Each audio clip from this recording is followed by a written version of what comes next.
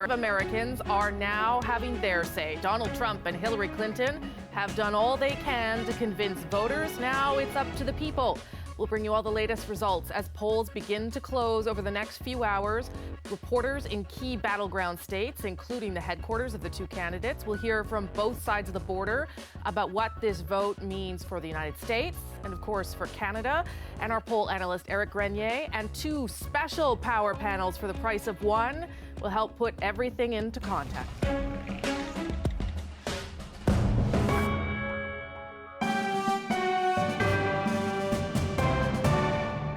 Everybody, welcome to the show. Well, this is it, our special America Votes edition of Power and Politics. In less than 1 hour, the first polls will close in the U.S. election, and we'll bring you results live as they come in over the next few hours. We'll be checking in with reporters across the United States. But let's start in New York City. Both Hillary Clinton and Donald Trump have their election night headquarters in the Big Apple. Clinton on the west side of Manhattan, and less than 2 kilometers away, Trump's event at the Hilton Midtown Hotel. And the CBC's Lindsay Duncombe is with the Hillary Clinton campaign. Paul Hunter at the Trump event. Who shall we start with? Let's start with Lindsay. What's it like at that Clinton event right now? Obviously not a lot of people there, but give me a sense of the room. Yes, we are inside the Grand Ballroom, which is the largest hotel ballroom. The media all gathered where I am, but just a few blocks away from here, there are hundreds of people who have been lined up, some since this morning, to get here and to celebrate, they hope, with Hillary Clinton this evening. You know, we've talked a lot about the enthusiasm gap on the Hillary Clinton side, that while Donald Trump had lots of rallies and lots of support and big crowds, poor Hillary Clinton was just getting folks who wanted to see Michelle Obama at her rallies. I think today we're seeing that shift a little bit with the folks that are waiting out line. Also, across Twitter and Facebook, people are dressing up in their pantsuits. Of course, Hillary Clinton famous for her pantsuits, to really capture what many believe, what many hope will be history tonight. And the campaign has been very careful not to appear overconfident. Maybe they did a few weeks ago when they were doing better in the polls, but since those polls have tightened, the message from the campaign has been all about getting out the vote, not taking things for granted. They may not be really expecting to talk so much about making history tonight, but they're planning for it, and I want to show you how. Just look at what the ceiling of this building is here. It is at the Javits Center, all glass, and with the sun now set, you can almost see the stars sprinkling through, or at least the lights from all of the cameras here. Big symbolism there. You know, when Hillary Clinton lost to Barack Obama, the Democratic nomination, she said they had made all those cracks in the glass ceiling. The hope is tonight they'll finally break through it, at least according to the Hillary Clinton campaign. And there's another big difference. I don't want to steal Paul Hunter's thunder as he tells you about the day he's had trying to get into the Trump campaign. This is an efficient operation. We had access to the spot yesterday, security sweeps all last night, people from all over the world here. I think the timing and the access to Trump's headquarters not far from here was different for Paul. Okay, give me a sense of, you talked a little bit about, you know, making history. They are going to look to minority voters and sort of the diverse part of America to try and clinch this win. Give us a sense of how important they are. Two things to watch. Can Hillary Clinton maintain the numbers of African-American supporters that came out for Barack Obama? That's a high bar, of course, because of the historic nature of that campaign. Right. We should look to Georgia for the turnout numbers on the eastern side as they start to come in to get a sense of whether we're going to see that kind of voter turnout on the African-American side.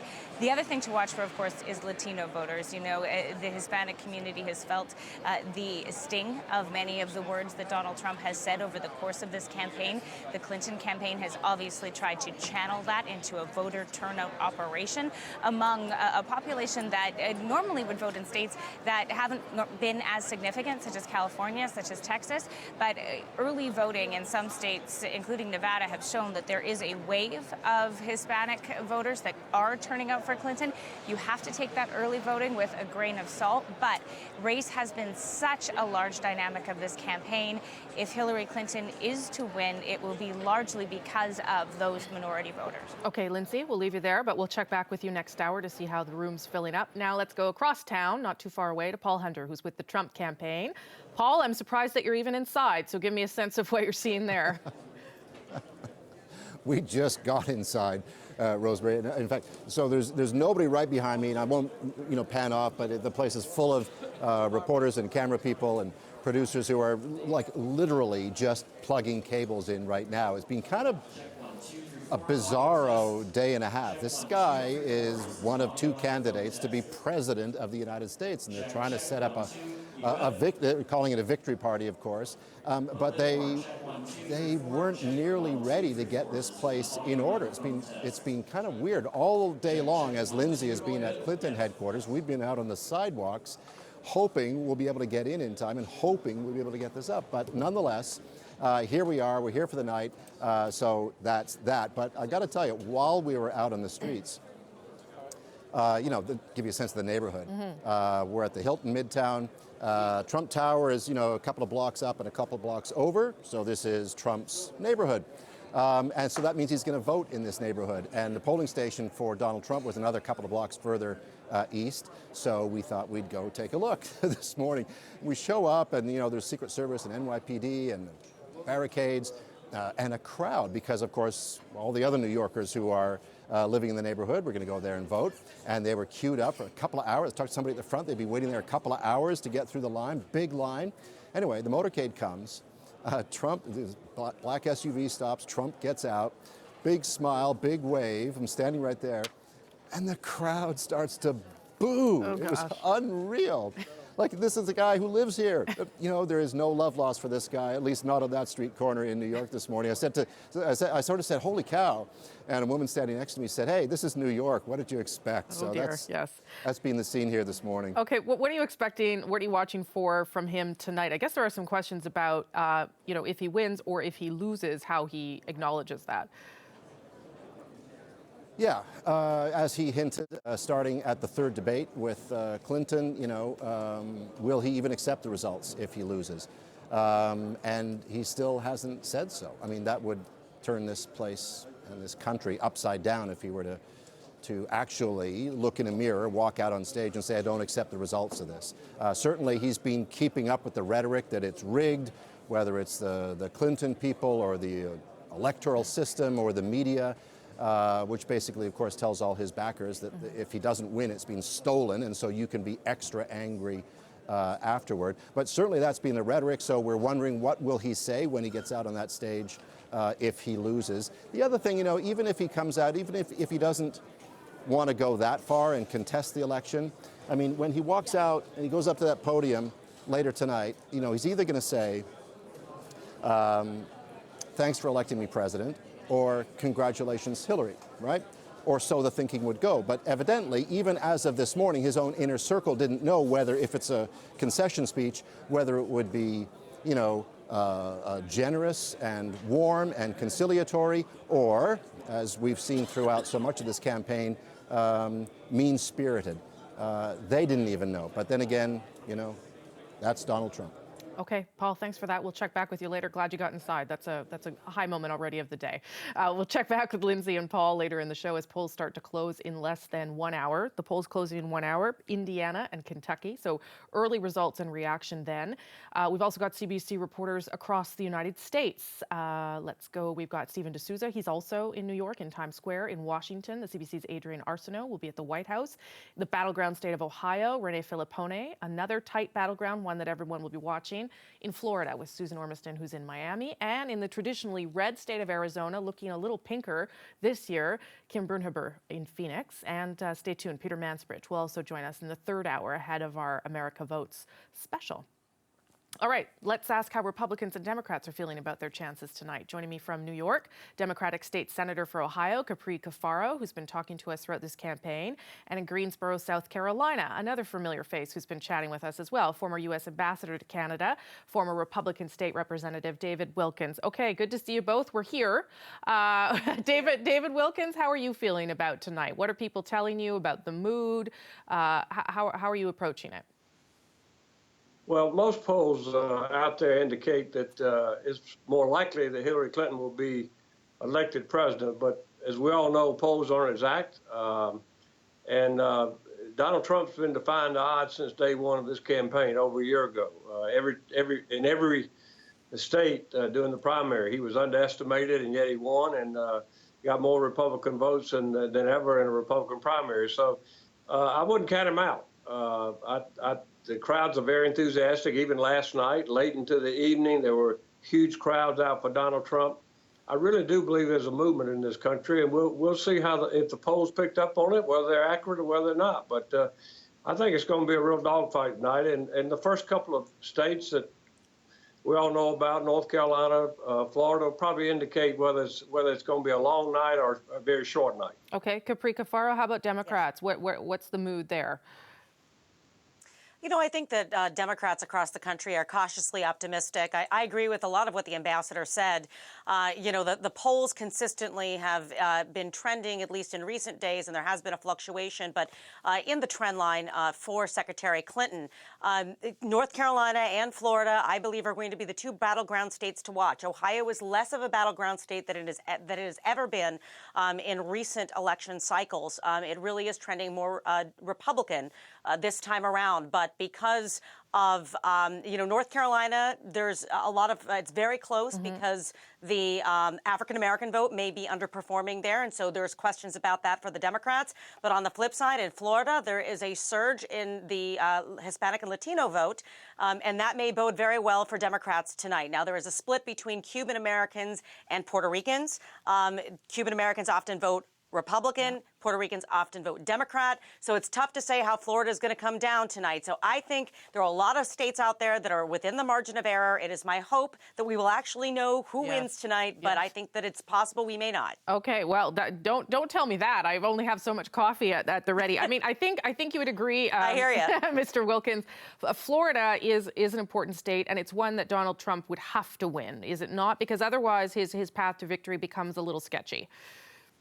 I agree. It makes his pathway much tougher. He needs to win Florida. He needs to win North Carolina.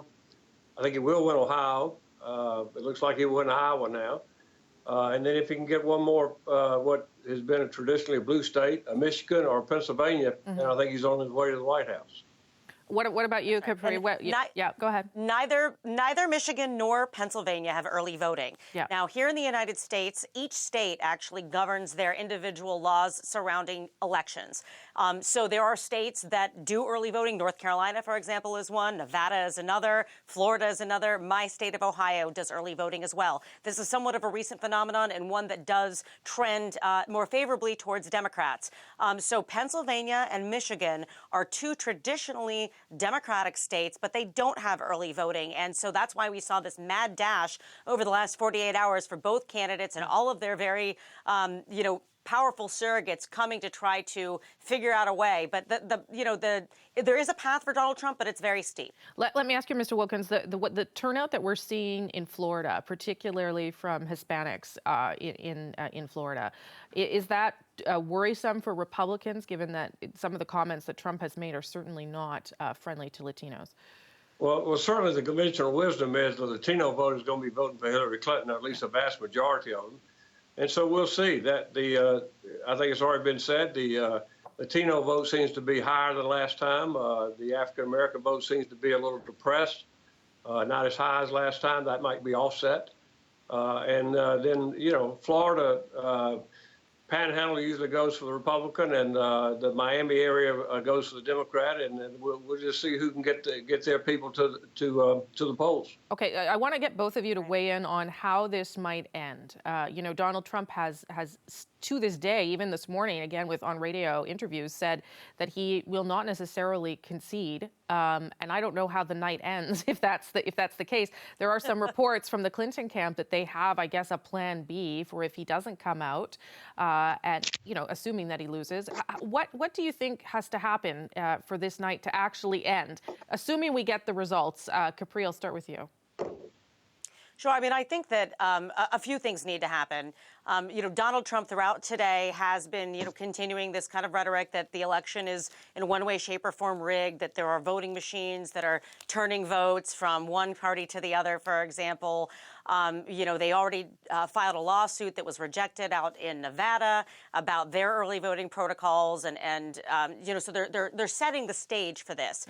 I think that, you know, the only real way Donald Trump, I think, walks away is if it is decisive. Yes. If it is very obvious that it is a blowout on the Electoral College. If there are any states, if it is remotely close and there are any states that, remain contested that could potentially tip between, above the 270 electoral votes needed to become president, Donald Trump's not going to quit. And frankly, Hillary isn't either. No. So, for example, if North Carolina is in play, Hillary is going to play it out too. Okay, Mr. Wilkins, your thoughts on that part? Yeah, I mean, I think it's convenient sometimes to have a short memory. Remember, not too many years ago, Florida, in the Supreme Court decision on that. And in fact, it was at that time that then Senator Clinton declared that George W. Bush had not been elected, but he had been selected. So I think if it's a close vote, just like the senator just said, if it's a close vote and there's one or two states that, the margin is very narrow, then there's going to be challenges by either camp, maybe both camps. With all due respect, Ambassador, though. Possibly lawsuits. If it's a blowout, then you concede and walk away and the game is over. Yeah, go ahead, Senator. If I just may quickly, I mean, I think that, people keep comparing this to Bush Gore in 2000. There are some significant differences. Sure there are, yeah. The state of Florida went into an automatic recount. They had no choice because it was that close. The state law triggers an automatic recount.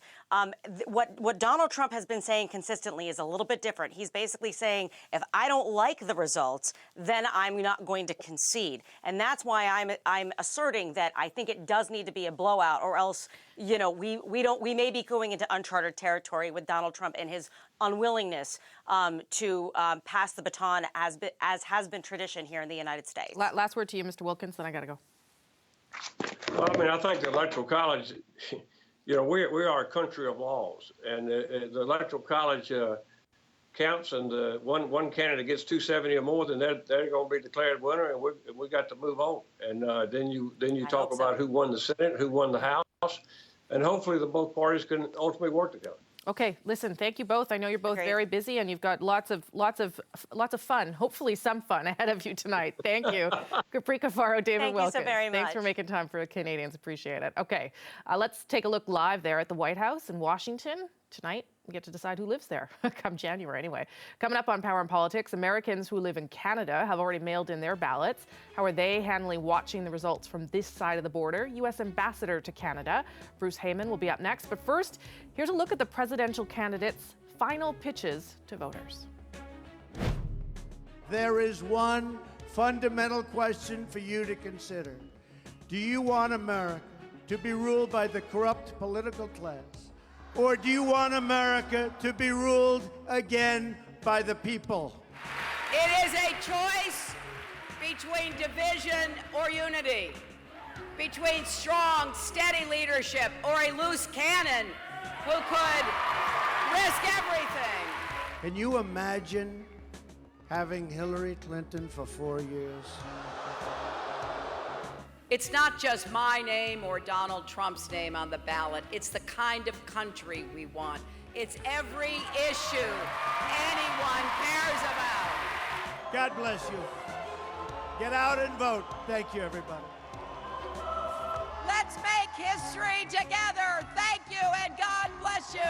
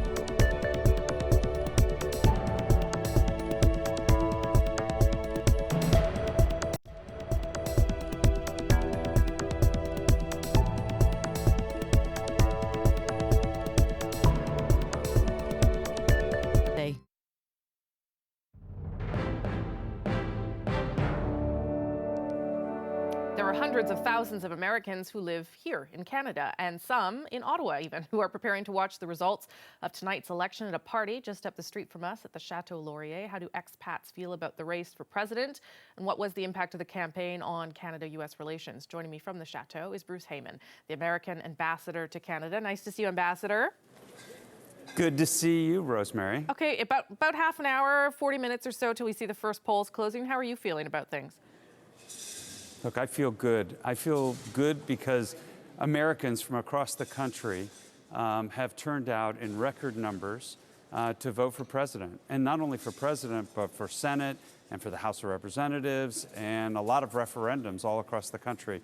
Political engagement is at a peak. And so how could you not feel good about the democratic process? It's at a peak, but perhaps at a cost. I mean, I think you would agree this has not been a typical election, a typical campaign, and the level of debate and discussion has sometimes been pretty lousy.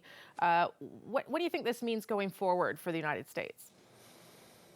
Well, first of all, I think you need to break it down. I constantly try to articulate this as a three-step process. First is the election process, which goes on for a long time in the United States, as I think everybody watching here knows. And that will end tonight. And we will have a president-elect. And then is the transition process, which will take place from tonight on till January 20th. And then January 20th, we'll have a new president sworn in, and it'll be governing. And you shouldn't judge any one of these stages uniquely by themselves or think that the election process is going to drive the outcome of transition and governing. You should just take each step uniquely. So when Canadians look at some of the policy issues that have been put front and center, perhaps more by one candidate than the other, but nonetheless, there has been, for instance, much protectionist talk, as you know, around trade. What should Canadians make of that then? That it's just talk for now, and they should wait and see how the president decides to govern? Yeah, I would say that one thing that Canadians can be sure of when tonight's over, that the same thing that existed last night, a year ago, year before, 10 years, 50 years ago, the U.S.-Canada relationship will be strong. We'll have our largest trading relationship between each other. We'll have our largest energy relationship between each other. We will work together on geopolitical issues around the world, promoting democratic values and the values we hold dear. And we'll continue to work together on our shared border. I'm confident that the U.S.-Canada relationship will be strong and will continue to thrive. You're a good diplomat, but this next president's going to have to be a good diplomat too. They're going to have to somehow, come up with some messages of unity after this election because it has been divisive. What kind of message do you think the next president, the president-elect, will have to bring to office with them? Well, I can't presuppose who's going to be president or what message, but I think that this is a constant theme that happens in the United States at every election time. Our country is fairly divided between Republicans and Democrats. And after each election, someone wins and someone loses. And there is always talk about coming together, creating unity. And I think that conversation will take place as well, starting tomorrow morning. But surely you would agree this has been different. This has been much more divisive than the last two elections. I think they're all different. They're all unique. But here's what I can tell everybody. Elections are a time where Americans can voice their feelings and opinions. And they use that in selecting the candidates that promote certain values and opinions that they have. I would never want to see us compromise free speech and freedom of the press just to get certain outcomes of language and dialogue. And so I feel good about the democratic process in the United States. I feel good about the freedom of speech and freedom of press. But every one of these elections is unique, it's different, and it continues to evolve, especially as technology evolves and how we communicate with each other is significantly different today than it was 8 years ago when I was there on that historic night with President Obama in Grant Park. Okay, as someone who was at that night and who knows a fair bit about politics down there, how late should we be prepared to stay up? That's what Canadians really want to know. I wish I knew the answer, and then I'd figure out how late I'm going to like stay 11, here tonight and so 1. forth. I have no idea. You know what? It's like my telling you how the story ends in a great book you're reading and you only have one chapter left and you've been reading it for the last year and a half. I can't do that. I know. Let's enjoy the last chapter together and watch it unfold. And it'll be what it'll be. Just trying to pace myself here, Ambassador, with my coffee intake. Thank you very much, sir. Appreciate your time. Enjoy tonight. See ya. Take care. That's U.S. Ambassador to Canada, Bruce Heyman. Coming up on Power and Politics, as polls close now in just about half an hour, we're tracking each candidate's path to 270. Remember, that's the number in Electoral College votes that they need to win the presidency. So our CBC poll analyst Eric Grenier will be by to break down the must-win states, and this will be important for determining when you can actually sleep for Hillary Clinton and Donald Trump. But first, a look at how one of the key issues on the campaign trail unfolded: immigration, specifically Donald Trump's controversial plan laid out right away in his campaign launch to build that wall along the U.S.-Mexico border. I will build a great, great wall on our southern border, and I will have Mexico pay for that wall. Mark my words. They're bringing drugs, they're bringing crime, they're rapists, and some, I assume, are good people. We did discuss the wall. We didn't discuss payment of the wall. That'll be for a later date. This was a very preliminary meeting. I think it was an excellent meeting. When it comes to the wall that Donald talks about building, he went to Mexico. He had a meeting with the Mexican president. Didn't even raise it. He choked. But we have some bad hombres here, and we're going to get them out. And Mexico will pay for the wall.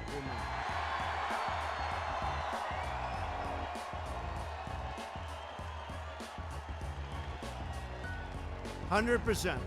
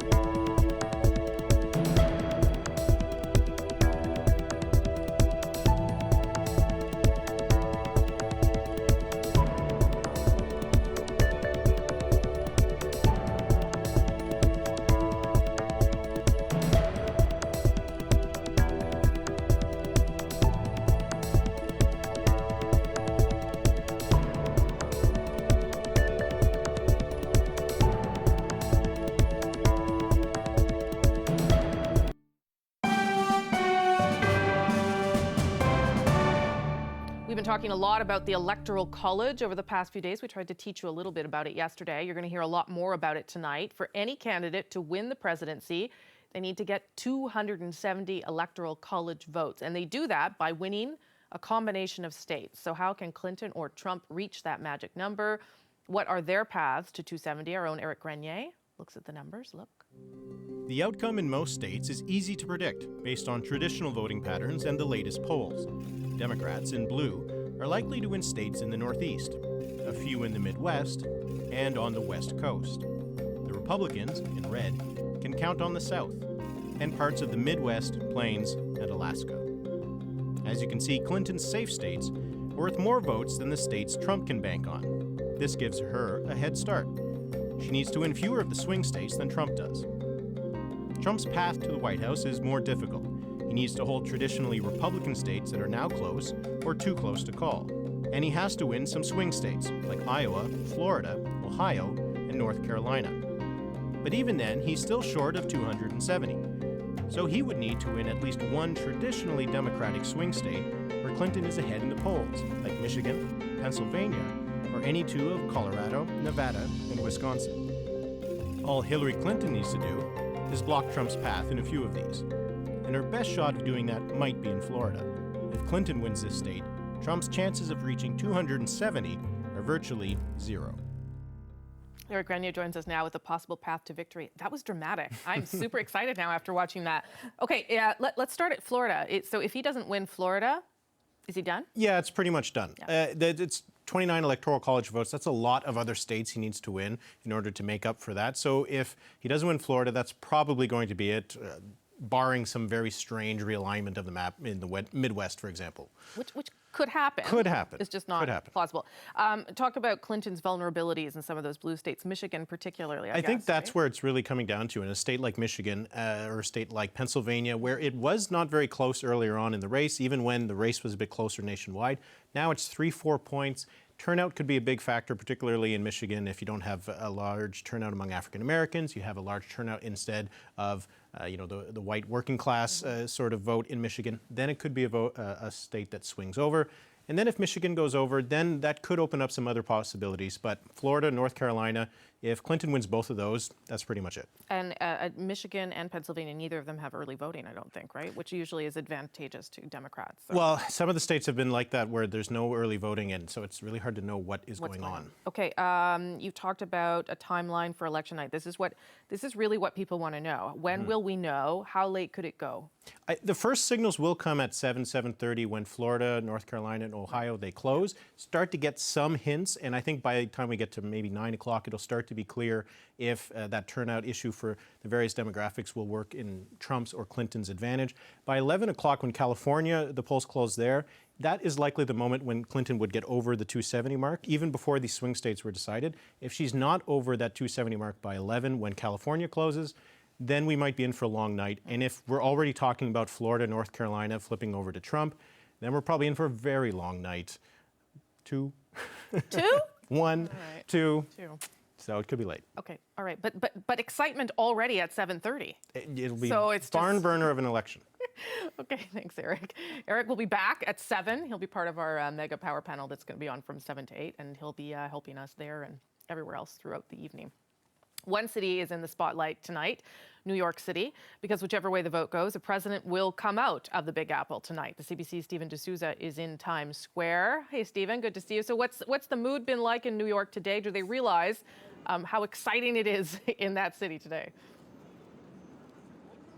Oh, you definitely feel the excitement here on the streets. And here in Times Square in particular, we have a bit of an odd situation here where you have, of course, people from all over the world. And what you also have, though, is some of the fault lines that you've no doubt talked about on the show that have come about in America as a result of this election. And so what you have just to the side of me, which we won't show because some of it's not quite family friendly, is some people expressing their support or their dismay for Donald Trump, while others doing the same. And so what you have is New Yorkers who are traditionally, or Democrats and support Hillary Clinton, but you also have people from all over the U.S. here. There was a gentleman from Mississippi I was just speaking with his Make America Great hat. So you have an interesting coming together of people here, and many people are already preparing, making themselves comfortable to watch the results. And what you also have is a lot of security. The police in New York City have said that this is comparable to New Year's Eve. They have upwards of 5,000 officers deployed throughout New York City, especially though at the headquarters for both parties, which are actually just a few blocks up and downtown from where I am. So I'm situated pretty much right in the middle. And one voter in particular that I talked to, I think really sums up the story here, is a woman who was in tears when she came out of the voting place in Brooklyn today. Just the emotion of this campaign was overwhelming for her, and she is a Hillary Clinton supporter. She's made calls, she's volunteered, and she just hopes that the history that could happen tonight won't be overshadowed by the vitriol we've seen on the campaign trail. Or maybe just relief that it's coming to an end. Stephen, it's a festive place to be. We'll check in with you a bit later. Thank you. That's the CBC's Stephen D'Souza in Times Square tonight. Now let's go to Battleground, Ohio. There, 18 Electoral College votes are up for grabs. Ohio is traditionally that bellwether state, meaning whoever wins here goes on to win the big house. So how is that election day playing out there? The CBC's Renee Filippone joins us from Cincinnati, Ohio. Okay, Renee, give us a sense of what you're hearing today. It's a buzz of nervous energy here, Rosie. People understand what it means to be in a bellwether state, that what happens here, likely will happen in the rest of the states, and Trump has been leading. So whether you are a Clinton or a Trump supporter here, everyone was very nervous, there was tense, but there was a lot of excitement. So in this city of Cincinnati, a lot of Hillary Clinton supporters we spoke with and we saw. My favorite moment was a 10-year-old girl going into one of the polling stations with her parents, putting up her hand and yelling, "We're voting for Clinton." So a lot of that here. I was up north in sort of Republican red territory just yesterday. A very different feel, very much that Make America Great Again. So a lot of different thoughts and feelings. Right now, the lineups aren't that bad here in Cincinnati. There are some in Cleveland. That may have to do with the big advance voting that happened. In fact, here at this main headquarters in Hamilton County, on Sunday, there were estimates of 4,000 people in line here to vote. So there is a lot of excitement about this election here. And in the next couple of hours, the polls close here at 7:30. That's when at this building, those results will start to arrive by car here on these little chips. They're going to be taken up to the third floor. We'll be in there as they put those in the computer and count all of those ballots. And we'll be bringing you those results as quick as we can get them later in the evening from this bellwether state of Ohio. Rosie? Okay, thanks very much for that. That's the CBC's Renee Filippone. She's live in Cincinnati. Fun fact about Ohio, no Republican has ever won the presidency without Ohio since Abraham Lincoln. So to give you a sense of how important it is that Trump win that one, just keep that on the back of your mind. Coming up on this special edition of Power and Politics, moments away from the first polls closing, both in Indiana and Kentucky. Watching for those results after the 6 o'clock hour. The Power Panel will be by to discuss that and more. But first, another look at one of the key issues on the campaign trail, Hillary Clinton's emails. Her use of a private email server as Secretary of State has dogged the candidate, both from the primaries right through to the final week of the campaign. Take a look. The American people are sick and tired of hearing about your damn emails. Thank you. Me too. Russia, if you're listening, I hope you're able to find the 30,000 emails that are missing. There is evidence that they were extremely careless in their handling of very sensitive, highly classified information.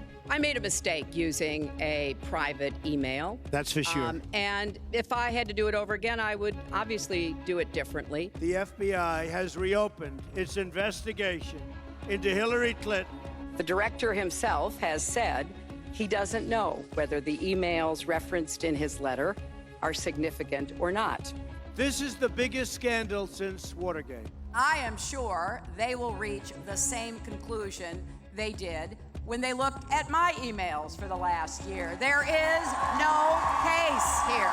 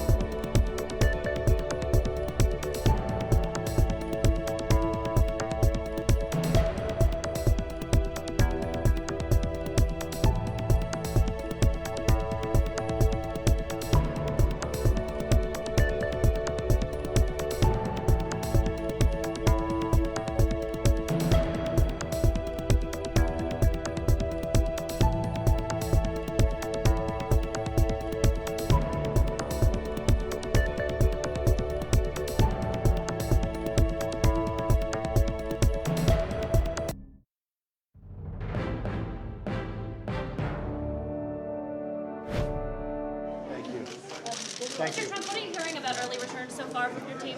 Very good. Very good? Everything's very good. Any states in particular? Thank you for everything you're doing. Thank you. You bet. With your help. With your help. What does it mean to vote for yourself for president? Presidential candidates have voted. The first polls closing in just minutes at the top of the clock there. What will the initial results indicate about how the evening will proceed and how it could all play out over the next hours and even months? Watching along with us with great anticipation to the Tuesday Power Panel. Rick Anderson, a political strategist. He's got the good fortune of being in Washington tonight. In Montreal, former Quebec Liberal Cabinet Minister Yolande James and Marty Patrican of Maclean's Magazine. Here with me in studio, Robin McLaughlin of Summa Strategies. Okay, we've gone through sort of, what to watch for, what states to watch for, what time to watch for. Let's talk about what's at stake. And maybe I'll start with you, Rick, about what you think is at stake tonight in a broad term or very specifically. Well, let's start with broad. This has been, I think, one of the most divisive election campaigns in American history, or recent American history. And there's a lot of healing that's going to have to go on in this country after this election. Hopefully that will take place regardless of, with whichever candidate wins. I think the world's attention has been focused on, it's always focused on American presidential elections, but never more so than this year, at least not in my lifetime. I think that the NATO alliance, America's great trading partners, including Canada, of course, we're all very, very focused on what's going on here. We've got a candidate in the form of Donald Trump who's challenging the basis of those alliances. That's probably a lot of improvisation on his part, but that doesn't matter. It's resonating with certain voters. And he said some very aggressive things. And of course, within the country, here in the States, the divisions between some groups of white voters and some groups of African American and Hispanic and Muslim voters have been, I think, worsened by the tenor of the campaign. And that's going to be a big challenge to put back together again afterwards, too. Marty, you want it in there? Yep. I think what we're seeing here in a lot of cases, I agree with Rick that, in terms of tone, in terms of bigness, America does things very big. That said, this outcropping of identity nationalism politics is something that's going on across the world. You have to think of Brexit, of course, Poland, God, you can name it, France, Germany. These sort of parties, this sort of idea of going almost nativist in your politics is something that isn't particularly unique to what's going on in the States. They just happen to do it really big, and the stakes are that much bigger. I'm more of a glass half full type person. I remember back in 2008, a lot of people were saying there's a lot of healing that had to go on, and what actually broke the social fabric in all of this was the upset, was the actual political campaign itself. Look, things in the States aren't going all that badly. The unemployment rate is very, very low. President Obama has extremely high ratings with the population. I think, put it this way, I don't think we're in all that much danger of happening what happens, for example, with Brexit in London. What do you think, Yolande? There is a lot at stake. And beyond Canada, for the world at large, because Rick's right, sure. Everybody's watching this, right? I think there is a lot at stake, mainly because of the instability that Donald Trump represents for a lot of people. Even for those who support him, they can't deny that they're not quite sure exactly what you're going to get. So for the world, for Canada, for trade, it's extremely difficult. And to try to bring everybody back together afterwards, I know that that's been one of the ongoing themes, especially for Hillary Clinton in the last 48 hours, to try to already prepare the transition towards the presidency. But I think beyond that, in terms of policy, here in Canada, we should even ask serious questions that, unfortunately, because of all of the rhetoric and all of the sideshows, we haven't been able to talk about in terms of what's really going to happen in terms of justice reform and trade and even her positions with respect to trade with us. So I think there's still a lot of questions, but in the short term, and I'm like Marty, I see the glass is really half full. I think Hillary Clinton is going to do much better than most people are even speculating that she will, and that I think is obviously the better choice for us here in Canada. Robin. Yeah, I tend to agree with Yolanda, and that makes me probably a glass half full person up here in Canada. I'm quite hopeful that Hillary Clinton's going to do better than some of the tightening polls suggest. But I mean, this has been a divisive election, and divisive in ways that American elections haven't tended to be recently. There are always divisions, but divisions along these identity lines that Marty talked about are quite worrisome because they do follow a trend that we've seen going around the world. But America's always prided itself in being that open society, and a society that welcomed immigrants. But this was an election where Donald Trump's campaign was not about policy and the type of America he wanted to bring to the White House. It was about the us against them, whether it be Muslim Americans, whether it be immigrants in general, people that were taking the jobs. It was has become, and I think Hillary Clinton's right to call this out, the type of a society that America wants to be. But in terms of the instability comment, we don't really even know what a Trump presidency means in terms of policies. That hasn't been part of his campaign. So what it would mean in terms of, he's beaten down trade deals for sure. He's talked about protectionism, and he's talked about the type of Americans that he wants to support versus the type of Americans that he doesn't want to even be there, but not in terms of policy. So it's hard to predict that. Politically speaking, we could be witnessing a bit of a shift here, and that's interesting to look at between the South, which has predominantly been the bedrock of the Republican Party, and the Great Lakes region, which has been a little bit harder for the Republicans to tap into. But rather than the Mitt Romney campaign that didn't connect with kind of middle-class industrial voters, Donald Trump's attack against trade deals and going after middle-class industrial white workers in Michigan, in Pennsylvania, and Ohio could see the Republican Party see stronger results in Michigan. Probably why you saw Donald Trump there on Sunday and Monday. So that's interesting to see because Hillary's also showing strength in Florida and North Carolina and the Southwest as well in places like Nevada. So I don't think that's a lasting effect. I think that's a Trump effect, but that'll be interesting to see over the long term. Okay, I'm going to take a little break. When we come back, let's talk about some of the turnout that we're starting to see and some of that demographic breakdown and what that might mean for the consequences of the United States after Hispanic, Black, all that. Let's go live, though, to the Donald Trump headquarters at the Hilton Midtown Hotel. It's sort of odd that he's not doing it at a Trump hotel. Anyway, it's at the Midtown Hilton in New York. We're going to take a break with the Power Panel. Coming up, though, the first polls are about to close in Indiana and in Kentucky. We'll check in for reaction at the Clinton-Trump headquarters, too. More with the Power Panel, Yolande, Rick, Robin, and Marty. Lots still ahead. 9 minutes to go before those polls close. Stay tuned.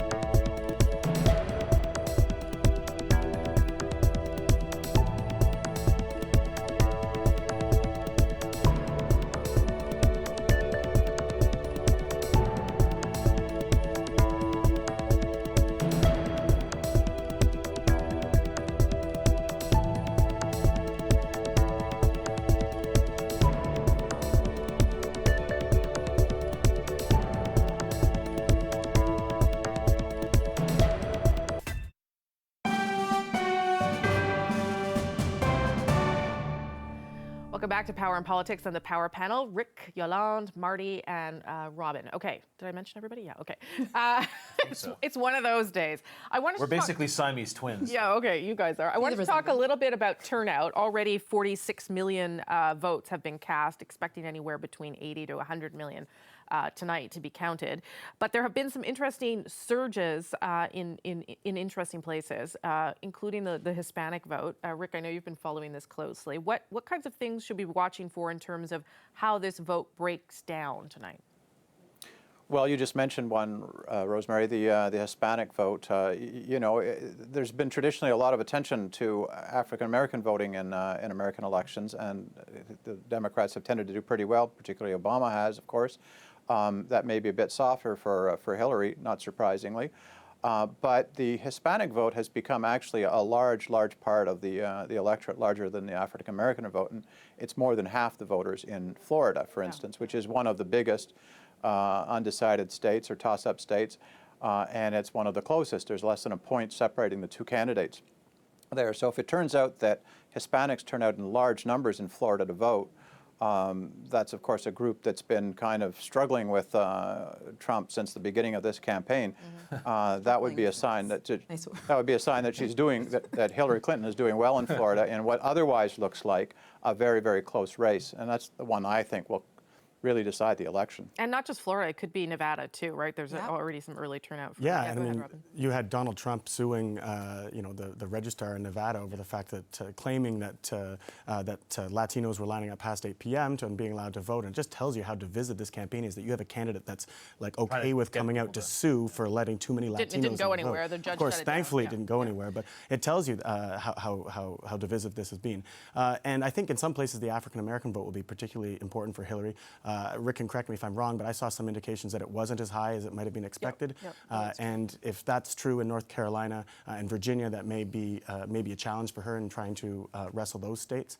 And looking at Florida, I mean, we talk about divided America. I mean, look at divided Florida. The North being, of course, being very Republican, and the South Democrat. And we have half of registered voters in Florida voted early. So we should know fairly early in Florida where that state is going, and of course those 29 electoral college votes are going. And if Trump doesn't get Florida, I think it's pretty much over for him. That's what Eric Grenier says too. So I think we're on the right track. He has to get that. Look, the conversation I had with a liberal last week was the following: liberal in Canada, just comparing Justin Trudeau to what the ground game Justin Trudeau and the sort of voter harvesting, voter registration, all that whole process that the Liberals went through with Justin Trudeau. And the thing she said was this: she goes, Hillary Clinton has the exact same sort of machinery and ideas of how to get votes out, plus $400 million. So they also have way better census data in the States because people actually register independent, Democrat, or Republican. So it's much easier to go out and get the vote. Again, I can't help but to think that this is going to break for Hillary, in part because the ground game is how you get sentiment into support. And she has that hands down. I mean, if you look at Trump for a second, Trump had relied almost entirely on the RNC to get his vote out. And the RNC is, at best, not best friends at the moment. Yeah. They're not best friends. They're ambivalent. At best, they're ambivalent. But someone made a point last night, and I forget who it was. I think it was a Republican we had on. The one thing, and I'll put this to you, Yolande, the one thing that we are perhaps not, that we are maybe underestimating is the power of those people that have come out to the rallies for Trump. Forget about the get out the vote machine. Think about if you just believe in Donald Trump and you hate the establishment, you don't need to get out the vote machine. That's what's going to motivate you to go out there and vote. And maybe we're not evaluating that as well as we should. I understand. I think that's a good spin. But the numbers don't lie when you break things down demographically in terms of understanding that Donald Trump is only leading among one group, that is the white, uneducated male. So when you factor in, and Florida, everybody agrees on that being so key, the fact that there have been so many Latinos and Hispanics voting early, and the fact that, and I'll be a lot less diplomatic than Rick was, that Donald Trump ticked them off, and that's, you know, anything that's about, if you know anything about voters of any colors, when people are motivated, regardless of the reason, they will get up and go out and vote. I can't imagine that those voters are there to support Donald Trump, even if you break down the numbers even more, because you look at maybe the first generation Cubans might be more Republican, but when you look at Dominicans, Puerto Ricans, and Mexicans, they're clearly going to lead Democratic. So when you look at all of those factors, combined with the fact that African-American voters are going to tend to be Democrat, though they're going to be less motivated to vote for Hillary Clinton than Barack Obama. But we've seen, look at last night. I mean, Michelle Obama and Barack Obama have done everything they can to help her. She has better surrogates. And she was smarter to use. She was smart to use them throughout the campaign. I got to take a little break. We've got one more longer round. So no, what are we doing? Okay, we're doing this. We're not doing. Okay, we're going to do this. This part. What are we doing? The polls are now closing in most of Indiana and half of Kentucky. People will tell me what I'm supposed to be doing in a minute. Still some of the polls open in those states, but we'll begin to hear about those votes in about 22 seconds, in fact. That's when the polls will actually close. Let me give you a sense, though, of what we can expect from those polls closing. 11 Electoral College votes up for grabs in Indiana. That's the home state of Trump's running mate. Indiana Governor Mike Pence. Kentucky has 8 Electoral College votes up for grabs. Both Indiana and Kentucky, though, are considered red states. Rick, I'm going to bring you back in here while we Okay, we're going to go to New York City, in fact, where both campaigns will be watching the poll results very closely. Let's dive back in. Both Hillary Clinton and Donald Trump having their election night rallies there. Clinton on the west side of Manhattan, 2 kilometers away at the Hilton Midtown, Trump's event. And the CBC's Paul Hunter is there. Let's start with Paul this time. Okay, Paul, I don't know if the room's filling up. Give me a sense of what you're seeing there tonight. Yeah, it's starting to fill up, Rosemary. A smattering of people have arrived. They've opened it to, beyond just the media at this point. So we've got a few hours yet to go before Donald Trump shows up. He's only a couple of blocks away at Trump Tower. He and his family are going to watch the returns come in his residence at the top of Trump Tower. You know, we saw him earlier today going out to vote because, of course, this is his neighborhood. So he, polling station was a couple of blocks from where he lives, and nobody in their right mind thinks New York is going to vote for Donald Trump, and that was on evidence outside the polling station where, when he got out of the Suburban he was in, people just started, booing and yelling phony and jeering at him. It was a bizarre scene. But meanwhile, people are, filling in here and wondering what he will say when he gets up on that stage later tonight. If it's a loss, will he concede? If he doesn't concede, will he be gracious? Will he be conciliatory? This is a divided country right now, and people will be looking for some words from him to try to perhaps bridge that divide. But nobody knows. Apparently, not even his inner circle knows whether he's going to be a nice guy or the, let's be honest about it, the mean-spirited person, as many would describe him, that has been seen throughout the campaign. Okay, thanks, Paul. That's the CBC's Paul Hunter. He's at Trump headquarters over the course of the evening. Let's go a few blocks over to Hillary Clinton's headquarters, where Lindsay Duncombe is perched for the night. Give us a sense of what's happening there, Lindsay. Rosie, Hillary Clinton may have said she was humbled by the voting experience today. Clearly, the campaign saying they're not taking anything for granted, but what they have planned here this evening, it looks and feels a lot like a victory party, for sure. They're expecting 10,000 people here. I think that includes some overflow space outside of the Javits Center, where they will have big screens playing that stage that you see just over my shoulder. You probably can't tell from here, but when they have those news cameras overhead, what you'll see is that the stage has been constructed in a sort of lit up map of the United States. So when the candidate, the campaign hopes President-elect Hillary Clinton walks out, you'll see that view. There's also going to be some performances here, some celebrities. They wouldn't tell us who, but we know from the lineup over the past couple of weeks, from J-Lo to Beyonce to Bruce Springsteen, certainly a lot of celebrities on side with Hillary Clinton. So the danger, of course, with planning a victory party when you're, slightly ahead in the polls, a couple of points, is that it's not necessarily the mood you want to create. But I think this whole room, this whole sense is that that the campaign here believes it's poised to make history, electing the first woman to become president of the United States. They may not be taking that for granted, but they're planning the party. Okay, Lindsay, thank you. We'll check in again with Lindsay and Paul throughout the course of the night. Polls have now closed, in case you didn't know, in 2 states. Most of Indiana, half of Kentucky. We'll start to bring you results from those states when they come in. Both of those states expected to go Republican, but still got to keep an eye on the first votes, Electoral College votes, as they start to roll in. Up next, more with the Power Panel on how this night might unfold. Yolande, Rick, Robin, and Marty. Stay tuned after this.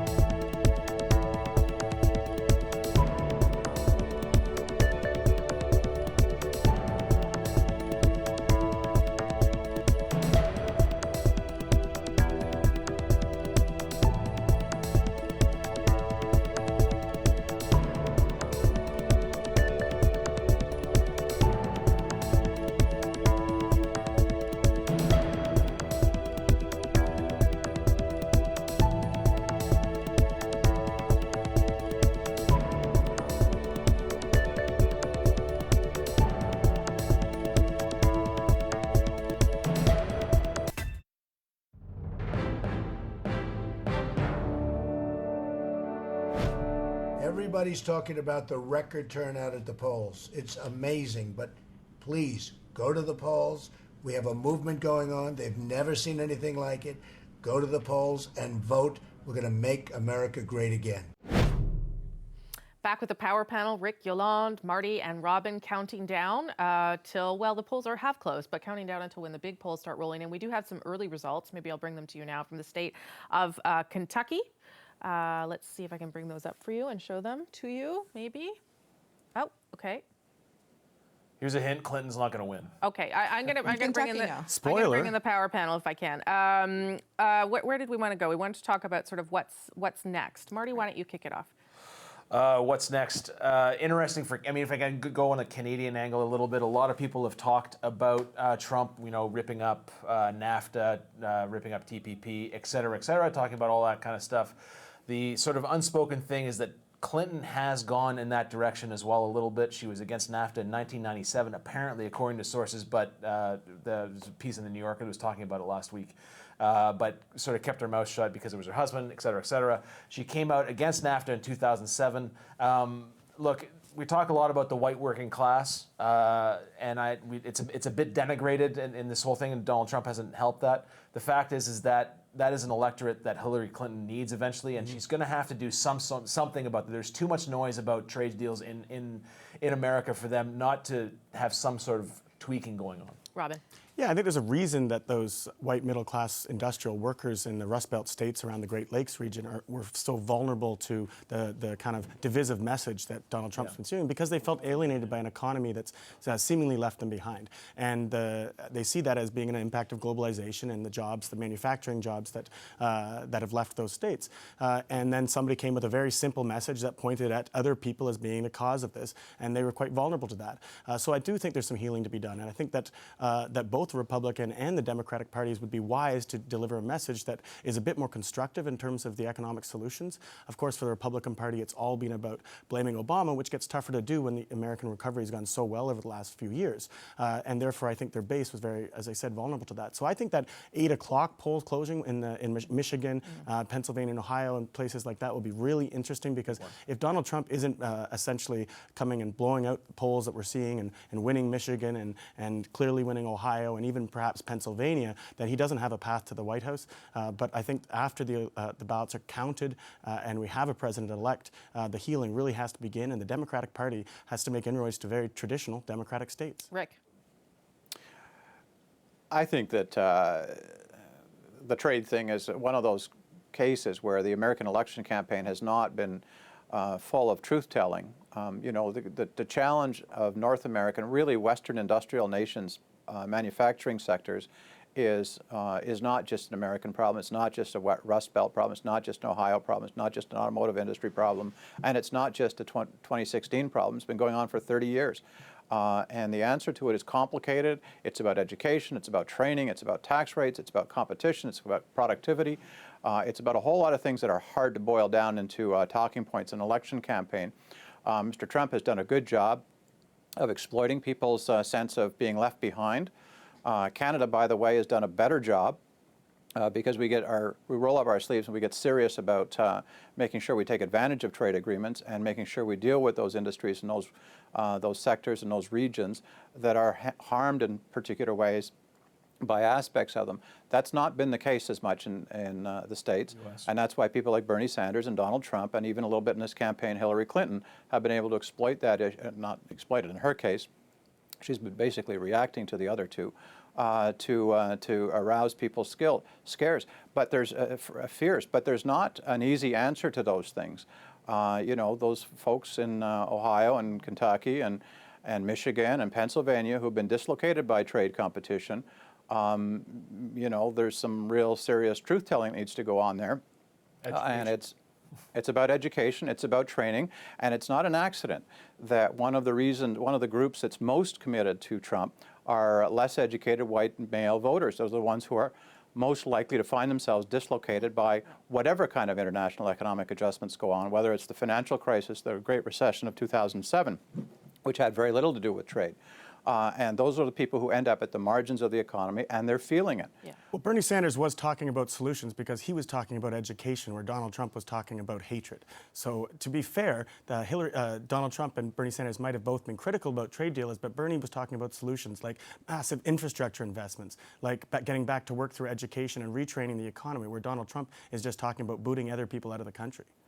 Yolanda, I haven't heard from Yolanda. Yeah, I was just going to say, beyond the trade agreements, I think more generally, domestically, Hillary Clinton, if she is elected tonight, she's going to have some serious work to do in terms of not only saying that she wants to bring people together, but in terms of healing people, but showing people, I hear that you're not enthusiastic about me being president, but I'm going to show you that I can surpass expectation by reaching out and saying, for Congress, for example, I don't think that she's going to win the House, but she could potentially win the Senate. What could she do to show, hey, maybe it's time for bipartisanship? And we haven't talked about the Republican Party. I mean, in 2012, they did do a postpartum where they realized that they had some serious issues in terms of being able to get it together and attracting different voters towards their party and really modernizing. And they haven't done that. And this is what it's given. So what are they going to do?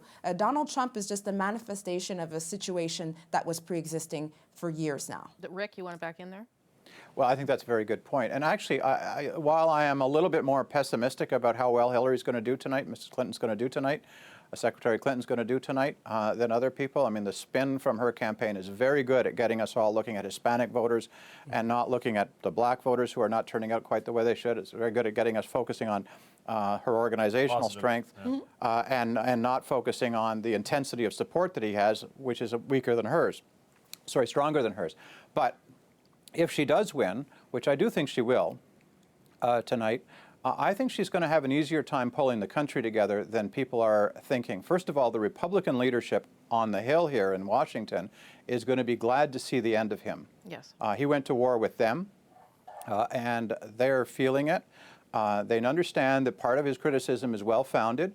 They also are probably understanding that the whole obstructionism of the Republican Congress for the last few years is one of the things that's frustrating people. It may be that President Obama's approval ratings were low, but they're actually gone up during the course of the campaign. But the congressional ratings are in the basement. And I think that Hillary Clinton would find it easier to work with the leadership of the Republican leadership on the Hill, if they happen to still control the House and the Senate at the end of this, than has been the case for the last few years. I'm going to have to disagree with Rick on the last point. I think what Yolanda has talked about in terms of Democrats possibly in the Senate is critical. If Hillary wins the presidency, but they don't win the Senate, I think we're going to see a continuation of that gridlock, and her agenda is going to continue to be thwarted. Yes, the Republicans may be happy to see Donald Trump go, but she's going to have trouble getting appointments through. She's going to have the same kind of gridlock that has really halted a lot of Obama's agenda near the end of his presidency. Now, this will really test her skills because she was known as a senator to be quite good at working across the aisle on bipartisan projects, and she's going to really get tested if they can't win the Senate. Do you know what she has to do first, though?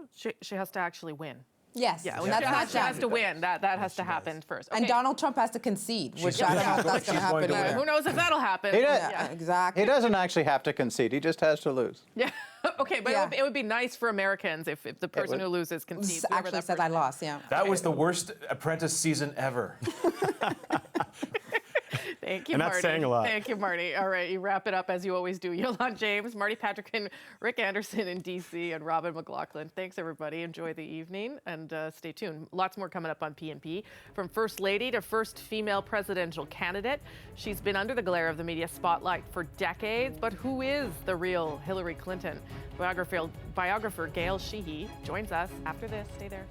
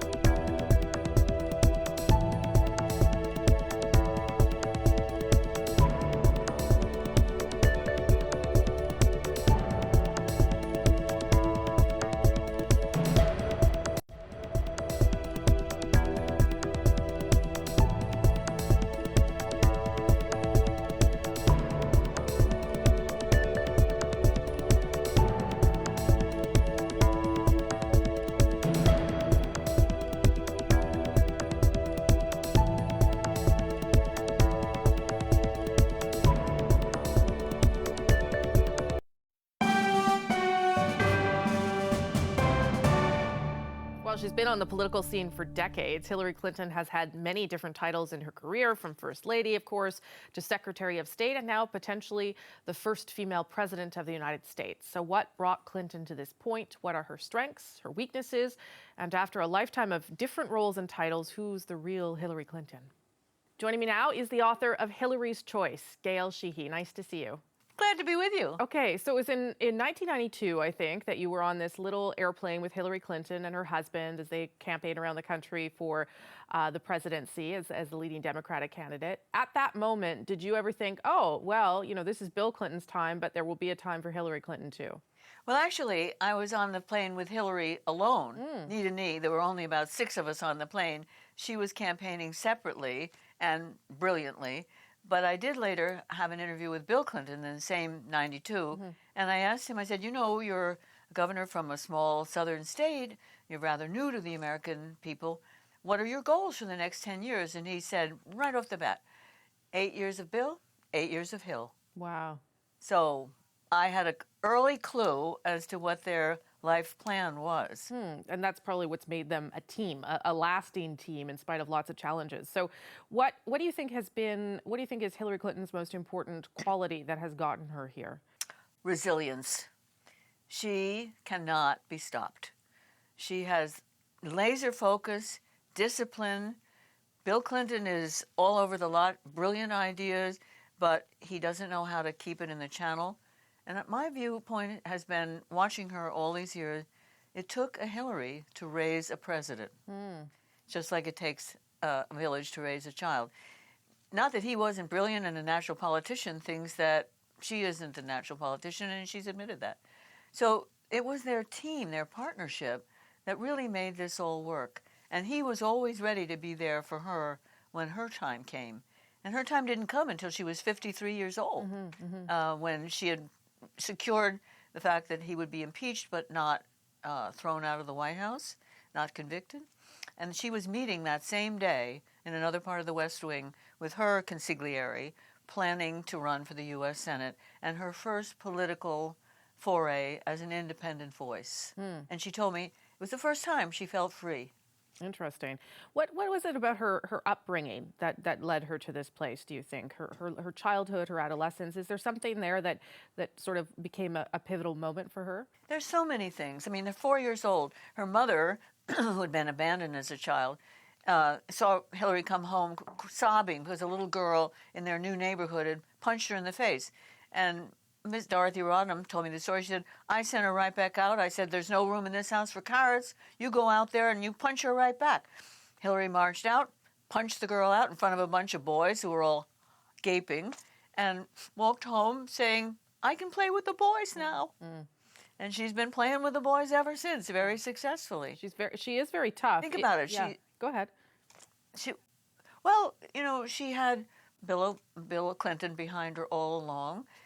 When she was in the U.S. Senate, she made friends with Republican legislators, many of whom had screamed for her husband's impeachment. She partnered with them instead of building bridges, instead of, making enemies. Co-sponsored their bills, shone the light of her celebrity on their preferences.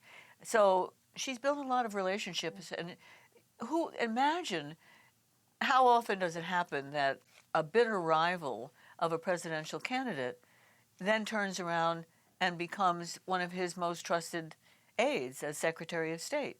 She made a fast friend of Barack Obama and served him very well and helped him on decisions as important as whether or not to go after Osama bin Laden. She does have flaws, though, and things that and things that have been challenging for her over the course of the campaign. Her likability, as you know, is not very high. What do you think is her biggest challenge on that front? Well, her biggest challenge is her need for secrecy, her need for not letting anybody to get too close, for shutting down, any kind of inquiry by the press. She doesn't trust the press.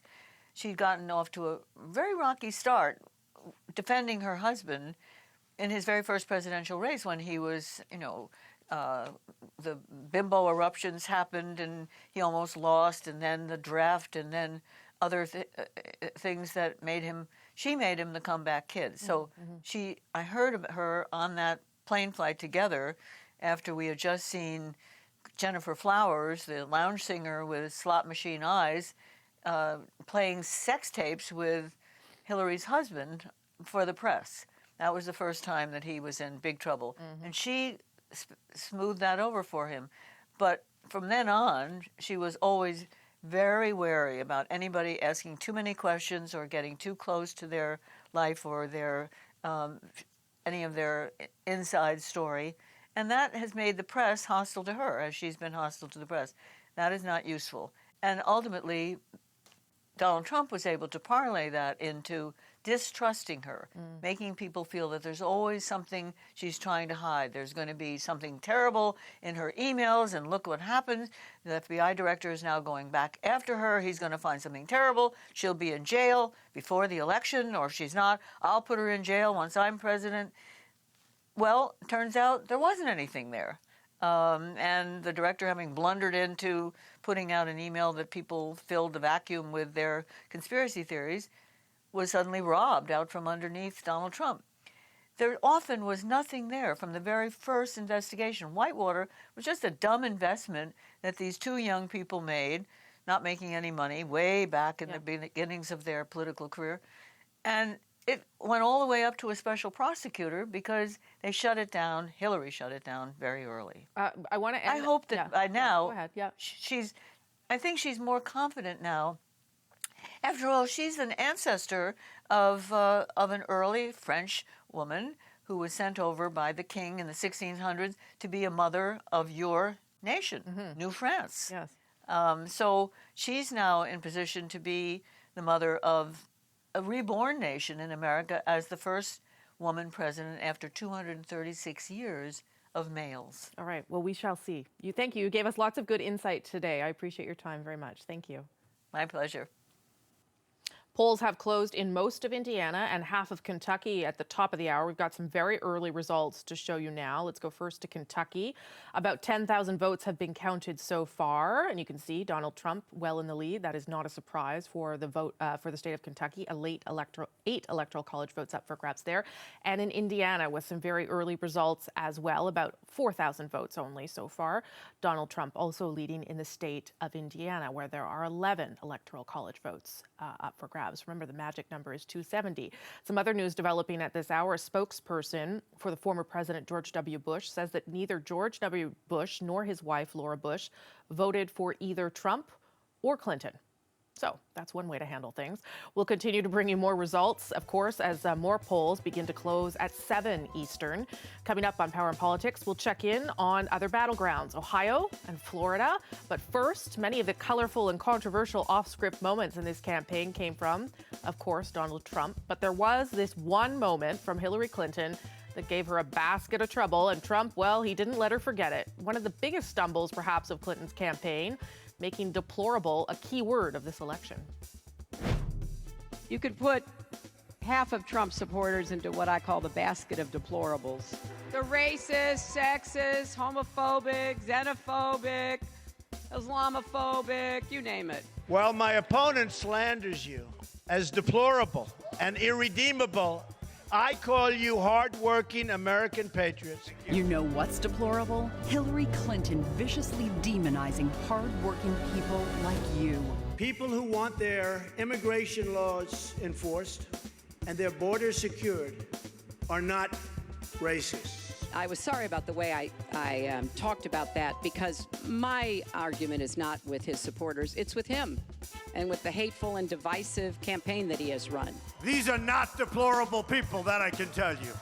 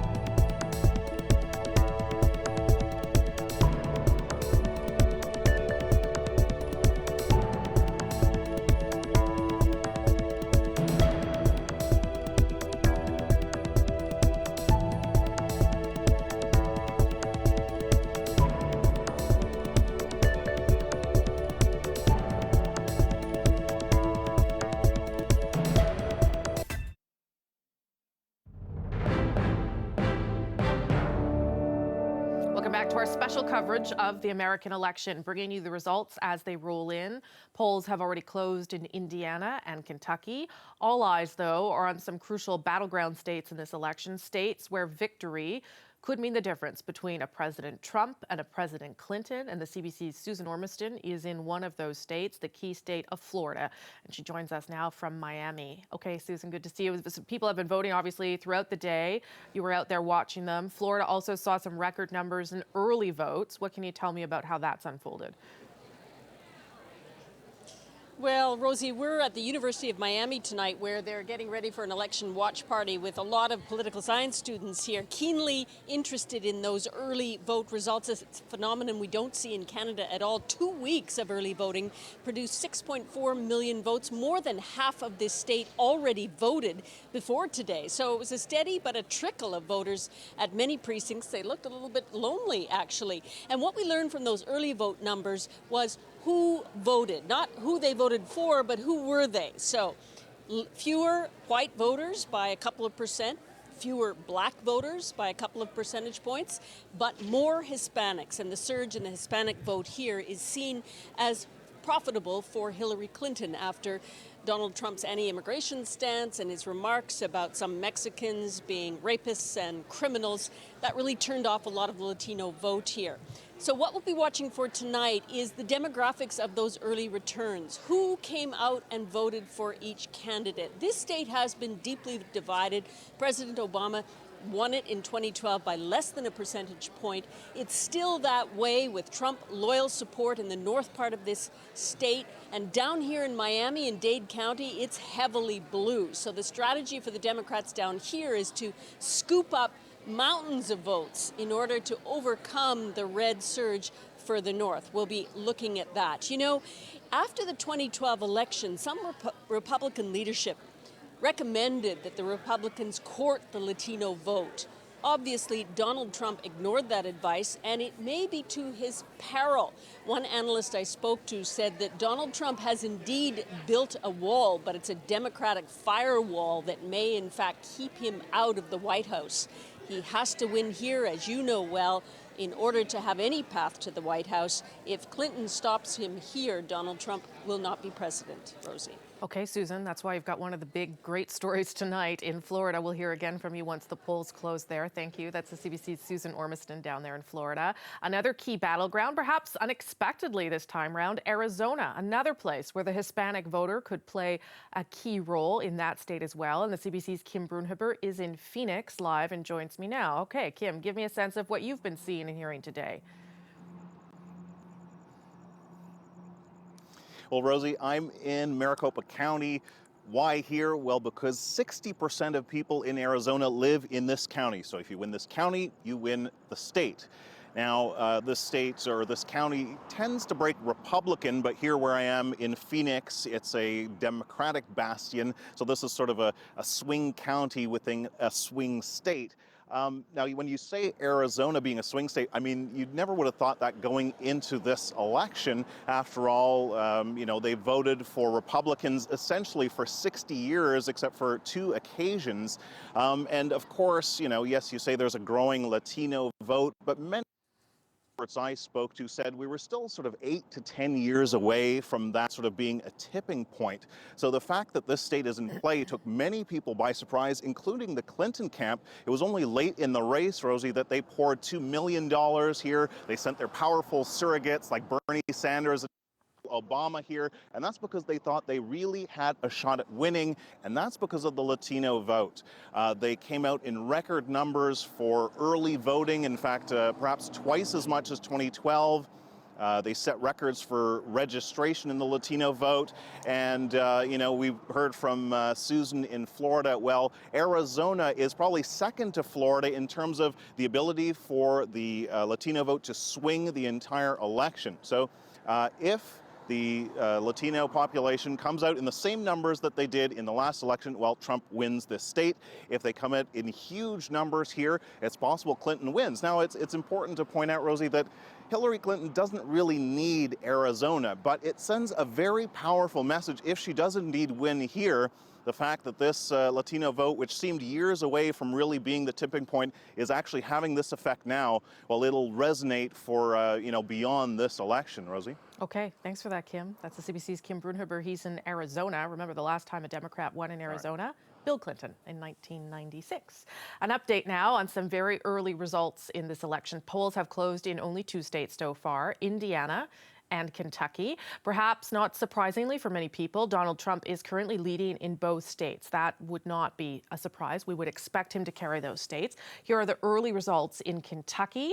About 28,000 votes so far. You can see there's 8 Electoral College votes up for grabs. Here's what we're seeing so far in Indiana, leading by 69% with 33,000 votes counted so far. The next batch of polls that start to close, though, happens at 7 Eastern. That's when things start to get real, if you will. More relevant votes and some big states coming up at 7, so we'll bring you those results as soon as polls start to close in those states. Coming up on Power and Politics, what could the outcome of this race mean for Canada? Because there is an awful lot at stake for us too, our big neighbor next door. We'll hear from 2 people next. But first, this election has been a historic one for women, with the first female nominee for president from a major party. Her opponent's comments, though, and attitudes toward women, they got a lot of attention. Here's a reminder. Frankly, if Hillary Clinton were a man, I don't think she'd get 5% of the vote. The only thing she's got going is the woman's card. Well, if fighting for women's health care and paid family leave and equal pay is playing the woman card, then deal me in. I respect women. I love women. I cherish women. You know, Hillary Clinton said he shouldn't cherish. Well, I said, I do cherish. I cherish women. He loves beauty contests, supporting them and hanging around them. And he called this woman Miss Piggy. I just start kissing them. It's like a magnet. You just kiss. I don't even wait. And when you're a star, they let you do it. You can do anything. Whatever you want. Grab them by the. That was locker room talk. I'm not proud of it. If you look at Bill Clinton, far worse. Mine are words and his was action. And he came to me and started kissing me open-mouthed as he was pulling me towards him. Then his hand touched the right inside of my breast. Every woman lied when they came forward to hurt my campaign. Total fabrication. Donald thinks belittling women makes him bigger. He goes after their dignity, their self-worth, and I don't think there is a woman anywhere who doesn't know what that feels like. What we want to do is to replenish the Social Security Trust Fund.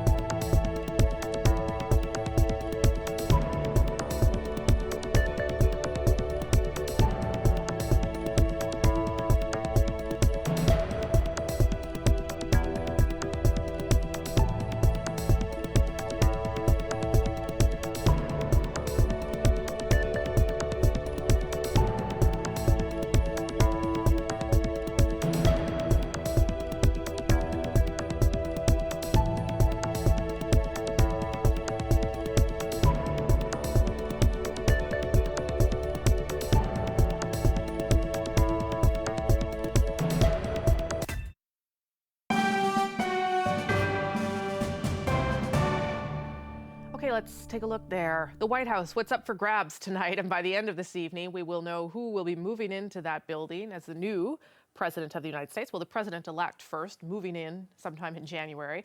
A few polls have closed already. More will close at 7 Eastern in South Carolina, Vermont, Virginia, Georgia.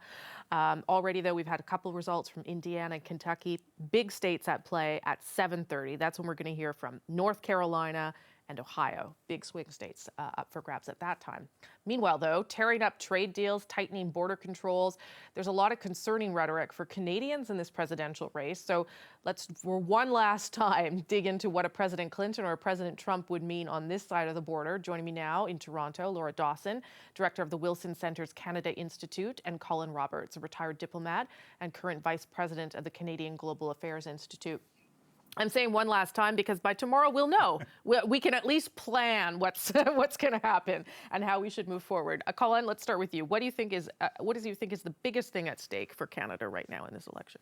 Maintaining access for our goods into the United States and people. It's there's protectionist trend, and we may not be the direct target, but we get sideswiped, and that's always the challenge. So for us, it's making sure that we stay under the umbrella, convince the United States that we are a reliable partner and that our prosperity is important to their prosperity. Laura, knowing you, I'm guessing you're thinking trade too, but give me your sense. Well, exactly. I mean, assuming for a second that there might be a Trump presidency, I think that that's very nervous-making for Canada. You know, we pride ourselves on knowing where the puck is going. If there was Donald Trump in the White House, we wouldn't know whether it was a puck, a basketball, an octopus. It could be anything. So let's assume that it's a Hillary Clinton presidency. I think we go back to kind of a status quo of trying to get U.S. attention on important Canadian issues. The U.S. just doesn't have bandwidth to pay attention to foreign countries that aren't in crisis. So the work is Canada's to make sure that that relationship stays solid. So let's talk about what might be happening inside the PMO, PCO, inside government right now. How do you, as a Canadian government, prepare for, you know, on the one hand, the unpredictable, and on the other hand, at least, you know, someone who's a little more known entity? What would they be doing inside right now? Well, as you say, there's two scenarios, a Trump victory, a Clinton victory, but in addition to which, they're also looking at the down ballot, what's going on in terms of the Senate, because that's very important. Let's never forget that Congress is usually the source of many of our problems. Is there going to be a change in the Senate leadership, for example? Will Speaker Ryan remain Speaker? And then the governorships along the border, there are 5 of them up. These are also important. So they'll be looking at that. And then they'll be advising the Prime Minister who make the call. When do you make the call to the President-elect? Do you probably invite the President-elect up? If that doesn't look like it's going to happen, then you go down to see them probably, as Jean Chrétien did with George W. Bush, but then, of course, Barack Obama came here in February 2009. So early on, you want to meet with the new president. In the interim, though, that next 100-plus days, you're preparing both for the new Congress, which meets in early January, and then the president, the inauguration on January 20th, and a new administration. And you have to do it all, right, Laura? I mean, you can't say, oh, well, Trump probably won't win, or we don't want to contemplate that. You have to prepare for both eventualities. Not only do you have to prepare for both eventualities, but Canada can't play checkers. They've got to play chess. They actually have to prepare both sides of the argument. It can't afford to wait until the U.S. proposes something and then Canada responds. Canada's got to figure out what the proposals are on the 4 or 5 most important issues, figure out what Canada wants, but then also figure out what the U.S. wants and propose a deal that is satisfactory for both sides. If we wait for the U.S. to come to us, we're going to be waiting a really long time. Is it fair to say that no matter who wins, that we are, as Laura pointed out, we are not going to be that important for a while? So getting things like, I mean, the softwood comes to mind only because it's expired and we haven't dealt with that yet. Getting any of that dealt with becomes almost impossible. Is that? No, the top table for every new president is the national security agenda. We tend to focus on the meat and potatoes, but what really matters is what's going on around the world and what can we bring to that table. And actually, Justin Trudeau, with the emphasis on internationalism, multilateralism, and the fact he's now met most of the world leaders, some of them a couple of times. If it's Hillary Clinton, she's a pro. She's met many of them herself. Sure. But that's what the first conversation will be about. And I don't think you go in with the meat and potatoes. You go in and say, for example, she's talked about a North American energy market plan. We go in with that and say, here's how we can be part of that. You're not going in to ask for a pipeline or a transmission line. You're going in to say, here's how we can fit this because it suits both our needs. And as Laura says, you're also talking to see what she wants to do with Congress. He wants to, the current speaker would like to do infrastructure program. I think she would too. Can we be a piece of that? They've talked about an infrastructure bank, so have we. So there's a lot of things that we can, but finding these complementarities. Yeah, I read your paper, and I was struck by the similarities in terms of the infrastructure agenda between the two of them, which may not be, the hottest ticket out there, but if there's some advice to be learned or shared between administrations. But we have to take the initiative. They're not going to come to us. Yeah, they're not going to call us. Laura? Yeah, absolutely. I mean, I think Hillary Clinton may be even a tougher administration to work with than Barack Obama. I think Hillary Clinton is going to move farther to the left. I think she's got to regain some lost ground that was lost to the Bernie Sanders millennials. And what does that involve? Focusing on domestic economic opportunities, domestic programs, and that's terrific. But some of those domestic programs can end up shutting out Canada and Canadians, such as Buy American and other protectionist policies. So Canada's got to be really careful that Hillary Clinton's domestic reform doesn't inadvertently hit Canada in a negative way. Although there may be some things around the domestic reform, Laura, like climate change, which is a big focus for this government, and presumably if she's trying to pull the left in further or make them happy, she would have to talk at least as much as Obama about climate change. Absolutely. Climate change, innovation, labor mobility, skills training, that's all stuff that Canada can be very much involved with as a partner. But she's also going to come at us probably on defense spending. We're one of the lowest in the NATO alliance, and given the fact that Mr. Trump talked about burden sharing and saying you don't pay your dues, you don't get coverage, but she has also said that she expects the allies to step up, and right now we're in the bottom part of the NATO alliance. Although when Obama said it to us inside Parliament, no one seemed to react. We cheered, but I think she will perhaps not be as gentle as the nudge we got from President Obama. Okay, one last question, and this is, has there been, in an odd way, a sort of silver lining for Canada out of this? The vitriol, the divisiveness down there, the nature of the debate, does it somehow make us look not better, but just a little more stable and secure? Sure. Yeah. Okay, Laura, you go ahead. Yeah, you go ahead, because you live down there. People are always coming up to me saying, "Gosh, you Canadians, you sure do it right on gender, on human rights, on just having your head together." But I'm not sure our good example is necessarily going to cut any ice in Washington, where it's a knife fight all the time. That's true, but it doesn't do us any harm to be on the cover of The Economist. Liberty goes north. I think that's a good thing for Canada. The last time we were there was a decade ago with the Cool Moose. I do think this helps Canada in its image abroad, helps for investment, because we're seen as a stable place where things work, where people integrate well. I do think that works well for Canada. It's for us now to take that up. Okay, we'll pat ourselves on the back for 30 seconds and move on. Thank you both. Important perspective tonight. Appreciate it. Laura Dawson and Colin Robertson. Always nice to see you. Thank you. Coming up, some more. First, some more results coming in from Indiana and Kentucky. Polls have closed in parts of those states. Let's go first to Indiana. Here's how it's looking so far.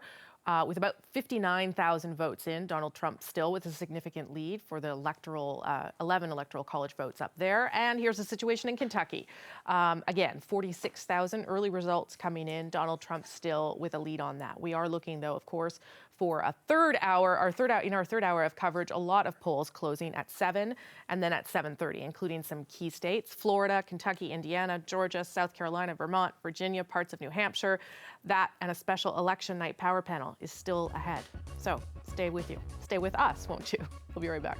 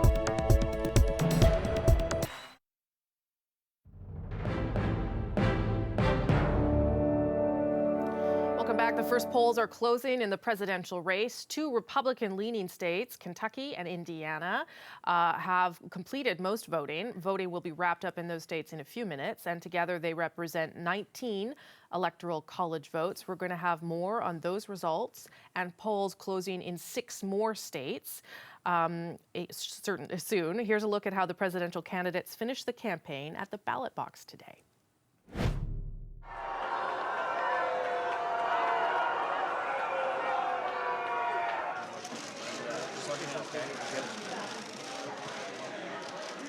So who did you vote for? Tough decision.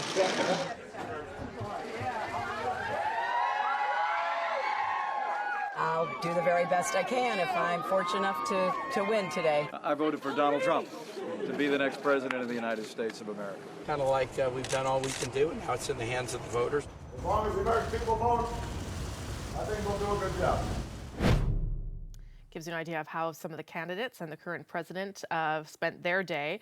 We do have reports at this hour of one person who has been killed in a shooting in California. It happened, and the reason we're telling you this, outside of a polling station. 3 other people injured, but we are told that it is not election related, whatever that means. We'll continue to track that story, but reports of at least one incident of violence outside a polling station in California. Okay, let's take a quick break. More of our special election coverage. We're staying on the air 1 more hour until we get to the big special with Peter Mansbridge. More polls about to close, and I'm bringing in another power panel. 2 for the price of 1 tonight. Stick with us.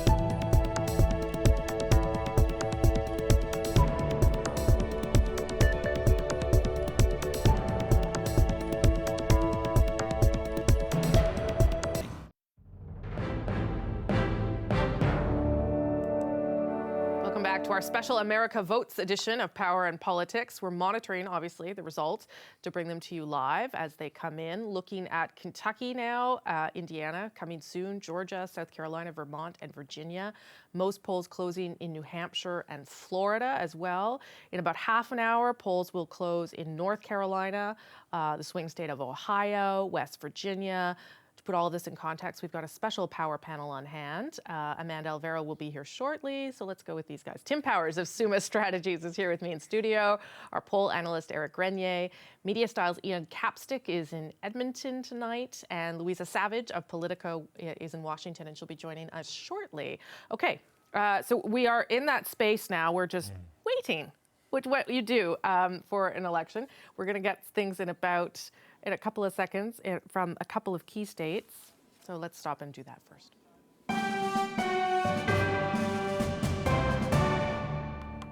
Okay, that means that polls are now actually closed or partially closed in 8 states. And those states represent, here's why things are starting to get real, 68 electoral college votes. Most of Florida and some of New Hampshire polls are closing because there's different time zones, right? All polls are closing, though, in Kentucky and Indiana. They have closed. We have some initial results from those states. Let's go to Kentucky to get some of those results. In that case, Donald Trump still leading with 64% of the vote, 8 electoral college votes up there. I believe we have Indiana next, if I'm not mistaken. Yeah. Okay, let's go there. Another state that expected to go Trump's way, so not surprising that he would be leading by a substantial margin in Indiana. But there will be more results shortly that will start to trickle in from Georgia, from South Carolina, from Vermont, from Virginia. And as we said, from parts of Florida. We're going to have more on the results in a moment, but let's check in on the candidates and how the headquarters are shaping up. They're both in New York City tonight. Hillary Clinton and Donald Trump have their election headquarters in the Big Apple. Clinton on the west side of Manhattan, less than 2 kilometers away. Trump's event is at the Hilton Midtown Hotel.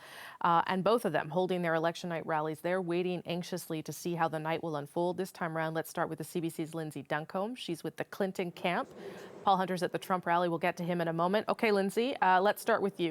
The room filling up a little bit now. Is there any sense of how this night's going to unfold for Hillary Clinton? Oh, well, I think all the people here are hoping for a victory party. That's certainly how they're planning it. You know, just moments before I began talking to you, they turned on the big screens.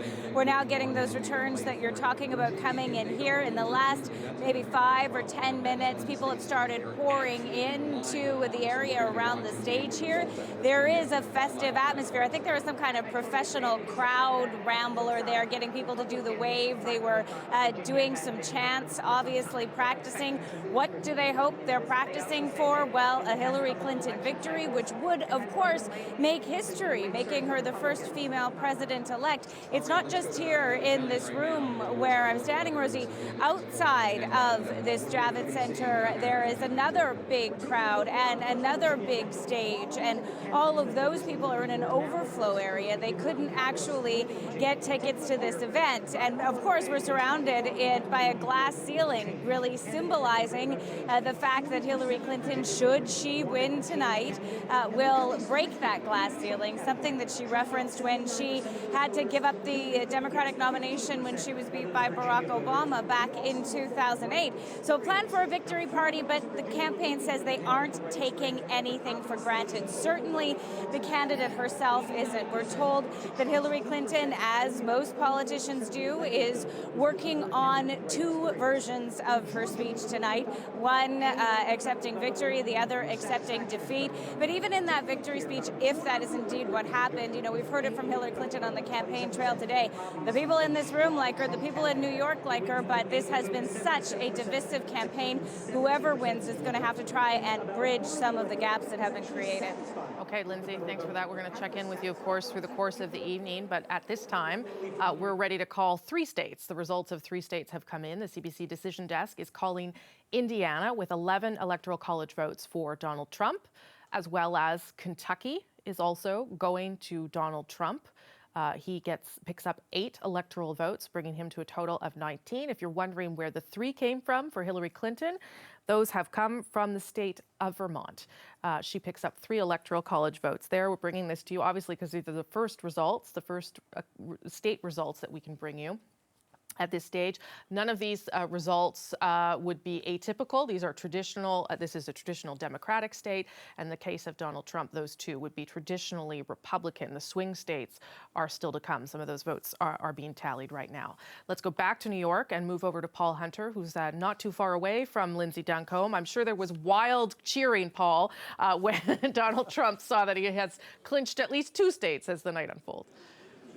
This is that point in the night, Rosemary, where like up on the big screens, it'll go like 6 people have voted and it's for Trump, and they'll break out in cheers, even though it's early and it's expected in Indiana and Kentucky. You're right. But indeed, to answer the question, yes, the place, I don't know, erupted in a kind of smattering of cheers, because there's not a ton of people here yet. It's starting to fill out now. We've been here for a while, and they just recently started letting people in. You know, we'd hoped to have tape of this, but I don't think we've got it sent in yet, and you can't really see it. But I will tell you that on the stage, where Trump will be a little later on, we presume, on either side of the sort of podium are 2 pedestals, on top of which is a square plexiglass box, each with a red ball cap that says "Make America Great Again" on it. It's like, I've been here all night, and my cameraman Jason Burrell's just noticed it. He went up and took a photo.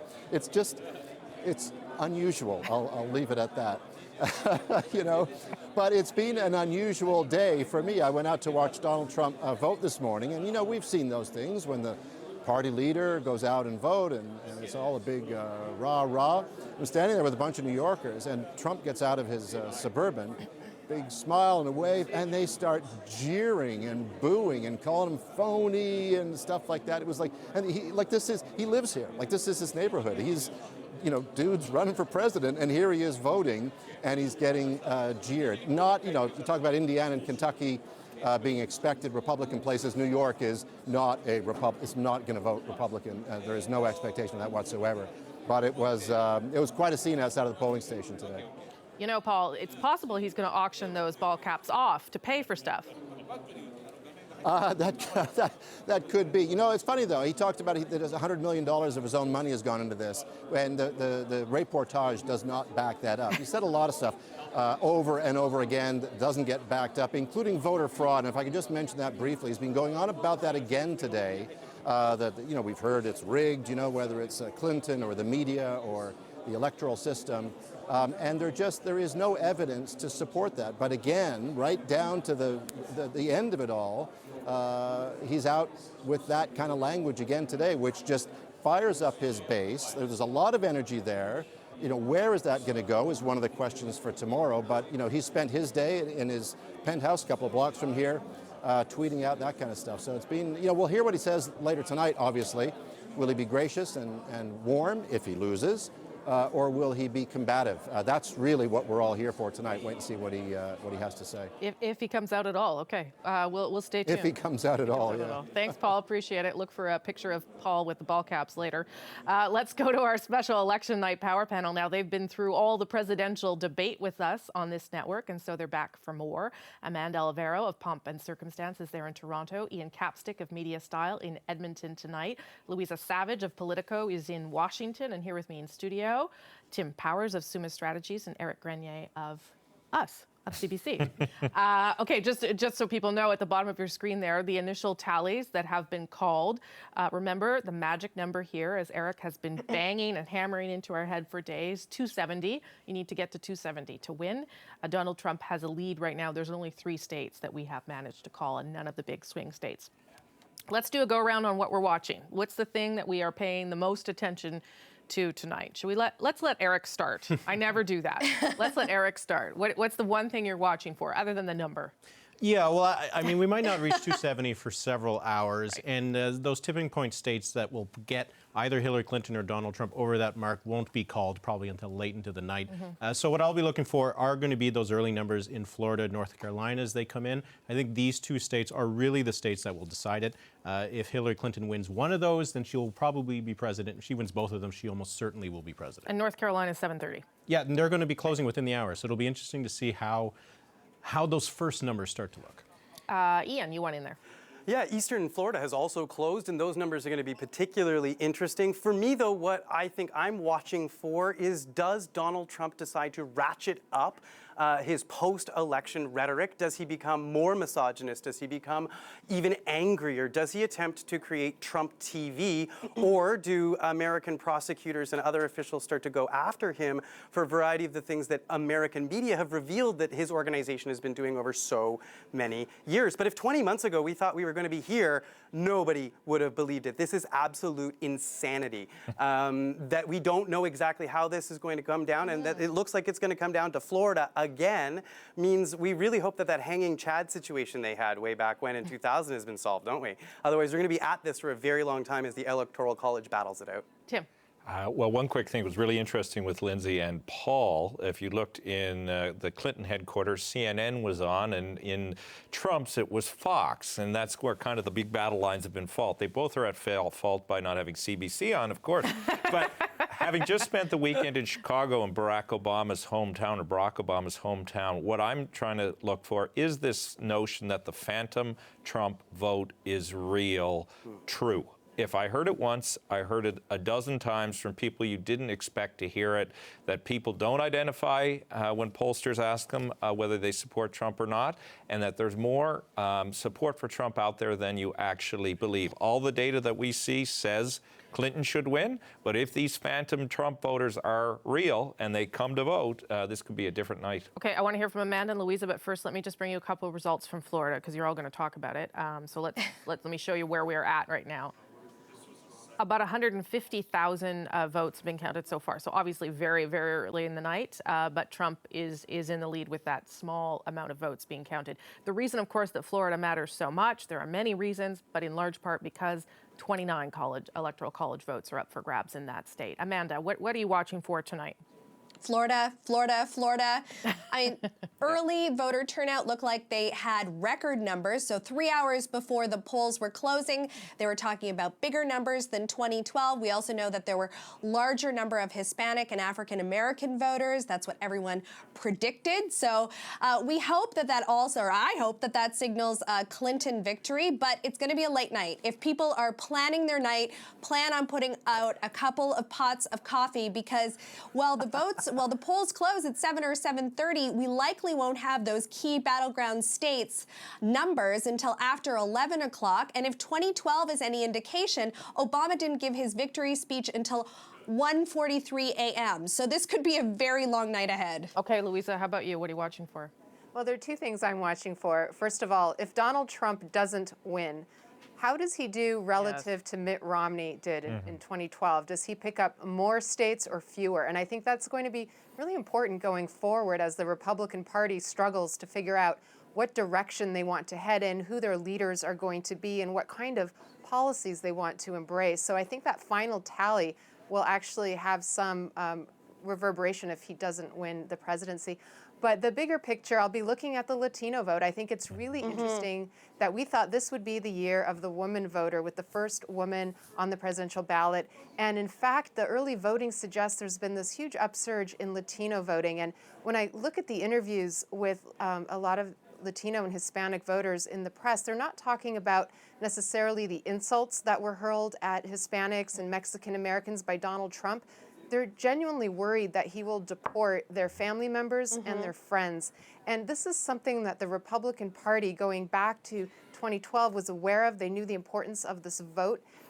They wanted to do something to appeal to this demographic, and instead they went in the opposite direction. And a lot of people thought, well, Latinos don't necessarily turn out to vote as much as other groups do, and this year could change that. And I think it'll be really interesting and really consequential in the long term. I think that's a really interesting point, because it sort of marks a shift in the United States. But I also wonder what it tells us about Hillary Clinton, because if they're voting in high numbers, it's because they're voting against something.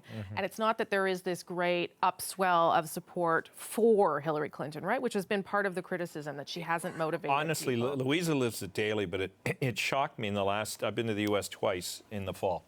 And people, though they may want to be Democratic and support the Democrats, have a hard time embracing Hillary, the person. She's certainly an impressive character, as we have said on these debates, but there really is in the United States. The polling data that says they're 1 and 2 and being the most disliked presidential candidates has been proven true to me on a number of occasions, though I think in the end Trump has helped her by taking the wedge-like positions that he has and force people, Latinos and others, to say we can't stomach this man. Whether we like her or not is irrelevant. Yep. What he purports to do is just too dangerous to our well-being. Okay, I'm gonna take a quick break, everybody. Well, everybody will get lots of chances to talk. This is going on and on. Before we go, let's just recap. The CBC Decision Desk has called the 3 states so far, but here are the initial results for Florida. Remember, part of Florida closed at 7. Another part of Florida, the Panhandle, will close around 8. This is about 200,000 votes counted so far. Obviously, a huge number yet to go. Donald Trump leading so far in that key state that everyone agrees, and Eric Grenier will correct me if I'm wrong, Trump has to win Florida. Otherwise, that's pretty much it. He's done. Anyway, back with more special coverage. Louisa, Ian, Amanda, Tim, and Eric after this. Stick around.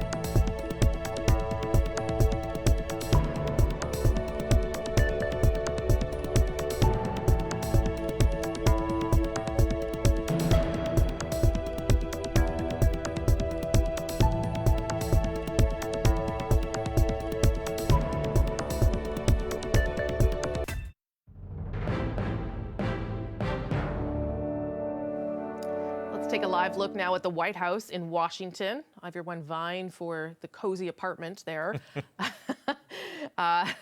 in the West Wing. Is it in the West Wing or the East Wing? West Wing? East Wing, I think, yeah. Anyway, polls are now closed or partially closed in 8 states that represent 68 electoral college votes. Most of Florida and New Hampshire closed, but there are still some still open for a little longer. All polls are closed in Kentucky, Indiana, Georgia, where there's going to be a good story too, South Carolina, Vermont, and Virginia. We have some early results to show you now from Virginia with about 7,000 votes counted. Let's take a look at that. There you go, Hillary Clinton leading, just leading in the early results. 13 electoral college votes up for grab. Right now, though, nothing unusual has happened. And we're going to go to Florida as well to get some early results. There we go. And that has just flipped. And Eric is here and can explain why if we need to know, because he's also tracking this. Remember, Florida is a big state to watch tonight, not only for the number of votes at stake, but also because it could go either way. Why would that have flipped, Eric, before I bring everybody else in? The first numbers were coming in from northern Florida, where it was very Republican, and the numbers that just came in were from Palm Beach and other areas in the South where Clinton will do very well. Okay, Amanda, where did we leave off here? We left off with sort of how this is going to unfold for America in terms of the breakdown of the vote. The Hispanics, but also a little bit of a drop, a lot of people are noticing, so far anyway, with the African-American vote. And I don't know what that indicates overall, and I guess we'll dive into it at some point. But I wonder if that is a little worrisome that, for 2 elections, there's, a first African-American president, and now we see the vote drop off slightly. And it may be too soon to sort of dive into what that means, but it's certainly something to watch. Yeah, in some pockets, and then in other pockets, it looked like there was an uptick in some of that vote. So it'll be interesting to watch which states really moved the momentum toward getting out both the Hispanic vote and the African-American vote. They've called it, did Trump awaken the sleeping giant? And that's sort of the narrative that's been percolating over the last little while. And it came down to today to find out how strong was the ground game to get both of those groups out to vote. Really, really key for the Clinton campaign, obviously not key for the Trump campaign. And at first blush, it may seem like they represent a smaller portion, obviously, of the entire population. They come out in the numbers that she was really hoping for. It could, really tip the balance in some key states. Ian. Yeah, well, I mean, what exit polls are showing us right now is that there's been a slight uptick in female voters. 56%, according to the most recent exit polls, are female voters, which is up a couple of percentage points, and that could definitely be interesting. This Latinx vote as well that we've been talking about so much is absolutely critical on all of those border states. I think that we're sort of fooling ourselves to believe that there are no Republicans within that Latinx group. Right. Because, of course, they have been for a very, very long time, very steadfastly Republican in some areas. Now, what is of particular concern, I would suggest probably to the Trump voters right now, is that we're also seeing in exit polls the educated voters are turning out just a little bit more than what we would call uneducated voters. And those are indications that are suggesting to us that a Clinton win is ticking up. Now, that said, the Senate is now also becoming a problem. As we see people like Rand Paul picking up his seat, the models are now starting to eke more than 50% of the Senate headed towards the Republicans. So what Hillary Clinton could be in for is an incredibly difficult 4 years. Okay, I'm going to just stop for a moment and bring in a special power panelist, because that's all he ever wants. The CBC's chief correspondent, Peter Mansbridge in Toronto. All his. Finally, I've made it. Finally. You're actually not part of the power panel. This is your own special segment. I'm just pretending. Sure, tease me and then take it away. I get it. Peter, of course, is taking over our coverage as of 8 p.m. Eastern here on CBC News Network and on CBC Television as of 9 Eastern. All right, I mean, very early results. What are you taking away from what we're seeing so far, or what you think, how you think this night's going to unfold, I guess, Peter? Well, it is very early results, and you don't want to say anything. It was interesting to watch the Florida angle play out in the few results we've seen so far, and I'm glad Eric pointed out. And we're going to see this, throughout the evening where, there's, like in Canada, there's very much a rural-urban split.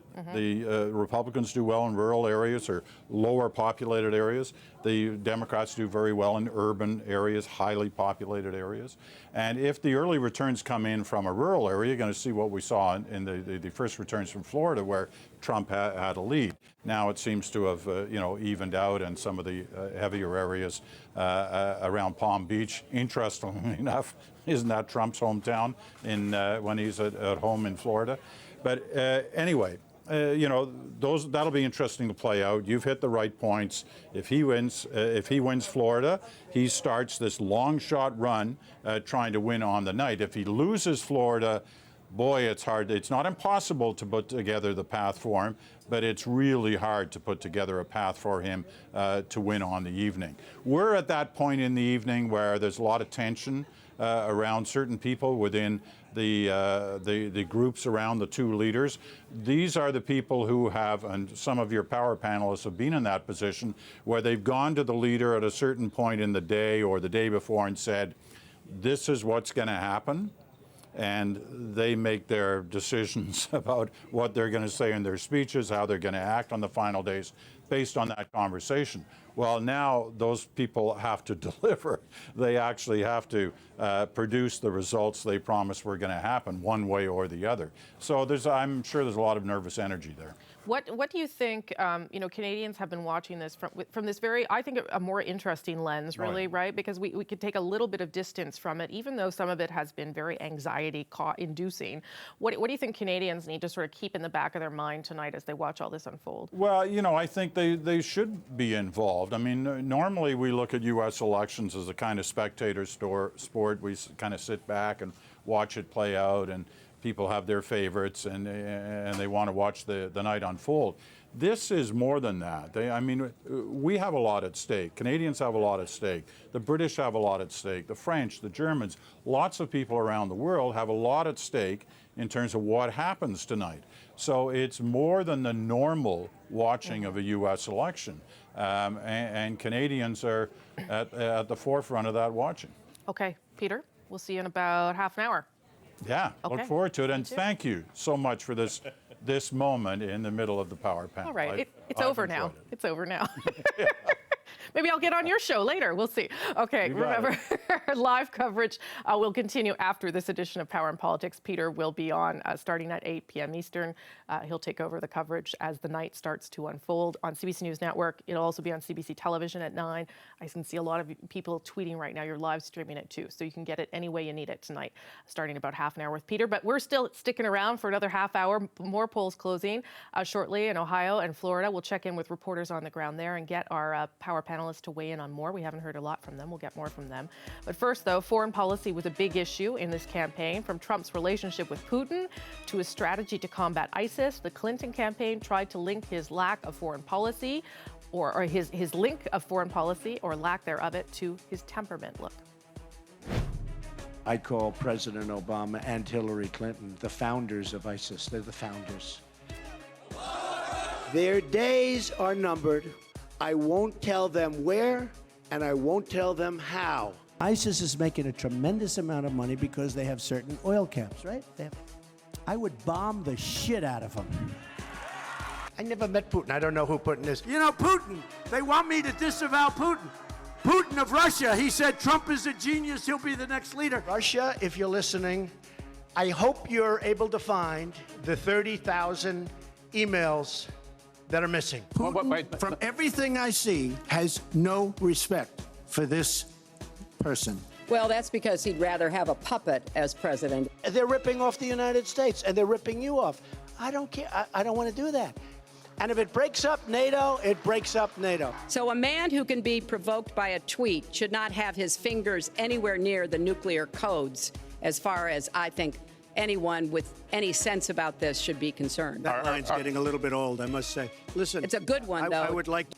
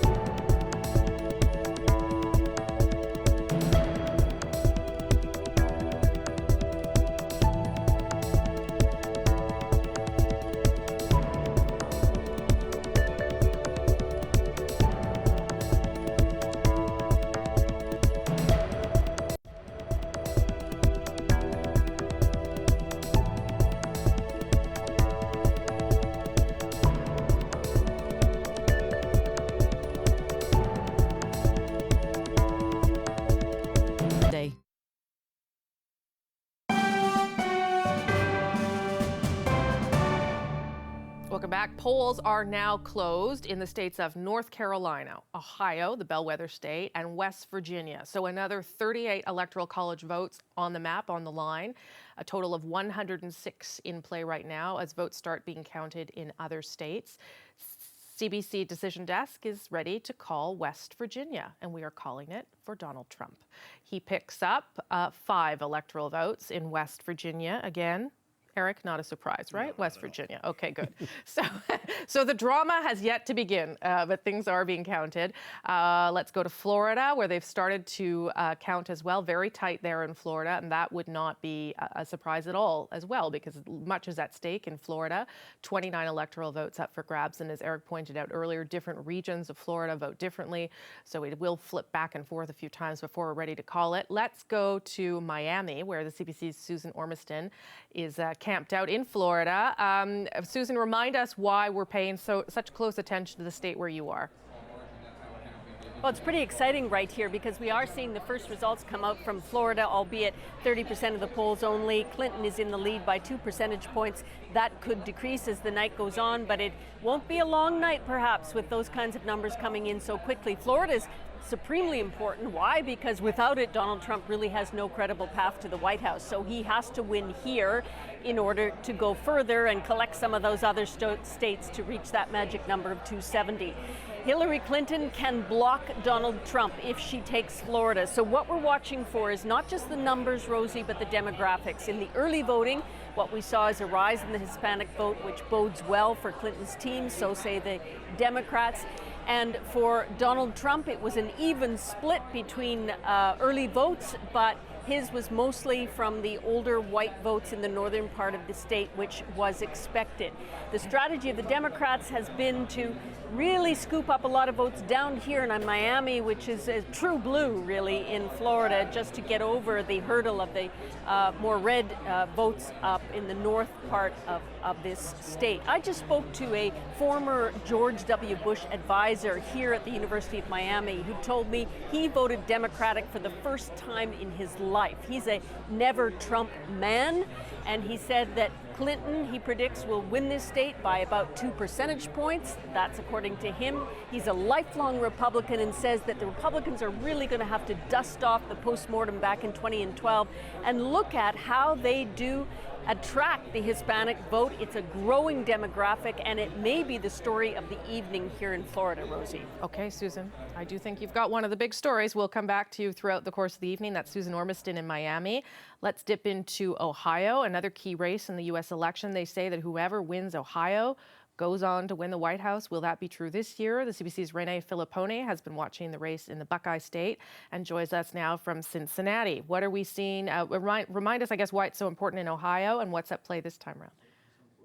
Well, yeah, like you mentioned, this is sort of the bellwether state, and especially for the Republicans, they must win this state if they want to win the White House. So that's why they're paying a lot of attention here today. But it's been really close between Trump and Clinton, and from all reports, Clinton has been playing a very strong ground game when it comes to getting out the vote. Trump, on the other hand, sort of riding on the enthusiasm from his campaign. So we'll see how that plays out. Now, right now, I'm in the Hamilton County Board of Elections office. It's a bit chaotic here right now, and that's because the polls just closed a couple of minutes ago. So what's happening behind me right now? They're tabulating the advance polls. We'll take a look over to the left there. You can see all of the actual paper ballots will make their way here this evening. Those ballots have already been scanned into computers. Those computer chips will make their way back here. Those will then all be added up, and as long as there's no complaints, they will go with the numbers on those computer chips. So we're hoping to see at least the advance voting polls and those results coming soon. The people who've been following this election in this county for a number of years say some of the other races, the other polling stations in this county in particular, could take a little bit longer. It's expected the Cincinnati, the city itself, will probably go blue to the Democrats, but there are huge portions sort of rural Ohio that Trump has been very strong in and has had a very big lead, and they're expecting those will go to Trump this evening. Rosie? Okay. Thanks, Renee. Appreciate it. That's the CBC's Renee Filippone in Ohio tonight. Let's get back in with the power panel now. We haven't heard enough from them, so let's hear more from them. Louisa, Amanda, Tim, Ian, and Eric. Louisa, I'm going to start with you. Trump does have a path to victory. It is a possibility, and that in itself is an interesting story, is an important story to tell. What is sort of the viable way that he would win, and do you think that it is still highly possible? I don't know how you want to gauge it.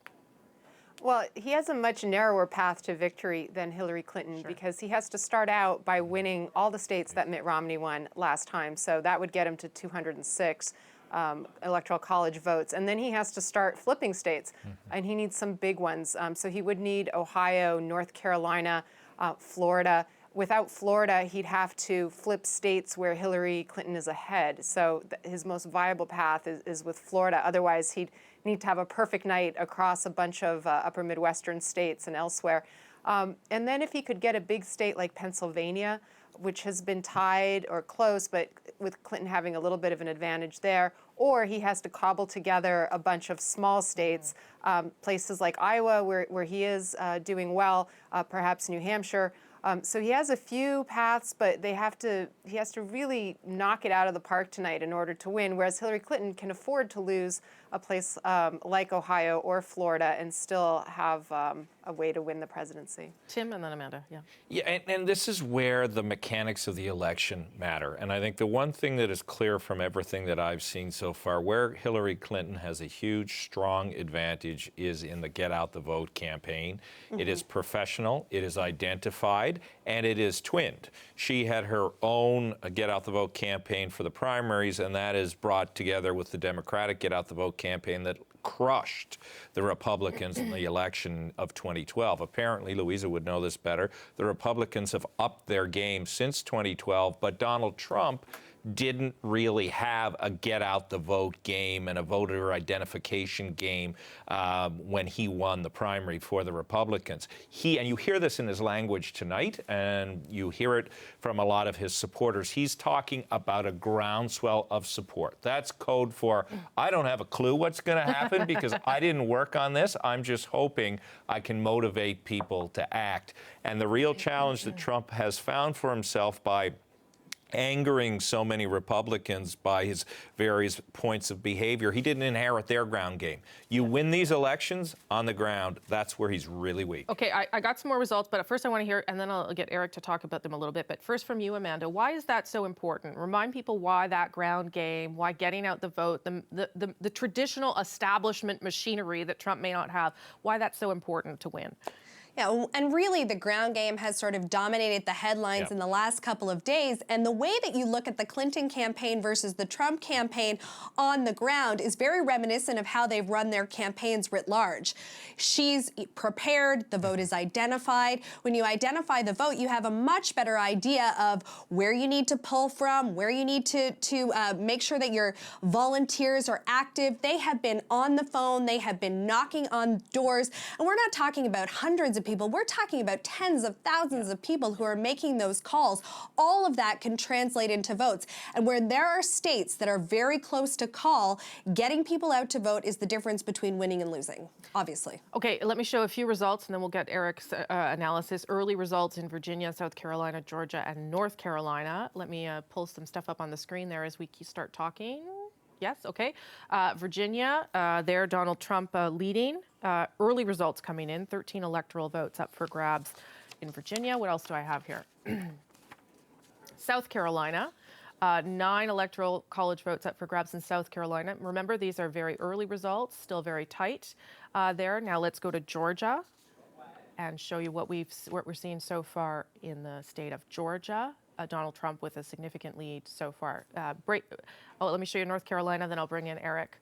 You can start talking now if you want, Eric, about why any of which ones we should watch for out of those 4 that I just showed you. Well, North Carolina, most certainly. Georgia and South Carolina are likely to go Republican, although Georgia could be close. But when we are looking again where these votes are coming from, they're currently not coming from places where you'd expect Hillary Clinton to be doing very well. For example, in Virginia, a lot of that vote's going to come in the suburbs of Washington, D.C., around Alexandria. That's not happening just yet. So these kinds of numbers are starting out well for Donald Trump, but there's a lot of the map still to fill in, and then we'll have a much better idea of how these states are going. So don't start reading things into what these early results are yet, because the way this breaks down. Ian, I haven't heard from you on any of this. Where do you want to weigh in? Well, really, as we start to see the results, you have to wonder, are we on the cusp of a third American political party? Could Donald Trump take what he has here, sort of the rump of the Tea Party, the misogynist, the vaguely racist and angry Republicans, and turn them into a whole other political party? If you start to see where Republicans have disowned him, official after official after official, none of the former presidents of the United States, living presidents of the United States, voting for him, you do have to start to wonder, does he turn this into a money-making machine? If one thing Trump has been very good at during this particular election, it is spending money on Trump properties and ensuring that his children are well paid. And you kind of have to take a look at the next several weeks in his plan and say, does he now try and create the actual Tea Party? Does he actually try and create a so-called libertarian party within the United States that could then wreak absolute havoc with their entire electoral system? We have midterms in but 2 years from now, and what heavens could a third-party Trump candidate, much more popular than any Green Party or Libertarian Party, and let's face it, both of those folks made some waves in this election as well. Donald Trump, I think, is going to be a force to be reckoned with in American politics and global politics for quite some time. Okay, I want to show some early results from Ohio. I feel, just looking at Louisa's face, which not everyone can see, she's got stuff to say. So she's up next. Let me show you some of this stuff. Let me show you some early results, though, in Ohio, and I'll come back to Louisa. Can I do that? Show the results in Ohio?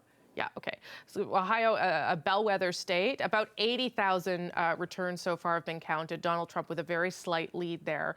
But Ohio is a must-win state for Trump, Eric, yes? Yeah, it's a must-win. No Republicans won the White House without Ohio. Okay, so keep that in mind. Now, Louisa... Well, and take a look at the gender splits. Sorry to interrupt. No. Take a look at the gender splits in Ohio right now. You're seeing just some massive differences, about a 10-point drop in the amount of women Republican supporters in Ohio. So really, really interesting. Okay, Louisa, I want you to take on what Ian said before there. Oh, well, I mean, far be it from me to read Donald Trump's mind and what he wants to do. We're all doing it, so you go ahead, join us. But I would be very surprised if he started a political party. He doesn't seem to have the interest, the patience, or the discipline to do that. He's been much better as a single show horse.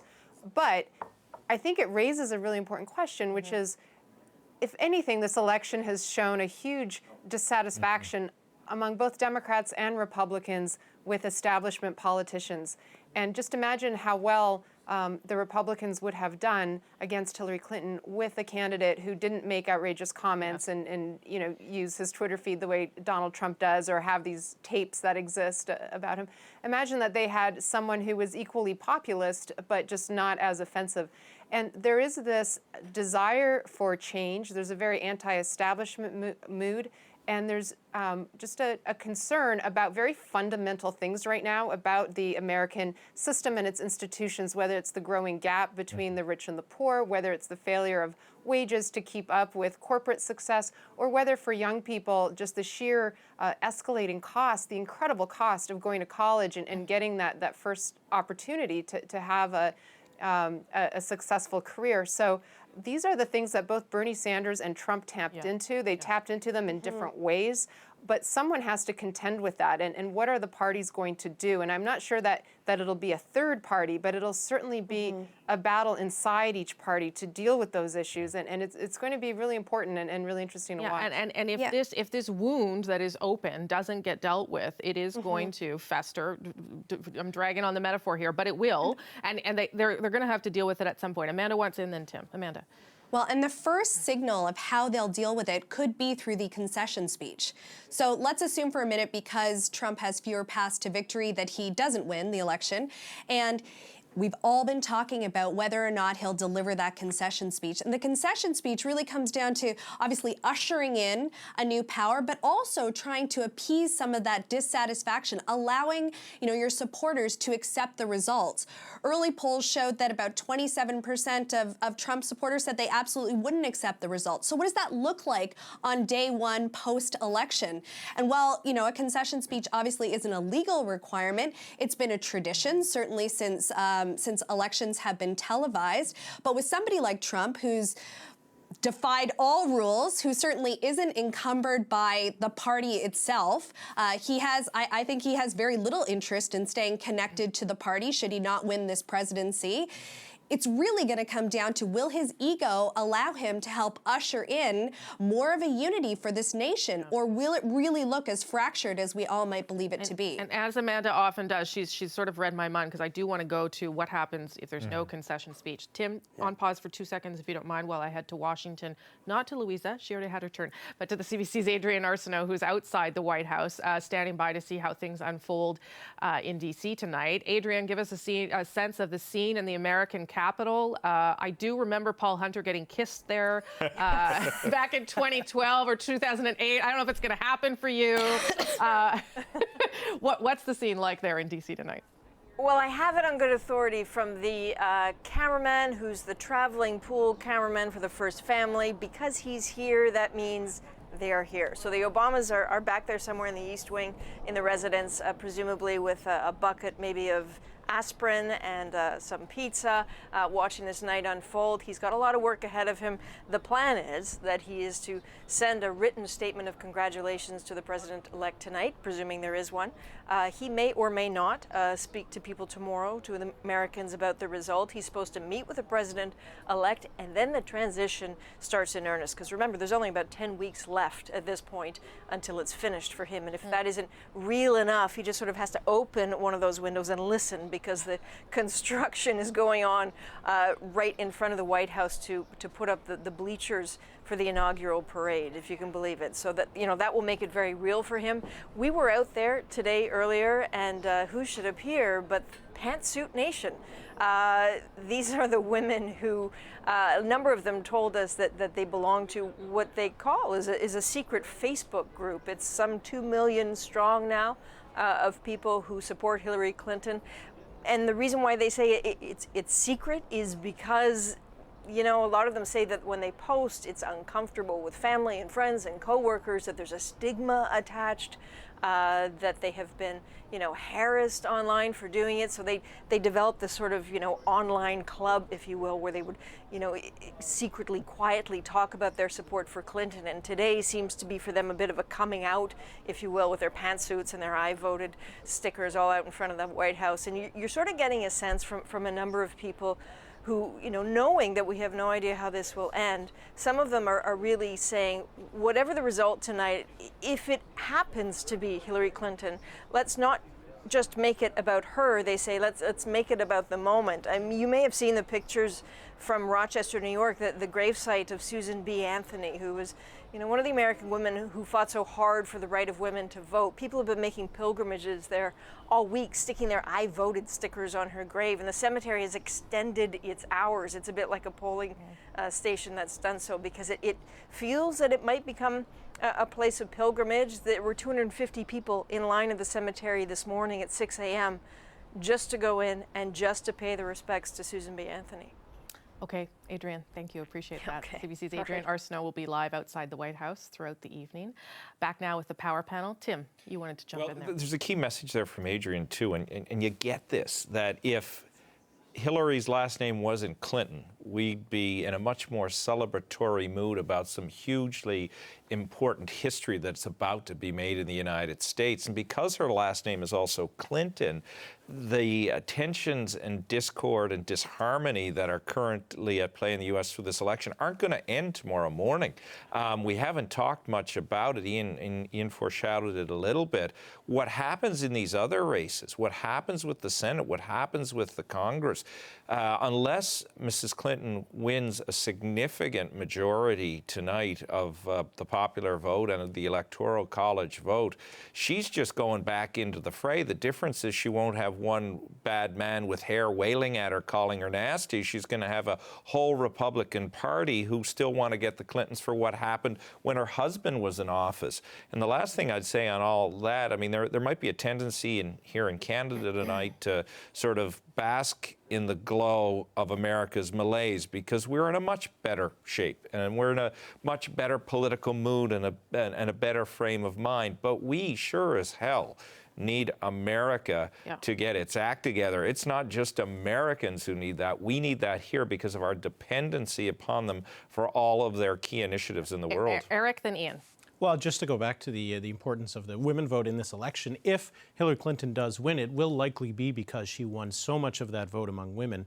And when you look at this campaign and how it unfolded, it was one candidate who was repelling a lot of women at the same time as Hillary Clinton attracting many. But when we're looking at the difference between how men are probably going to be voting and how women will be voting, it's one of the widest disparities for the two parties that we've seen in several elections. So we're talking about a case where this election will likely be decided by gender and the fact that so many women will be voting Democratic today. Ian. Well, and when we take a look that it's being divided and being voted on by gender, we do have to then start to ask ourselves serious questions about the role of women in the Hillary Clinton presidency if she is to win tonight. How does she frame some of the most important cabinet positions? How does she ensure that she does not become a lightning rod, quite frankly, for misogynist activity? The election of a woman as president of the United States of America will not only just be historic for America, but for the entire world, and that makes her as well a target, and that is incredibly worrying in a variety of different means. In international meetings, in international travel, she becomes incredibly more at risk, quite frankly, than any other president of the United States has. She is now a symbol for people who would absolutely hate women. And we have to, and we cannot possibly underestimate the hatred that there is in the world towards women. And in fact, we start to see this not only through the election of a misogynist candidate for the Republican nominee, but we start to see this through some of the language and some of the vitriol that has been laid at Hillary Clinton's feet. So I really do start to worry about what the next several years looks like for women writ large. This is an incredible emotional burden to have to bear as the president, as the leader of the free world, suddenly asks all of us to just smarten up. And by all of us, I mean men. I mean white men to smarten up just a little bit. Okay, just a quick update on how votes are coming in Ohio and Florida. Let's start with Ohio. Take a look here. Again, just early results coming in at this stage. Donald Trump leading.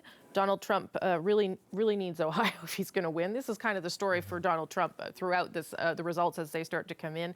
Much, as we've all said, much narrower path to victory for Donald Trump. And again, another place where he really has to win. And there things are still tight. In Florida, Hillary Clinton with a small lead in Florida, both vying for those 29 votes there. Let's do one quick go around from everybody on if the path to victory is narrow for Donald Trump, and if he does not win tonight, if he does not give that speech that Amanda had talked about, that he doesn't legally have to give, what happens after that? You know, what is going to happen over the next 24 hours? Louisa. Well, I think there'll be, if he doesn't accept the results, there'll be a lot of conspiracy theories, questioning of whether the result was rigged or not, this kind of thing we've already seen from his supporters. But I think one man in Washington is going to have a really interesting role, and we haven't talked about him yet going forward, in terms of the divisiveness or unity of the country, and that is Speaker Paul Ryan. He said he's going to continue to run for the speakership and not step down. So if he's dealing with most likely a Republican House of Representatives, a House that will be a smaller Republican majority and a more conservative one, and he's going to have to deal with his own caucus on things like authorizing spending for the government, where he's already had a lot of trouble with the hardliners in his own party. He's going to have a very interesting and difficult position, either dealing with a President Clinton or even a President Trump, who comes from a very different part of the Republican Party than Speaker Paul Ryan does. Okay. So I think he's going to play a big role in determining how these different factions, whether there's any common ground that they can work together on, and how is he going to reach out? He's going to be actually a really important figure, I think, in Washington. Okay, Louisa, I'm going to let you go only because they need to reclaim your line for the special that comes up ahead. Thank you. Do appreciate it. Nice to see you, and we'll talk to you. I'm sorry, I think I'm talking to you tomorrow, so I'll see you tomorrow. Amanda, what do you think the next 24 hours look like? Well, and I said quite a bit about the concession speech, but I will say this. If he chooses not to deliver a concession speech, I think that we'll see Pence really take the spotlight. It's expected that he would be the one to deliver on behalf, of the ticket, on behalf of the Republican Party itself. So I would expect that to happen. I think that if he doesn't deliver a concession speech, though, we're looking at, the potential for things like riots. We're looking for the potential for things like a really kind of an upheaval of supporters. This campaign has been fueled by hatred. It has been the most divisive campaign. It has really marginalized and really put disenfranchised voters at the forefront. These are the people who are going to feel like they weren't heard. But the real problem is the large number of Trump supporters who have said prior to this election day that they simply would not accept the outcome if Trump does not win the presidency. What does that look like? What does that mean on the ground? And obviously then for Hillary Clinton, if she does win the presidency, and you've heard it in her speeches over the last couple of days, her narrative has really evolved to be talking about unity, bringing the nation together, bringing this country back together, and trying to piece together all of the fractures that have occurred. Okay, Ian, I've only got about 2.5 minutes here, so let's divvy it up fair. Ian. Indeed. Oh, Canada, we are in a lot of trouble, no matter who wins tomorrow night. The next 4 years are not going to be pleasant for Canada. Neither of them are particularly hot on NAFTA, hot on free trade. And if we take a look at the position of the Canadian dollar versus the American dollar, well, anything could happen, quite frankly, in the next couple of days if Donald Trump doesn't concede this election. We could be talking about civil unrest, as Amanda has talked about. But moreover, we could also start to see divestment of critical American resources. We could start to see their debt starting to be sold by places like China and others. We could actually be in for one of the worst American economic downturns in worldwide history if Donald Trump doesn't behave well tonight. If he leaves it to Pence, or worse, he riles up his supporters into some form of insurrection, we could be in a very tight spot. Or we could see the opportunity in Hillary Clinton put some skill to use and try and heal America. Yeah. And that's the positive outcome that could happen here. And if Trump doesn't speak, I think that's what she'll try to do. And he creates a huge opening for her in that circumstance. If he does win, then that'll be the point will be moot. But if he doesn't win and he doesn't concede, I think at that point a lot of Republicans are voting for him because they're Republicans.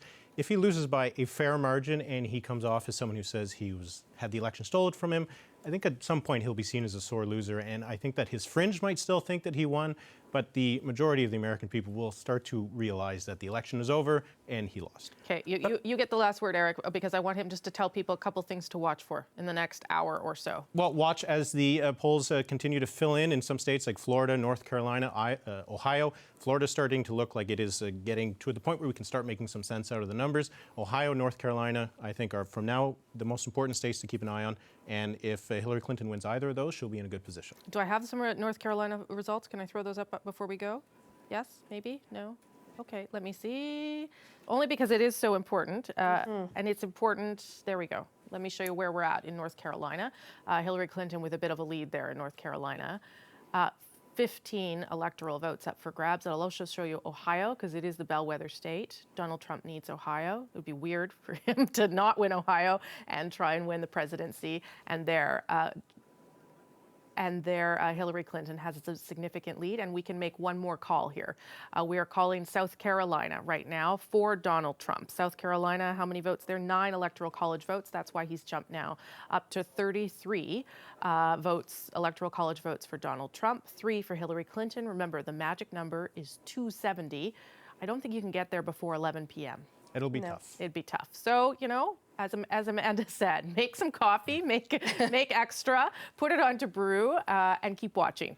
Thank you all. Louisa Savage, who had to leave us, Ian Capstick, Amanda Alvaro, Tim Powers, and Eric Grenier. Good to see you all back here. Always good to have you by my side. I appreciate it.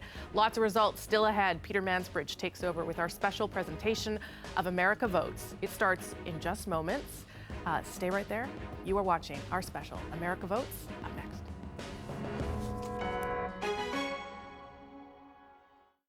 Tonight, America votes. Clinton versus Trump. Decision time is at hand. Well, you're going to see a lot of Manhattan tonight. That's where Hillary Clinton's campaign has set up to watch results come in at a convention center on the west side in Hell's Kitchen.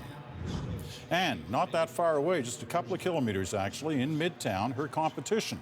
This is where the Trump campaign is watching at a Hilton hotel. Hello there, I'm Peter Mansbridge. We continue to watch history unfold south of the border, live on CBC News Network and across the U.S. on C-SPAN. Welcome to you. Let's be honest, this campaign was not always pretty, but a U.S. election always makes for a big night. We've seen some early results already, and more are starting to pour in. We've got reporters spread out across the United States tonight in key locations to help tell this story. And a big chunk of states have just closed, 20 of them, including important ones like Pennsylvania and Michigan just closed. 10 states are well into the counting. Here's what the big picture looks like right now. Red for states called for Donald Trump, blue for Hillary Clinton. Yellow are states that are in progress, which you can tell is most of that map on the eastern half of the country. Polls are closed, but no final result yet. The gray states are where people are still voting. The banner at the bottom of your screen, keep your eyes on that. It's keeping track of the all-important Electoral College. Each state has a certain number of college votes. The magic number to win is 270 votes. It will also flip every so often to show the share of vote each candidate has. As you can see, Donald Trump is in the lead in both these categories so far. But let's get to it. Let's get to some key states that are now closed. And we'll start with the one that everybody's watching because it can determine so much of what's going to happen tonight. That's Florida, of course. At the moment, Hillary Clinton, and this is with around 3/4 or more than 3/4 of the vote counted already, she's got a lead of about 2 percentage points, and in real votes, that's a lot of votes. But it's not over yet. Nobody has called Florida yet, but she does have the lead. For Donald Trump, he has got to win Florida. That's what most people say. If he doesn't win Florida, path to victory tonight is very, very difficult. Now, from Florida, we look at North Carolina so far. This is another state that's critical for Donald Trump. The Republicans won this. Mitt Romney won this against Barack Obama in 2012. But right now, Donald Trump is trailing by about 5 percentage points. It's early yet, though, in the sense that this has not been declared. There is no decision yet on which of these two candidates will win North Carolina. But at this moment, Hillary Clinton in a very good position. Ohio is the kind of third of this hat trick of states that Donald Trump has to win if he's going to perform tonight and end up being president. So far, as you can see, he's trailing in all of them. Ohio, early in the voting here as well, but he's trailing by 6 percentage points. The board at the bottom shows you, of course, the number of Electoral College votes each candidate has so far, 33 to 29 at this moment. Well, now you've got Clinton ahead, 39 to 33. All these states that have been declared so far are ones that were expected at this point in the evening. No upsets here, no battleground states, but Clinton ahead 50 to 33. Let's stick on the Florida story. Let's go a little deeper on that key race. Susan Ormiston is in Miami tonight. She drew that assignment. A heck of a race watching there. And Susan, what can you tell us? Well, it's nice weather too, Peter. Yes, it's very exciting here at the University of Miami at an election watch party. As you said, all paths to the White House have to go through Florida, so Trump needs to win here to go any further in the country. And really changing demographics and a surge in the Latino vote here in Florida may decide not just the winner here in Florida, but in the country as a whole. You know, they have a saying here that to get south, you have to go north, meaning that the traditional Southern Republican, overwhelmingly white vote is concentrated in the north of Florida. Down here in Miami, it's true blue, and that's where the Democratic Party had to scoop up enough votes tonight to offset the red in the central part of this state and in the north of Florida, and that's what they've tried to do. We have about 70% or more of the ballots already counted. They're coming in pretty fast. We see the lead changing within about 2 percentage points. Remember that President Obama won this state by only less than a percentage point back in 2012. Now, I spoke to a lifelong Republican here at the university, a Vice President, Rudy Fernandez. He said for the first time in his life, he was a special advisor for George W. Bush. He voted for Hillary Clinton today because he's a, quote, never Trump man. And he says if Clinton wins Florida, she may take the country, and the Republicans have a lot of soul searching to do about that growing demographic of the Latino vote who turned out in the early voting in this state in record numbers already, Peter. So we'll be watching this very carefully. We may have a pretty exciting decision not too long from now. All right, Susan, thanks very much. And, you know, it is going to be fascinating to watch. Here's the big board. This is the map that shows you the states that have been called already. Trump's the red ones, and Clinton are the blue ones. The ones that are in yellow are where counting is still going on. That includes Florida, as Susan said, and that is still close, only about a percentage point separating the two, but Clinton in the lead. Clinton in the lead in those three key battleground states that we've been talking about, Florida, North Carolina, and Ohio. Let's see what's declared, because you can tell that there have been some changes in the Electoral College votes. None of these are surprises. Keep that in mind. You know, of the 50 states, about 40 of them haven't changed in terms of who they voted for, the party they voted for, in the last 4 elections. These are some of them. Delaware goes to Clinton. Massachusetts, you know, the heart and soul sometimes for the Democratic Party, that goes to Hillary Clinton as well. Moving on from Massachusetts, we see Maryland, another state that was in the Democratic column and stays in the Democratic column. Illinois, again, home, of course, of Barack Obama, his Chicago roots, and Hillary Clinton's Chicago roots as well. So that stays for the Clinton team. All right, let's go to Cincinnati now. We've been talking about Ohio, another big battleground state. Clinton in the lead at the moment, but still early in the counting there. Renee Filipponi is there for us tonight. Renee, what can you tell us?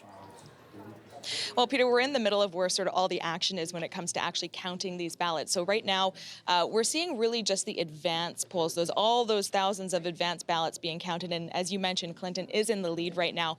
We're going to take a look over here to the left. You can see this is where all of the computer chips, where all of those ballots were scanned into here in Hamilton County at the polling stations right across the country. They're arriving here one by car from those polling stations. Those chips are going to then be put in computers. All of that will be tabulated and then, presented to the public as we watch more and more of these results roll in. Now, this is a very important state for Trump to win. No Republican has won the presidency without this, but the Clinton campaign has been working really hard today on the ground with their get out the vote push, because if she can keep Trump from winning this is going to be great for her campaign. And lots of the voters we spoke with today very nervous about the results. We heard from Democrats, really hardcore Clinton supporters. We also heard from really hardcore Trump supporters. But actually, more than most of the people we actually heard from today came from the lesser of two evils camp. But they're all very nervous and excited to see exactly what the results are going to end up being here tonight. But this in Hamilton County is where all of the magic will be happening when it comes to actually counting those votes. Peter? All right, Renee, thank you very much. A lot of nerves out there in a lot of places, especially battleground states tonight. And at the moment, well, look who's here. Adrienne Arsenault joins us. She's outside the White House. And, of course, it's all about the White House, right? It's about who ends up getting to live there. And look at that. Adrienne's put a couple of nice trees behind her, reflecting those fall colors. It's looking pretty good there. But it must be pretty quiet around that place tonight. Well, it is, but it's amazing what you can learn talking to the camera operators here as well, So the pool camera, who's the traveling cameraman for the Obama family when they move, is here, which means they are also here, probably parked on some couches with pizza and a big vat of aspirin, watching what's unfolding. He's about to be very busy because the plan is, at some point tonight, President Obama will issue a written statement to the winner, presuming there is one. Tomorrow, he may or may not address the nation on what's happened. Thursday, he has to meet with the president-elect. The transition really kicks in. But it's kind of interesting that the transition has already started in a way. Both the Clinton and Trump transition teams have already met with White House officials together in the same room at the same time, discussing what might have to happen next. Apparently it was all very cordial, which is rather amazing considering this election. And then it's just 10 weeks left for President Obama. There's not too much he can do. He can't move forward with his Supreme Court nomination. He can't do anything about the Trans-Pacific trade deal. He can maybe commute some sentences. He'll go to Germany and thank Angela Merkel. And then, as you know, January 20th, the big day, we're already seeing the construction of the inaugural bleachers right in front of the White House here. He has to have coffee with the incoming president. They get in the motorcade, they head to Congress, and as they drive out one way, the moving trucks drive in. Super fast handover, given how long this whole election has been. All right. Thanks, Adrian. That's quite the scene, too, on that day, how fast they can move furniture into that place and get the old stuff out. Well, you want to talk to Adrian? I wouldn't be surprised. Coming up in a few minutes, she will be taking part in a Facebook Live. You can look for CBC News on Facebook and join in that conversation. Let's get some results again. Once again, there's your big map. Yellow, still counting. Red are the Trump states declared already. Blue are the Clinton states declared already. And the overall numbers at the moment, 68 for Clinton. This is Electoral College votes. 57 for Trump. You need 270 to be the winner on the night. Let's look at some in particular. South Carolina has been declared for Trump. That was a Republican state, so no surprise there. In Illinois, as we said a few moments ago, Hillary Clinton has been declared the winner in Illinois based on the votes seen so far. New Jersey, another Democratic state, in spite of the governor, Chris Christie. New Jersey goes to Hillary Clinton on this night. West Virginia, this one would be a Republican state, and it goes to Donald Trump. And Tennessee, once again, this goes to Donald Trump. Now, well, here we go. We got Paul Hunter and Lindsay Duncombe. Of course, Lindsay is at Clinton headquarters in New York tonight. Paul's at Trump headquarters in New York. They're only actually a couple of blocks apart from each other, which is an amazing part of the story. But let's start with Lindsay, first of all, at Clinton headquarters. What's it like there at the moment, Lindsay? Well, you know, it's really interesting because the campaign has said all along they weren't taking anything for granted, but this certainly has a festive mood here at Clinton campaign headquarters. People are cheering as the music blasts. There's been lots of Katy Perry. About 10,000 people are expected both here in the room and then at an overflow area outside of the Javits Center. And this place was chosen for one reason, Peter. I want to show it to you. If we just look up, this ceiling of this building here is made of massive planes of glass, and that is not a mistake. It's pure symbolism here, of course. Breaking the glass ceiling would be what would happen if Hillary Clinton were to win tonight and, of course, become the first female president of the United States. She referenced the glass ceiling back when she lost the Democratic nomination to Barack Obama back in 2008, saying that the millions of cracks in the glass ceiling were all of the people that had voted for her. And certainly there was the crash sound of a glass ceiling at the convention in Philadelphia when she appeared via satellite link. The campaign very much wanting to capture the history of this moment, and it's spilling out into the crowd. I actually saw a Clinton supporter holding up a black and white picture of Susan B. Anthony, the famous suffragette, and all day today people were putting stickers on Susan B. Anthony's grave. I think it's not lost on Hillary Clinton supporters, not for a second, that there is a chance that history could be made tonight. And every time the numbers come up, even though it's early, they certainly do get the sense that they are excited about that chance. Clinton herself, though, has said that she isn't taking anything for granted. When she voted today, Peter, she said that she did it with humility. She was humbled by it, and she is said to be, of course, writing 2 speeches tonight, one for victory and one for defeat. All right, Lindsay, that Susan B. Anthony story is a great one. And, you know, that scene today at her gravesite with people using those stickers was symbolic of what may be happening later on this evening. There's your big board map again, and I mean, we want to show you, continue to show you, because the key battleground states now that are reporting. There's some fascinating stories going on. In Florida, look at this. It's tightened right up. Less than 1 percentage point between the two candidates, with around 80% of the vote counted so far. Very close between Clinton and Trump. Trump has to win in Florida. That's what everybody says. If he's going to win on this night, he's got to start with a win in Florida. He's also got to do well in North Carolina in terms of holding it. How's he doing? Well, in Ohio, too. That was a state that they were hoping to pick off. He's 7 points down in Ohio. A lot of people were assuming tonight that Trump was going to do well in Ohio. Now, there's still a lot of votes to be counted in Ohio, but at the moment, he's got a long way to go. North Carolina, as I was mentioning, this is a state the Republicans won last time. But look at this. The spread here, 6 points between Clinton and Trump. That is a significant go. We wanted to show you Texas because this is one expected to go Republican, and it is. But look how close it is. This is very early. This is very early in the counting, and just a minute ago, Clinton was actually leading in Texas. But this is early going, 1 percentage point, 1.5 points between the two. Okay, we promised Paul Hunter at Trump headquarters. Early going here on those key battleground states, not so good for Trump. None of them have been declared yet. But at the early going here, sounds like a pretty quiet place at Trump headquarters. Paul. Yeah, compared to what I heard from Lindsay there, a little more, I know it's early, as you say, but it's a little less excited, a little more somber here.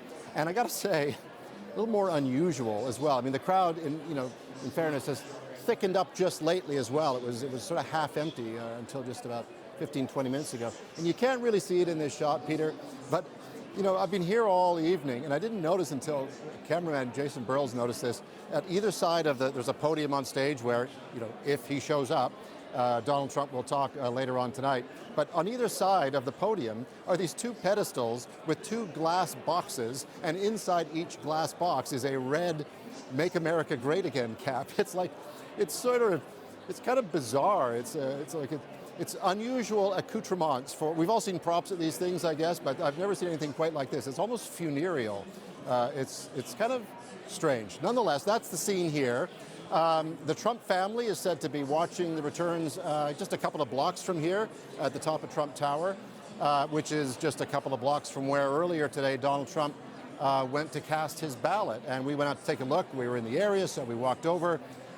Big New York crowd, up pulls the black Suburban, out gets Donald Trump, big smile, waves, and the crowd boos and jeers and starts calling him a phony. It was another bizarre scene, just like this whole campaign has been one strange, weird, unexpected, unpredictable thing after the other. The big question, I joke, will he come? I mean, I think the expectation now is he will show up. Question is, will he concede if he loses, or will he, as he even today, twice he called into Fox News from his penthouse. He's been tweeting that it's rigged, going down that road again. Nobody knows what he'll say when he gets on stage here tonight. Again, if he loses. And if he loses, well, if he wins, we know what he'll say. If he loses, nobody even knows if he'll be, gracious and congratulate Hillary Clinton, or be mean-spirited and combative here in this, as we've seen for many months now, the divided country that this campaign has exposed. What is he going to say to that divided country, win or lose? Well, the answer on the lose one may well be, if he does lose, what the amount of difference is between his vote and the Clinton vote. The closer it is, the more difficult his words may be, the wider the gap. It may be a different message. But as you said, just one of the many things we're going to have to wait to find out. Paul Hunter in New York City tonight. Thanks, Paul. Keith Bogue is with us again, and is analysis role for us as a Washington correspondent who has covered many an election night of what you're seeing so far. What's your takeaway? Well, I think our interest in Florida is well justified, just as it was in the last election in 2012. And, you know, without repeating what you've already said several times about how important it is for Donald Trump to win there, all of his paths, his realistic paths depend on that. Let's also point out that it's not that important for Hillary Clinton to win there. The election will not decide who is going to win. It will only decide whether Donald Trump has other paths to the White House. The other thing that's interesting, maybe from a political entertainment point of view, is you know, the Senate race is also very important, and we'll get to that later in the evening. But there is a Senate race in Florida, and Marco Rubio is leading it. And if you recall, that Marco Rubio name was a big name in the primary season earlier this year, and Donald Trump humiliated him in his home state in Florida. There's a good possibility tonight that Marco Rubio will win the Senate because he's leading by more than 6 points, I think, right now. And if Donald Trump loses in Florida, there's a kind of, I don't know, is irony the right word for that? It's certainly an entertaining thing. Well, if Rubio wins and Trump loses overall on the big picture, Rubio immediately then becomes, you know, as things go in U.S. politics, one of the potential favorites. He's part of the conversation. For another run 4 years down the road. Thanks, Keith. Back to you in a little bit. Let's go to Vancouver now, because Ian Hennemansing is keeping an eye on trends. And one of those trends is plays into this whole discussion about whether things are rigged or crooked or things are not going right in terms of the voting process. So, Ian, what are you seeing? Well, one of the things we're seeing, Peter, throughout the United States, but particularly in the eastern part of the United States, is some long lineups. Let's take a look at New Hanover Township in Pennsylvania. This is what it looked like about an hour ago. You have to be engaged and patient to stand in that lineup and getting ready to vote. Now, some of the lineups are a result of just huge voter turnout. Sometimes it's because there are registration mix-ups when people finally get ready to cast their ballot, but sometimes they've been voting machine problems as well, and that has been the case in parts of North Carolina. As you've said, Peter, North Carolina, a very important state for both Clinton and Trump. In Durham County, North Carolina, they have extended the polling hours. They were supposed to close at 8 o'clock Eastern Time. Instead, they'll be closing at 9 o'clock because they had problems with the voting machines. Now, there are always problems with voting machines, but this time around there's that shadow, potentially sinister shadow hanging over all of this because Trump had talked about a rigged system, as we all know. Listen to what he said earlier today on Fox News. There are reports that when people vote for Republicans, the entire ticket switches over to Democrats. You've seen that. It's happening at various places today. It's been reported. In other words, the machines, you put down a Republican and it registers as a Democrat, and they've had a lot of complaints about that today. So we were wondering what Donald Trump exactly was referring to. So was the Washington Post. They discovered that there was indeed one district in Pennsylvania, interestingly, called Clinton Township, where there were some voters who said they voted Democrat, but or actually they voted Republican, but the machine registered it as a Democratic vote. According to the Washington Post, that problem was small and it has been fixed. But a lot of people wondering about voting irregularities. I want to show you something that we're watching throughout the evening. This is a real-time map of Google searches. In purple, it's clusters of people searching about long wait times. So, for example, right here in Parkwood, California, 200% increase in searches for long wait times. Voter intimidation is another heading. This doesn't mean, Peter, that there's a 200% increase in that place in the actual problems with machines, just that the interest has peaked there. And this is a tool that will help us through the evening identify trends as they happen. And so as we see these, we'll look into them. And if it's something that's going on, we'll report it. Back to you, Peter. What did we do before Google? Well, we had to use our World Book Encyclopedia. Do you remember those? Yeah, sure do. Still got one kicking around there somewhere, a row of like 35 of them or whatever it was. All right, Ian, thanks. We'll get back to you a little later. We're just getting started, so please stay strapped in. Now, just before we take a short break, there's something we'll be showing you all night. We reached out to Americans to tell us, in their own words, what their America looks like.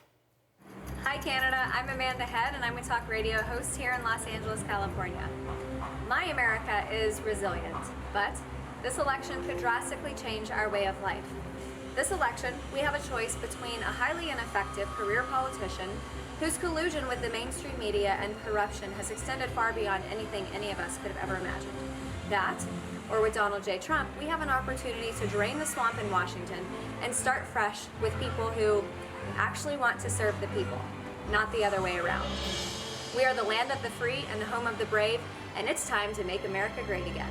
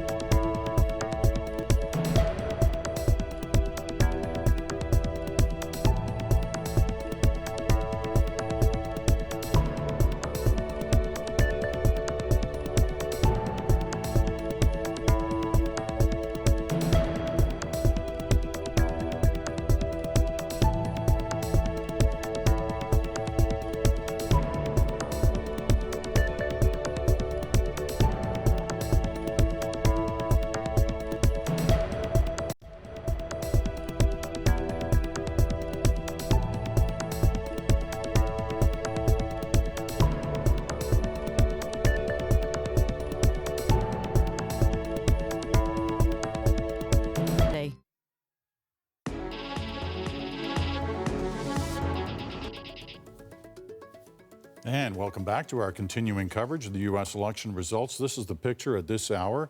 Hillary Clinton with 68 Electoral College votes so far. Need 270 to win, remember. 57 for Donald Trump. Your big map shows you the states that are still being counted. Those include some key battleground states. The states in red are the Trump states. The states in blue are the Clinton states declared so far. Let's break it down. Some of these key battleground states are fascinating to watch. Look at this. This has been bouncing back and forth for ever since the polls closed. In Florida, at the moment, Donald Trump, he has to win Florida, remember, up by 0.2 of a percentage point. Remember, last time around, Barack Obama beat Mitt Romney by 1 percentage point in Florida. We go from Florida to Ohio. Ohio, another one of the battleground states that Trump has to win. The feeling is that he's got to win states like Florida, Ohio, and North Carolina, which we'll check on a little bit later. But at the moment, he's 6 points behind Hillary Clinton in the counting in Ohio. Still lots of counting to go on that one. Next one up, Michigan. This is another one where it was assumed by some that Trump was going to do very well. He, at this point in the counting, and as once again, it's early, he is not doing well. He's down by 8 points, as you see in the numbers so far, with Clinton obviously ahead. And in that key state of North Carolina, which is held by the Republicans, North Carolina, is held by the Republicans last time round. At this point, 5 points down to Hillary Clinton in North Carolina. So if Trump leading in Florida at the moment, but trailing in the other key battleground states that he has to win, he's got to pick up these states. Remember, he's trailing the Democrats with Hillary Clinton last time round they had about 70 or 60 Electoral College votes more than they needed to win. And so they can afford to lose some of them, but Trump has to get them all to get back with his number to get up to 270. All right, watching all this, of course, are people outside of the United States, including, of course, Ottawa. Rosie Barton is in the nation's capital tonight. She was running our coverage for the first 3 hours here and hearing a lot of different things from a lot of different Canadians about the stakes tonight for Canada and other countries in the decision that Americans are making. What's your sense, Rosie, from what you've seen so far and what you're hearing? Well, I think what's sort of surprising me right now is the deafening silence from Ottawa right now. And that is even happening on Twitter, where you get a lot of prolific MPs and ministers who would normally be watching something like this and tweeting up a storm have clearly had an edict sent out to stand quiet and wait to see how things unfold. And that's because, Peter, it is and has been for some weeks one of the topics of conversation of this town. It is what everybody talks about in terms of small talk, what they will do if, what they will do when. And there are real concerns about how this is going to unfold. So that Canadians know there are some things that are done behind the scenes. There is preparation done for if there is a President Trump and if there is a President Clinton. Some of that preparation has been done by the ambassador down in Washington, David McNaughton. Other things will have been done inside the Prime Minister's office. And they will prepare some of the key sticking points that the government will have to be aware of, regardless of who is elected. There is, though, definitely a concern around what happens if it's a Donald Trump presidency. And a lot of that concern has to do with, of course, the total uncertainty of what that would mean and the instability that it could bring in no small part to the financial markets, which would be an immediate thing that the Canadians would want to look at. And it was interesting to watch the financial markets over the last week when it looked like Clinton was in serious trouble after the initial FBI report. The market took some major hits over a number of days, bounced back in the last couple of days with the polls suggesting that she had a win in store for tonight. So we'll keep our eyes on that. Thanks, Rosie. We'll be back to you a little later on. My name is Wanda Mayhew. My America is divided. Decency is being replaced with hate. People are confused, they're depressed. We're fighting wars against each other. This country deserves better. All right, time for our studio guests, anxious for their say. They're all entrenched in U.S. politics, whether as strategists or journalists. Two are Canadians who have become very successful in the United States because of their understanding of U.S. politics and where it sits in the world. David Frum is senior editor of The Atlantic and former speechwriter for George W. Bush. Ashley Banfield, host of the new CNN headline news program, Primetime Justice. And Democratic strategist Danielle Moody Mills is creator of the pop culture and politics program, Politini. Very good. That's politics and martini? Tonight, yes. Not yet. Not yet. We're not there yet. Okay, we've all witnessed quite a bit already so far, so I want to get your initial feeling about what you have seen and what it could tell us. David. Well, I think it's very confusing to people that the way, if you've been watching any of the wire services or CNN, that these numbers, these samples are reported unsampled. So you think it's just that the votes are coming in randomly, but they're arriving from counties, and different counties have different voting propensities. So Palm Beach, for example, a heavily Democratic county, is not reported yet from Florida. So there's something kind of misleading about tethering these things up one by one as if you're just counting heads. That's not really the way this process works. Ashley. I took gravel because of that Florida count. It literally has been flipping every few minutes. Right. And that is so significant. I think we were all watching the I-4 corridor right up there near Disneyland, because that's really what this election has felt like. And you do literally have to look at the list of the too early to calls to understand how significant it is to watch these counties come in. But in the meantime, it's really exciting to watch the ones that have been projected. They are tallying up, but it's important to note those electoral votes. It's not the same as Canada. You got to watch for the electoral votes and what that tally ends up being, because first to 270. Well, Danielle, we know that Trump's got to do well. in a number of these battleground states along the East Coast. So far, he's got this slight lead in Florida, but as we said, bounced back and forth. Not doing well in North Carolina so far, not doing well in Ohio so far. So what do we assume? You're a pretty happy person at this moment? No, I live in anxiety, so I'm not really that happy right now, but I am very excited about North Carolina, especially since we have been watching many lawsuits going on there because of voter suppression that has happened. We just saw a judge declare that the polls were allowed to stay open for an additional 90 minutes in several counties, which are heavily African American, so that is very exciting. So just to see this number right now, where we are with North Carolina, I think it's fantastic. With Ohio, I'm feeling very good about that. Florida has me on edge, but, you know, as David is saying, you know, the way that we do this is for entertainment purposes in some ways with the media right now and how they're rolling in what's happening. But we know that the counties that are still outstanding are highly Democratic, so I'll wait and see and keep my fingertips on the table. Yeah, a note on Ohio that is important to understand. So Ohio is a crucial state for Republicans. It has a Republican governor, John Kasich, who is a candidate for president. It has a Republican senator who's up this year who looks strongly likely to be reelected, Rob Portman, a great free trader and friend of Canada's. Portman and Kasich have made no secret of their utter disdain for Donald Trump. In fact, Kasich refused to endorse him. And Kasich is in control of the Get Out the Vote operation. So one of the things that is going to be peculiar about Ohio is to watch these people who are making this heroic effort to re-elect John Kasich, which looks to be successful, while also communicating they are utterly uninterested in helping the top of the ticket. How does that, if you have a situation where with a Republican governor and a Republican senator, there's a huge voting gap between them and the Republican top of the ticket, that's going to be a real curiosity of American politics. Ashley, which one of these states? Is it Florida? That's the one that you're focusing on right now? North Carolina, for starters, because that's a must-win for Donald Trump. He's not doing well there right now. There are a couple of other combinations and permutations that he can certainly patch together something to get to 270. Yeah, it gets to be a real long shot, though, if he doesn't win. It does. But North Carolina's they won last time round, right? So they got a hold there. Right. So, I mean, if you look at Trump, North Carolina, Arizona, he's got to hold those. He can add, you know, a couple of others. He's got to get Florida, Ohio. He's got to reclaim Iowa. Then he's got a patchwork of other little ones. Every so often he can pick up, you know, 9, 6, 4.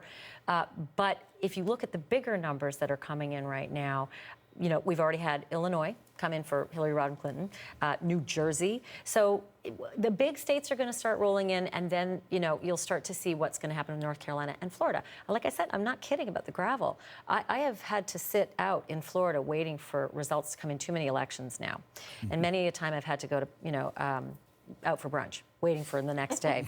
Literally doing live shots on, you know, at South Beach, waiting for results to come in. Now, Michigan was one that the Republicans were making a lot of noise about in the last week. David, Delusional. you kept saying. Delusional. Michigan is not a toss-up state. Michigan is a solid Democratic state, and has been for a long time. And that's first. Michigan has a much bigger African-American population than Ohio. It's famous. It's football rival, but Michigan is about 14% black, a little bit more. Ohio's about 9%. Second, Michigan doesn't have a kind of north-south divide. Michigan was settled by Yankees. And then reinforced by European immigration. Ohio is one of those states, like Indiana, settled both from the north and from the south, and it's got a kind of, you know, internal cultural divide. One last thing, Michigan has historically been a state of big enterprises, the giant car companies, and now giant pharmaceutical companies. I think Upjohn is based in Michigan. Ohio, smaller enterprises. The result is that the business leaders in Michigan are more used to working in a consensual way with government, whereas in Ohio, there's a bit more of a history of antagonism between government and business. The result is that Michigan and the Republicans tend to be pretty liberal. That's where Mitch Romney's father was governor in the 60s. Right. William Milliken, another liberal Republican, the last, I think, Republican governor. Ohio tends to have more conservative Republicans. What's interesting about the union vote, though, in those Rust Belty states, because while a lot of those unions, through their support behind Hillary Clinton, and they put the badges up on the doors, a lot of those individual union members weren't so keen, and they've been fairly quiet about it. And it's the same thing with Nevada, too. So you can't just sort of assume right away that the unions are backing who their leadership have asked them to. But in Michigan, the unions have memories of the auto bailout, which saved a lot of, whatever the merits of that from the point of view of the taxpayer, from the point of view of the beneficiaries, they're grateful. And so that has meant that you have you know, I've been talking a lot in this election about the disaffection of the white working class from government. If you're a Michigan UAW worker, you have a pretty clear memory of what the government did for you. All right. And Barack Obama made sure that they remembered when he was just in there the other day. Yeah, it was actually originally George W. Bush's idea, but who remembers that? You clearly do. Danielle, you'll get to start off the next time round on the panel. All right, more results coming up. In the meantime, Adrienne has started her Facebook Live at CBC News on Facebook to join the conversation if you'd like. Sorry, attending university in Canada. You want to know what Canadians think.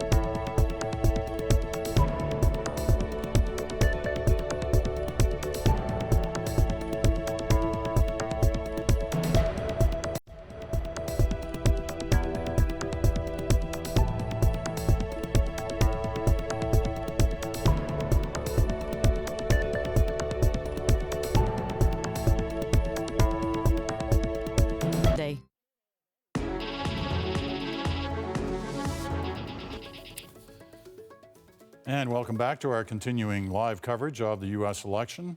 It's an exciting one, just as everybody assumed it would be. Here are the numbers at the moment in terms of the votes that each of the two candidates for president have assembled so far in the Electoral College.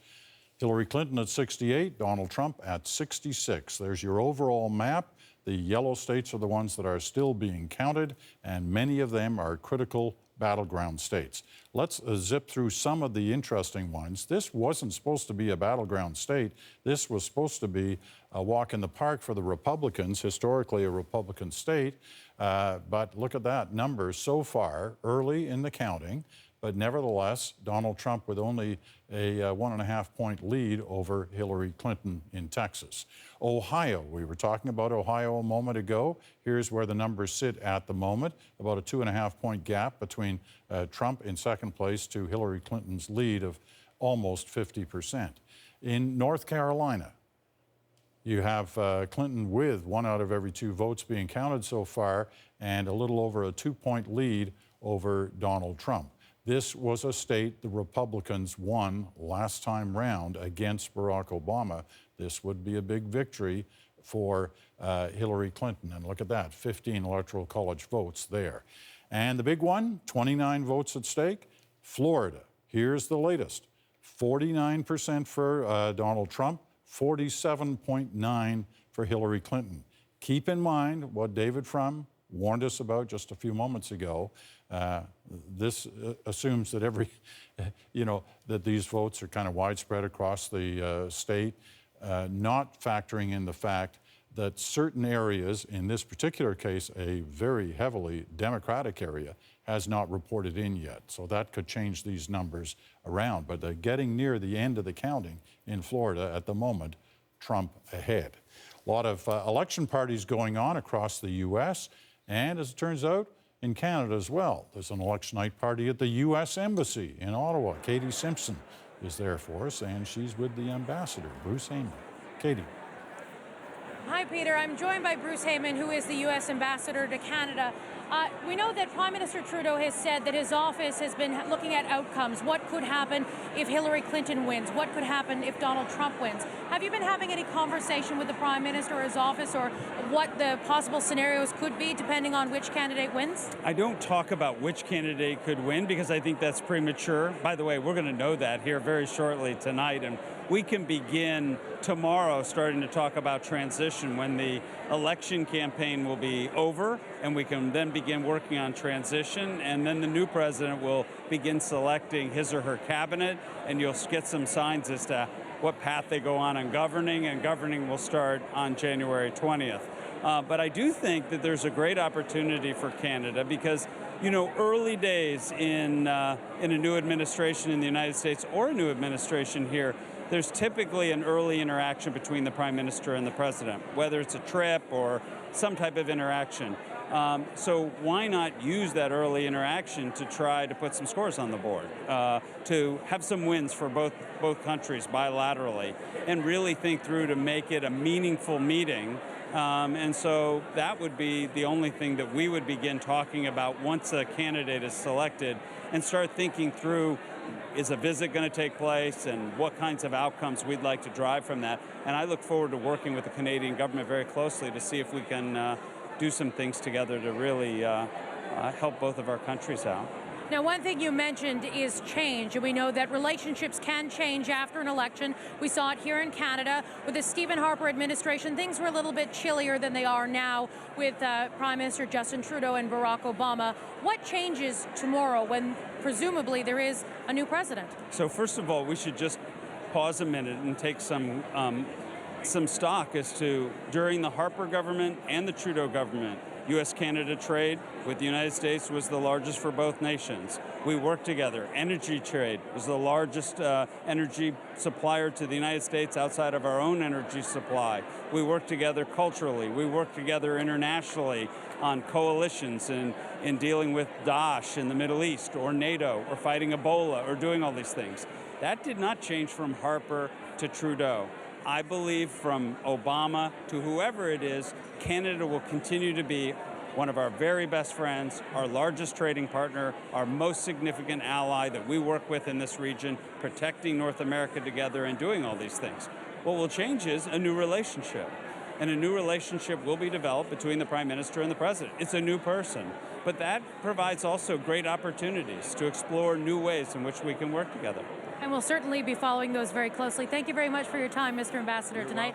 And Peter, one thing I should say that the House isn't sitting this week, so not a lot of MPs are in Ottawa, but we did spot in the crowd just a short time ago Environment Minister Catherine McKenna. So she is here. She, of course, is from Ottawa. So hopefully we'll go and catch up and check up with her. But as Rosie had mentioned, that it's been pretty quiet from the Prime Minister's office, as well as from ministers whenever asked about what's going on with the election in terms of, you know, something happens in the U.S. and we ask the Prime Minister about it. He's been very clear to say that that he's willing to work with whoever's in power. So it's unsure if Catherine McKenna will chat with us tonight, but we're certainly going to try. Peter. All right, Katie, thanks very much. Thank the ambassador for us as well. And it's interesting, it will be interesting to find out what happens to Ambassador Heyman, because U.S. ambassadors serve basically at the pleasure of the sitting president, no matter where they are around the world.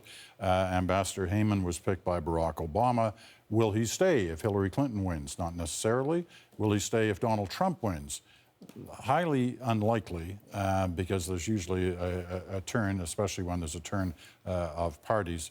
Usually ambassadorships, not always, but at times, are awarded on the basis of their work for the party in any number of different fashions over the years. So it'll be interesting to see what happens to Ambassador Heyman. I'm sure he's looking at these numbers with a lot of personal interest as well tonight in terms of what tomorrow may bring. All right, let's go to Times Square in New York. That's where Stephen D'Souza is tonight. Tough assignment you got there. Peter, I'm here with the voice of the people, and I'll just give you a sense of the crowd that's built up over the last few hours, and the crowd has built up. They're coming here to watch the results, and they're here from all over the world. We've talked to people from Argentina, from Scotland, from the Netherlands, and they're all very interested, as you can imagine, about the election results. But it's also interesting because here in New York, people here sometimes feel like they're in a bit of a bubble politically, that they don't have the impact on the election that people from the rest of the country do. And so they have to watch from afar. States like Florida and Ohio really decide this election. For them, though, you know, for people here, it's about coming together and talking about the election. We have one voter here, Rebecca Benavides from Houston. Yes.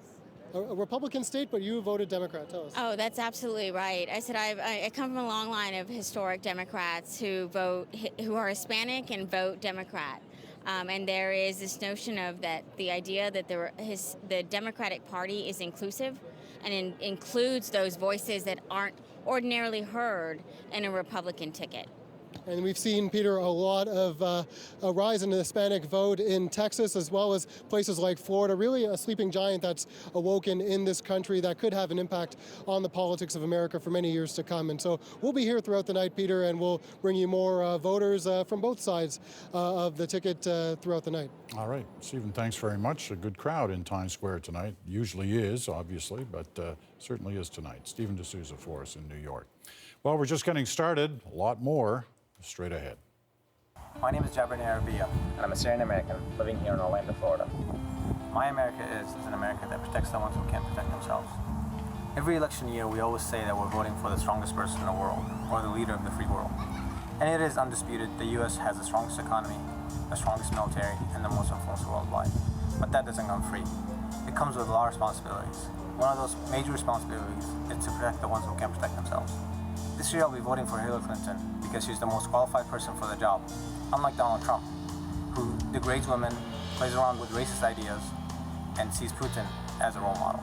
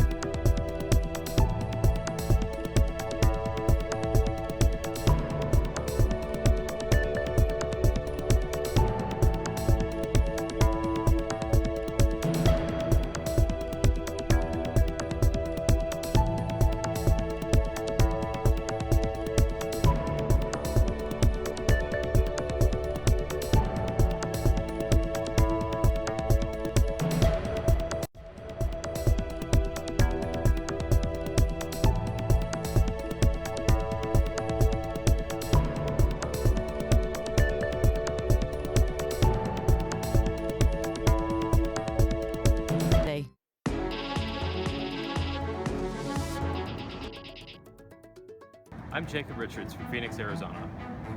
My America is forgetting the value of freedom, and both candidates are making it worse. As a voter, I'm concerned about threats to economic liberty. Hillary Clinton has called for higher taxes and more regulation. Donald Trump has called for tariffs that would punish American consumers. Neither candidate appreciates the value of free markets neither one is getting my vote on Election Day. And welcome back to our continuing coverage. Quick update in terms of the map so far and the way things are unfolding. The Clinton lead over Trump still at just 2 in the Electoral College votes. And still a lot of these key battleground states are very tight. And they have not been declared yet. That's why you still see so much yellow on the board where there is counting. The gray, of course, are where polls are still closed. Let's look at some of the other states that we haven't checked in on lately. This is Virginia, and this is a surprise at this point in the evening. 13 Electoral College votes up for grabs. Donald Trump has a lead. Keep in mind, Hillary Clinton picked her vice presidential candidate, Tim Kaine, from Virginia. That was supposed to make it a lock, one assumes. It's not a lock at this point in the evening, as Trump has the lead in Virginia. New Hampshire, the Republicans were making a lot of noise about their possibilities in New Hampshire. What's happening? Almost a 10-point lead for Hillary Clinton. It's not happening at this point in the counting for Donald Trump in New Hampshire. And finally, as we've been doing all night, watching Florida, the big one, 29 Electoral College votes at stake in Florida. Still, we're told a million votes still to be counted in Florida. The lead, though, at the moment is for Donald Trump just over 1 percentage point. And as we know, and as Ashley's warned us a number of times, this is going to go on for a while through tonight and into tomorrow. And as we once saw, it went on for weeks after this. So let's see what happens in Florida. Time to get serious. What would an election be without this guy? Mark Critch is in Halifax tonight. What do you got for us there, buddy? Hello, Rosie. It's very exciting. We're here now. We have a 22 minutes of viewing party. I know you're just with the ambassador. He said sometimes it becomes a chilly relationship with America and the U.S. It's going to get pretty chilly if Trump gets in and he's there with shirtless Trudeau coming for a big sleepover state visit, and then he gets here and he realizes that he doesn't even have a house and he has to stay in the apartment above the Governor General's garage. It's going to get very awkward very quick. But we're really, really enjoying things here right now on the what could be the eve of destruction, Peter. And remember, they come for the media first, right? So, see you, buddy. Thanks, Mark. Always good to have you on the program. And we'll see you again later in the evening. My pleasure. Keep chowing down on those dogs. This may be the first president who will have to change the new code to all ones. I'm very excited. We salute our neighbors. All right. Thanks, Mark. All right. Keith Bogue is with us again, who has been monitoring these numbers coming in the last little while. Things not moving on the Electoral College vote, but we're about to see some key states close here coming up the next top of the clock with more than 150 Electoral College votes at stake. What are you sensing here? Well, I was just checking Virginia because, as you pointed out, it was a surprise, and I expected to look at that and see there were probably not a lot of returns coming in from the D.C. suburb area, but in fact there are. I mean, there may be something going on there, so I think that's worth keeping an eye on tonight. I think Florida is living up to what the polls promised. You look at that polling over the last 10 days there, and the lines were crossing. In the sense that the lead was changing hands, and it was very tight on the last days of real polling there. That was true in North Carolina, and so far it doesn't look as though it is as tight as the final polls looked like it would be in North Carolina. But I think that there are still more votes to come there. But by and large, I think we are seeing as tight a race as those who thought it would be a tight race could possibly have predicted. I don't think that it necessarily means, all of the assumptions that were made going into tonight are being thrown out the window by any means at all. The assumption has always been, leading into this past hour, that Donald Trump had to win Florida, had to win North Carolina, had to win Ohio to build a path towards winning on the night. So far, he's in the game in all three of those. He's leading in one, trailing in two, all of them with very tiny leads, no matter who is leading. So he's still in the game, which a lot of people didn't think we'd be seeing at this point based on the polls of the last few days. Okay, don't go away. We'll got lots more with you coming up later, Keith.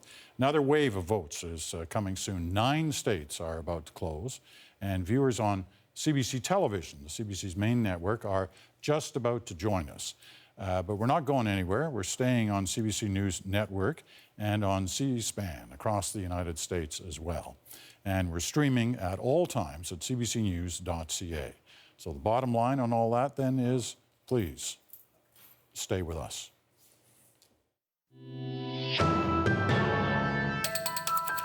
This is a CBC News special presentation. It is the most powerful country in the world, our neighbor, our ally. Its decisions affect us like no other nation. The economy, security, democracy. Decisions often made by the person who lives in this house, the White House. Tonight, Americans elect a new leader. Will it be the brash billionaire whose background has raised more questions than it has answered? Is he a sexist, racist bully?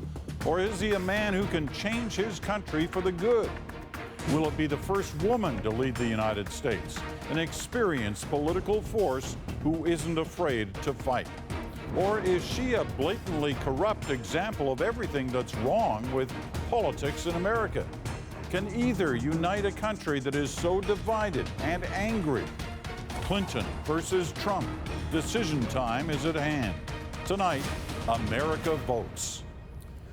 On the west side of Manhattan, they're anticipating a big, big night. You're looking live at Hillary Clinton's headquarters. And not far away, 2 miles or 3.2 kilometers to us Canadians, you're looking at a hotel in Midtown Manhattan, the place where the Trump campaign is watching and hoping to come out on top. Hello there, I'm Peter Mansbridge, continuing our live coverage on CBC News Network and across the United States on C-SPAN. And now we are welcoming our viewers on CBC Television. Strap yourselves in, it's a big night. We expect a lot of tight races, a lot of exciting races, and that's exactly what we're getting. And we've got you covered. We have reporters in key states where this race could be decided. And in locations across Canada as well, tracking the impact of the story right here at home. 9 more states have just closed, including Arizona and Colorado. On our big map, red states are called for Donald Trump so far, blue for Hillary Clinton, yellow states, and you see an awful lot of them. Polls are closed, but no final result yet. They are still counting, and in some cases, just starting to count. The gray states, the ones in western United States, they're still voting right now. The banner at the bottom of your screen is what you want to watch, the all-important Electoral College vote. Each state delivers a certain number, and the magic number on this night, that's the number needed to win, is 270.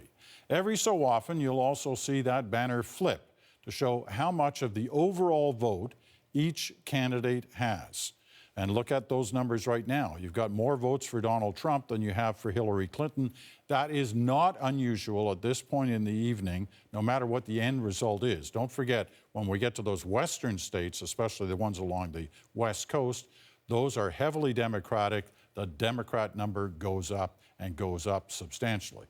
Let's show you what's happened so far. This is the race that people have been watching for the last couple of weeks, and they're especially watching tonight. For the last couple of hours since the polls first closed in Florida, Donald Trump has a lead. Not a big lead, but it is 1.5 points that he has a lead over Hillary Clinton, which is a significant lead at this particular point. Still votes to be counted, and a lot of them in areas traditionally that vote for the Democrats, so that could tighten up. From Florida, we move to Pennsylvania, historically a Democrat vote, and of the votes counted so far, it's going to stay in that history column with Hillary Clinton with a substantial lead, but early in the counting. Next up, after Pennsylvania, we have Ohio. This one has slipped back into the Republican column since the last time we checked. Ohio was one of the ones the Republicans were bullish about, and the Democrats were almost conceding that they had problems in Ohio for a lot of different reasons. At this point in the counting, the Republicans, Donald Trump, is ahead in Ohio. From Ohio, we check in on Michigan, another state where the Republicans were hoping to break through. At the moment, they're not. They're almost 2.5 points down behind Hillary Clinton in Michigan, traditionally a Democrat vote.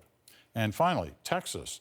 This one's a lot closer, has been a lot closer through the last little while than many people expected. Historically, a Republican state. But right now, the Republicans are leading. Donald Trump has a lead of almost 5 percentage points, so he must be feeling good about that right now after getting an initial scare on that. Well, we just took a look at the early results, but let's take a deeper look at some of the key places. Here's why Florida matters. You know, you win Florida and you win big. 29 Electoral College votes. The state has sided with the last 5 presidential election winners. You'll recall it also had the final word on Bush versus Gore in 2000. And in Florida tonight, our Susan Ormiston, who's been watching all this happen, the back and forth of this race over the last couple of hours. Susan, tell us what it's been like. Well, you have to think that the Democratic Party is not only nervous but disappointed at this juncture. Yes, this was supposed to be a toss-up, and yes, it was supposed to be tight, but there was a feeling among Democrats here in southern Florida, particularly over the last 48 hours, that there was a slight momentum going in Hillary Clinton's favor at the moment. That isn't showing up, but as you say, we have a lot of votes yet to come in the southeastern part of this state, which skews more towards the Democrats. But you know, they threw everything here. They outspent the Republicans in advertising almost 3 to 1. They sent in the president, Barack Obama, twice in the last 5 days. The vice president, Cher, was here last night urging the troops, the teams going out to pull the vote. They thought they had the momentum in the early voting with the rise in the Hispanic vote here, but we did see a slight weakening in the African American vote. So those demographics are really important here.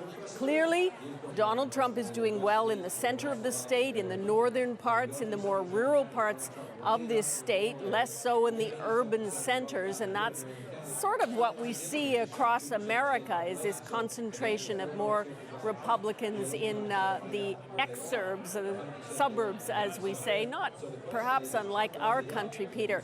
But they're watching this very carefully, because if Donald Trump wins in Florida, it doesn't mean he wins the country, but it does mean, like in The Apprentice, he goes on to the next round. He lives, he survives to find the votes he needs to make up the 270 somewhere else in the country. So it's very close, very tight. We're watching it carefully, Peter. It's fun, exciting, but nerve-wracking for a lot of people here tonight. Yeah, I'm sure it is. But you obviously picked the right place to get lots of hits through the evening, because this one's going to go on for a while in Florida. Susan, thank you. We'll check in with you a little bit later. I just love talking to you, Peter. Yeah, sure you do. Let's check in now with what's going on in North Carolina, another, critical state. Look how tight that is. Could it be any tighter? 1/10 of a percentage point between Hillary Clinton and Donald Trump. Trump in the lead at the moment. Remember, this was a Republican state last time around. This is one of the states that Clinton wanted to knock off Trump to slow down any progress that he might gain out of a win in Florida. Well, at this moment, it is very, very close, as it was in Florida and as it is in some of the other battleground states. So this is going to be tight. Nobody's leaving this barn early. This is a tight one. Kansas. These are some of the states that have made a difference on those totals at the bottom of your screen just since we signed on at the top of this past hour. Kansas has gone for Donald Trump. Not unexpected. Here in Wyoming, once again, expected to be Republican. It has been declared already for Donald Trump. And the same story in North Dakota. It has gone for Donald Trump. And not far from North Dakota, you would expect to see South Dakota. It too has gone for Donald Trump.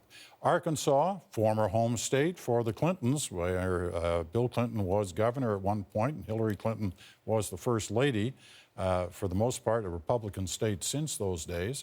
Arkansas has gone for the Republicans and Donald Trump. And one last one, New York. And why is this one important? A lot of Electoral College votes here. You just saw that riff of the states reporting, and yet Clinton still is in the lead, a lead of 10. Why? Because New York has such a chunk of Electoral College votes, 29 of them, the same number that Florida has, and those ones are still at stake. So there you go. The latest round of declarations and the Electoral College vote total, 97 for Clinton at the moment, 87 for Trump. Another battleground in the Rust Belt. Ohio knows how to pick a winner. Every president since 1964 has taken Ohio. Its Electoral College votes have dropped along with its share of the population. Still, those 18 votes, they are key. Renee Filipponi is in Cincinnati for us tonight. Renee.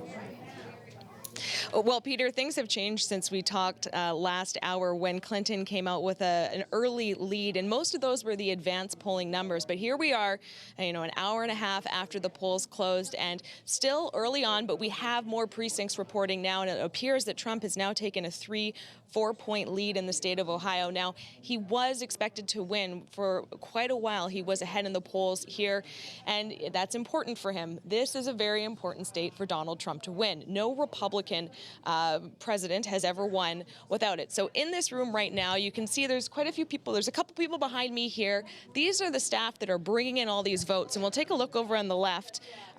Just a couple moments ago, some more microchips arrived, or they've just processed them at this point. So what happens is all of the ballots in the various polling stations across this county, they get scanned in. Those microchips come here. Those microchips go into another computer, and then those results are outputted to the public. So that's what's happening in counties right across Ohio State. Right now, an hour after we talked, things have really switched, and we are seeing more precincts. The Republican and Democratic Party representatives here are saying still at this point, too early to comment. They're watching very closely as they're seeing right now still the typical sort of blue big cities like Columbus and Cincinnati and those places like Cleveland still staying blue, in the rural red parts still red, but there still is a way to go here tonight. Peter? All right, Renee, thanks very much. You saw a change in the numbers there at the bottom of the screen. Why? This is why. Texas has been declared now. There's been enough seen by the various decision makers who call these elections, and they are forecasting now that Donald Trump will win Texas. 38 Electoral College votes in Texas. That's a lot of votes, and it's made the difference now. It's given him the lead. Keep in mind of what we're looking at so far in declared states.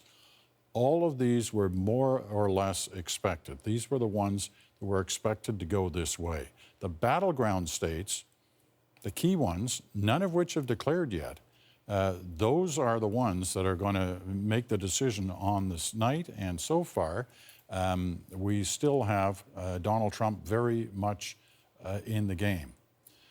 Now, I want to bring our panel back in to help us try to understand all this. Ashley Banfield, David Frum, Danielle Moody-Mills.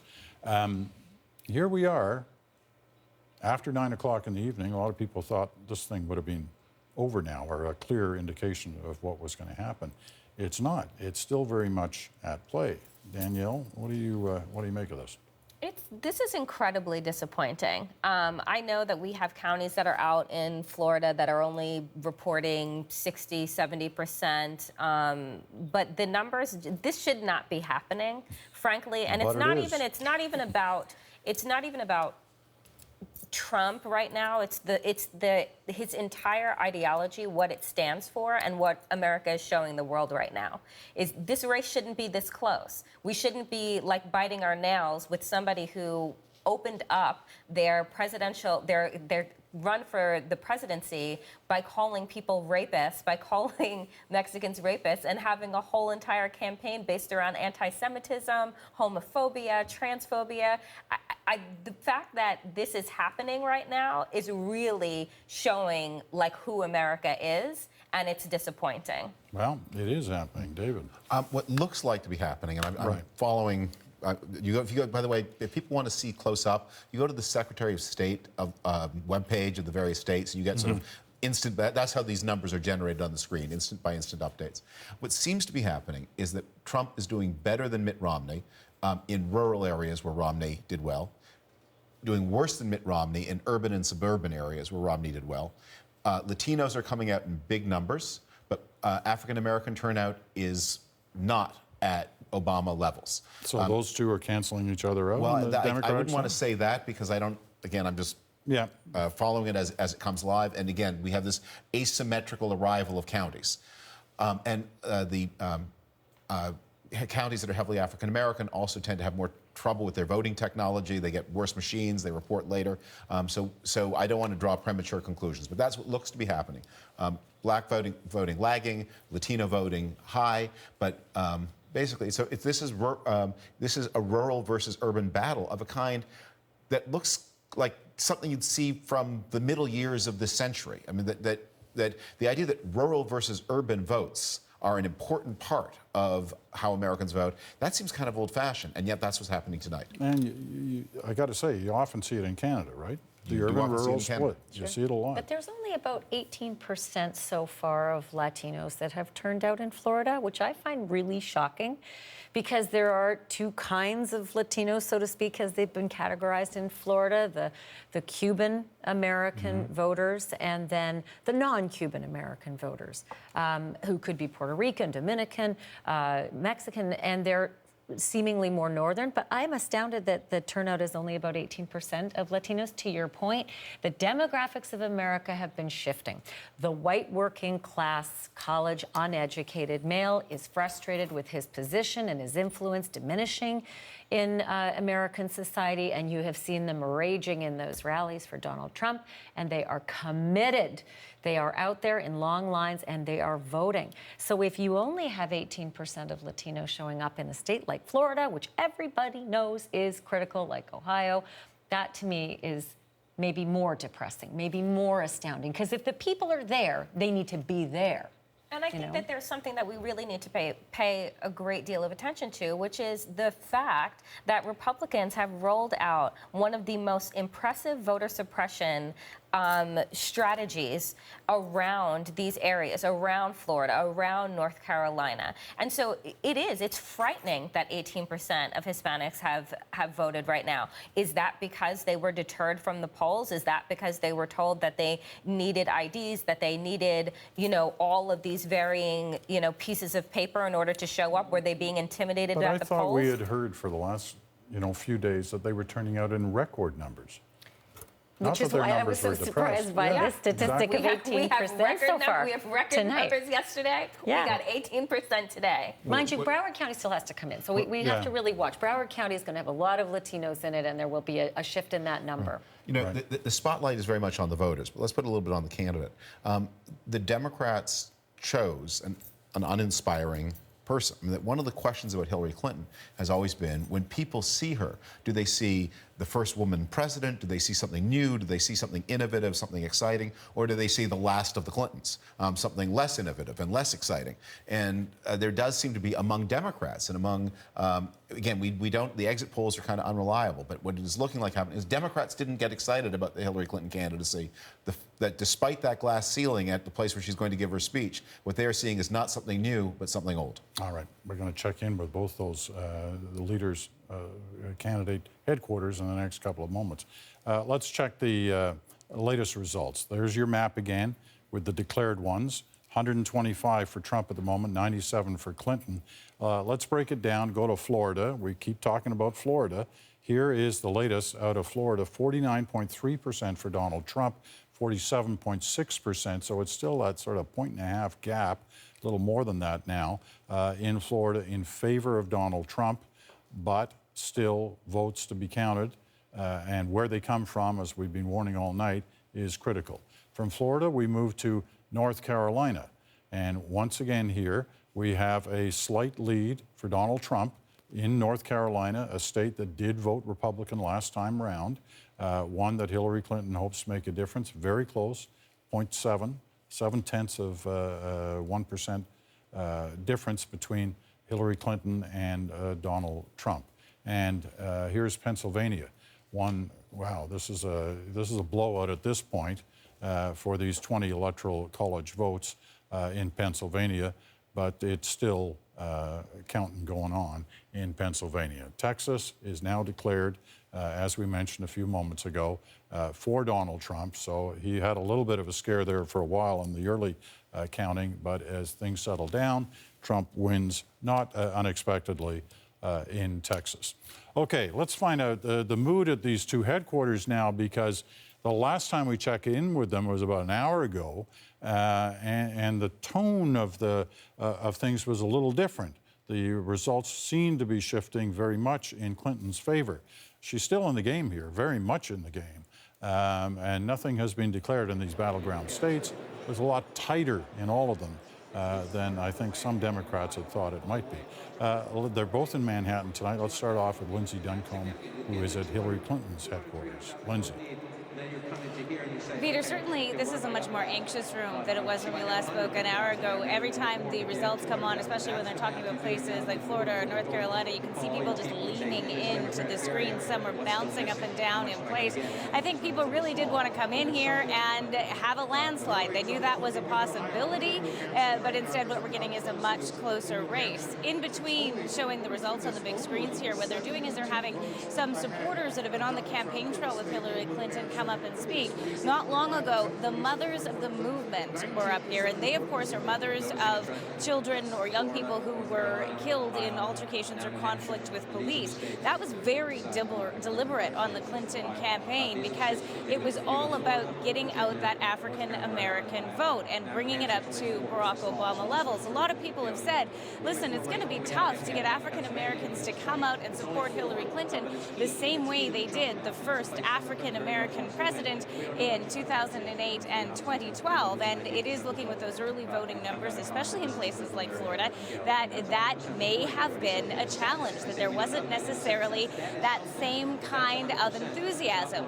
And the campaign certainly did try to bring enthusiasm by bringing the president, and especially the First Lady, out on the campaign. I stood in a line in North Carolina when Michelle Obama was on stage with Hillary Clinton and asked people why they were there. They all pretty much said they were there to see Michelle. Hillary was great, but Michelle was the big draw. And if they had that same attitude when it was a question of whether to go vote today or not, that might be what's causing Hillary Clinton some problems in those key states tonight. All right, Lindsay, we'll see what the mood's like there the next time we check in with you, because it is bouncing up and down. Lindsay Duncombe in New York, just a short distance away, a couple of kilometers actually. Paul Hunter's at Trump headquarters. Mood change there at all? Short answer, yes. It's a lot more buoyant. There's been a lot more cheering the last little while. You know, how many times can we say it? These numbers are still early, blah, blah, yada, yada.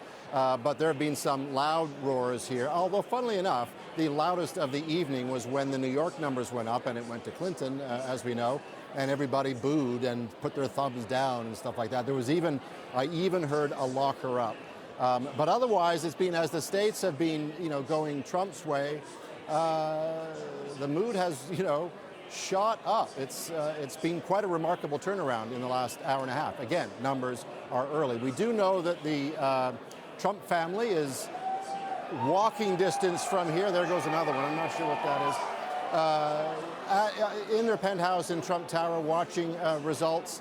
We saw Donald Trump earlier today casting his ballot when, again, this being New York, he was booed as he got out of his Suburban and walked in. And I've been keeping an eye on Trump's Twitter feed, Peter, and he's had one tweet, and it was just a retweet of one by Ivanka of her voting this morning in the last 4 hours, which I think is an all-time record for Donald Trump while he's not sleeping, which tells me they're watching very closely the results, especially as it is here. The place almost goes quiet when they start, they've got Fox up. I got no surprise there. Fox up on the screen. When they start talking about Florida, the place goes quiet because, as we've been talking all night, at this point, it's all eyes on that state. New York Times reported on the weekend that they'd taken away Donald Trump's Twitter access, so he'd stay off it. Don't know whether it's true or not, Really? but it might explain maybe. why there's nothing there. Not tonight, Dad. Yeah, exactly. All right, Paul, thanks. We'll be back to you in a bit. We want to look at Colorado right now, and this is the early returns coming in from Colorado, just closed a little while ago, with Hillary Clinton with about a dozen-point lead. Now, Colorado went Democrat for both elections for Barack Obama. Before that, it was pretty much a Republican state right back to World War II.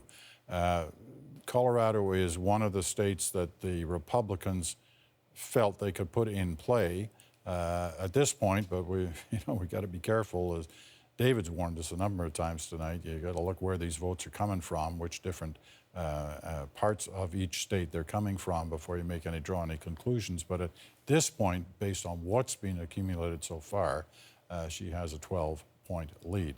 But there's more to the Colorado story, and Ian Hannamansing's got it for us as he's monitoring things from Vancouver tonight. Ian? Well, Peter, you mentioned that the polls are to close in Colorado. They were to close at 7 o'clock Mountain Time. Officially, that's true. But you know what? There's still people who are voting in that state. And it's because there was a 29-minute computer glitch in the state of Colorado earlier today. The Democratic Party, because Colorado is so important to it, went to a judge and said, we'd like the polls to stay open for an extra 2 hours. The judge said, well, no, there's no evidence that that glitch led to people not being able to vote. But those who are in the line right now will be able to vote. Those polls will stay open. And there's a reporter who tweeted a picture a short while ago, and he said there's a 70-minute delay there. So we're still waiting for all the polls to close in Colorado. And I want to show you a picture that somebody distributed on social media from Pennsylvania a little bit earlier on this evening. So he is trying to use, I want to show it for a couple of reasons. First of all, it gives Canadians a chance to see a voting machine in action, something we're not used to. But this guy is trying to vote for the Republican, and he can't do it. Well, it turns out he was using the machine incorrectly. What you have to do is deselect the choice you'd already made, and then reselect the choice you do in fact want to make. What's interesting is, in this social media world, this guy is first of all videotaping it. He tweets it. It gets retweeted, Peter, more than 10,000 times, so it ricochets around, and some people were looking at this and saying, hey, you know what, this is an example of the kind of voter irregularity we feared. But then the mainstream media looks at it. ProPublica did this story, and they're the ones that discovered, in fact, this wasn't a problem with the machine. It wasn't a problem with any kind of fraud, for sure. It was just a problem with following the instructions on that. So a lot of these stories get quickly spread around, Peter, and then, I don't know if you want to say debunked, certainly corrected as the evening goes on, and that's the kind of stuff we're going to be looking for. Fascinating, really is. All right, Ian, thank you. We'll look forward to your next one. Straight ahead, we check in with Adrienne Arsenault at the White House. My name is Catalina Santiago, and I am from Oaxaca, Mexico. I have been living in America for the past 11 years of my life. My America is a nation of immigrants. What immigrants need in this country is relief from deportation. My parents are farm workers, are undocumented. I have been granted a work permit, driver's license, and social security number, but my parents don't have that, and 11 million undocumented people don't have that either, which is why it's time for us to change something. The time is now.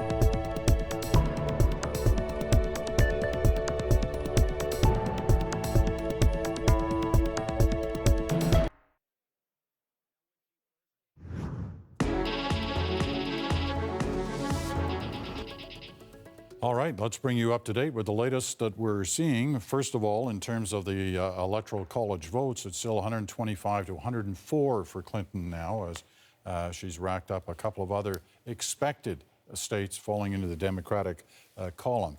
If we have a look at the vote share, this is always interesting to sense this, just where, in fact, the votes are being accumulated. At the moment, Donald Trump has almost 1 out of every 2 votes counted. 49.7% for Trump, 46.3% for Clinton. This, once again, not unexpected at this point in the evening. Keep in mind, all those western states that are in gray right now are still, voting is still going on. And up the coast, when you go California, Oregon, Washington, those are heavily Democratic. And those numbers will start to move the Clinton total up considerably from where it is at the moment, and may push the Trump number down. But anyway, an Electoral College votes, which will determine this at the end of the evening. Whoever gets to 270 first will be the next president of the United States. So those are your big numbers. Let's look at some of these key races that still are not determined yet. In some cases, like Florida, 2.5 hours after many of the polling stations in Florida closed, you have Donald Trump in the lead, 1.5 percentage points, fairly steady here, with about 9 million votes counted so far in Florida. Still a significant number to go, somewhere around 1 million still to be counted yet. Donald Trump is in the lead in Florida, and he has to win Florida, as we've been saying all evening, for his night. This is another state he needs to hold on to. The Republicans won here in 2012. Trump has a lead of a little over 1.5 percentage points over Hillary Clinton. From North Carolina, we go to Ohio. Here in this one, once again, Trump has the lead. This is another one of these states that he has to win. He has to win those 3 states to position himself to a path to the presidency tonight. This one, he may be able to loosen the tie a little bit on this one because he has a good lead in Ohio. But what about Michigan? That was one of those ones that if he could win, if he won those first 3, if he wins Michigan, woohoo, look at those numbers. This is going to have Democrats really worried. In Michigan, we've got the totals at this moment, 49.3% for Trump, 45.6% for Clinton. These are not going the way the Democrats thought in Michigan. And finally, Wisconsin. Here's another one. What's happening here? Well, she has the lead in Wisconsin by 6 percentage points. But the first ones are going to give a lot of pause to Democrats who have been watching all this, Keith Bogue, and going, what is happening here? This is not the way we thought it was going to unfold. No, but I think it's worth unpacking in this way. You know, Florida is tight, and the polls showed it would be tight. Donald Trump may win there. North Carolina is tight. The polls showed it would be tight. If you're thinking about a path to the White House for Donald Trump, what are you going to think about that is the surprise? And we come back to Virginia. I've been looking at the numbers again. What's happening in Virginia is part of what David Frum was talking about earlier, which is that Donald Trump is doing better than Mitt Romney did in rural areas. But what is also making a difference is that he's doing as well as Hillary Clinton in those urban areas that have been reporting so far tonight. About 70% of the vote is in, so there are still votes to count, and they're coming from Northern Virginia, and that may save the Democrats there. But when you're trying to find a path for Donald Trump that doesn't include Pennsylvania, Virginia is very much a part of that. And I think they got to be encouraged by the fact that they're in it there. They're leading by 2 points. It's still, you know, it takes your breath away, what we're witnessing. Well, it's here. nice to be surprised. It is. Well, it's not just the surprise factor. It's the fact that everybody looked at this coming into the final few days and said, you know, the various comparisons like, you know, he's going to have to fill an inside straight to pull this one off. At the moment, he's heading towards an inside straight. He's not there yet. And, you know, there are still lots of things that can happen here. But of the things that had to happen for him in the early going, they have been so far. They're not declared, as we said. We haven't declared a battleground state yet. But things are going the way he needed them to go. Yeah, a Trump win would look like this at the beginning. And you see people in the forecasting models. The one that's most popular, I think, is 538, was also the least bullish on Hillary Clinton, and they're feeling pretty good right now. They always said that if Hillary Clinton has a 75% chance of winning, take the 25% chance that Donald Trump could win seriously, right? You don't round up your 75% to 100%. As someone else said, would you get on a plane that had a 25% chance of crashing? I don't think so. 25% means something. All right. Well, it's all about the White House, right? Who's going to end up in it? Adrienne Arsenault is outside of it right now in Washington tonight. Adrienne, what can you tell us? Peter, I was actually just listening to you and thinking, in some ways, it's kind of about the White House, but not exclusively about the White House. The other, massive races that are being watched tonight are what's happening sort of down the street, what's happening to Congress. We all know that the efficacy of a president largely depends on what sort of legislation he or she can get passed. Barack Obama delivered both houses in 2008. That ended pretty quickly. So right now, leading into this election, the Republicans are in control. And we've seen what that has done to his efforts to do things like, nominate a Supreme Court justice. So in the event that the Republicans look like they will hold the House, mathematically that seem to be in their favor, if they maintain their majority in the Senate, what a different scenario this will be for two different presidents. If Donald Trump wins the presidency and he's got control of the Congress, that means he can do pretty much whatever he wants. Supreme Court justices, most presidents only get to nominate one. 3 of the Supreme Court justices are quite elderly. There's a chance he might be able to nominate several of them. That changes the course of this country. Think of abortion, think of same-sex marriage, think of all of the different important social changes made in this country because of what the Supreme Court did. This president, whoever he or she is about to be, needs to sort of deal with the character of the court, and that will depend an awful lot on Congress. I'll say, this is mind-boggling, the combinations and the possibilities that can happen here in terms of who the president is, what the Congress is, how it's shaped, and how the person, whoever it is in that House behind you, gets along with those in Congress in the Capitol building just up the road. Because as difficult as it might have been for Hillary Clinton, if it's her, with a divided Congress or a Republican Congress, it's not a slam dunk necessarily for Donald Trump with that same kind of Congress either, especially with so many of them not having supported him and not having endorsed him, and in fact campaigned openly against him. So we'll have to keep our eye on that. So how's this all playing in our nation's capital? They've been up and down tonight in terms of watching these results. Rosie Barton is watching things in the Capitol tonight. You said it was awfully quiet coming off the Hill. I don't imagine that's changed much in the last hour. No, it has not. I would say the anxiety is probably starting to peak a little bit. Let me riff off what Adrienne was saying, because there was some, people were sort of reassured, well, listen, if we get a President Trump, at least we'll have the Congress. This is where a lot of the relationships between Canadian politicians and American politicians are forged, because it's where a lot of the work gets done, frankly. But if we end up in a situation where the House is Republican, the President is Republican, it becomes slightly more complicated for Justin Trudeau's government here. And here are some of the key issues where it becomes problematic.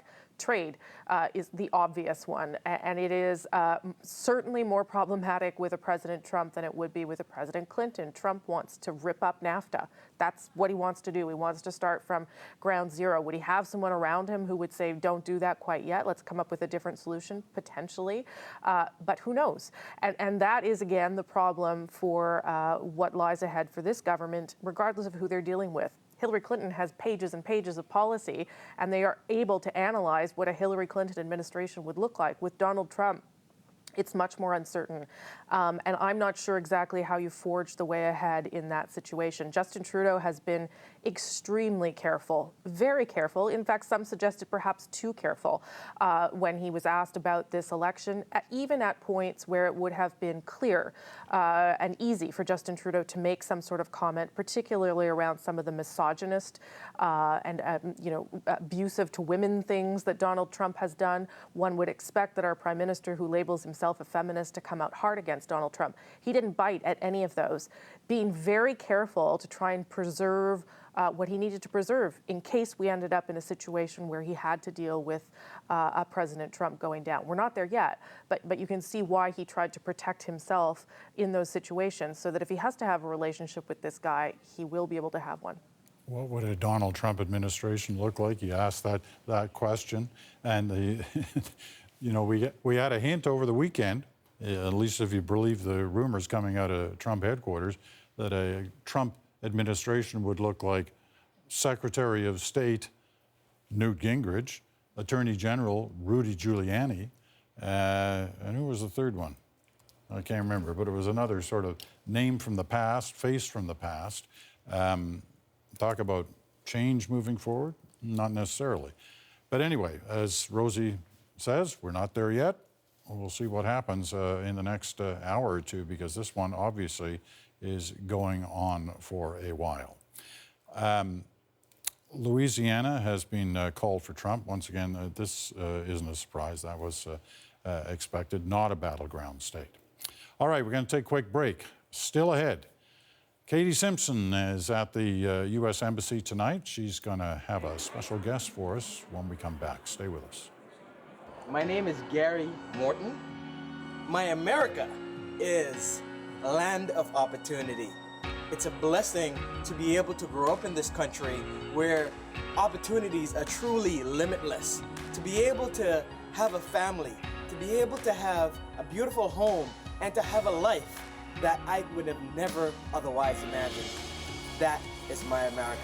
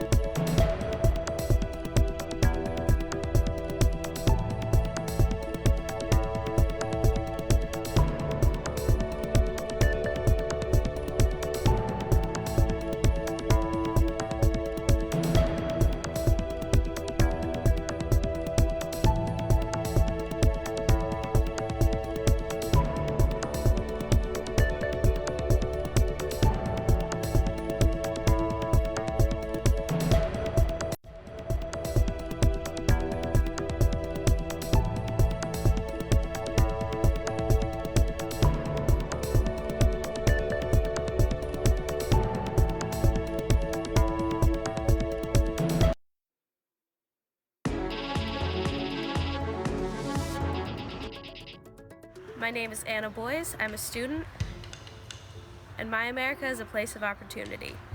This election, we can see how important it is to vote for someone who is going to bring us up rather than take us 50 steps back. On one hand, we have a candidate who makes lewd, degrading comments about women, and on the other, we have someone who's fighting for us and not against us. Well, you want an exciting night? You got one. This U.S. election results story is delivering some really interesting moments in states, battleground states, across the United States tonight, and it's far from determined yet who will end up on top at the end of the evening. At the moment, you see Donald Trump with 133 Electoral College votes. You need more than double that, 270, to be president. Hillary Clinton is back at 104 Electoral College votes. Long way to go for her as well. In terms of the big map, the yellow states still to be determined yet, but here's the update as we're seeing it now. In Florida, still this 1.5, well, a little less than 1.5 now, tightening up a little bit in Clinton's favor, but 49 to 47.8% in Florida. But still not a lot of votes left to be counted in Florida. In North Carolina, Republican-held state last time round, Donald Trump has the lead here of almost 2.5 percentage points. Trump ahead in North Carolina. Moving on to Virginia. This one has tightened up considerably. Virginia is a Democratic state, at least it was the last time. The vice president for Hillary Clinton, Tim Kaine, is from Virginia. That was supposed to make that state a lock. It's much tighter now, 47.6 to 47.3. A fair number of votes still to be counted, so this one is far from decided in Virginia. Now we go to Ohio. This was where the Republicans were hoping to make a breakthrough tonight in, the so-called blue wall for the Democrats, and they have made a substantial breakthrough here in Ohio, at least with the votes that are counted so far tonight. More than a 10-point lead for Donald Trump in Ohio. And finally, Michigan. This is a bit of a surprise when you just look at the numbers, but there are only about 20% of the vote has been counted here, and a good chunk of the Detroit vote has not been counted yet, and that is normally a Democratic stronghold. So we got a long way to go yet in Michigan, but it must bring a smile to Donald Trump's face to know that he's in the lead at this point in Michigan.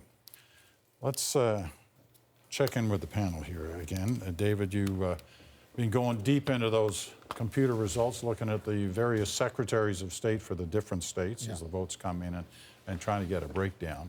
Are you learning any more as to why we're witnessing what we're witnessing? One thing I just saw was that in Virginia, the gap I think right now is about 5,000 to 10,000 points between Hillary Clinton and Donald Trump. Right. There are 173,000 votes to date in Virginia for third-party candidates. Now, that includes Gary Johnson, the Libertarian. That includes Jill Stein, the kind of wacky Green Party candidate. But Virginia is also where so many people... Wacky for you. She's an anti-vaxxer. I think that counts as... But Virginia is also the heartland of the Republican consultant and intellectual class, the people who didn't like Donald Trump but couldn't make their peace with Hillary Clinton. And if a lot of those turn out to be votes for their preferred candidate, a man named Evan McMullen, not a well-known name in Canada, but an independent candidate from Utah, then a lot of people parked their vote, a lot of independent Republicans parked their vote with him because they couldn't pull the lever for Hillary Clinton. That may end up turning out to be quite an important fact. Reluctant Republicans who couldn't cross the divide going for a protest vote that cost Hillary Clinton the state of Virginia. Danielle, who would have thought it in Virginia? I mean, I thought that was what Tim Kaine was all about. He was supposed to close that one down. I thought that was his entire purpose. Now, I like Tim Kaine, right? Like, I think, he's lovely. And I appreciated his entire campaign rally that he did in Spanish. What it's turning out to be right now is not enough.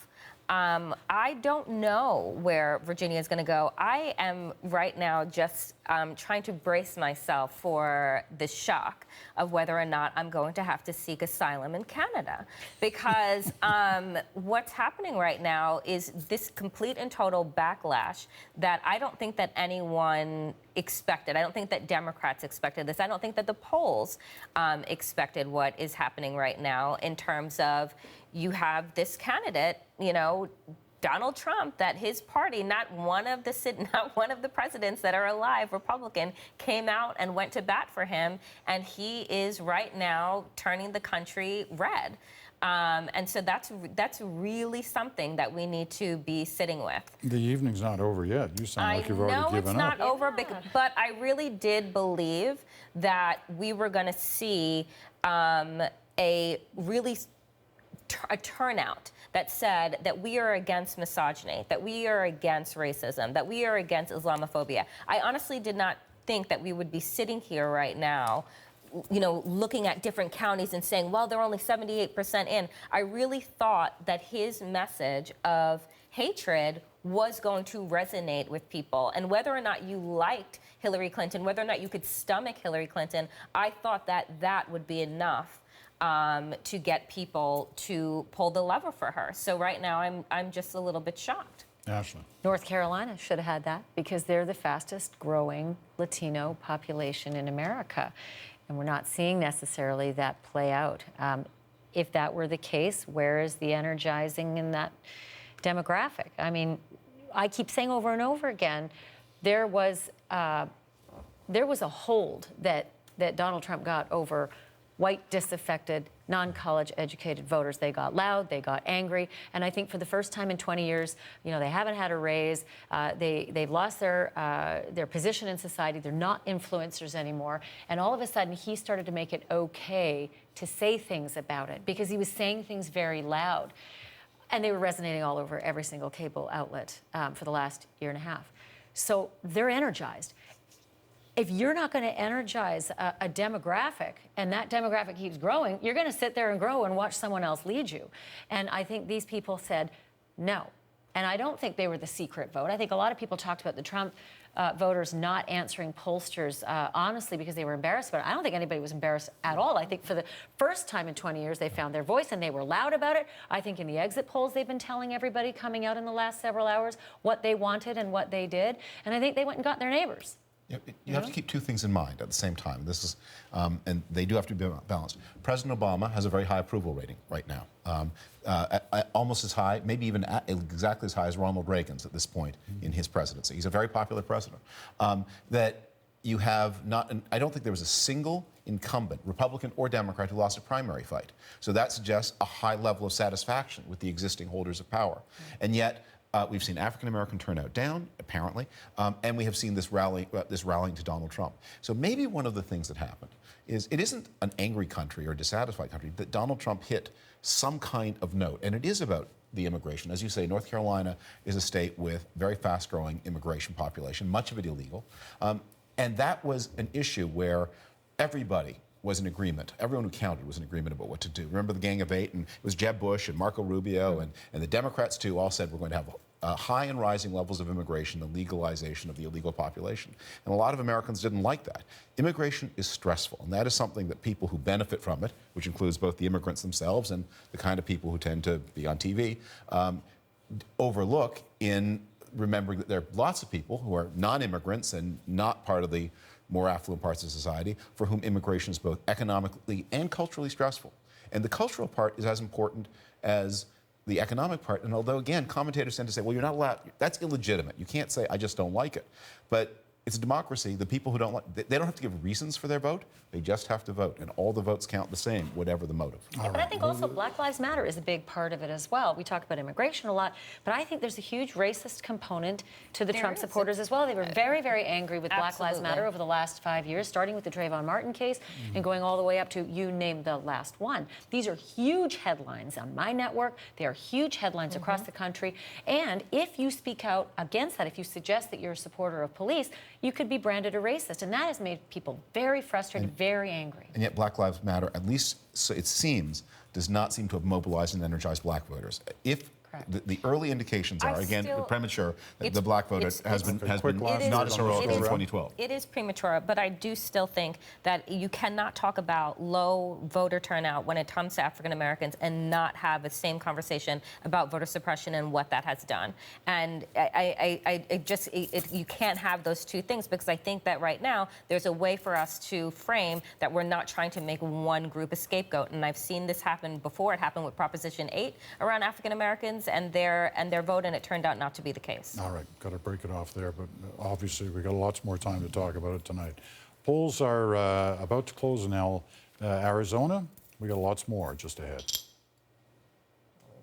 My name is Fumi Lola Fagbamila, and my America is conflicted. They say that this is the land of the free and the home of the brave, and I say that their amnesia is quite convenient. This lack of urgency around the mass caging of Black people, the lack of urgency around Black death at the hands of state agents. But many Americans are ready and willing to shine light on what has been repressed information historically. They're demanding that America does better. They know that we can't call what we have here a criminal justice system anymore, as it does not function as such. In the America that I am imagining in the future, Black lives will matter. All Black lives will matter.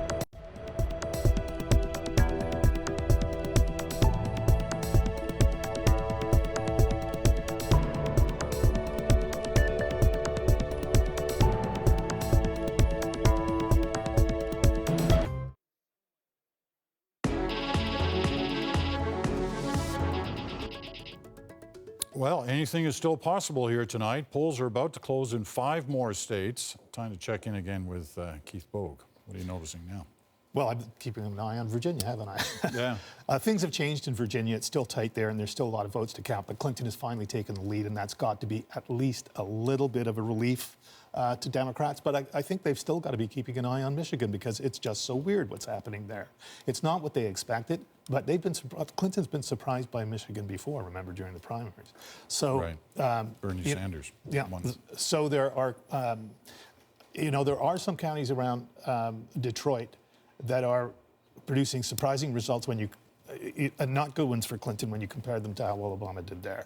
So I don't think that's something that you can just say, okay, we'll check in with that when we got 90% of the vote. I think we're going to have to watch that all night too.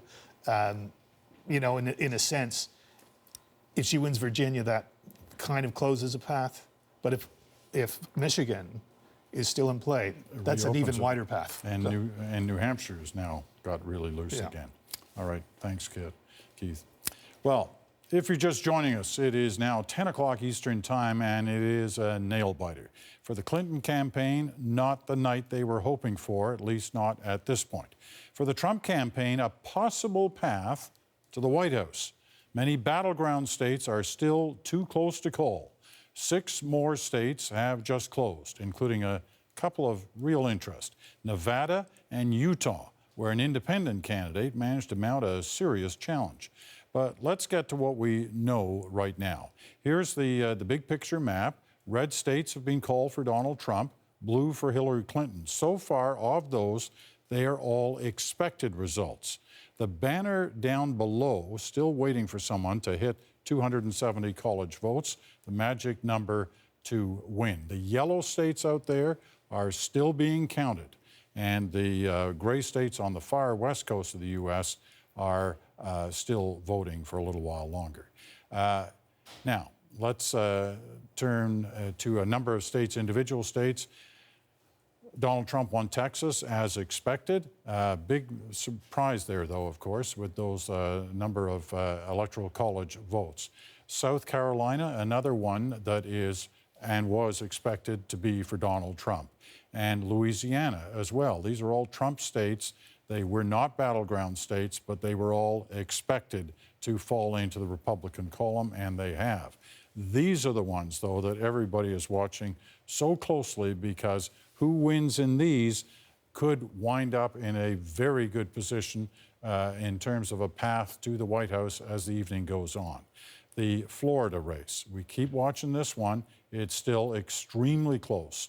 1.3 percentage points separating these two. Keep in mind, Barack Obama won Florida by just 1 percentage point last time round in 2012. At the moment, Trump in the lead. Fewer and fewer votes still to be counted there. In North Carolina, which was a Republican state that Trump had to hold on to, he is holding on to it at the moment by 3 percentage points. From North Carolina to Ohio, which was a Democrat vote, it is not tonight. It is significantly leaning towards the Republicans in Ohio. And Michigan, this another state that had been in the Democrat fold. It is 4 points for Donald Trump at this point, a 4-point lead, but still a lot of votes to be counted in Michigan. They're nowhere near half the votes counted so far, so things could happen in favor of the Democrats. We'll see as that one continues on.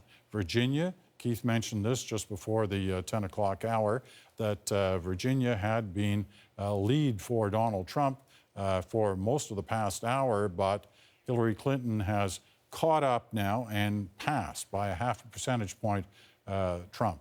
Virginia is a state the Democrats wanted to hold.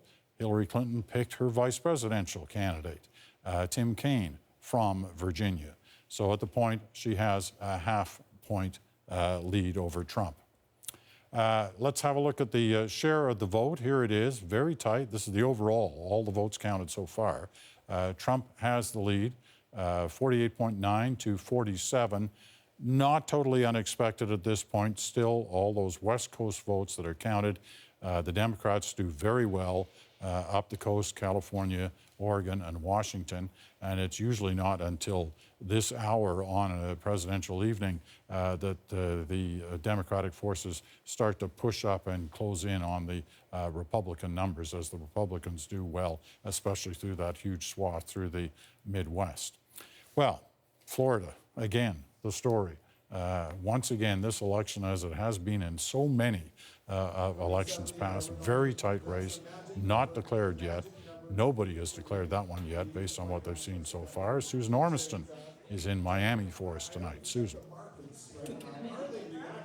Peter, I'm at the University of Miami. They've been watching all night. I've been texting with a Republican in northern Florida, which is where Trump's strength has really shown up tonight. And he says they're all biting their nails, but he believes the Panhandle, that's the northwest of Florida, will take the night for Trump. It certainly seems he's in the lead now. What does it mean? Well, I want to tell you a couple things about what we've heard from people here in Florida over the last couple of days. I spoke to a young Latino man at a polling precinct a couple of days ago, and he said, you know, the Republican strength was underreported. He was 21 years old, he supported Donald Trump, and he said, all my friends are as well, but it's a very quiet support. He said when he said that he was supporting Trump, people got quite hostile, and so it was sort of this quiet, silent majority that we've heard about here in Florida. I also spoke to a woman who was a Latino woman in the lineup a couple of days ago. She was supporting Hillary Clinton and said she found Donald Trump's comments about women despicable, but then she said a curious thing. She said, the only reason I respect Donald Trump is because he's the one that tells the truth. He's the only honest politician amongst the two, which seems curious given a lot of what we've heard from Mr. Trump over the long campaign. So a real mixed bag, a real confusion really among voters here, and we're seeing that tight race. So far, most of the votes are in, upwards of 95%, but we're still waiting for critical numbers out of, we believe, the southeast of this state, which may help the Democrats. But the question is, will it be enough to make up that 1.2 percentage point deficit that they're facing right now? I can tell you they're feeling pretty disappointed. They thought they had some momentum going into tonight, Peter. Yeah, you're right about that. They certainly thought that over these past couple of days, that everything was in their favor in Florida, but also in other battleground states. Now, we keep reminding everybody it's not over yet. It's not over till it's over, as Yogi used to say. And the fact is that at the moment, though, Trump is doing well in a lot of these states that he had to win tonight to create that pathway. We'll check in with Susan again a little later. Keith, just to bring you back for a moment here, you know, we watched poor Danielle here going through trying to what happened here, what's gone wrong. Knowing, cautioning once again, it's not over yet. But you start looking to see, like, what did go wrong? What mistakes were made? Mm-hmm. Did we make mistakes, as Democrats will be asking themselves at this point in the evening? Well, I mean, clearly, we're only in the middle of this story, and what matters most is how it ends, right? So let's just see that. Mm-hmm. But what can we tell so far about what we were expected to see tonight? I think in terms of some of the advantages that Democrats said they had coming into this, particularly that the composition of the electorate would be what decided the outcome. What they meant by that was that they understood that their demographic gave them an advantage right out the door. But they also thought that was a part of their ground game too. They outnumbered Trump on the ground by about 4-1 in Florida. Well, what happened to that? I think that's a question that they're asking themselves, and whether there are similar weaknesses in other parts of the country that are going to cost them tonight as well. But I think that they were certainly more confident than the polls indicated. You had, you know, David Plouffe, a campaign organizer manager for Barack Obama, saying the chances of Hillary Clinton winning the election were 100%. And he said that's because we're not putting all our eggs in the basket of polls and so on. We have granular detail about voters, where they live, what their addresses are, how to get them out, we know everything. We know them as individuals. That doesn't seem to be showing up tonight in Florida, at least, and Florida was one that I think that they were probably more confident about Florida than perhaps the public polls indicated they should have been. You know, last night, roughly about this point, David and I were talking about how the financial markets were reacting to this race. And a week ago, the markets were dropping because it looked like Clinton was in serious trouble because of the FBI thing. And in the last couple of days, it bounced up again because the polls were all suggesting, and comments like Plouffe's were leaving the impression that things were going well for Clinton, and therefore the market came up quite significantly. Dow futures at this point tonight, down over 400 points, almost 500 points. Yeah. But what really hurts markets is uncertainty, right? And that's what we're living through right at this moment.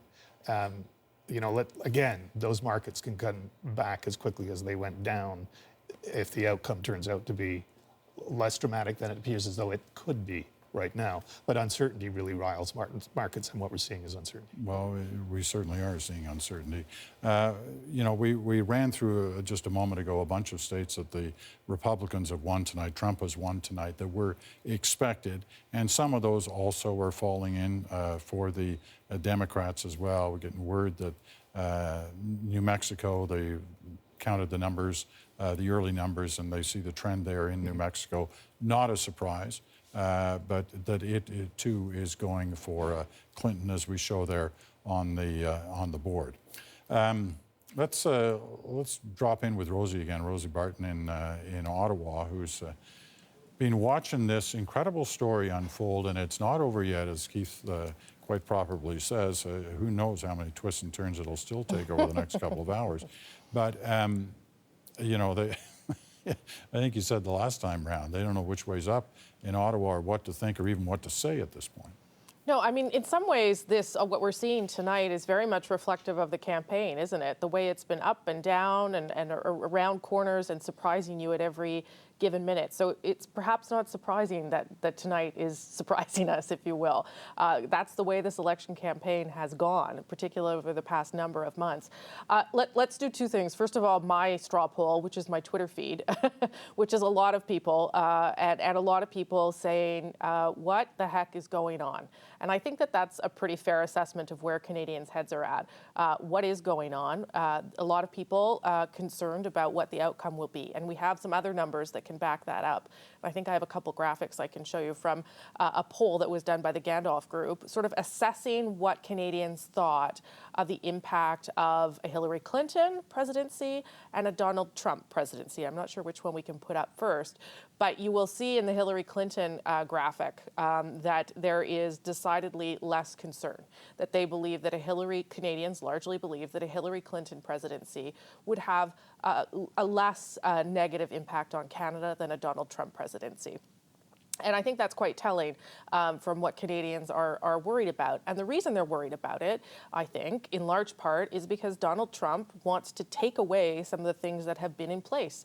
NAFTA is one, but he does have concerns about the borders. He has concerns about immigration. He has concerns about Syrian refugees, 30,000 of which we brought into this country. So his messaging, it runs very much in the opposite direction to what Canadians have been hearing in this country. So it is of no surprise that many Canadians would be concerned about what his presidency would mean. I'll say. Okay. Rosie, thanks. We'll be back to you.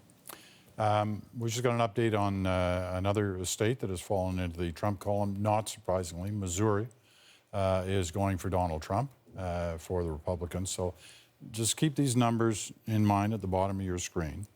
So far, none of the battleground states that are critical to the way this will unfold tonight have been called yet, have been declared one way or the other. So the numbers you're seeing are not totally unexpected. Trump has racked up 146 Electoral College votes. You need 270 to win, which would mean he's still got another 124 to go to get to 270. Hillary Clinton, at this moment, 109 Electoral College votes, 161 away from the total that she needs. So lots to happen yet. Most of them, the critical ones, the battleground states, have not been declared yet. And there's some really interesting races. They're all very close, but they still could tip, most of them, either way. So we'll have to wait and see how that unfolds and see who gets to 270. All right. Let's go to Vancouver now, and Ian's got another update for us. Ian, on the markets, I guess.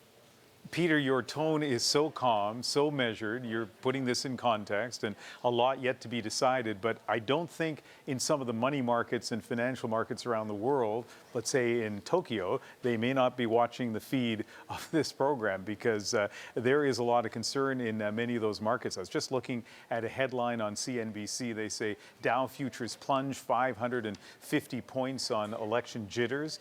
They are trading in Japan right now. The Nikkei is down 2%. and that is associated, some traders say, with what's happening in the United States, that Florida in particular not unfolding the way that financial markets expected that it would, although, as you point out quite properly, we don't have a final result for Florida, much less to the election yet. Oil is down 2.5%. One commodity that's up, it won't surprise anybody, gold. It's a place that people go when there is uncertainty. But I'm sure a lot of viewers, Peter, are thinking back to the night of Brexit. And there, even when there was a surprise result confirmed and the markets reacted with a level of shock, a lot of those losses that we saw in world markets after Brexit slowly moderated. But at this point, at this late hour, with Wall Street, of course, and Bay Street closed down, but traders around the world watching this with some concern, there are definitely jitters on the market. Boy, I'll say, those are big numbers you're talking there, Ian, and I know you'll keep monitoring them as this next hour unfolds, because they're going to likely to bounce around even more. There is this kind of, you know, listening to you there, and I know we'll get to this with the panel here a little later, there is this kind of whiff, the Brexit whiff here. I remember that night so well, the way it unfolded, and people going, no, you know, there's such and such an area that still needs to report from London, and that'll balance out what we're seeing elsewhere. It never did. And the market started to react immediately to what we saw on the Brexit vote. Is this similar to that? We'll see. We'll talk about that in a few moments' time. All right, let's go back to Times Square in New York. It's always lots of action there. What's the action like now? Steve D'Souza is with us. Stephen. Peter, I'm here with a Republican, a bit of a rare species, a Republican from California, but Greg Wells actually voted Democrat. So what do you think when you see the results up on the big screens here and Trump as close as he is?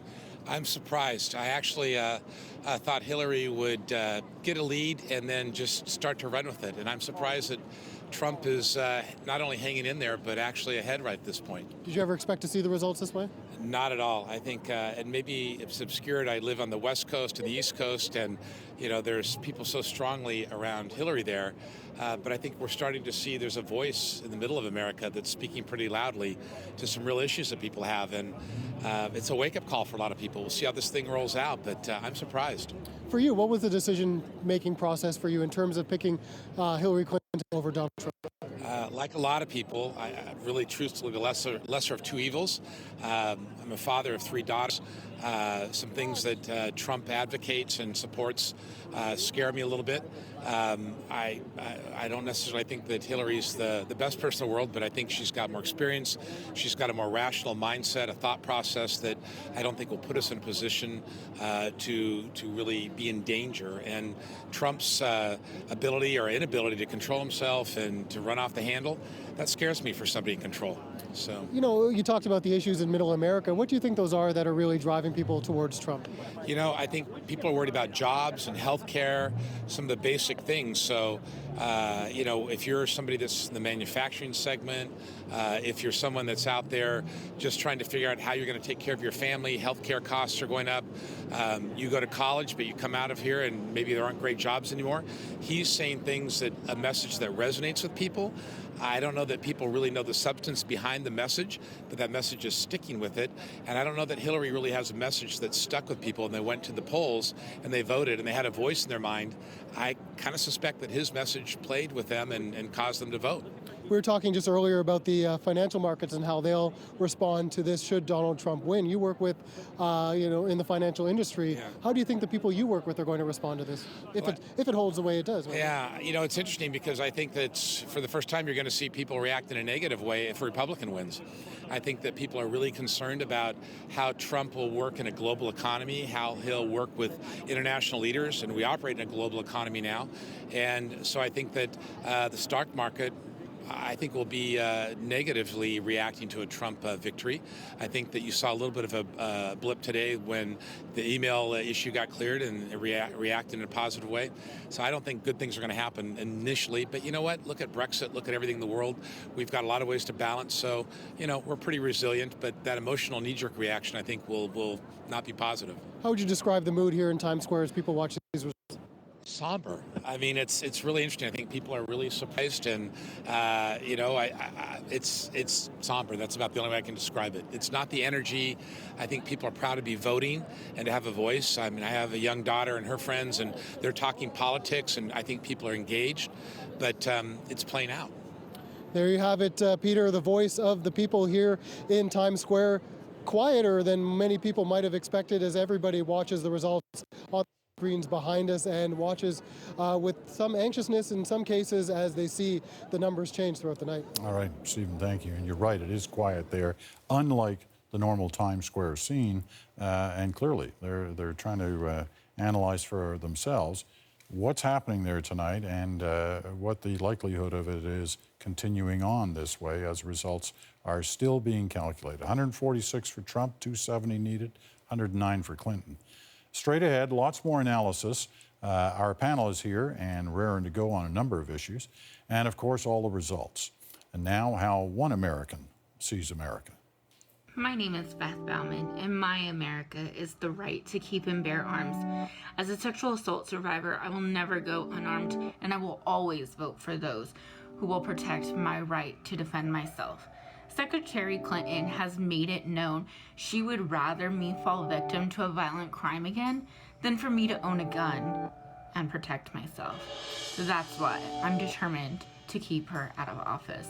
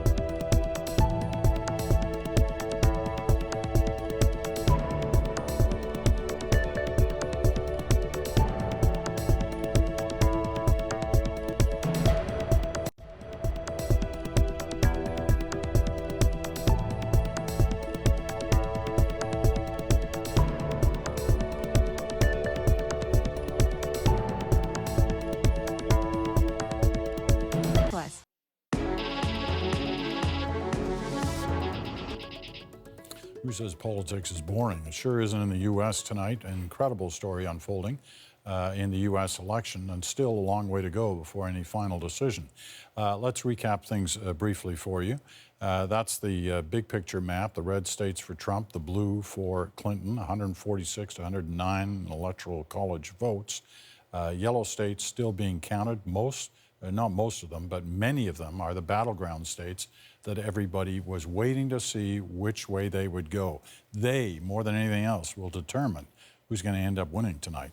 Let's have a look at some of the ones still being counted. And this is well into 3 hours now that they've been counting votes in Florida. Still not done, and a very close race at the moment. 1.5 percentage points still between Trump and Clinton. Still votes to be counted. Nobody's calling this one yet. North Carolina, Another one, which was a Republican state last time round, will it stay that way? A little over a 3-point lead for Donald Trump in North Carolina right now. He needs Florida, he needs North Carolina to create this pathway. He needs others as well, including this one, Ohio. And what is the situation there? This is a big lead, and it has stayed big for the last hour, more than the last hour, and those who make decisions about declaring states must be getting close to making that decision on this one. An 11-point lead for Donald Trump in Ohio, which was a Democratic state last time round. Now we go to Michigan, which is a traditionally Democratic state, at least has been lately. But here, once again, you've got a lead for Donald Trump. But this is very much an early going one. The votes are coming in relatively slowly in many of these Rust Belt states, quite frankly, which is kind of common. Usually the Sun Belt states in the South, the votes come in much faster than they do in the North and the Rust Belt states. This one, only about 30% of the vote has been counted. So there's a long way to go yet in Michigan. And as we've seen throughout this evening, numbers have changed considerably as more votes have started to pile in. So we'll look at those numbers in Michigan, but recognize the fact that it's early on the night. All right, let's talk. We made that Brexit comparison, Ashley, David, and Danielle, a few moments ago, which kind of shocked everybody. The British vote to leave the European Union. We saw the pound crash as a result. Still hasn't fully recovered. Hasn't recovered at all, actually. Is there a Brexit comparison here? Who wants to tackle that one first? I never thought for a minute that anybody should be so complacent going into this, because if you live through the primaries in the country where we live, we've been to that rodeo. So, and you know, gosh, I don't know how it is for you, but because we're in the media and we're in the public eye, when we're out and about, people always say, well, what's going to happen 11 days from now? What's going to happen 8 days from now? What's going to happen tonight? People in Canada asking, what's going to happen tonight, as though I'm the seer. And I have said the same thing to everyone. If I were a betting man, I'd be paid a lot more than I'm paid now. But this is anyone's guess. And I think we saw this already. We watched this. Not one person thought Jeb Bush wouldn't do better. We all thought Jeb Bush would do so much better and have such a longer run. So I don't think it's a surprise tonight. Okay, let me just for a sec. We hinted that we were probably close to a call on Ohio. Ohio has now been called. That's the change in the numbers you see on your screen. 164 now for Trump, 109 for Clinton. He's edging closer to just 100 Electoral College votes away from the 270 he would need to become president. That's still a lot of votes, but he's heading in the right direction. David, on Brexit? It is like Brexit in this way. I was in England for that week, and 2 weeks out, the Remain had a big lead. That lead began to shrink in the 2 weeks before. And in the last few days, the polls are suggesting that Leave would win. And in the world of the media and policy and finance, people just didn't believe it, because we have this instinct for most of the period from World War II until the end of the Cold War, when voters were given a choice between a high-risk and a low-risk option, they chose the low-risk option. And it just seemed incredible that British voters, with so much to lose, would do something as risky as Brexit. And indeed, the risks have arrived. The pound has collapsed, and Britain's economic future looks a lot darker than it would have without Brexit. That's the same way tonight. You know, you knew the negatives about Hillary Clinton, and yet Donald Trump was obviously the higher risk choice, an authoritarian figure, very close to Russia, and with ominous consequences for the NATO alliance. It just seemed too dangerous. And you imagined, I think a lot of people who have ideas about how voters behave imagine the voters would flinch from the high-risk alternative. They may yet do that, but for now, a lot of people have embraced the high-risk alternative as they did in Brexit, and Brexit isn't going too well. No. No, it's Danielle, actually hold on a sec. a disaster. I'll come right back to you in a moment. I want to go to Renee Filipponi, who's in Cincinnati tonight, as you watch this decision just made on Ohio, that it is falling into the Trump camp. away from the Democrats. Renee, what can you tell us? Yeah, we're getting some reaction here. You know, we've just called this ourselves for the Republicans, and that's a bit of a shock because we knew Trump was ahead, just not by this much. So joining me for some reaction on this is the chair of the Democratic Party for this county, but we're going to ask him a little bit more about the state in general. So hearing this, looking at these results, what do you think happened here? Well, a number of things. First of all, Hillary did very well in urban counties like here in Cincinnati, and she did in Cleveland and she did in Columbus. Where we lost was in two areas, and we lost big.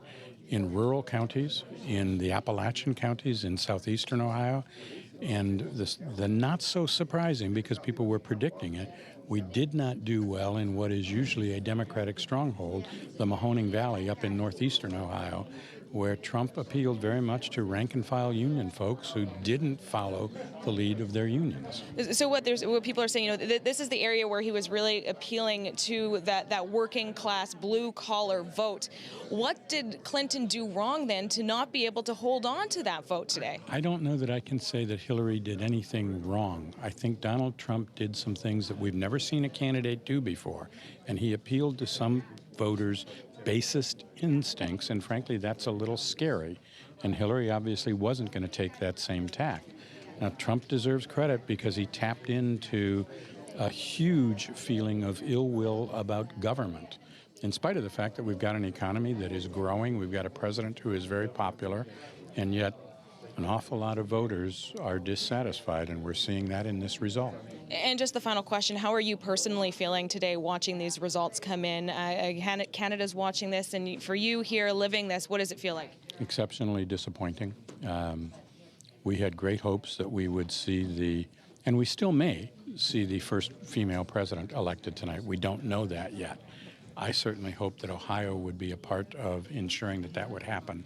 And the fact that it didn't is extremely disappointing. All right, thanks, Ted. That's Ted Burke, chair of the Hamilton County Democratic Party. And as the saying goes, this is a swing state. As Ohio goes, often goes the country. So this is a result very disappointing for the Democrats, I'm sure. Peter? All right, Renee, you're right on that. We'll talk to you in a bit. Renee Filipponi in Cincinnati. Well, result now in Virginia. The Democrats expected to hold. They have, but it was a lot closer through the evening than they thought, and gave them lots to be concerned about.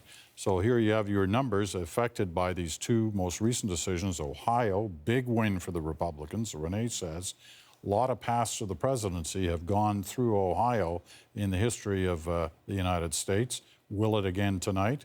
We're going to find out in the next couple of hours. 164 for Trump. 122 for Clinton.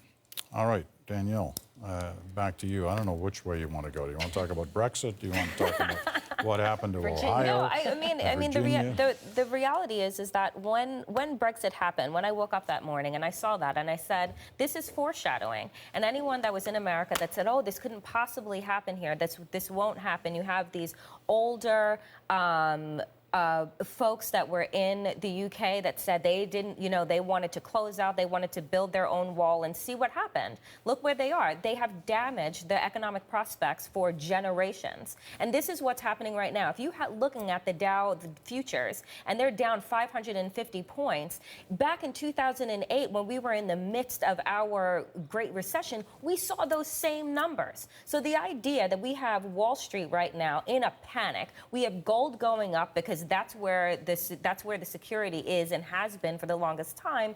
Like, we knew the possibility of what a Trump presidency could look like. You're talking about all of the branches being controlled by Republicans. This was never just about like one man, one vote. This was about all of us and the generations that were coming behind. The problem with the low, undereducated, white Rust Belt folks that were coming out and going hard for Trump is that their jobs were never going to come back, but they fell for the rope-a-dope, which is exactly what happened. I wrote this months ago in talking about the comparisons between Trump and other authoritarian figures in our politics and our history, like Hitler, and how they came in and they were able to grab onto something, and we thought it couldn't happen. But history has shown us time and time and again America. When we saw after Reconstruction, what happened after Reconstruction in America? Jim Crow. That's what happened. And if you look right now, 2016, Obama, for the past 8 years, was our Reconstruction. And what we're looking at right now is Jim Crow 2.0. And for people who thought that it wouldn't happen and they said it couldn't possibly happen, though that was the protest vote, because 288,000 people voted for a third-party candidate in Florida, and that could have been the difference for us in Florida. Okay. You've raised a lot of things that I'm sure we want to get back into. We want to go to, first of all, to Trump headquarters. Paul Hunter has been watching the scene there throughout the evening, and now they're dealing with the news that they've won Ohio. It must be quite the scene. Biggest cheer of the night by far. The place went nuts just a few minutes ago when Fox News called Ohio. And you know, the mood has been building for the last hour and a half. But I got to say, Peter, I've been thinking about this, and I went for a road trip early September into Virginia and Kentucky, and on vacation, and you talk to people. It's certainly Kentucky is Republican territory. People hated Clinton, and they so wanted to believe everything that Trump said. Coal miners blamed Obama for losing their jobs. They want a job, and they believe Trump when he presents magic bullets or whatever you want to call them, because they want something to believe. A couple of times this year, we went out to do documentaries on who is behind Trump, who supports him, and what we wanted to do was find people who weren't to get away from the caricature or the deplorables or the people that you see at the rallies in the getting violent at times. And we want to reasonable people, and they all wanted to believe in this guy, and so they will vote for him. And they all detested Hillary, and they don't want any part of her. And you take a step back. So this was in South Carolina and in Arizona just 10 days ago. And at some point you step back and you look at the forest, right? And they all want, maybe the wall isn't the answer, but man, we got to have somebody who really is on our side on the immigration thing. And somehow they wanted to believe in Trump. And I'll tell you, Cleveland, taxi driver, wisdom of taxi drivers, same thing in the city of Cleveland, right? That was for the convention. At some point, you step back and you think, this is what's happening here. All those people are finally standing up and saying, we want our person. We want somebody who believes in us. And maybe that's what we're seeing here tonight. All right, Paul, good story. And it helps us understand perhaps what's been going on. I mean, we keep saying it's not over yet, and there's still lots of counting to do. But boy, the picture that is being seen so far tonight is not the one almost anyone had forecast in terms of, pollsters, especially the pollsters over the last few days. Some have raised cautionary hands. Keith talked about Nate Silver at 5:38 over the weekend. But still, at the end, in the last 24, 48 hours, they were all saying the odds on, or the chances of a victory from Hillary Clinton were overwhelming at that point. Yeah, but I think the analogies that people are using to try to explain what probability is are useful to remember right now. Now, I mentioned, that Nate Silver, as you say, he was the most cautious on this, and he would constantly emphasize that when he was giving Hillary Clinton 75% chance, the 25% for Donald Trump was real. The Upshot did something I thought that was helpful for people to understand what that actually meant. They talked about those who understand football will be fine with this, those who don't will not. But they talked about a field goal kicker being, 34 yards from the uprights or being 50 yards from the uprights. The chances of him missing are going to be greater if he's 50 yards. They're much better if he's at 34 yards, but he can still miss. Yeah. And that, I think, is probably what we're seeing right now in terms of just discussing why the forecasters said what they said. You're not wrong if you give Donald Trump 25% chance of winning, and he wins, because 25% of the time he should win, and that's one of the things that we might be seeing tonight. All right. Lots of things to keep in mind. Usually at this point in the evening, we're talking about when do we think the candidates will be coming out to give their speeches. We're a long way from that at this point in the evening, a long way from speeches tonight, as lots of votes to be counted, Lots of close races that could go well into the night. This is going to be a long one. It's going to be a historic one. Nobody knows for sure the way it'll end up, but it is going to be one you won't want to miss. We're going to take a quick break. We'll be right back. My name is Muna. I live in Fort Worth, Texas, and I am a second grade teacher. My America is having role models for our children to look up to. In this political campaign, the candidates are not the greatest role models nor leaders for our children. And for that reason, I cannot vote for either of them. I'm currently undecided to see who I will be voting for.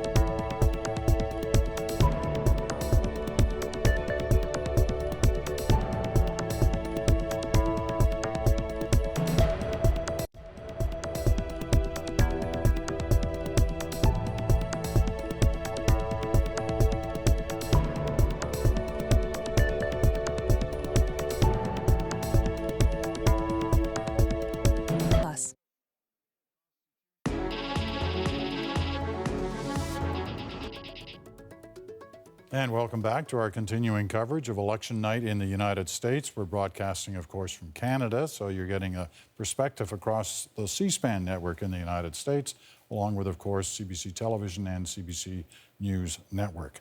Let's give you the latest update on things. You have the Electoral College vote, 270 needed to become the next president of the United States. Donald Trump at 168, 102 college votes away. Hillary Clinton at 132, coming up slightly in the last few minutes. We'll show you why in a second. There's your big map. The red states have gone already for Donald Trump, the blue states for Hillary Clinton, the yellow states, including some key battleground states, have yet to be decided, like that one in Florida. The vote share, there you have it at the bottom of your screen, 49%, just over 49% for Donald Trump, just under 47% for Hillary Clinton. She's going to need those Western states to start piling up some numbers so she at least gets the vote of share closer to the Trump number. There's still lots to go here tonight, but at the moment, it's looking a lot better for Donald Trump than many people thought it possibly could. Let's break this down. This is one of the reasons why Hillary Clinton's number has gone up in terms of Electoral College votes. Colorado has been, we've seen enough on that one, and the CBC Decisions Desk has decided that Colorado will end up in the Hillary Clinton column by the end of the evening. What hasn't changed? This one hasn't changed. Still no decision in Florida. The 1.4 percentage points difference is the gap between Trump and Clinton, but there are fewer and fewer votes left to be counted in Florida. More than 95% of the votes have been counted so far. This is going to be tough for Hillary Clinton to pull this one out of the fire, given the reducing number of votes to be counted in that state. From Florida to North Carolina, which is a Republican state, was last time round, and at this point in the evening, it appears that it will continue to be a Republican state as Donald Trump has a 4-point lead there. Ohio, we have declared that Donald Trump will win that. That is a steal, along with its 18 Electoral College votes go into the Trump column. He takes that away from the Clinton Democrats, and that one is a surprise for some on the Democratic side, although it did look like it was in trouble. This one would certainly be a surprise. In Michigan, still a lot of votes to be counted here. I don't think they've even reached the halfway point yet in Michigan in vote counting, and a lot of the votes around the immediate Detroit area haven't been counted yet, which is usually Democratic. But on a night like this, who knows what usual is anymore. 49%, 46% Trump in the lead in Michigan. And finally, Wisconsin. Once again here, Trump has a lead. It's a small one, 2.4 percentage points, but it is a lead nonetheless. So as you can see, lots to still be determined in the battleground states, and who captures those may well end up being the next president of the United States.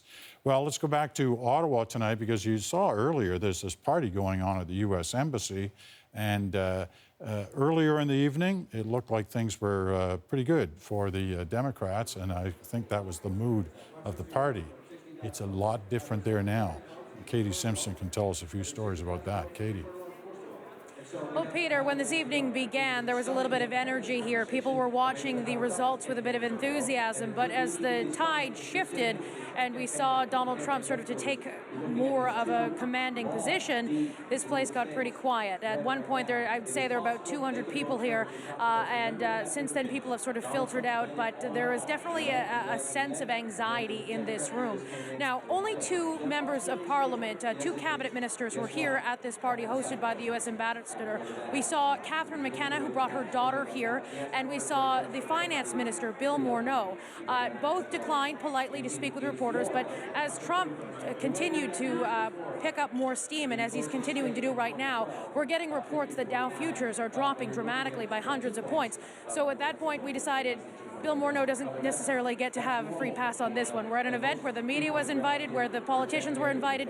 We tried to ask him if he had anything to say to Canadians about their fears, if there could be some financial instability, if there is a Donald Trump win, which economists had predicted, or if there is going to be some financial instability moving forward, no matter what happens. We tried to talk to him. He didn't want to and was ushered out. Have a listen.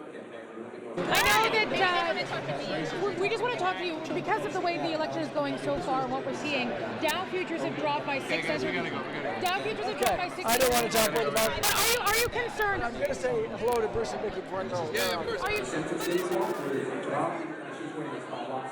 And so what happened from that point, Bill Morneau smiled politely and did a circle around the room with reporters following him, asking him questions. Did he have anything to say to Canadians who might be concerned about what could happen financially if there's going to be instability? But he smiled and continued to walk out, ushered out of the room by his staffers. So we're not getting anything from him tonight in terms of what he's expecting or what Canadians should expect in terms of what's going to be happening moving forward and how this could impact the Canadian economy. So at this point, the political staffers are starting to filter out.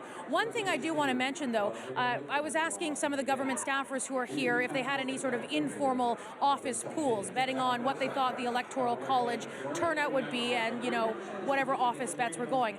And I was speaking with a number of government staffers, and they say, yes, we all had informal pools, but no one I spoke with here tonight had bet on Donald Trump.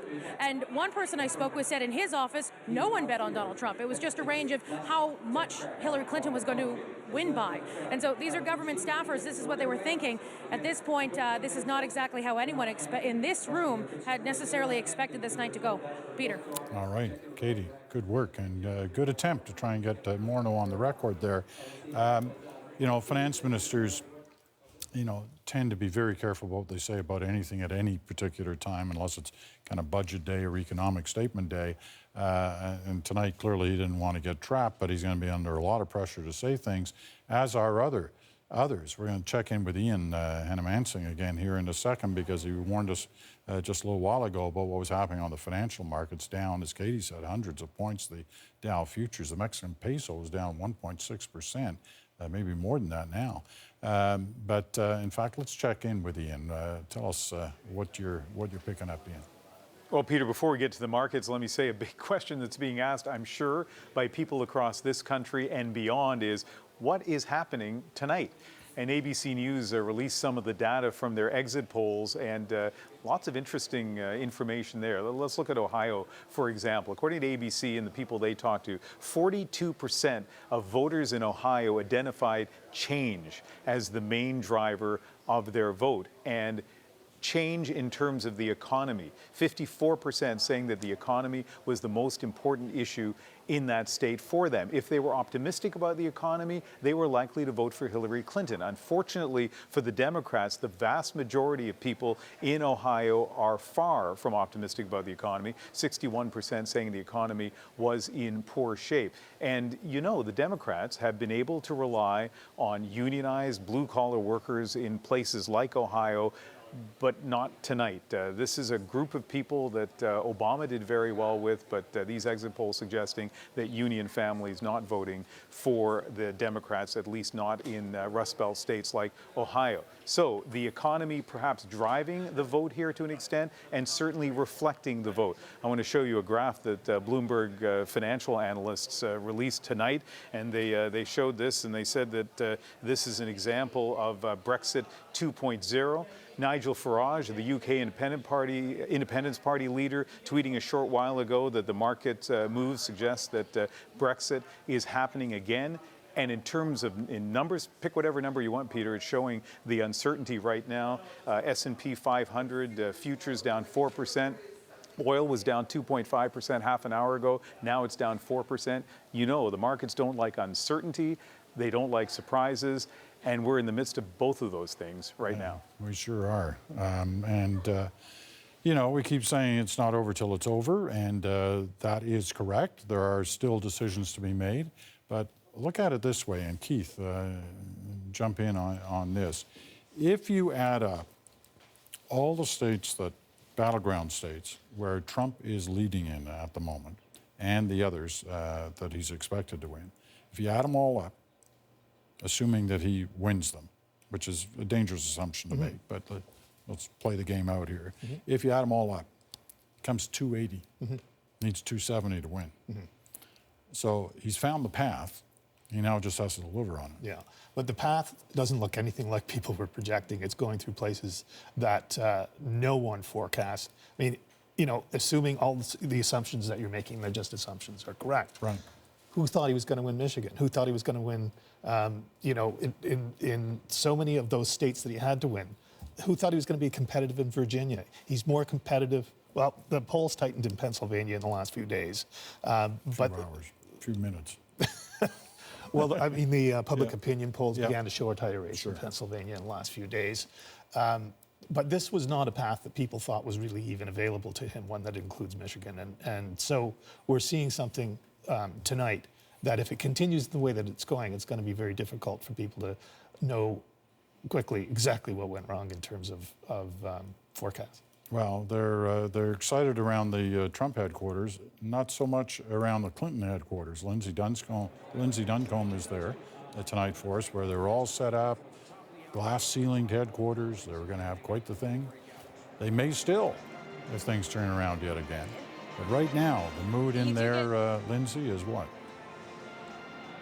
Intense and a little bit gloomy, to be honest. You get the sense this is a party that was well planned. Like every few moments, they change the advertisement for Hillary Clinton, these well-programmed videos with the speaker, including Khazir Khan, who spoke at the convention, which is such praise. That was a moment in this campaign.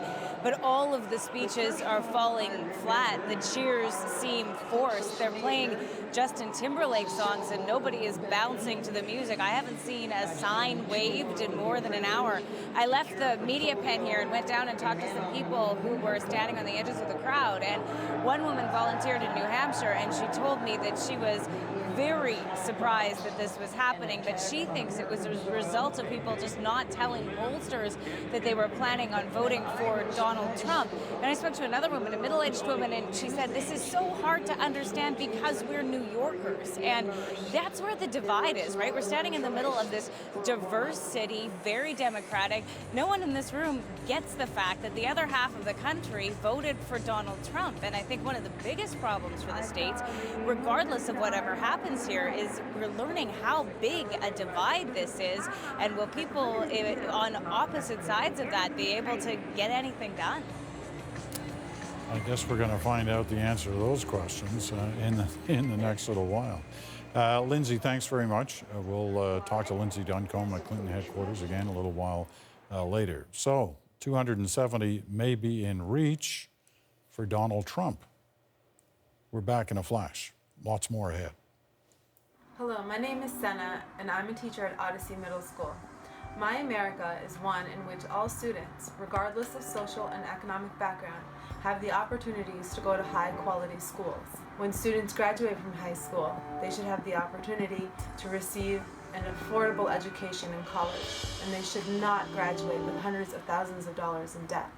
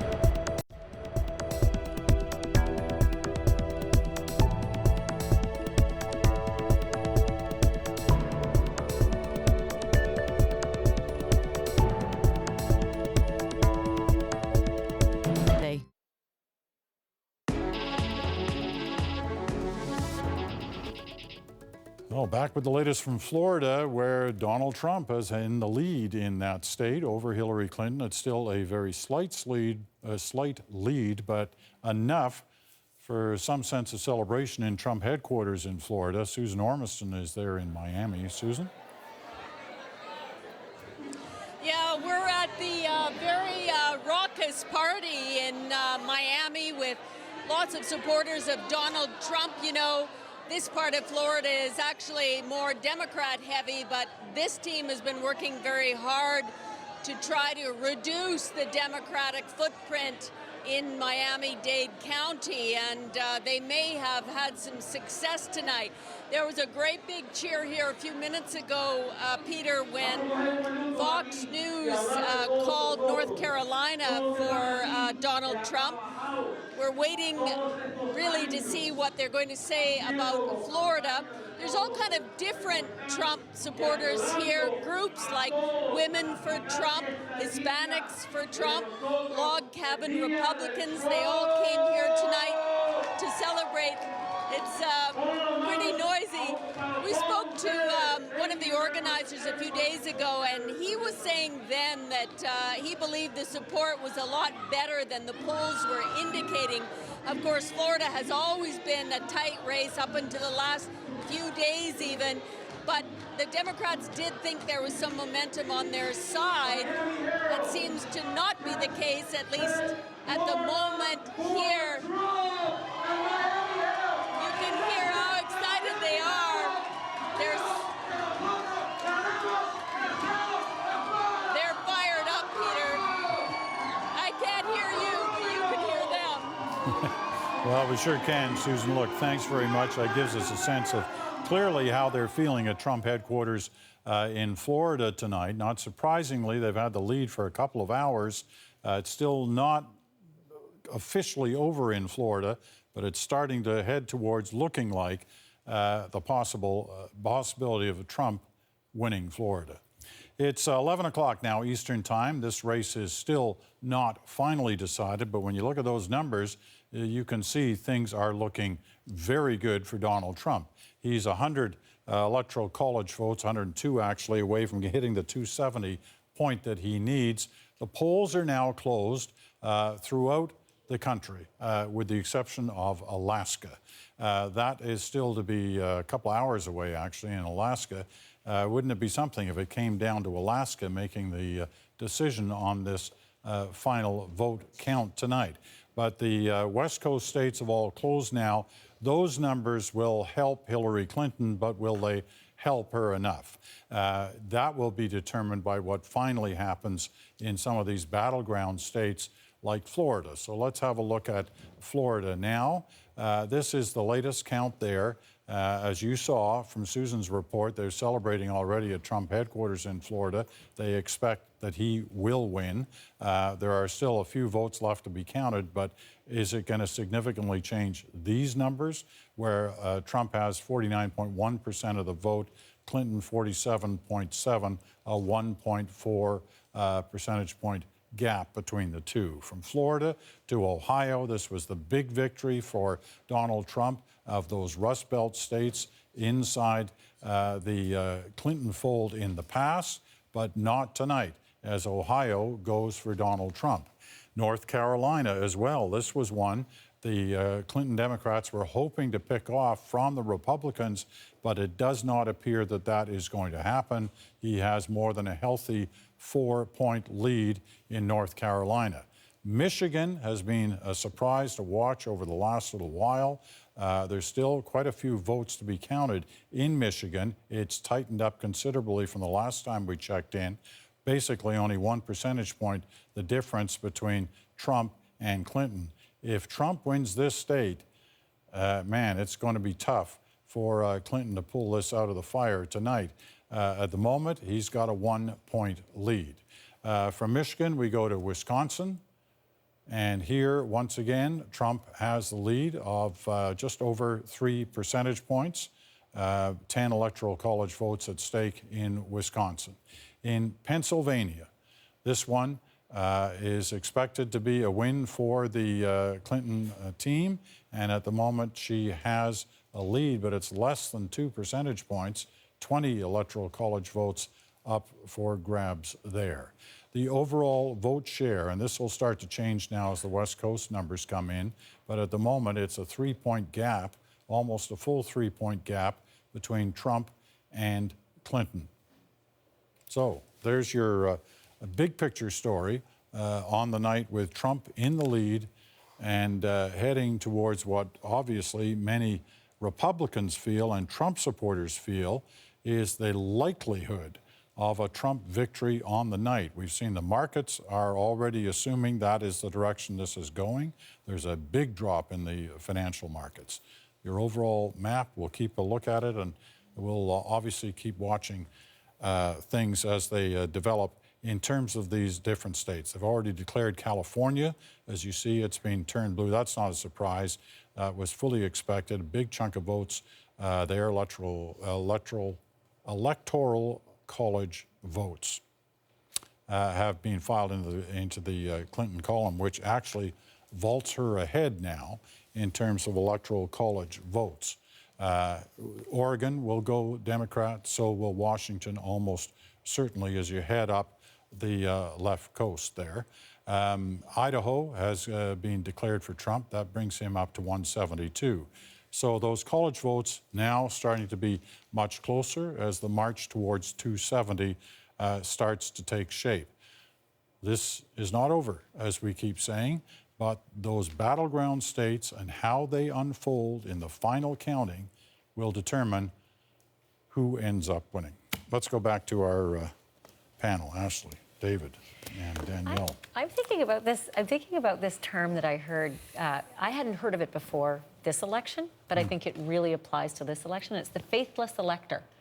You get really wonky all of a sudden when you look at this kind of a potential result.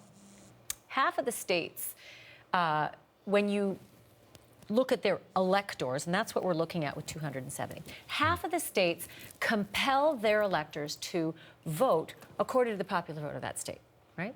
The other half don't. And they can be faithless electors. And they can say, I cannot, no matter what my state has done, I cannot vote for that man or that woman. So while we're looking at these numbers, I keep thinking in the back of my head, we've already had, I think, one or two, and maybe you remember, I think one or two from Washington State who said, I will not vote for Hillary Clinton, no matter what my state does. And I'm wondering how many others out there tonight are doing the same thing or thinking the same thing. But that is the process of the unraveling of American civil institutions. I mean, I joked on Twitter a minute ago, but it wasn't a joke, that 220, on the bright side, 227 years, a pretty good run for a republic. And great for a TV show. But that's, we don't know what's going to happen, but American institutions, President Obama said this, American institutions were on the ballot. This is an election in which there has been Russian penetration of an American election. This is an election in which the man who may be the winning candidate made clear that he was not necessarily going to abide by the result. We've seen incitement to violence on a scale that we have not seen since the Reconstruction era you mentioned. And we have a president who has not published his tax returns. Conflict of interest laws don't apply to the president because the people who wrote those laws said, well, it's just impossible that the president governs everything. You could never write that law, so we're just going to trust the integrity of the person who holds the office. And by and large, that expectation has been met. Presidents put their holdings in a blind trust. President Obama owns a bunch of index funds. But Donald Trump will obviously use the presidency to enrich himself. There are going to be a lot of Trump casinos and resorts in a lot of authoritarian regimes. There's going to be one in Malaysia, there's going to be one in Russia, there's going to be one in China, a bunch in China, because what better way to influence the president than to put money directly into his pocket through his licensing arrangements. It is really impossible to be sufficiently apprehensive about what may be about to happen in the United States. I'll pick this up again in a second. I just want to show you that we've seen enough now in North Carolina. That is going to go into the Donald Trump column. And so there you have 191 to 187 in the Electoral College votes. North Carolina, it was a Republican last time around. Romney beat Obama in North Carolina, but this was going to be one of those states that Clinton marched through, grabbed, and was going to lock this thing up early. She didn't do it, and North Carolina has gone to Trump and the Republicans. Let me put something else on the table here that we haven't touched on tonight. And, some people feel, and I'm seeing it as you are on social media, I'm sure, that what's happened tonight is just the fact that there are people who will just not accept a woman in that job. And I honestly, I have to disagree. Me too. I do not believe that this is people saying, I couldn't possibly have a woman in this role.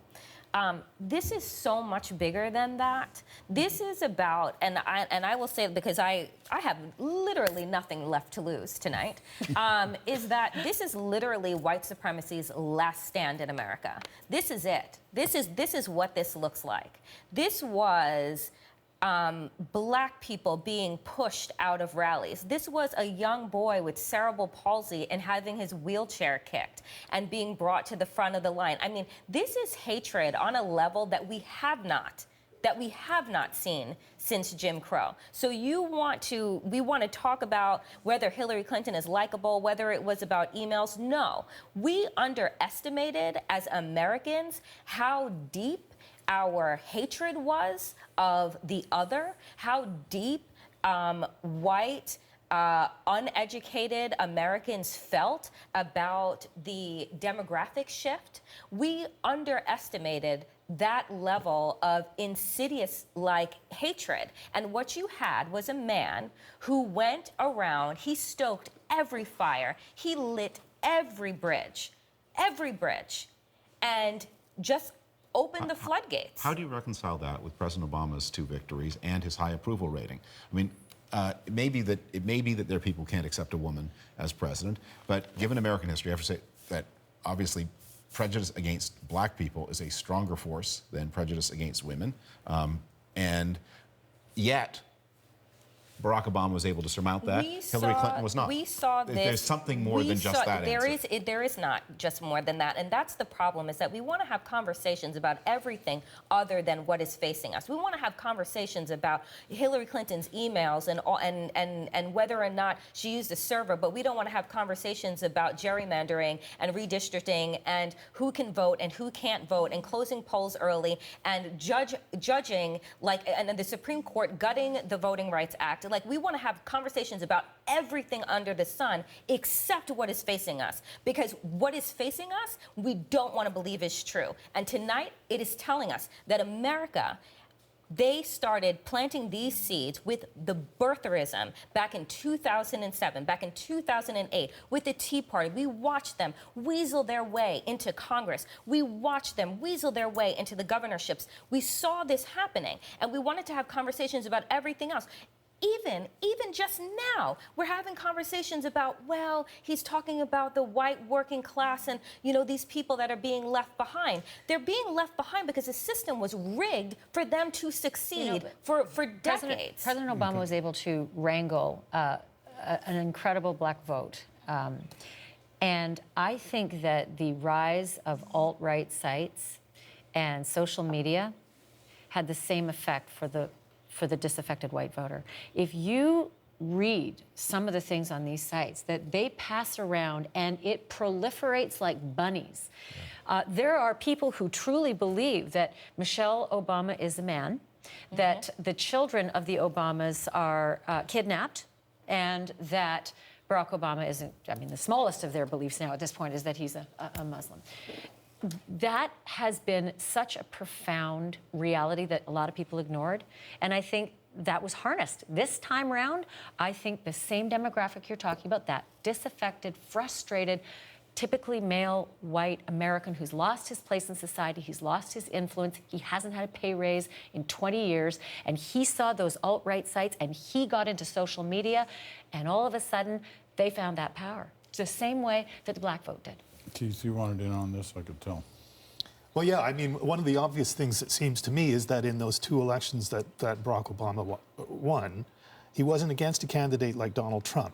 Now, also, the fact of Donald Trump's presidency changed the whole conversation.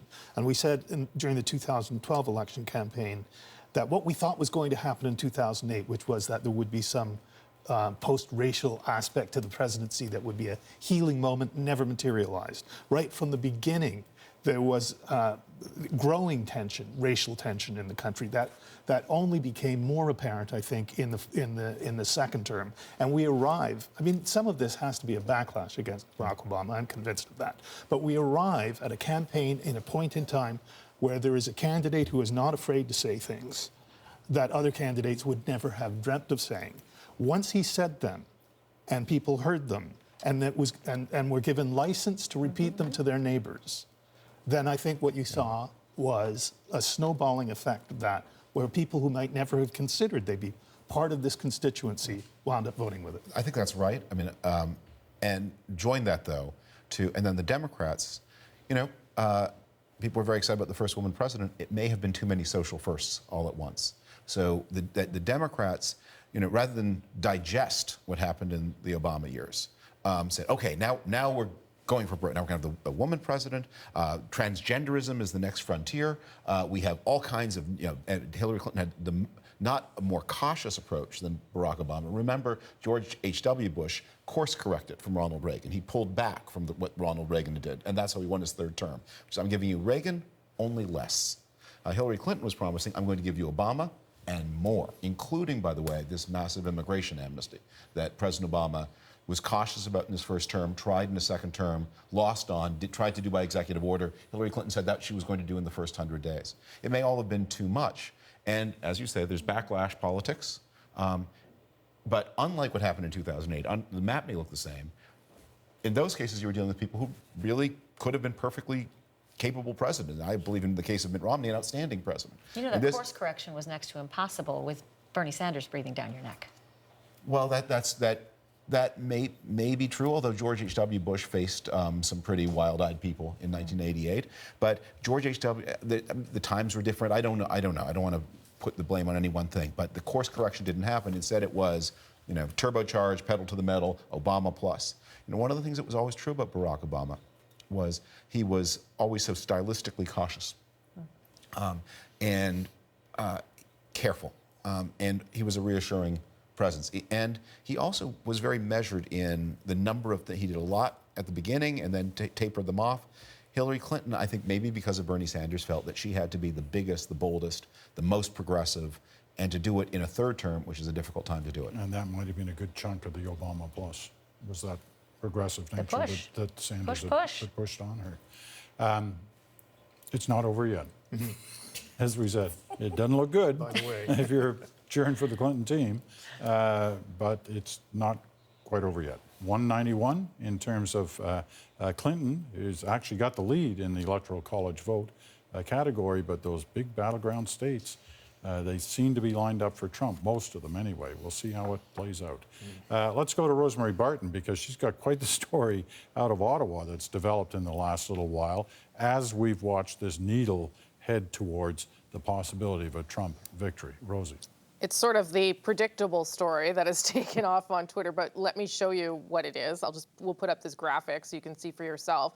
This is what has happened to the citizenship and immigration website for the Canadian government over the past 30 minutes or so, if we can put it up, hopefully. Anyway, it will show that the website has crashed. We have calls in, obviously, to find out why that has happened, but one good possibility would be that a whole lot of people decided they were going to click on that website to see if they could in fact get into Canada. That of course had been sort of the running joke for some people in the United States, that if there were to be a Trump presidency, there you go, the website's just down. If there were to be a Trump presidency, that they would want to flee to this country. In fact, you had places like Cape Breton in Nova Scotia offer people free patches of land if they wanted to come here. So, is it related? I don't know. Does it tell us something? Perhaps. At this stage of the game, we were hoping for some sort of formal declaration or statement from the Prime Minister. We're not getting anything. We may not get anything tonight. That is the reality of the late hour we're at and the way this race is unfolding. We may not actually get much official reaction from any world leaders tonight. But I would say this, one of the things the government is now thinking about, if there is a Trump presidency, how would his rhetoric be turned into policy? Who are the people that would be around him that would start to dial that back into something that is more workable, more livable, and something that they could actually relate to? A lot of the clues to that would come in the transition team for Donald Trump and in the people that he chooses to put around him.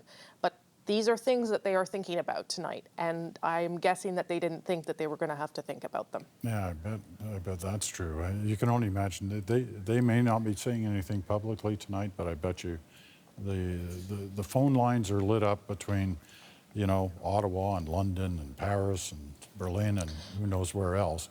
trying to sort out a line for tomorrow, because they're all dealing with something I don't think they thought they were going to have to deal with in terms of what they say tomorrow to the leaders, supposedly, of the free world, the United States, and the next president, if in fact it turns out to be Donald Trump. Just to further add to your immigration stuff, Rosie, there's an ad in the Tampa, one of the Tampa newspapers today by a real estate firm. I guess they were thinking ahead here, and it says, if you're planning to move to Canada, we can sell your home, and here's our number. Perhaps that's why the site has crashed as well, because what was a joke for some people perhaps isn't any longer. You've seen the numbers, they've changed a little bit in Clinton's favor now in terms of the Electoral College votes. This is why. We'll show you the result in Oregon. This is not a surprise. This was expected. You know, when you look at the West Coast, those three states that border on the Pacific, California, Oregon, and Washington, all very firmly in the Democrat column, and that is delivering for the Democrats now.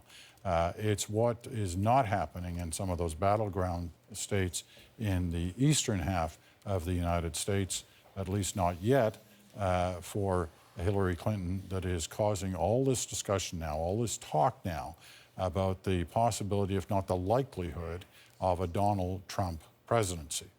So let's go back to the White House, where Adrienne Arsenault has been standing by all night. You know, it's I guess a lot of people thought the possibility or the likelihood or the image of Donald Trump walking in that building behind you as the next president of the United States was unlikely at best. But we may have to be getting used to that. It's true. I mean, everyone saw the jokes online about all the toilets would be ripped out and replaced with 24-karat gold toilets. It's very quiet here. I almost feel like I should be whispering at this point. I've noticed also some of the lights in the residence have gone out, although I don't suspect the Obamas are sleeping at this point. There's a small crowd outside the gate, very, very quiet. There's a Trump party a couple blocks away, and I only know it's a Trump party because every time CNN or one of the American networks flashes up a victory for Trump, they go crazy. But that's about the only sound we're hearing at the moment. But there is lots of talk, too, about, okay, as you say, game this out. If Donald Trump does become president, then what would his cabinet look like? It's been a long time since there was a non-politician as president in this country. You go back to Eisenhower, Herbert Hoover. So what's the precedent? What would he do? You know, Donald Trump, interestingly, has not apparently been part of the transition discussions, and that's because it seems he's superstitious, that he read an article about Mitt Romney being, you know, deeply involved in it and thought maybe that cursed Mitt Romney, so he wasn't going to do it. He has left that to Chris Christie to be sort of the head of the transition team. And MSNBC was reporting that, you know, conversations with 3 campaign staffers led them to conclude that there would be places for Rudy Giuliani as Attorney General, maybe Newt Gingrich as Secretary of State. I think lots of people also looking at the Trump family. He keeps them so close. Would Donald Trump Jr. Be brought in? Would the other children be sort of left to manage the business and something for him to go back to eventually? Also, of course, you're looking at people coming from the private sector. I think there's no doubt that you, in a Trump presidency, would see some CEOs taking some big positions, potentially Secretary of the Interior, for example. There's been some talk about, you know, the CEO of an energy company taking charge of that. How Donald Trump would work with Congress, though, and on these appointments would be interesting. You know, that phrase, drain the swamp, doesn't necessarily impress a lot of people in the Republican Party either. It's not just the Democrats that's aimed at. So, you know, it would be interesting, but you know, there are people sitting down with their sleeves rolled up right now saying, oh, okay, well, what would this cabinet look like? And for a lot of them, it would be a shock. Yes, especially with the names that you've mentioned so far. This would be a shock for a lot of people. Thanks, Adrienne. you know, Adrian mentioned that, you know, if Donald Trump becomes president, first time in a while, that somebody with no political experience and having not run for public office before, I think it's the first time ever somebody who has not run for public office or served in the U.S. military would rise to the presidency of the United States, and he would be the oldest president ever of the United States in terms of his starting year at 70. A few firsts there would be if Donald Trump ends up winning this night. Will he? Well, part of the reason why he could is in these numbers here as we look at we quickly recap where we are. So first of all, the big picture on the map, the yellow states still to be determined. Many of them are battleground states. What happens with them will determine who wins this night. First up, Florida. This one hasn't changed really at all in the last couple of hours. Roughly a 1.5 percentage point lead for Donald Trump in Florida with very few votes left to be counted, but still not to the point where they are declaring that one. Look how tight this is. Michigan, less than a half a percentage point between the two, and this could be critical to the overall story tonight if Clinton can make up that difference. And she's made up quite a bit of it in the last hour as the votes, I'm assuming here, the votes in the Detroit area are starting to be tabulated. That makes a big difference in terms of this Michigan vote. So Trump needs this one if he's going to get to 270. Clinton needs it to stop him from getting to 270. So Michigan is a key one. Wisconsin. This was one that was supposed to fall into the Clinton category. It's not at the moment. It is Trump leading here, just 10 electoral college votes at stake, but 10 could make a big difference. 49% to 45%, well, almost 46%, so a little over 3-point gap. Pennsylvania has started to open up a touch for Clinton, but it's still a dangerously tight race, 49.3 to 47.2. Let's go back to Florida once again, because you know the evening started with all that focus on Florida. Did it start with the hopes on the Trump part that they could make a breakthrough there in Florida? Well, at this moment, they're making that breakthrough, but it ain't over yet. Susan Ormiston is in the middle of the Trump party that's been going on there for the last little while at Republican Party headquarters. What are you hearing now? Or what can you hear now, Susan? Well, Peter, it's been a pretty long night here, but they are pretty happy. They are waiting for the official declaration, if it comes, that Donald Trump has taken this battleground state. My guest tonight is Julio Martinez. He is director, really, of the Miami-Dade Republican effort. And I spoke to Julio a few days ago. Julio, are you surprised at Trump's success so far in Florida? Well, a little surprised because we were afraid of wrongdoing in the campaign, but we were the silent majority. We knew it from the beginning, and we were very hopeful that nothing went wrong with the campaign, and I don't think it has gone wrong. And we're on the edge of victory, and I hope that the people of Florida are happy with their vote today. We're standing in a pretty Democrat part of Florida. What were you able to do here that may have contributed to his strength? Well, you know, it is very hard for Dade County to win a national election because the majority of Dade Countyans are Democrat. So our job here in Dade County was to get as many votes as possible for Mr. Trump so we could add to the rest of the state, which is mainly Republican. You are a lifelong Republican. You're a Cuban American by birth. Many people say that Donald Trump insulted his Hispanics and that they went in droves to Hillary Clinton. What do you think?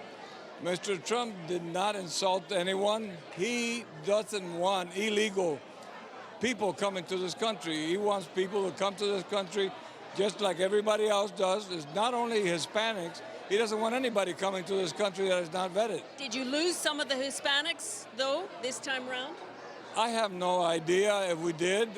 We might have lost some, but the people that know Mr. Trump, know that he doesn't hate Latins, he doesn't hate anybody. He just doesn't want people coming into our country illegally.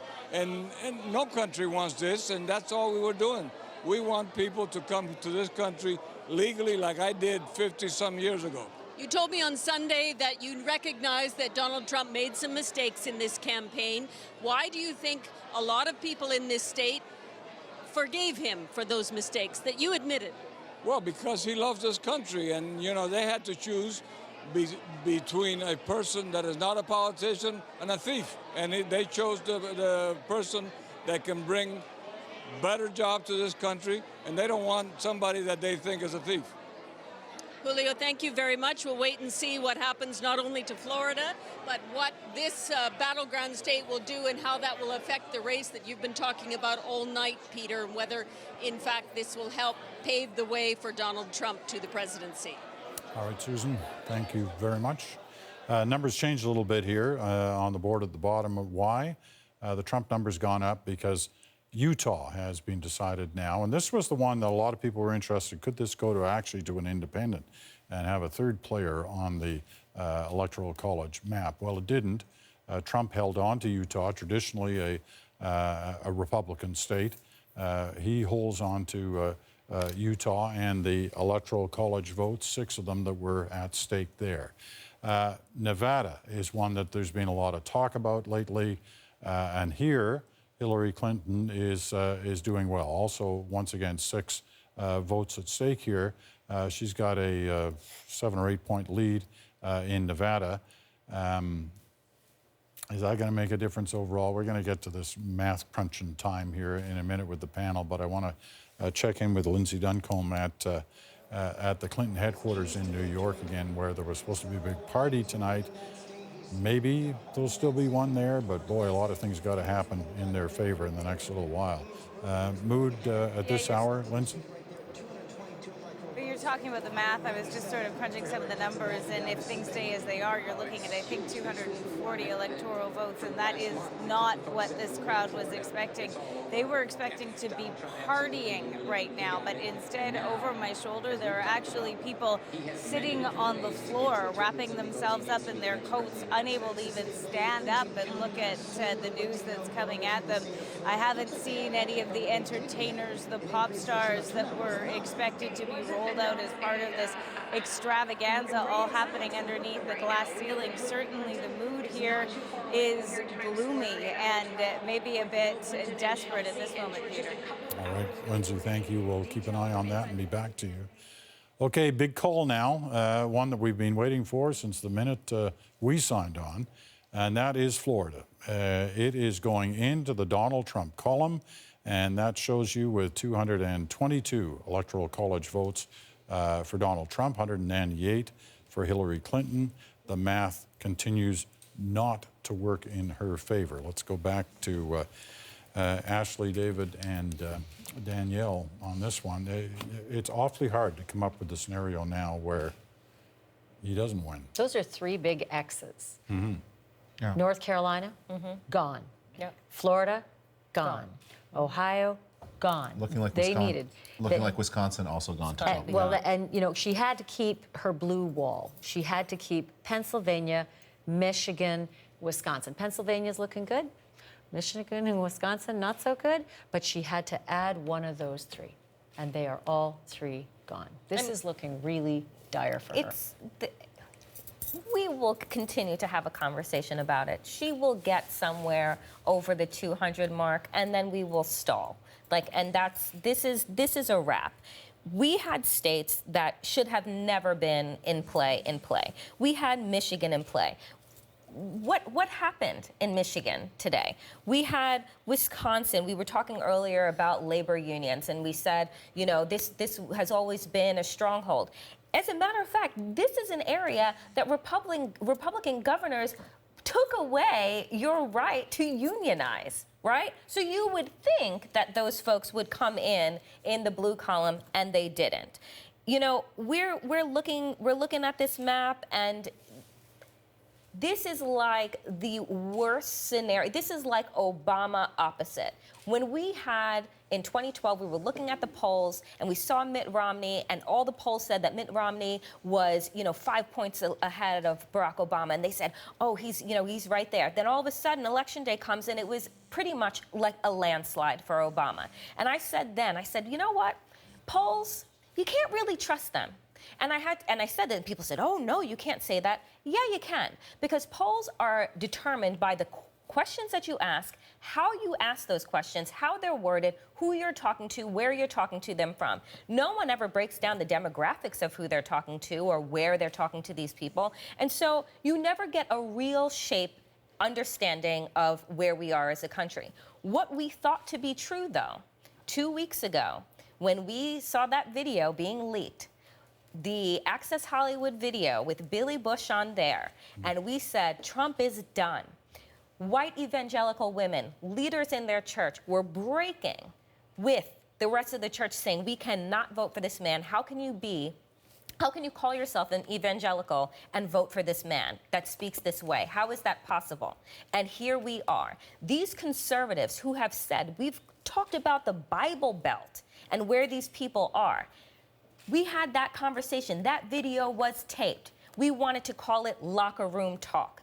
It was sexual assault. You have people talking about, in the Bible Belt, about conservatism, family values. This man has been married 3 times, 5 kids by 3 different women. But we don't have that conversation. Tell me, if Barack Obama had 3 different wives, had 5 kids with 3 different women, what conservatives would have said. But this is the man that they are backing. So we know that America's religious values and moral center is also nonsense, much like the polls were.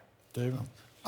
If it is a Donald Trump presidency, what happens in the next 2 years is just astonishing. It's probably a very short run for the Republicans, by the way, because they will outrun the mandate, they will be very radical, and then there'll be a reckoning in 2018. And there will be this... I don't think this is a good day for American democracy, but I don't think this is the last American election. That's good to know. That was such a straight face.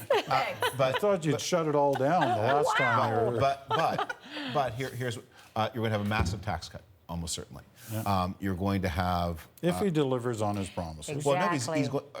Sorry, these are what is going to happen. The tension is going to be there is now a Republican House and a Republican Senate, it looks like, highly ideological. Speaker Ryan, who's made various kinds of accommodations with Donald Trump, obviously doesn't like him as a human being, but has got a big program teed up and ready to go. And Donald Trump he has ideas about public life, but not that many.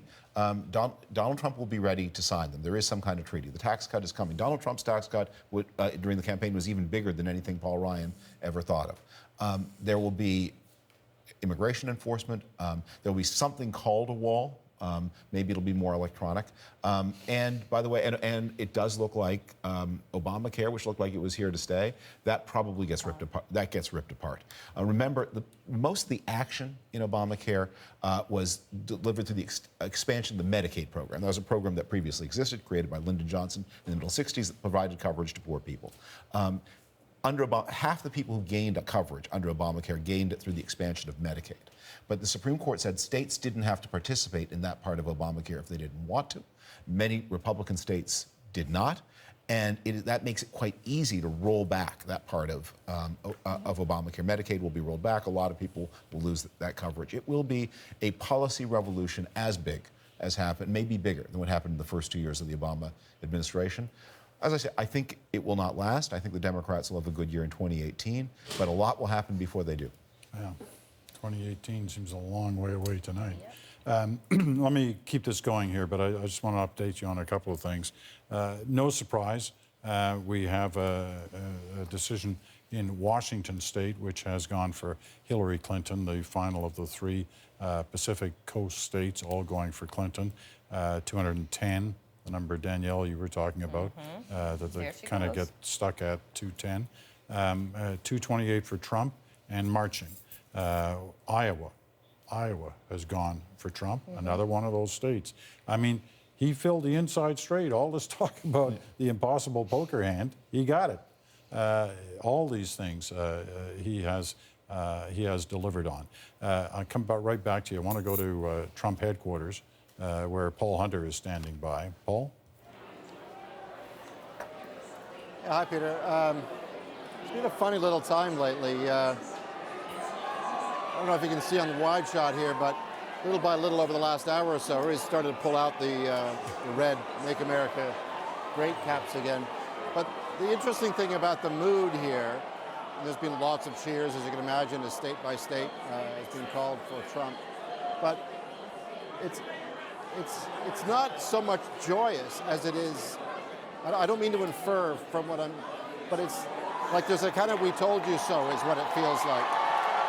And you get cheers like that, but when a Clinton state is called, less frequently now, they really are chanting, "Lock her up, lock her up, lock her up." And when they show scenes from Clinton headquarters or someplace on TV, they boo.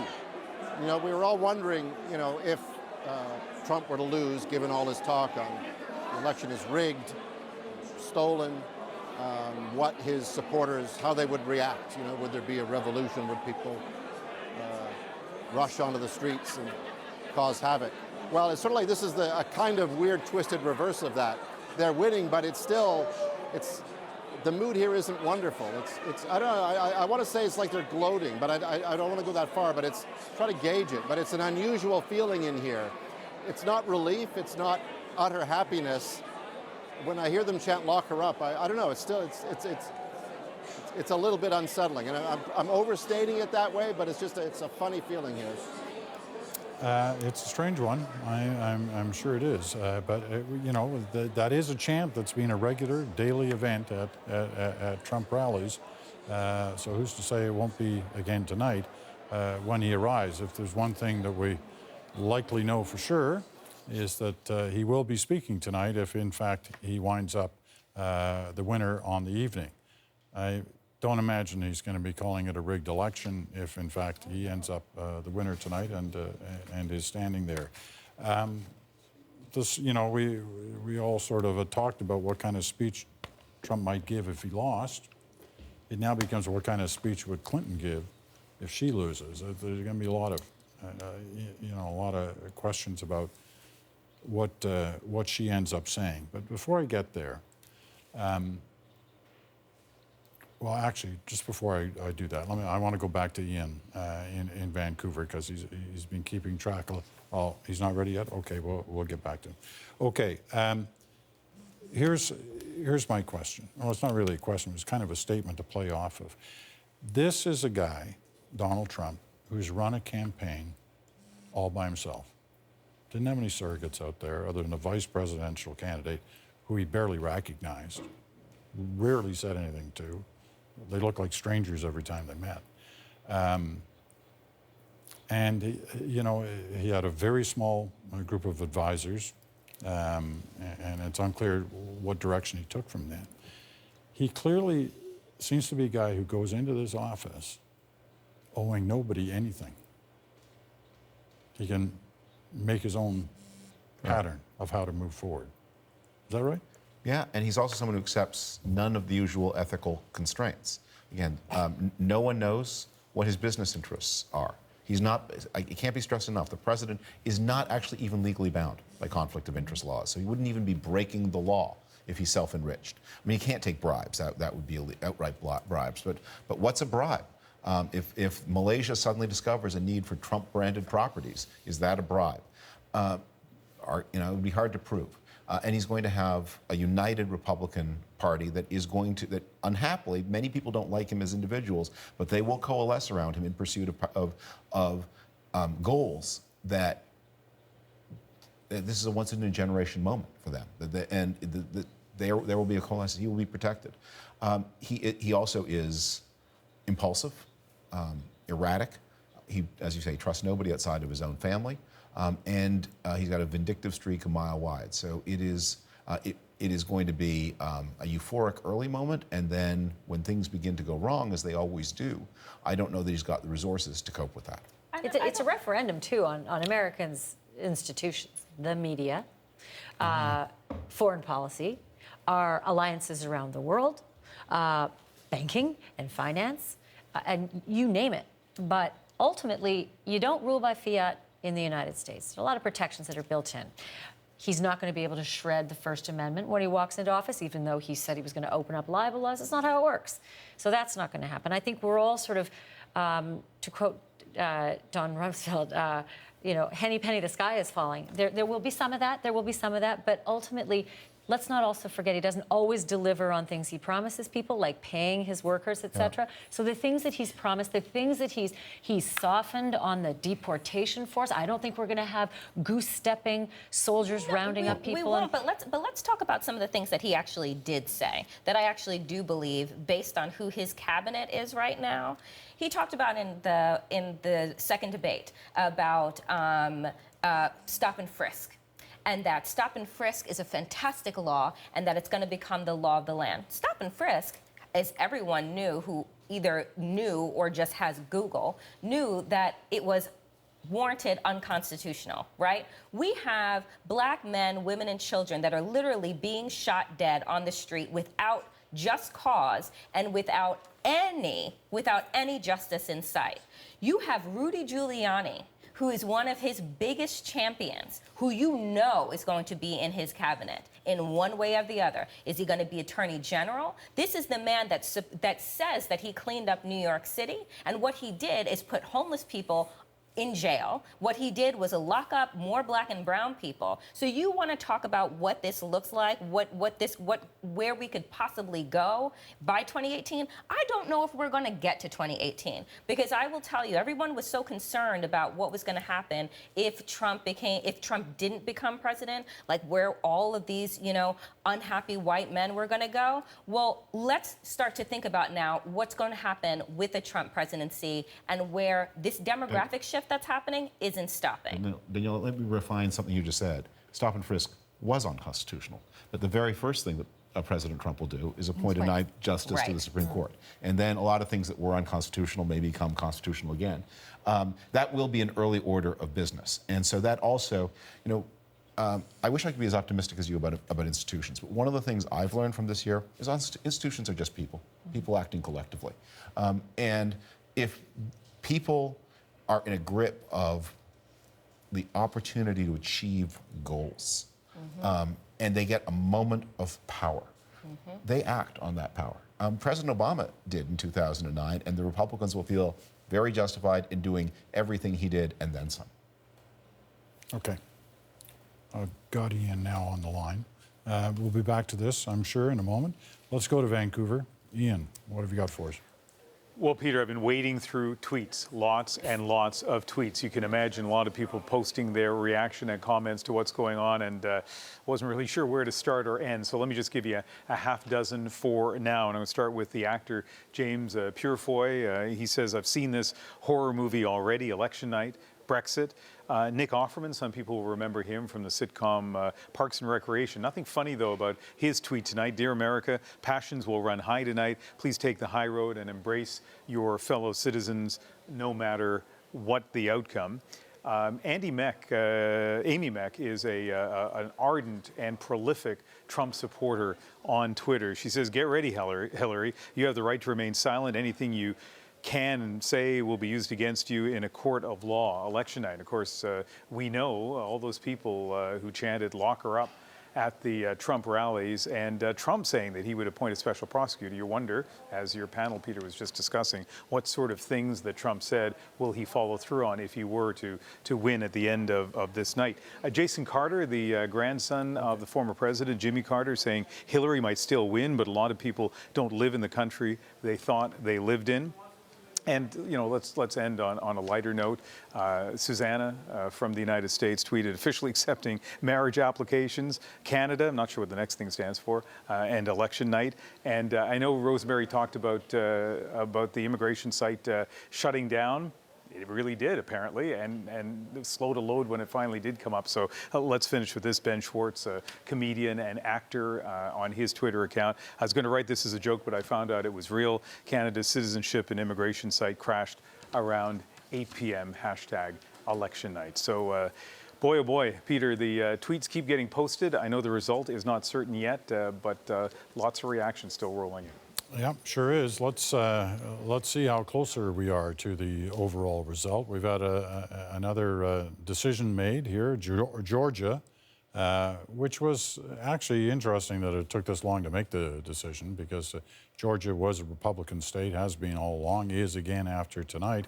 But the Clinton Democrats gave it a run, even though she didn't, stop in there in the last week or so. When it looked like, and the Republicans were even saying, we may have a problem in Georgia. Anyway, it went through hours of counting, and the decision is for Donald Trump. So he's at 244, 270 is the number he's got to get to. Clinton stuck at 210.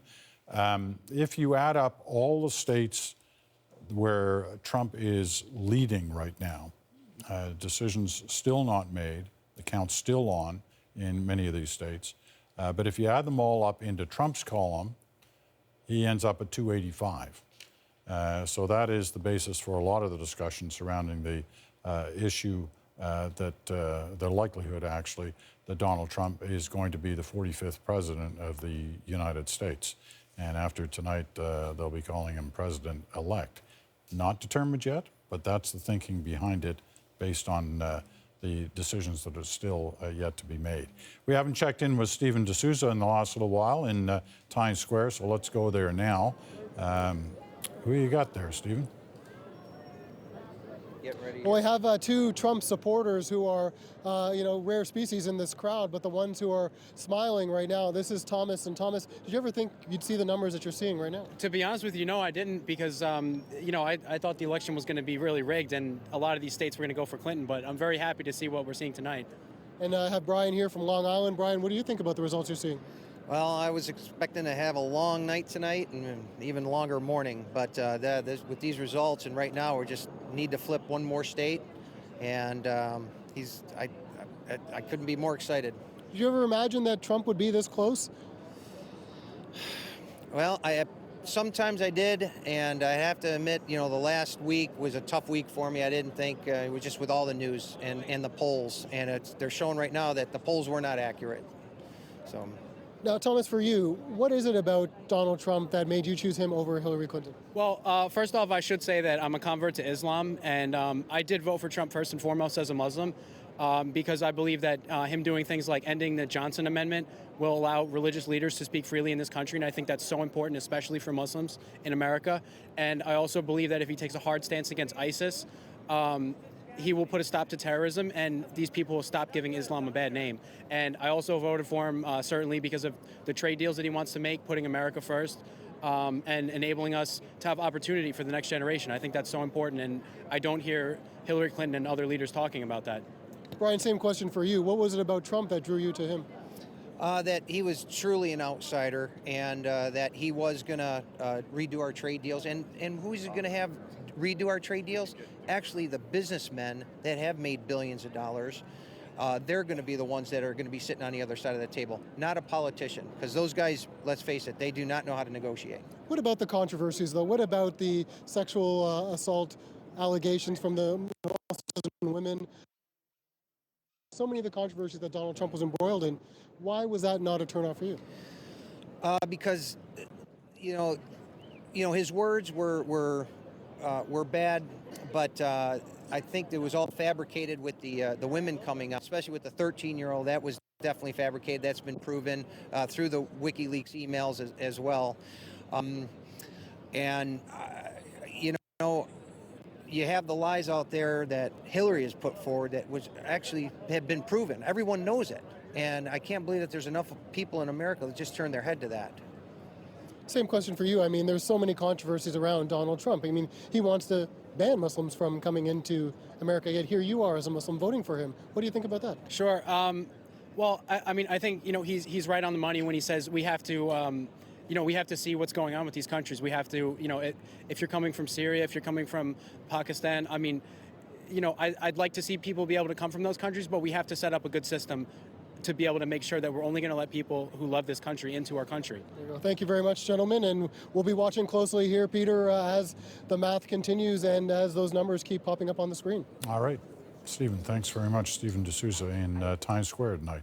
Lindsay Duncombe is at Clinton headquarters. She's had a chance to talk to a few people on the Clinton team. Not too happy right now. Lindsay. You know, it's interesting on the big screen here, they were doing some analysis of what went wrong with Hillary Clinton's campaign, you know, criticizing her message, saying she didn't have a message, that her campaign was too focused against Donald Trump. This place erupted in boos with that kind of criticism, but there are a lot of things that Democrats have to come to grips with now. We talked a lot about Hillary Clinton being unlikable, but a real part of what happened here, I think, is that people just don't relate to Hillary Clinton. That's something has gone back to her time as First Lady when she was trying to get the health care law passed. Lots of criticism of the secretive nature of that. This is someone who had endured many investigations in her husband's presidency, and I think as a result of that, she pulled back. The Hillary Clinton that you saw at the rallies on the campaign trail, in many cases, just didn't connect with people. And the other thing that's true is that Americans wanted change, and what she represents is a continuation of Barack Obama's presidency.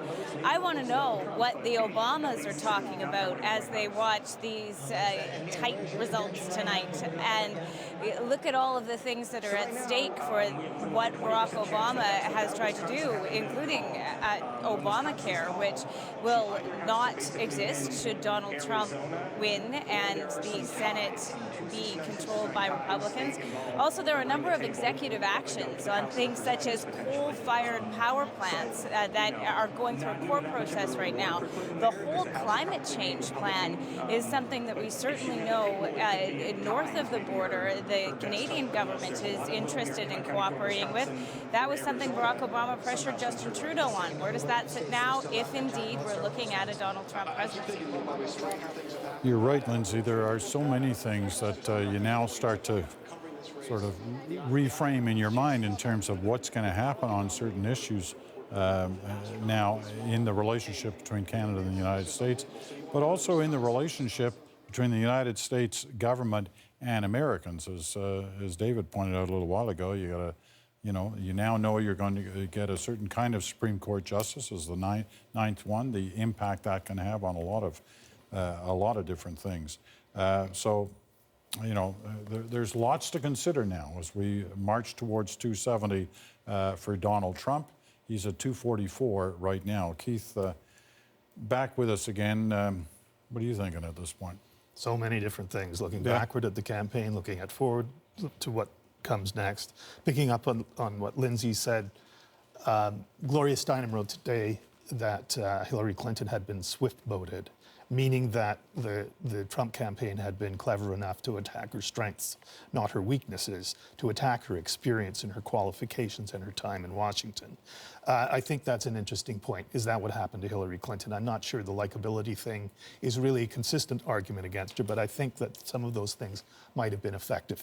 There was a little bit of discussion about FBI Director James Comey and whether he's responsible for this. And I'm not sure that you can make that case, but I would still be surprised if he's in his job by Christmas.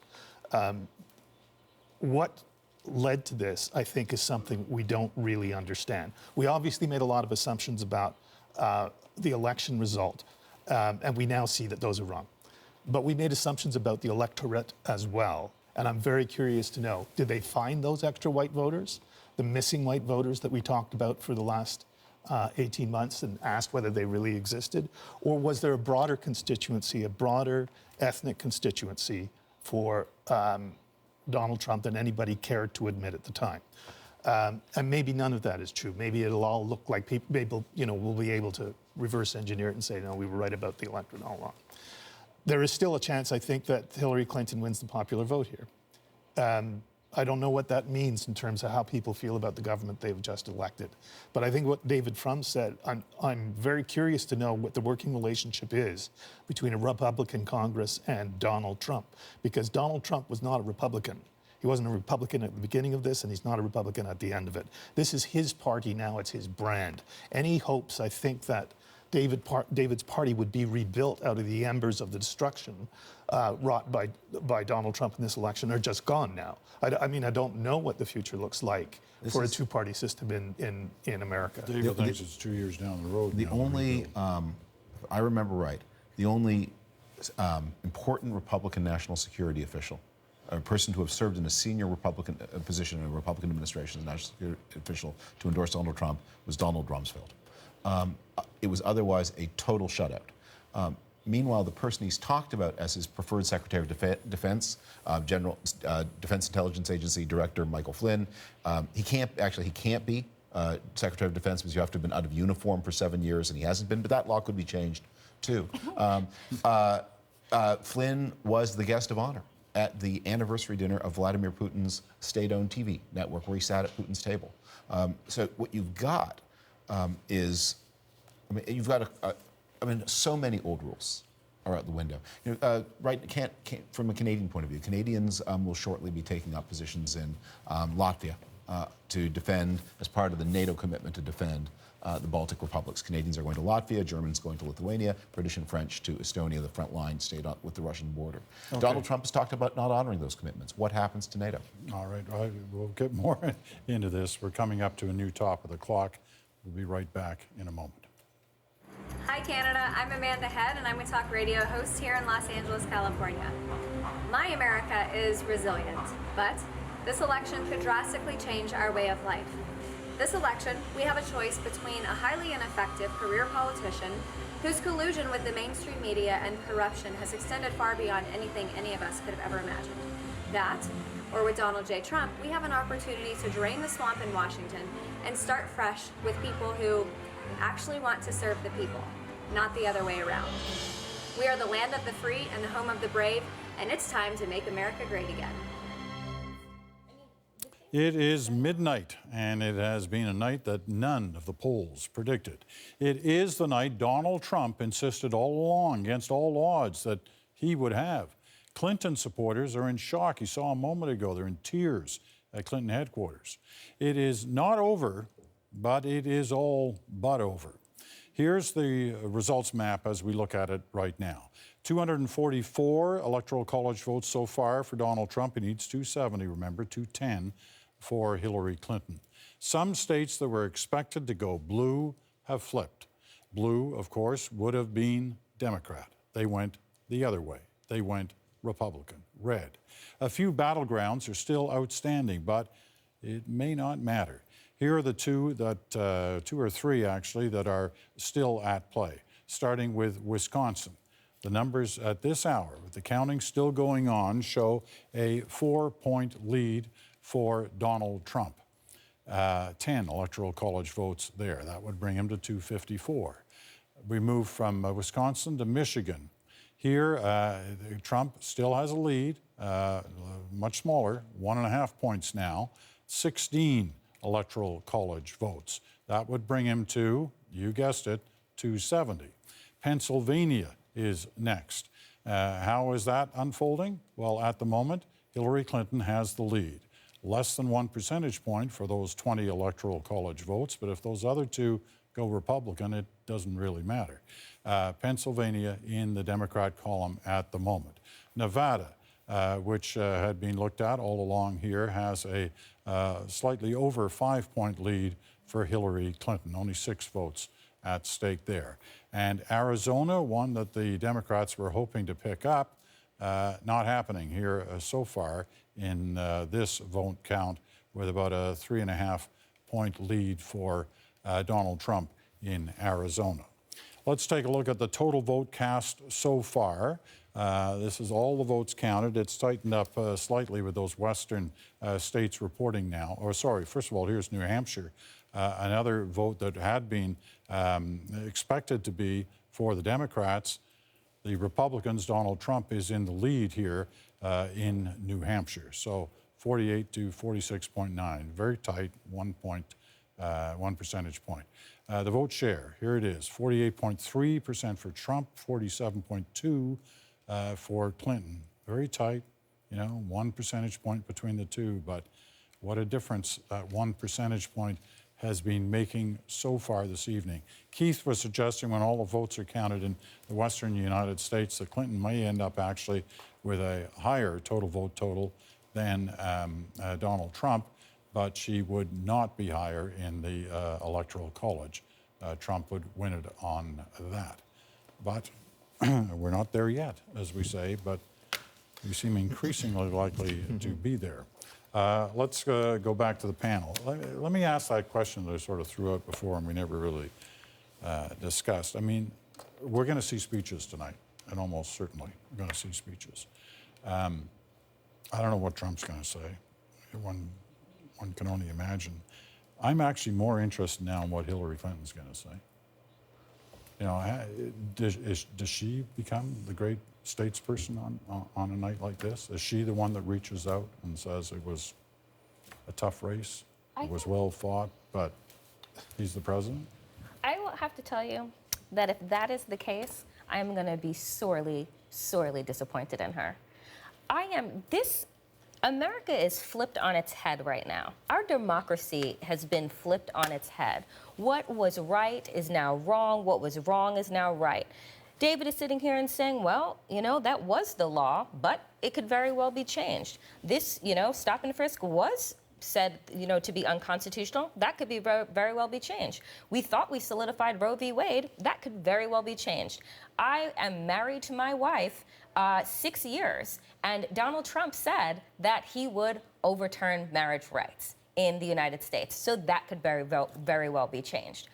There was so much on this ballot, so much. It was more than Hillary Clinton. And as a matter of fact, her slogan of I'm with her, or, you know, there was a pushback on Twitter that said, girl, I guess I'm with her, because no one was really that excited about her. If she comes out tonight and says, oh, woe is me, I'm sorry, but like, you know, we fought a good fight, that is going to be the most bogus thing that she could say. Well, what can she say? What do you want her to say? I would rather Hillary Clinton stand up and say, I am disappointed, gravely disappointed in America right now. I thought that we were better than this. This was never about me. This was about all of you. This was about the America you wanted to see. We saw foreshadowing with Brexit. We have had 44 presidents that were men. This was never about being a woman candidate. This was about being a progressive candidate. And today we voted to turn the clock back. So tonight we go home and we're upset and we grieve. But tomorrow we figure out our next route to fighting, because this is not over. This is the beginning of the next phase of America. But this is not done, and I would rather her say that, because I would have much more respect for Hillary Clinton that stood up and spoke her truth, that everybody has been cheering Donald Trump for. I would want to see that Hillary Clinton tonight. I imagine she will say a lot of those things, but her party will rend her limb from limb anyway. Because, look, I've had a lot of Democratic friends in those famous Georgetown cocktail parties that everyone gets so testy about. And what they say is, they always assume that Hillary Clinton would win, and then they would say, you know, the one thing that bothers me is they're so corrupt. And Bill Clinton collected, since leaving office, $250 million. Fees, business deals, gifts to his foundation. That money would never have been given to him if there weren't a strong sense that he was not only a past president of the United States, but the spouse of a likely next president of the United States. And Democrats know all of that, as well as Republicans. And they've had to go on TV and defend it and pretend it's not a problem and pretend that it doesn't stick in their gorge, but they didn't like it. And that was one of the sub-themes of the Bernie Sanders campaign. Okay, when Hillary Clinton comes out, I think she will say the fighting things you say. I don't think she'll say I'm disappointing the American people, but the things you said after that, I imagine the fight continues. But it will be within minutes that Democrats begin to say, you are an enormous part of the problem. And if we had somebody who is not tainted in this way, maybe what is about to happen to America wouldn't happen. And what does Barack Obama think? I mean, Barack Obama, kept again, my legacy is on the line. Yeah. Barack Obama, whether you like him or dislike him, a man of impeccable character and high ethics, what does he really think about the way the Clintons behave? And to see his legacy now likely to be dismantled because of Hillary Clinton's deficiencies? What does he really think about that? But let's talk for a minute, because here's the problem that I have had throughout this entire election is the conversation that we have about Hillary Clinton's deficiencies. Yes, does Hillary Clinton have shortcomings? Absolutely, because she's been in the political game for over 30 years. Who wouldn't have shortcomings? But the fact is that Donald Trump is morally short. I mean, it's incredible to me that you can have a man stand up on video talking about sexually assaulting women. You can have him on the first day of announcement of his campaign talk about Mexicans, talk about Muslims and how they need to be checked, talk about building a wall, saying all of these things, and then we can turn around and say, oh, but the Clintons are corrupt. You're talking about a man who has not let go of his taxes. That's not the conversation anymore. The conversation inside the Democratic Party, when she gives her concession speech, that a lot of Democrats the things I was just saying are things that a lot of Democrats have been thinking. Maybe you disagree, but many Democrats have, and they have not been saying it. They will be saying it. Yeah, but they're part to blame for this as well. They let it happen. This is a list. That party. I mean, there were. It's not like there weren't other possible candidates. This is a list that I starting with the current vice president. Over the course of about 4 hours, a year and a half of covering this campaign, I began to forget the career-ending moments of Donald Trump throughout the campaign. I began to forget how much I forgot. So I sat down and I compiled the list. You can't see this on television, but it's 3 full pages, single-spaced, and it's over about 80 different moments that are as significant as Hillary Clinton's emails, whatever that meant. Ultimately, James Comey decided it didn't mean anything. They're as significant as the Clinton Foundation, or more. And ultimately, that's not what these people care about. They wanted change. Any way it came. They wanted the boil lanced in America. They wanted that swamp drained. And they did not care if it was a sexist, racist, ascribe any other description you want. I think it didn't matter who it was as long as he was exciting and committed and he had a marketing brand that could decimate that woman. And you know who else had that same exact brand? Hitler. He had that same exact brand. And we can tiptoe around it all we want, but it's the same thing. Hitler was on the cover of Home and Garden. He was in the New York Times style section. And, they said, oh, but he's a lovely man. He takes long constitutions after his meals. There are a lot of degrees of badness before you arrive at the Hitler terminus of the railway station. I mean, that if you get Silvio Berlusconi, that's bad enough. That I think really is the analogy. And Silvio Berlusconi destroyed the integrity of the Italian judiciary. He massively enriched himself. He wrecked the Italian party system, and he plunged Italy into an economic crisis that it still hasn't recovered from.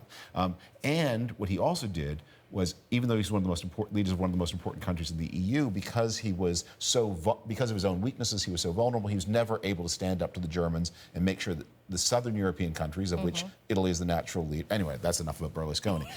Why am I going on about that? Because it was fascinating, David. Because it wasn't Hitler. That's why you were going on with that. But the point is, it doesn't have to be Hitler to be inadvisable. I want to know what Ted Cruz is doing tonight. I want to know what Jeb Bush is doing tonight. I want to know what John Kasich's doing tonight. I want to know the conversations all these they're all Republicans who lined up against him and never were supportive of him.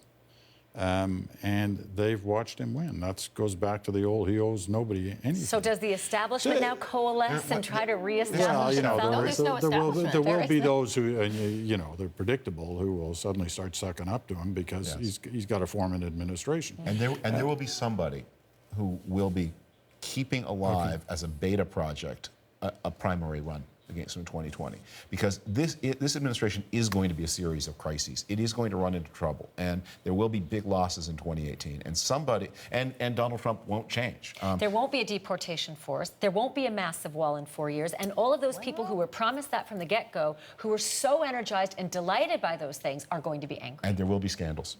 And they'll certainly be. Tax returns ever? He promised after he was president. And there will be. Well, let me put it this way. If he's telling the truth that he's being audited, will he still be audited in 3 months' time? Can't he dismantle the IRS? And he appoints the IRS commissioner. There you go. you know, if they suddenly say the audit's finished, it'll raise all And those. it turned up nothing. I'm just saying. We don't know that there was an audit. By the way, that may well have been a You're lie. right. We don't know That whole Pollyanna scenario that I was creating earlier, that we don't rule by fiat, there is one thing that president does do by fiat, and that's nuclear codes. He doesn't have to consult one person, period. Yeah. But if he puts a crony as IRS commissioner, which he easily could, yeah, whatever tax problems he has go away. Can go away. All right. Hold on. I want to pick up on a couple of things, including that list that you had, Ashley. I want to ask you a question about that. But let's lighten the tone here a little bit, just for a second. One last time out to Mark Critch in Halifax, who's saying, "Hey, Mansbridge, it's like what? It's 1:30 or whatever it is, and I want to go to bed." But that look on your face says it all, buddy. What are you thinking here? What the hell did you do, Mansbridge? I go away for 2 hours. I come back and Trump is going to be president. I know Mansbridge is retiring. I get to take off. But is this the way you're going to lead us? Did you know? All of a sudden, Trump is president, and you're like, you know what? I'm good. I'm going to Stratford. Screw you, Mansbridge. And all you're doing is encouraging O'Leary. In a couple of years, O'Leary's going to be prime minister, Kevin O'Leary, and then there's going to be some tape of him and Ben Mulrooney on a bus from whatever the hell the show Canada AM is now, and he'll be threatening to grab somebody by the clodhoppers. And I'm going to blame you for this, Peter, because you should have stopped it before now. And you know what I think is amazing is that this means that in Disneyland, in the Hall of Presidents, there's going to be a Donald Trump robot. And I want to know what, I think it would be like this. I think it would be like, all I'm saying is, it's a small world. The Mexican ride, I think it should go. It's very dangerous. I don't like it. It's very scary. I wish right now that I had bought a little house in Cape Breton, because a lot of Americans are going to come up. And the Republicans could now control all 3 arms of government in the states, and there's going to be a 4th arm they're coming for. It's the Canada arm. We're coming for you. I'm terrified, Peter. And I blame you, Mansbridge. It's all my, hey, listen, blame me. I get blamed for everything else around here, so you and Molesky, because he screwed off too, so I think you guys were in the know. Thanks, Mark. Second. You take care. Mark See you, Critch joining us from Halifax tonight. All right. Okay, well, he's raised this question about whether or not there's any silver lining at all to a Donald Trump presidency for Canada. Rosemary Barton has found one. She's in Ottawa. What is it? It's just the one, mind you, for now, because I think there's lots of questions. It's Keystone. Remember that? The Keystone pipeline that the previous government here fought so long and hard with the Obama administration about. Well, Donald Trump has previously said that he would be interested in putting Keystone in place, although he put a caveat on that, and he said that he would like profits from Keystone. So that's the one thing that would be easier if this government were interested. There's a whole bunch of other things, though, that are going to be far more problematic. Lindsay touched on it earlier. Climate change. The COP22 talks get underway or are underway in Marrakesh right now. This government has been working closely with the Obama administration to set some of the same targets on climate change. That is probably no longer going to happen. Yeah, they're going to tear up NAFTA. I have no idea how that would work, what would happen if perhaps Donald Trump could be talked out of it. Trump, like Obama, has talked, but much more aggressively, about some of the alliances that the United States is in, namely NATO. He's talked about how he doesn't want to pick up the burden sharing for countries who don't contribute enough. Canada is one of those who has not contributed as much as they are supposed to contribute to the NATO alliance. He has talked about, how we would have to work differently with our allies in the fight against ISIS. We are not fighting ISIS in an air war. What would that mean? What would the consequences of that mean? I say sort of flippantly, Keystone is one thing where there would be a silver lining. I think the problem is that on almost everything else, these two governments would be completely misaligned, would not have things in common. And it would start from the outlook. Justin Trudeau has pushed back very hard on some of the things that we have seen Donald Trump push for. And by that I mean he has talked about how it is important for governments to better explain the benefits of trade deals, the benefits of globalization, to make sure that people who feel disenfranchised have a place to go. He's talked about it time and again. He's made it sort of his mission when he goes to the UN, to the IMF, to G20 meetings, to reiterate that message. Donald Trump's message is exactly the opposite. No need to talk about the benefits of these things. There aren't any. So how do these two even start a conversation? It's very unclear to me. All right. Well, that's a long list. And, you know, every hit we're doing now, no matter who it's with, is producing this list of things that, you know, are likely to change. The impact of a decision tonight that appears to be heading towards a Donald Trump presidency is significant and wide-ranging on a lot of different fronts. Thanks for that, Rosie. We want to take a moment to look at two other aspects of this race tonight, and really it's not just the presidency at stake here, it is also the House of Representatives and the Senate.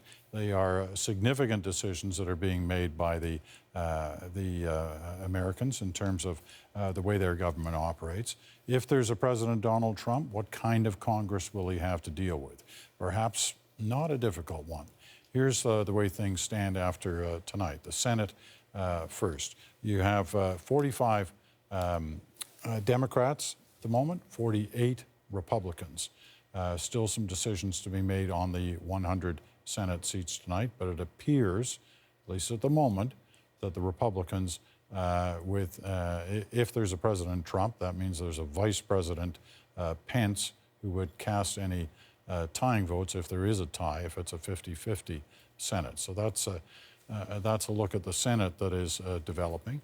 Now in the House of Representatives, where the Republicans had a big lead and they still appear to have one significantly big lead. There are 435 seats in the House of Representatives at the moment. The Republicans have almost half already of those seats. The overall vote share, the total votes that have been counted so far tonight, still show a 1 percentage point lead for Trump over Clinton. As you can see in yellow, there are still states to be declared tonight, which is basically what we're waiting for before we make the final decision on who the next president, the 45th president of the United States, will be. Let's have a look at some of those states that will make this decision. Michigan was a Democratic state, and right now it is less than half a percentage point between Trump and Clinton, with Trump in the lead. From Michigan, we go to Wisconsin. Here's another one where the Republicans, where Donald Trump seems to be about to knock off Hillary Clinton in Wisconsin. Pennsylvania, supposed to be safe for the Democrats. Look at that. Look how close that is. 48.3 to 48.2. Trump still ahead in Pennsylvania. Very close. May not make any difference at this point. But you never know as the final count is taking place in a number of states. Let's go back outside the White House. I haven't thrown you off the lawn there yet. They're still soon, very soon. But you have to whisper. I mean, there are people sleeping, one assumes, behind you there. Remember what I said before about the whispering? Forget it. It's changed a little bit, Peter, because that crowd that I was describing, as quiet as church mice out at the gates of the White House, are awake and pretty angry. And we weren't sure who they were at the beginning, but recently in the last few minutes, we've started to hear them yell Black Lives Matter very loudly. Then F Donald Trump, lock him up. And then the tones started to change. And I'm saying it like this because once you're tethered in the position of the White House here, you can't get out of the gate. We will shortly, but now we're hearing lock her up. So what that's telling me is that we have a bit of a confluence of people here. Also have been seeing some of the security, Secret Service and some of the security detail here from the White House be a lot more interested in what's going on at the gate, moving towards it. A lot more weaponry out, as is standard, nothing unusual, but a lot more of them are wandering around now. All things considered, it is calmer, it appears, than you might expect, but it's late and the temperature is going up a little bit on the street, even though it's cool out here. Some of the residents' lights are still out, but I again say, no one is sleeping here. And I don't know if you can pick it up on the microphone, but I think a crowd of about 250, 300 from what I can see here is maybe building a little bit. We can hear it. We can hear it in the background there. And, you go back 8 years, remember Paul Hunter was out there the night Barack Obama won his first election, and the celebratory mood that was out there, dancing in the streets, cheering, high fives, and all that. And it sounds like a very different kind of scene out there in front of the White House now. I'm not sure that, remember, Paul was getting kissed when he went out there. I'm not convinced I'm going to get kissed when I go out there. There are some, obviously tempers are pretty high here, but you have to wonder too, what is President Obama thinking? He has made it clear in the last couple of days that a Donald Trump presidency, and I know you've been discussing this, would be an insult to his legacy. You have to wonder what he's thinking to hear things like that being shouted at the gates after what happened, 8 years ago when he came into office. Most of his work is a work in progress. He's staring at losing the Paris climate change deal, the Iran nuclear deal, Obamacare. There's every likelihood that those will just fade, and that's not at all what he wants to see happen. And I don't think this sort of discord, even though it's just verbal at the moment, is at all what he wants to see. No, I'm sure it isn't. And as David Frum mentioned a moment ago, it's, it is more than just an insult to his legacy. It is the beginning, as you just suggested, of the dismantling of his legacy. I mean, there's a lot there that Trump and others on the Republican side have campaigned against and said they would dismantle if they won office. Well, tonight it appears they're going to win the presidency and very likely full control of Congress as well. And given that, if they're really going to deliver on those promises, they have the ability to do it. All right, Adrian, thank you. Keep your eye on what's going on out there on the street. I'm sure you will, and we'll may well talk to you a little bit later. Let's go back to Vancouver now, where Ian's been monitoring all kinds of things, including social media, in terms of what people are saying. What are you hearing? Well, it is a night of contrast, right? You and Adrian talking about the contrast between tonight and 2008 when Obama was elected. I was actually down in Seattle, and I remember the remarkable scenes on the streets there. It was like a sports team winning a championship without the swagger and without the alcohol. People were so excited. Another contrast tonight, obviously, between what is happening tonight and what happened the night of Brexit. And it was around this hour that we were here in Vancouver live on CBC News Network covering what appeared to be such a surprising result and watching the markets react with such vigor. And that is, again, we've been talking about it. That's exactly what continues to happen right now. This is a graphic tweeted out by Bloomberg and paralleling the Brexit moves on the market in the orange and the U.S. election moves. Really, the only notable differences is that the Mexican peso has plummeted tonight and the U.S. dollar is not doing very well against other currencies. And let's look specifically at some markets right now. The Dow Jones futures, in fact, all the major markets down around 4 to 5%. Dow Jones futures minus 4.2%. FTSE in London, the market there about to open up. Right now it's down 4.66. And Nikkei in Tokyo, they have been in the midst of their trading day. They're down more than 5%. And when you look at the currencies, it's interesting because the U.S. dollar, usually a bulletproof currency, is certainly not bulletproof tonight. And against some other major industrial countries' currencies not doing particularly well. You see against the yen down 3.5%, down against the euro. But remember I said the peso is actually doing worse than the U.S. dollar tonight. So too is the Canadian dollar. We are not plummeting the way the peso is, but You know, we're linked obviously through trade with the United States, and tonight the Canadian dollar is down 1.75% compared to the U.S. dollar. We're at 73.94. It'll be interesting, as it was with Brexit, to see what happens when the trading day begins in Europe, and we're very close, Peter, to that. You know, a lot has been said throughout this campaign using the term words matter, and that Donald Trump hasn't been careful enough about the words that he uses, more than not just careful, but sort of abandoning any responsibility in the words he uses. Well, tonight, he has to start being responsible for his words in a whole different way. If he's going to be the next leader of the United States, you know, people are going to be listening to what he says. Those financial markets. Think that's going to happen? Hey? You really think that's going to happen? Come on. Well, do I really think what's going to happen? Well, you know, he's one assumes he should You're be. adorable. It's been 2 years almost of this election. Almost 2 years. This man is not. You think he's won the White House on the most insane rhetoric we've ever heard come out of the mouth of a presidential candidate. Why in God's name would he stop now? Because we now, just gave him the keys to the White House and the nuclear code. Here's the answer. Because now he can take meaningful revenge. He doesn't have to tweet. But he's not going to change his. That is actually. Well, that's it? That's what it was all about. Maybe that's more reason that he's not going to be responsible, because now he can take meaningful revenge. And there's a pattern to Trump's tweeting, which is whenever he feels humiliated, whenever he feels defeated, that's when he tweets. Whenever he feels balked or criticized, he will now be able to, at least for 2 years. It may not let you. There may be more tweeting in years 3 and 4 if we still use tweets. But I think he might dismantle it. But in years 1 and 2, you know, Attorney General Chris Christie, Trump IRS commissioner.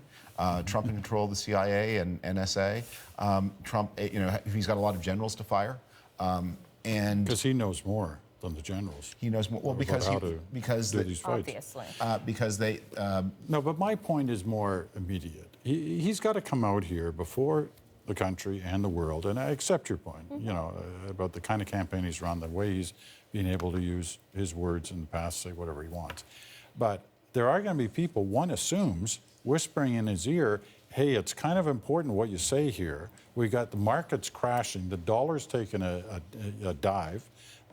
We got a lot of people who are going to get burned over the next few days because of what's happened. You got to say something to reassure them. He operated a kingdom when he ran as he runs his business. I've spoken to several people within the Trump organization who have said that there are people with PTSD who work there because you don't question what Donald Trump says or does. You don't whisper in his ear. There are very few people who are like that. People like to think that he listens to his advisors and makes all these deals. He does not. He listens to his children. Yeah. But if the reports from people I've spoken to firsthand are true, he berates those who make mistakes or who question his judgment, and he has a very long memory and continues to do it for a very long time. I'm one of them, by the way. I'm one of them who took a dressing down that was so brutal, I had to report it to CNN. I mean, he is violent with his words. He's violent with his physicality. He didn't hurt me, but he came at me. This is a person who you are afraid to be around because he runs your life. And most of those who are around him are sycophantic. Can you tell more about what happened? Yeah, where was this? Really? Yeah. Was this in studio or was it in an interview? It was after an interview. I've spoken about it on my show. I've spoken about it in terms, I haven't used the language that because we can't. But he didn't like the question I asked him during an interview. It was a taped interview. He didn't like the question I asked him about the Mitt Romney endorsement, that he had given Mitt Romney his endorsement, and Mitt Romney sort of looked so uncomfortable, you know, but needed it. And when I asked him about it, he shut down and got angry. He took the mic off, he walked out, and he waited for the doors to close, the mics to be off, and the cameras to be a safe distance away before he physically spun on his heel against me. And then just unleashed a barrage of about 20 minutes of just the most vile language, the worst criticism of my television career. By the way, heretofore, I had heard that he had said I was the greatest reporter ever to live, until I asked him a tough question. But I saw firsthand the vitriol and the anger and the volatility of this person. It can turn on a dime. Right. So I don't think they're going to be those people in the White House who are, you know, cautioning him, mitigating his behavior and telling him your words matter, Mr. Trump. Look who's around him. Omarosa. Yeah, the kinds he has, the kinds of people he's hired in the campaign. They're the sycophants. They're the dummies. And then they're the people who are themselves as impulse, who have the same impulse issues that he does, the Chris Christies and the Rudy Giulianis. There's also the alt-right crowd. Yeah, the conspiracy theorists. They're not Bannon? but they're not, Steve Bannon, they're not, the intimates are, Steve Bannon is also an impulse control. Steve Bannon also has impulse control issues, as you know, and as his, you know, as his ex-wife record will attest, as his yes, ex-wife attests. So it's not going. There is the idea they're going to be. I mean, maybe in year 3, when they get into trouble, it'll be different, and they will start calling. But you know, one of the questions I think a lot of people are going to be wondering about is, you know, who goes to work for him. There will be people who will do it because they're patriots. I mean, America will need an ambassador in Iraq. It will need generals. It will need people to do the work of government, and people who are public-spirited, who understand this work has to be done, they will do it. But who will work in his White House and be subject to him? I mean, there are always people who want those jobs, but they're not always people of character. We understand. There are going to be no people of character that are going to be working in the White House. They are going to be the fall-in line crowd, which is exactly the type of people that you don't want working in the White House. Trump talked about building a wall. I am not going to be surprised to see what kind of walls the world builds against us to protect themselves from what could possibly be unleashed. You know, before I came here, I said, you know, it's so fascinating to me how interested everybody always is in American politics, right? Because I'm an American, and so for me, it's interesting, obviously, because it has an immediate effect. But for everybody else, it has immediate effect. So now, all of these other countries, our allies, all of these other places that looked to America to say, what should we do, right? We'll support you. We need your help. They're going to wall themselves off because we are unsafe. We are now an unknown. In a world right now where there is too many shifting places, right? And now America, which was once a firm ground, a place to stand, because whether or not you disagreed with George Bush or, you know, or Mitt Romney or any of this, I never thought that they were incredibly dangerous. This is different. People did. And then, you know what? The websites crashed when George Bush was reelected in his second round as well. People wanted to move to Canada then. Lots of Hollywood actors said they would. They didn't. But I do want to say I disagree slightly with you when you say there won't be people of character. I personally have worked with many people of character who have differing, you know, political ideologies who support Donald Trump. I mean, I think you know Jeffrey Lord. He's a delightful person. He's got tremendous character. Kayleigh McEnany, Harvard law grad. Delightful person, tremendous character. Andre Bauer, delightful character. But look, not the brainiest. I disagree. I disagree. Not I think the brainiest. I said the people who there were different categories, and there were the people who of lesser competence. There are some with lesser competence, yes, but I do think there are those who do have character who will be surrounding him. Time out. So I guess I was right then when what part? I said. The thing that spurred that whole conversation. Words matter. You remember that way back then? Hold on a second. I want to update on a couple of situations here. Nevada, we've got the results from Nevada, the final decision on that. It has gone to the Democrats, and Hillary Clinton wins Nevada, which finally bumps her total up. She was frozen at 210. She's up to 216. Trump's still sitting at 244. I want to show you New Hampshire, because this is, you know, if it ends up coming down to the final 6 votes to decide this, this is like, it doesn't get too much closer than this. Those are the percentage totals, 47.5 to 47.4. It's actually only 20 votes separating Trump and Clinton in New Hampshire. Now, I don't think it comes down to the actual 4 electoral votes in New Hampshire. It's unlikely it's going to come down to that, but if it did, we're looking at the reverse of the Florida situation from back in 2000 in terms of asking for a recount and looking at hanging chads or whatever the 2016 version of all that is. So there you go. That's the latest update. Still waiting for the final word on a number of other of the battleground states, which will finally decide this. Trump is leading in most of those states and would easily give him the total to push past 270. Let's go back to Ottawa. Rosie has an update for us, working late in the nation's capital tonight. Rosie? Yeah, I just wanted to show you something I'd mentioned earlier, and that was this online survey that we got from Gandalf Group that sort of gauged where Canadians sat on different policy issues under a Clinton administration and a Trump administration. So let me show you the Trump answer right now, because it is the most relevant one at this stage of the evening.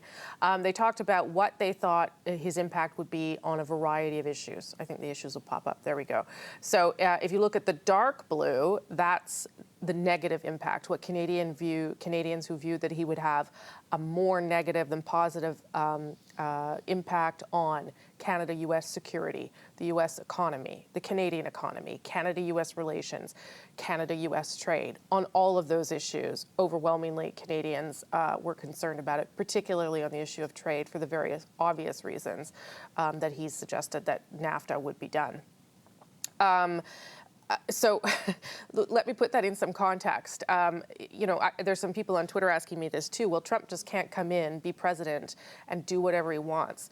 I think that is indeed what everyone in Ottawa is hoping as well, that there will be some people around him who will remind him that we are their biggest trading partner, their biggest customer, that there are benefits to having a relationship, a good relationship with Canada.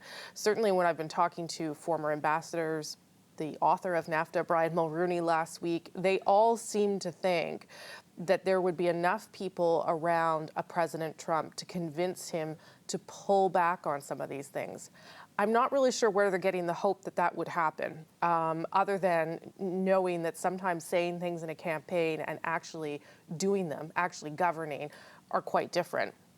But I guess they are hoping that some of that stuff will be pulled back when you have to try and do it in a practical way, because practically there will be, and I'm sure David can talk to this, but there will be lots of Republicans in Congress who will want to stop Trump from doing some of the things that he has suggested he wants to do.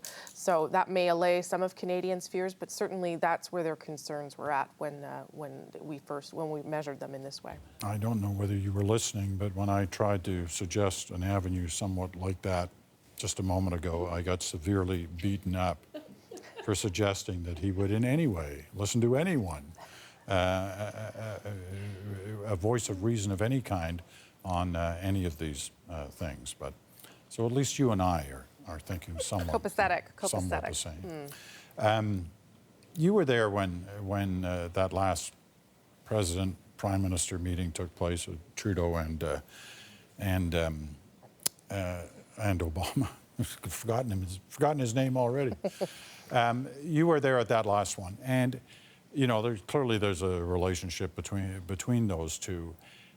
You know, it's hard to really imagine what those two specifically, Trudeau and Trump, would be like together. You know, if history prevails, the first foreign trip that the new president will take, whether it's Trump or whether it looks like a real long shot now, Clinton, would be to Canada. And so we could see that meeting within the next year.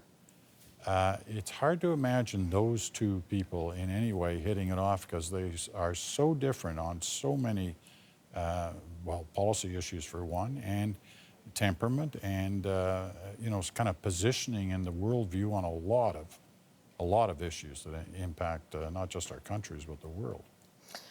Even tonally, right? I mean, a lot of times over the past couple of visits, whether it be the state visit down in Washington or when President Obama came here, the perception was that President Obama was in some way passing that progressive torch to the Prime Minister, and that he would sort of take up that banner in the world. And it's something he's sort of embraced, right? He's tried to take up more space on the global stage to preach a lot of the same things that Obama preached. How would he do with a President Trump? I mean, on every issue, as I outlined, they are different. But I think more importantly, stylistically, they are very different. They are, about 30 years apart in terms of age.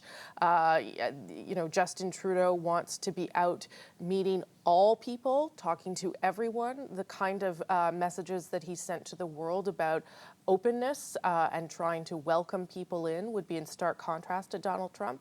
However, I'll say this. He is, not unlike Donald Trump, good with a camera and good in a crowd. And I think he would know how to work that. For lack of a better term, that he would be able to use his skills and his ability and his personality to find some common ground. I think that is possible. What that sounds like behind closed doors, what those conversations sound like, whether you can get anything done together, I don't know. But I think that he has proven that he can establish relationships even in difficult situations. And I think that's one of the reasons why the many times that you or I or others asked him about Donald Trump, he said nothing. He would not bite because he knew that he might have to be in this position, and he didn't want to be the guy who called the future president of the United States a sexist. All right. Thanks, Rosie. Not sure how much longer you're going to be there. Whenever, just as long as you need me. But we need you. Okay. Doing great stuff. And this could be a few hours yet. Obviously, everybody's waiting to hear speeches and what's said by the winner and what's said by the loser. But we can't determine that until final states rack up the final numbers and somebody gets to 270. It looks like it's going to be Trump, but it'll be determined by these states because these are the ones that are still left to call. Michigan, Wisconsin, Pennsylvania. Those are the three of the key states. New Hampshire as well. We showed you that. It's really close. Minnesota, Arizona, and Maine. Still not decided yet in Maine. And Maine's kind of different because it could be split two ways. Both candidates could end up with some electoral college votes there in Maine's 4 votes. Here's the breakdown on things right now. Michigan showing Trump in the lead by less than a percentage point over Hillary Clinton. 16 votes at stake there. Wisconsin, healthier lead, a little over 3 points. And there are 10 electoral college votes up for grabs there. Pennsylvania, big one. Trump in the lead here by a little over a half a percentage point. And, those 3 in a row, if they all went Trump, that'd be it. They'd hit the 270 mark. Also, New Hampshire, this is the really close one. It's like, we're talking about a handful of votes here that separate the two. Then we've got Minnesota, historically Democratic seat, and it looks like it may stay that way. At the moment, Hillary Clinton has the lead in Minnesota. In Arizona, Trump has the lead by 3.5 points. And finally, Maine. As we said, this one, has been closed for hours. Hillary Clinton has the lead, but they have not decided this yet. Trump has the lead, as we saw, in all but a couple of those states. And if he holds on to those leads, he will be the 45th president of the United States. Lindsay Duncombe, we've talked to her throughout the evening. She's at Clinton headquarters, and there don't seem to be as many people there now as there were not that long ago. No, people are starting to leave. That could be because it's getting late and people have to work in the morning, but certainly what's happening here tonight is one of the reasons why people are going. I managed to talk to a few of them as they were making their way out, and I asked one Clinton staffer how he was feeling, and he looked at me with bleary eyes and said, as bad as it possibly gets. And as I walked along where the people were leaving, certainly there were some tears, some bleary eyes, people holding their heads in their hands. I don't think that anyone in this room, with its symbolic glass ceilings and a lineup of celebrities that were waiting to perform, was really prepared for what this is. And the question now, Peter, is what does Hillary Clinton say to her supporters, to all of the people who were trying to, cement the Obama legacy, if indeed it does come down to her conceding tonight? But some of these states are so close, that may be, as you say, hours yet, if at all. All right, Lindsay, thanks very much for that, and we'll let you hang in there to keep watching what's going on, because one assumes at some point this evening Hillary Clinton is going to come there and speak to her supporters, at least the supporters who are left in that room with the glass ceiling and the speech one assumes she never thought she was going to have to give. It looks like it's going to be a very different speech than the one she was hoping to give on this evening. So we're watching those decisions still being made in the counting in a number of states. None of them look good, or enough of them don't look good for Hillary Clinton that would make a real difference in the way this vote total is heading. Keith, we haven't heard from you for a while. What are you thinking now? I'm thinking people should decide some states for us so that we can move this forward. I was told we'd be in bed by now. But, I see there is some exit poll data on the composition of the electorate, as they call it. And it does kind of indicate that Hillary Clinton lost this race in a way that she is responsible for. She underperformed. The white vote it doesn't explain the whole evening. And I think there were suggestions coming into this that the African-American vote was not as sure a thing for her in terms of its turnout as it had been for Obama, and that was explained as well. But apparently so was the Hispanic vote. She got 65% of the Hispanic vote. Obama got more than 70%, 71%. That's a pretty significant difference when you consider not just the comparison between the two elections, but what happened to that electorate and how it grew, that it didn't make enough of a difference this time. But I also think that means that you have to consider even more seriously the mood of the country when you see that kind of shift. You can't just say it was this one particular group and that in some way all of these people were frustrated who weren't part of that group. It's a much more complicated electorate than it looked like it was going to be. And obviously that, as much as anything, and maybe more than anything, explains the result. Yeah, I want to pick up on that with the panel. I just want to show you some pictures, and we'll keep our eye on both these places, both the Trump headquarters and the Clinton headquarters. Let's have a look at that. The Trump headquarters first in New York. Paul had mentioned earlier how they were all putting their hats on, their "Let's Make America Great Again" hats. As you see them across the audience, sitting or standing in a fairly orderly fashion, waiting for the next development of the evening, which one assumes will be a parade of the Trump family and Mike Pence and his family. Well, they'll be coming in, but this, it could be an hour, it could be 2 hours away before we see that happen, because he's got to get up to 270 before it's clear who has won. And then usually convention has it the loser speaks first. So these people better be patient, but for many of them, they figure they've been patient for a long time. They can wait another hour or two. Let's look at Democrat headquarters. Also in New York. Well, still a fair amount of people here, and they're watching and I guess hoping and got their fingers crossed that somehow these numbers can turn around and Hillary Clinton can still make a run for 270 tonight, but not many smiles there, and we saw some of the earlier pictures of a lot of tears or a lot of dreams based on tonight, not just a Democratic win,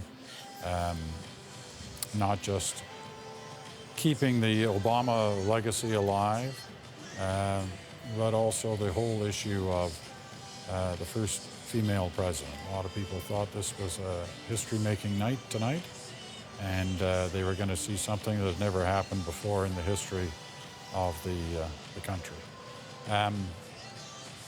Speaking of the country and how it's possibly changing tonight, let's look at a couple of maps that sort of reflect what things looked like at the end of the evening on 4 years ago when the Obama team put together their victory, compared with what we're looking at so far tonight.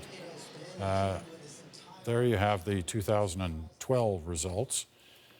You know, a country that is blue on the edges, blue around most states that border on water, whether it's the Great Lakes or the Atlantic Ocean or the Pacific Ocean, with some exception there in the southeast United States.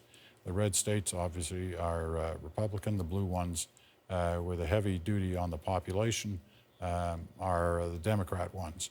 And at that time, of course, the Democrats won handily in 2012 with Obama as president, around 330 Electoral College votes. That was what it looked like then. This is what it looks like at this point tonight. Red spreading in a number of key areas, including Florida, and a number of those blue states that border along the Great Lakes have gone to the Republicans. And that's the difference. The yellow states are still to be determined. As you just saw a few moments ago, many of them are being led at the moment by Donald Trump's total, which should push him up to and over the 270 Electoral College vote mark. 244 now, so obviously something just happened. Or is that where it was? 244, okay. All right, back to David, Danielle, and Ashley. I'm doing a lot of math. What math are you doing? I didn't think I was going to have to do this much math. Well, earlier on, John King, who works tirelessly at the math board at CNN, was talking about little state shopping, because that's what it was appearing to be over an hour ago, going around and looking at all the little states. Yeah. So it's hard, because every minute I add it all up, I look over and things shift. But, Michigan is still in play, only 77% of the votes in there, right? She's behind by 1.4, just 1.4. Pennsylvania, she's not. She's behind by not even a point. There are 95% of the votes in there. So that's 36 electoral votes right there with those two. If she wins them. If she wins them. Wisconsin's not looking good. That's 10. She would need that. That's 3.4 points behind in Wisconsin at 85% of the vote in there. That's not looking good. But then you look at New Hampshire and Arizona and Maine, and they've got 4 and 11 and 4. And if you just start doing a little of that shopping, there's only, 0.1 that separates them in New Hampshire. It's 81% of the vote. Arizona's 65. So there are little teeny things along the way. I think it's a big stretch, but I think it's what's keeping people in the Clinton But it's headquarters the opposite of the way the evening started, where he had to fill the inside straight. Exactly. Now she has to. Correct. And that can happen. Well, it's unusual in a game that both players get an inside straight. Well, and in this game, of course, there's no referee. Because it's a 4-4 Supreme Court, not a 5-4 Supreme Court. That's right. Right. One of the interesting things that I'm listening, as we're going along, you talk about, folks talking and saying that they recognize now how we were living in two completely different Americas. And you have the right talking about, the group that they feel was completely and totally ignored, that now has a voice and has a place. And then you talk about the other side and saying, but this was progress. Did Hillary Clinton push too much? If Bernie Sanders hadn't been in the race, would she have had to go so far to the left, or would she have stayed center, right? And could she have picked off those Republicans that really disliked Donald Trump but could understand her pragmatism? We were talking earlier, if Bernie Sanders had been in the race, would he have won? I don't think any of that matters at this point. I think what matters is trying to figure out if Hillary Clinton, by Ashley's math, can squeak out something, which I have lost all faith that is actually going to happen. But if she did, how is she going to piece this back together? Our country, this tonight has shown that America is broken. I don't know if it's irreparably broken. I don't know what tomorrow looks like. We have no idea what Donald Trump is going to say. Will he come out and say that, oh, this was all a joke and I actually really do care about all of the people that I've insulted on her 2-page list? All of the things that I've said, it was all a joke. I actually legitimately care about this country. How do we piece this back together again? That's the question that I think that both parties need to be concentrating on. This isn't oh, what an exciting win for Republicans. I guess that they'll feel that for a little bit and they'll have their hats and they'll have their signs.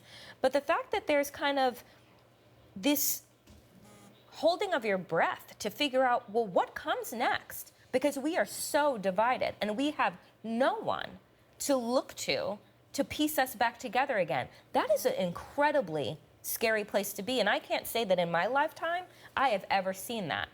I don't think that I have ever read about this before. So we need to find a path forward, and I don't know what that looks like. The question of whether or not Republicans are going to be putting their party hats on at the end of tonight, I'm sure there will be, the diehard Trump supporters will. But I would sense that many in the Republican Party are also trembling at the thought of what happens next. How do they contain this guy? I mean, their policy goals it is one of those, man for all seasons moments about tearing down all the restraints. I mean, their policy goals are at hand in a way even more impressive than in 2002. The Republicans, gained united control of Congress in 2002 and held it but there was a war on. And the exigencies of financing the war and of maintaining national unity during that war made it difficult to proceed with all of the domestic agenda. This time, this is like the 20s, and you can do more or less what you want. But unlike the 20s, in the 1920s, the presidency was weak, and the presidents at that time were unambitious. This is really a magic moment. And so I think a lot of Republicans will make their peace. Just a sec. We got to go back outside the White House. Adrienne warned us there were things going on there. She's outside the White House now, and it's not looking good. Adrienne, what can you tell us? Well, Peter, I don't know if you can see the man up the tree behind us. He's not the only one. There are a couple of people who have climbed the tree. That's one of the trees that sort of overlooks the gates to the White House. I can't imagine he'll be allowed to stay up there for very long. Seem to be surrounded. The crowd seems to be, waving in terms of being calm and also in terms of seeing this as a bit of an event. The anger flashes and then it drops down. Right now we're surrounded by a group of university students from here. A lot of them happen to be Gary Johnson supporters, and they're having political arguments. I'm just going to have Patty pan over here. If you don't mind, Patty, if you can, a little bit. These kids right here, these young people have been arguing for the last 5 or 6 minutes. It's all policy stuff they're battling about. They're all battling about policy, but occasionally they'll break into Black Lives Matter or F Donald Trump, or they'll egg on the guys up the tree. But for the moment, it's just mostly a sense of occasion here. I can tell you that the police, some of the police who came from the White House have their riot gear out.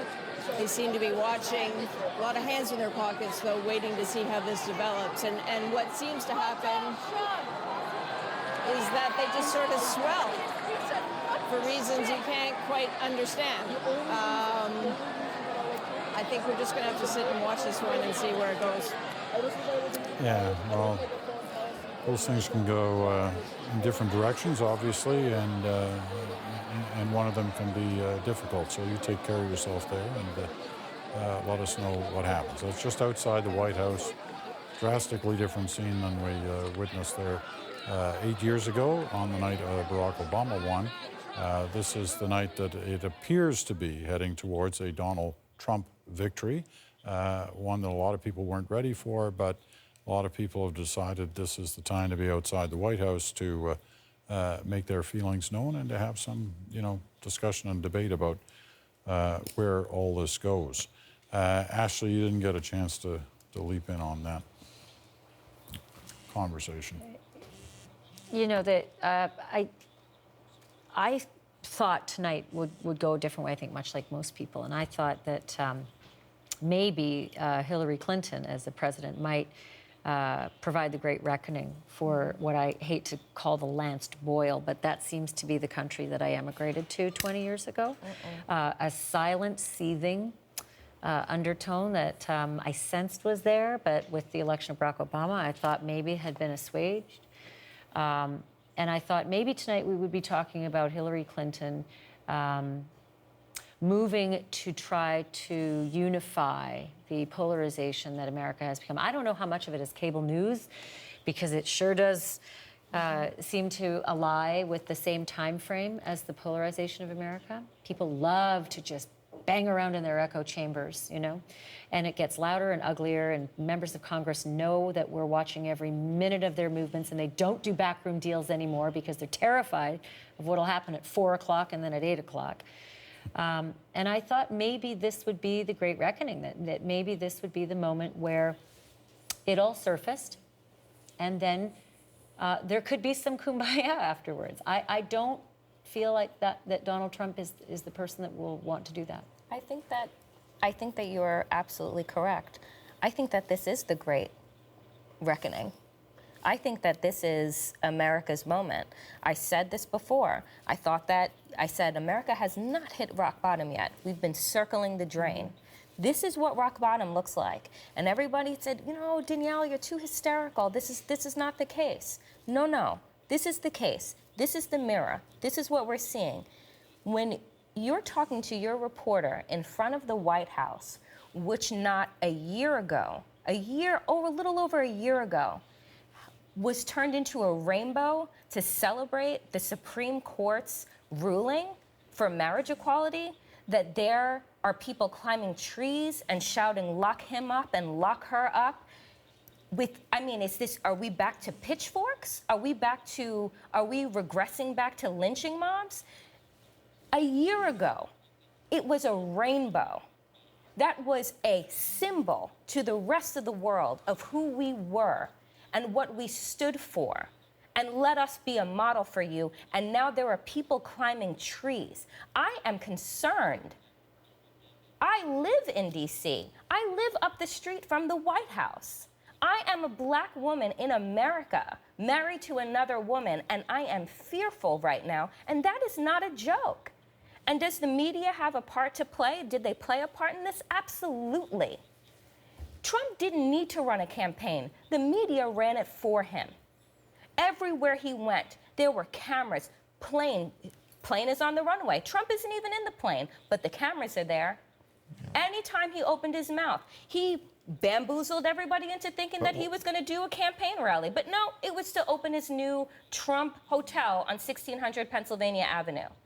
The fact that there are people right now, there are people crying, not because Hillary Clinton is losing, but because they're afraid of what this loss means for their lives. And that's what we need to be having a conversation about. Well, the most dramatic moments of the next 24 hours will not be at the White House. They will be in all the places around the world that are under American protection. Canada, of course. We've heard how nervous people in Ottawa are.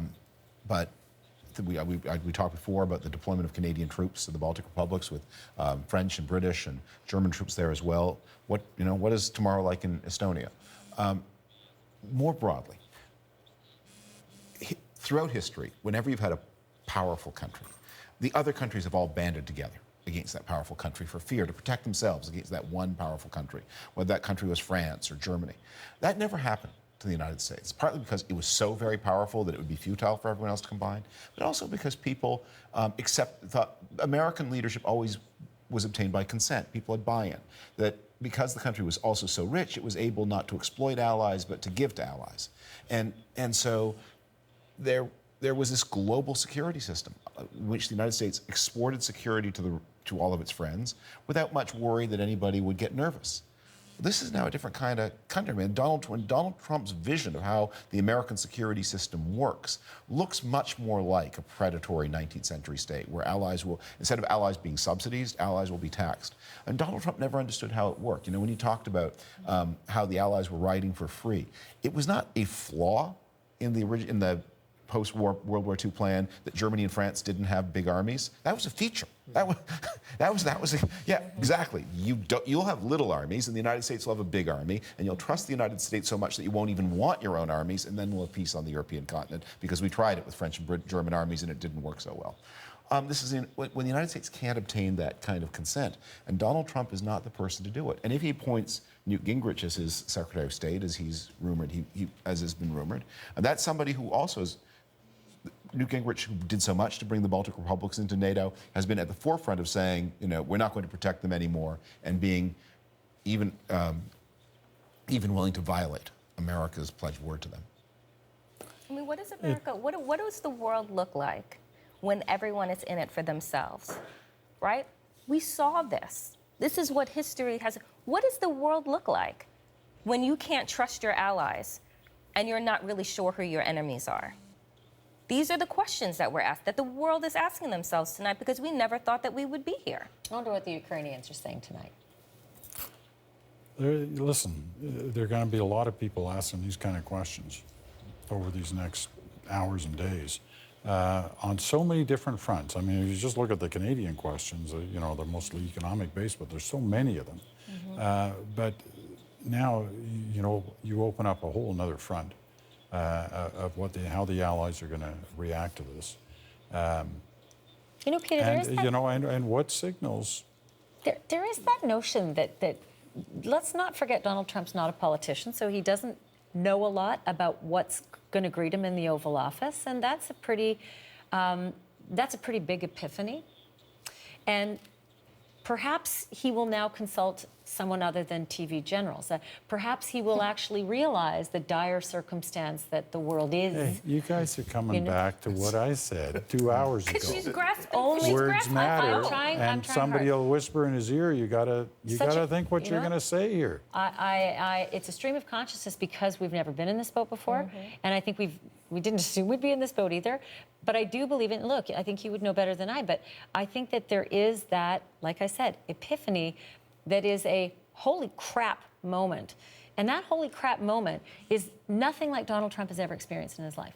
He is an outsider. Robert Caro, in his great biography of Lyndon Johnson, says, power reveals. It doesn't change, it reveals. What is good in you, what is bad in you, all of them come to the fore. With George W. Bush, power revealed things in him. It revealed good things. It revealed the fundamental generosity and kindness of his nature. It also revealed his impulsiveness and his dislike for careful consideration of decisions and his refusal to reconsider. He was quick to decide and slow to reconsider, which is a bad combination. But it also revealed, and I think people can see this, that there was something kind of gentle and good about him. Power will reveal things in Donald Trump, but we know him well. That even though he's not a politician, he's not an outsider. I mean, he's one of the most famous people in the world, and we've all seen him, and we've all seen more of him over the past. We know his attitude toward those who are weaker, who are dependent, who are vulnerable. We've seen that, and his attitude is grab him. You know, you talked a moment ago about Gingrich, and could he be one of these voices? No matter what you might think of Gingrich, who's close to Trump, who might say something to him. 2 weeks ago, I talked to Gingrich. We had kind of a conversation about trying to talk to Trump. This is what he said.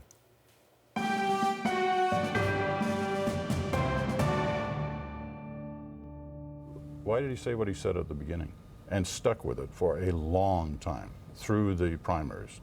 Well, it wasn't until near the end of the primaries or past the primaries that he started to modify. I think initially he did not understand some of the implications of it. And look, he is a businessman. Hillary Clinton has been active in politics for 46 years. So if what you think you need is experience at doing what's failing, she is a terrific candidate. He's a brand new player. He's been active for a little over a year.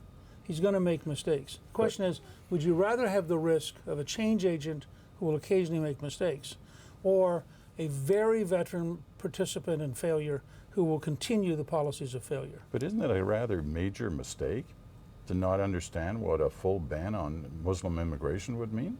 I mean, do you not think these things through before you say them? I think you would think that through before you said it, no? But I'm in a different position than he is.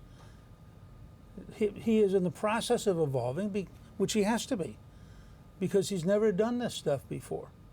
And the American public so far is saying, you know, we may need a change agent more than we need an experienced manager of failure. What do you make of that? Rationalization by somebody preserving access. Look, the fact is, saying, I want to ban all Muslims from entering the United States is not one of those things like not understanding the demarcation between the Army and the Navy. Not knowing what the Department of Homeland Security does. The nuclear triad.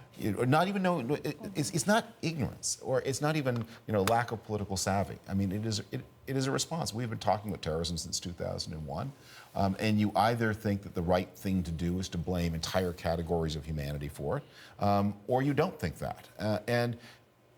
Everybody in a sports bar has an opinion on that question one way or another, and Donald Trump revealed his opinion on it, and it wasn't an impulsive thing. It was a written statement, one of the few pre-prepared written statements he gave, and it quickly became clear, even on its own terms, bad as they were, he hadn't thought it through. You mean citizens or non-citizens? Who does this apply to? But his argument, right, is that look, he's a businessman. He hasn't been in this position before. He hasn't had to deal with these kind of issues or understand the way you put them forward and the things you say. Is that really a legitimate excuse? No. No. No, it's not. First, the things that Donald Trump flunked were not hard. An attractive woman comes within arm's reach. How do you respond to that? It's not a really skill testing question. No, but abortion. I mean, plenty of time to talk about that. That doesn't take a skilled politician to know what your position on punishing women who get abortions. He didn't know what to say, and so he said the first thing on his mind, and then he had to sort of backtrack. And the same thing with the deportation force. Oh, but the abortion thing, that was not the first thing on his mind. That is one of the things that is sort of comical, which is that Donald Trump, who was pro-abortion until 15 minutes ago, right, who has had a very active personal life, which I assume brought him into proximity with the question of abortion at various moments. He then decided, I have to be anti-abortion. Well, now, he might have one thing to do is to sit down with the anti-abortion people and adopt their position and learn what they think. He couldn't be bothered, so he simply assumed they believe in punishing women, which they will insist they don't. And so he said, well, if you're against something, obviously you punish the people who do it. And that answer, it wasn't that it horrified the pro-abortion people, it also horrified the anti-abortion people. Because he hadn't researched the position. And he didn't respect them enough even to find out what they thought. But the issue with Donald Trump, the trend under all of this, is the fact that the man lacks intellectual curiosity. He does not want to learn anything. That is one of the most dangerous attributes that any leader can actually have, is the desire not to know, because he knows everything. I alone can fix this. I alone will punish them. They will answer to me. I will be the reckoning force. The fact that he is not interested and has never been interested at all during this election cycle to learn anything, even if you were going to be, because here's the thing, I don't dislike conservatives. I think that there is a place for conservatism. I think that there is an absolute place for that. We need a balance, right? He was never interested in learning what it actually meant to be a conservative. He is a muppet. He doesn't really care about anything. He just talks. He just talks. And I'm curious now to see what that talking will lead America into. Something about your point about balance. Just quickly. This points out, actually, I'm thinking about this panel where we're all saying fairly negative things about Donald Trump, and the question is, well, is that balanced?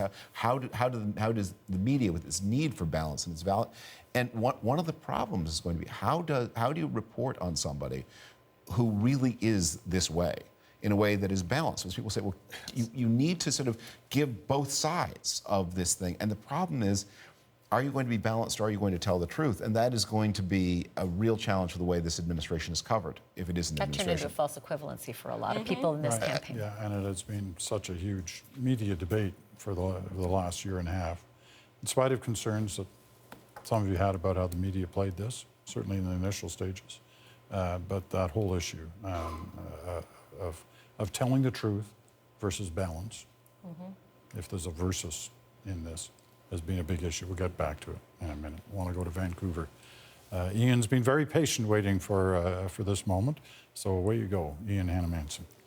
Hey, Peter, it's only 20 after 10 at night here, so still the night is still early. We have lots of time and lots of energy on the West Coast. You know, listening to your wistful conversation in the studio, it's reflected to an extent on Twitter, and we know Twitter is not usually a place where you have wistful conversations, but a lot of people exchanging ideas tonight. One thing I did not see, at least not so far, is political leaders weighing in at this point. Maybe they're want to wait until the numbers get a little clearer before they do that. So a lot of well-known people, actors. Last time around, some of the people criticized us for playing tweets from actors, but I think that they have some interesting things to say. For example, Rashida Jones, an actress a lot of people will know.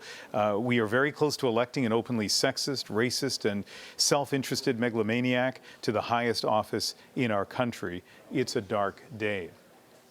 By contrast, Glenn Beck, a well-known conservative broadcaster and columnist, no matter what happens, half of the country or more will be miserable, but yet our new president is our new president.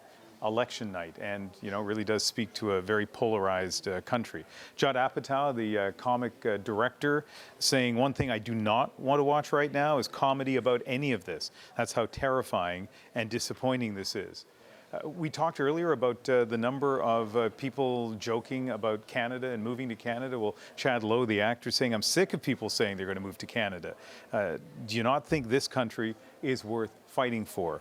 And I know Judd Apatow doesn't want to see comedy on this night, but maybe he'll forgive this, a editorial cartoon from the Chronicle Herald, which was published earlier, but it's been retweeted a lot of times tonight, and speaks for itself. The Statue of Liberty hitchhiking a ride to Cape Breton, which, Peter, as you mentioned earlier on tonight, is a place which had half-jokingly welcomed with open arms any Americans who, after a Trump victory, might think about moving northward.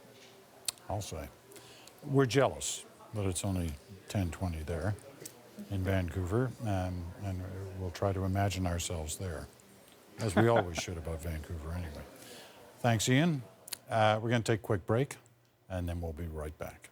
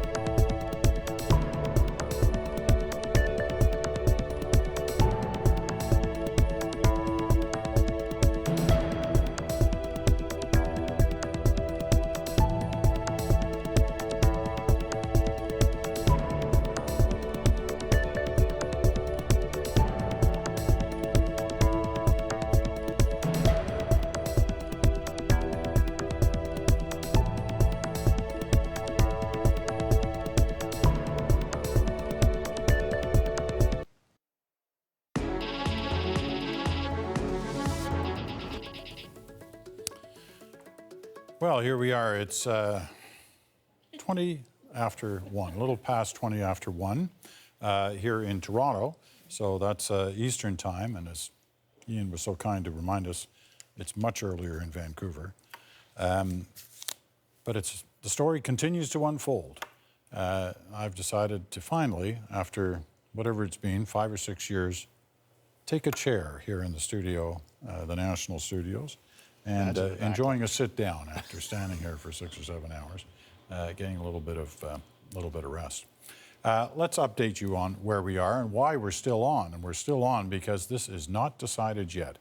270 Electoral College votes are needed to become the next president, the 45th president of the United States. Nobody has reached that number yet. Donald Trump is closest to it at 244. The states you see on the map that are in yellow are the ones that have yet to be decided. So you've got a string of them in the Northeast, you've got one in the West, and you've got Alaska. So let's break it down and have a look and see what we're still waiting for. Michigan is a big state in terms of Electoral College votes. There are 16 at stake here tonight, and less than 2% lead, 2 percentage point lead for Donald Trump over Hillary Clinton here. Obviously, if he wins that one, that brings him up to 260, just 10 short. Wisconsin, let's have a look at that one. How many Electoral College votes? Well, what do you know? 10. And who has the lead? Donald Trump. Just over 3 percentage point lead over Hillary Clinton in Wisconsin. He wins those two, it's all over. Pennsylvania, he has a lead there as well, 1 percentage point. And this one would be a surprise if the Trump machine wins Pennsylvania. This was not expected to happen, although even in these past few days it had been suggested that it was very close. That's just gravy then at that point. That's 20 Electoral College votes and gets him close to 300 if he wins those three he's leading in. Here's the fourth one he's leading in, Arizona, which also is around a 3 percentage point lead.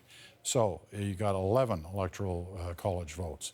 Now, there are some races that are showing Hillary Clinton in the lead. This is one of them, New Hampshire, which was used to be a safe Democratic state, but tonight it is a race, half a percentage point difference between Hillary Clinton and Donald Trump. So that one's tight. Minnesota, once again, Clinton has the lead here well, you can see it, it's just over 2.5 percentage points. And finally, Maine, where once again, we have Hillary Clinton in the lead of about 3 percentage points. So she's leading in 3 states, but if she won all those 3 and won nothing else, that would not be enough to get her to 270. The states that you saw Trump leading easily get him to 270. He doesn't even need all 3 of them. So, you know, at the moment, odds favor Trump. But until the final vote is counted, we don't have a decision at this point. Where are we going? Let's go back to Ottawa. Rosie's been good enough to hang in with us. What do you hear? It's all quiet in Ottawa. It's 1:30. Nothing happens in Ottawa at 1:30 in the morning. Nothing happens in Ottawa at 6 p.m. So, and I had a chair from the beginning, so I'm still good. A couple things. First of all, you know, I'm sort of tracking world reaction as well, and obviously that as well has been very slim because of the hour. But I will point out the first tweet that I've seen that probably is not one that Donald Trump would want at this stage, and it's from the leader of the Front National in Quebec, in France rather, which is the ultra right-wing, quite xenophobic party in France, and the leader of that party, Marine Le Pen, who's the daughter of the originator of the party, has sent her congratulations to the future president of the United States. And to the people of America, free, she writes in French. So that's the first sort of glimmer of international reaction I've seen. But I wanted to go back to some of the ways that this government could deal with a Trump presidency. And I'm taking this directly from someone who worked for the Prime Minister as one of his foreign advisors, Roland Paris, and who's now back teaching. at the University of Ottawa. And before results tonight, he put out a sort of series of tweets about how Canada should deal with the rise of protectionism generally in Canada. And there were some really practical things. So it tells me that they've obviously thought at length about this, talking about expanding diplomatic offices, some that had been shut down by the former government. Reopen those, re-engage in different regions, talk about the benefits of Canada, the benefits of NAFTA, the things that Canada can offer, and get in there and sell Canada. Don't wait for Donald Trump to give us a call to see what we can offer. Get in there and appeal to his business acumen. He also talked about the need to diversify. I can't think of a night, a better night than tonight for this government to be quite happy they got that European free trade deal done. If you don't know what's going to happen south of the border and so much of our GDP is reliant on the United States, it's an awfully good time to have a giant market opening up for you in the European Union and having that get ratified. So it just goes to show you there is some thinking going into this and that has been going into this, I think, and there are some really practical things that can be done. But I think the best piece of advice probably that Roland Paris, is giving on Twitter is get in there and start talking to them. Don't wait for them to call you, because that might not happen. We are not going to be top of mind for anybody down there for many, many months to come. So they need to find other ways to get into the United States and make sure that we stay on the front burner. As you've mentioned before, Roland Paris is, at least for much of the first year, the Trudeau government was kind of the senior foreign policy advisor, and you wonder whether that note that he drafted today is also something he left behind in the office before he left, because there has been no sense, and you kind of understandably, as for diplomatic reasons that you've suggested before, there's been no evidence of a kind of plan B on what Canada would do in this kind of eventuality. No, but it does exist. I mean, that's what they do in the office. They prepare things like that. They will go further in depth into that kind of stuff tomorrow. I know as well that they are very happy that they have David McNaughton, who's our ambassador right now in Washington, where he is. He is a keen political strategist, a very capable operative. He has some ties to the Republican Party through his wife. So I think that they will be leaning heavily on him to know how to navigate what's about to happen, or what we think is about to happen, and that he will give them a fair amount of counsel from his post as well. But that's the interesting part of any issue on trade. There's so many of the Republicans who were historically pro-free trade. I mean, they cut the NAFTA deal. Clinton signed it, but it was cut by the Bush senior government, along with Brian Mulroney's government. In Ottawa at the time. And, you wonder what many of them are saying to all this talk about ripping up trade deals and tossing them aside, especially that one.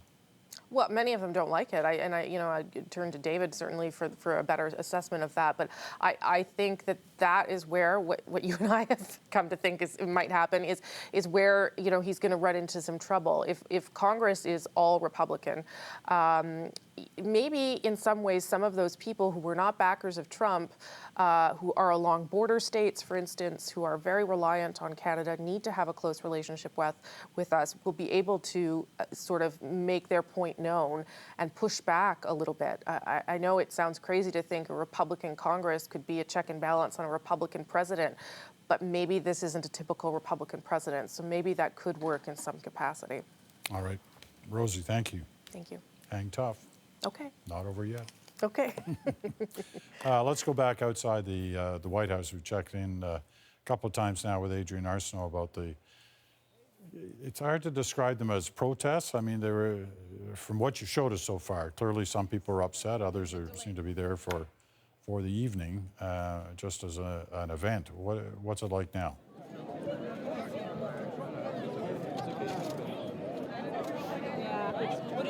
Hey there, Peter.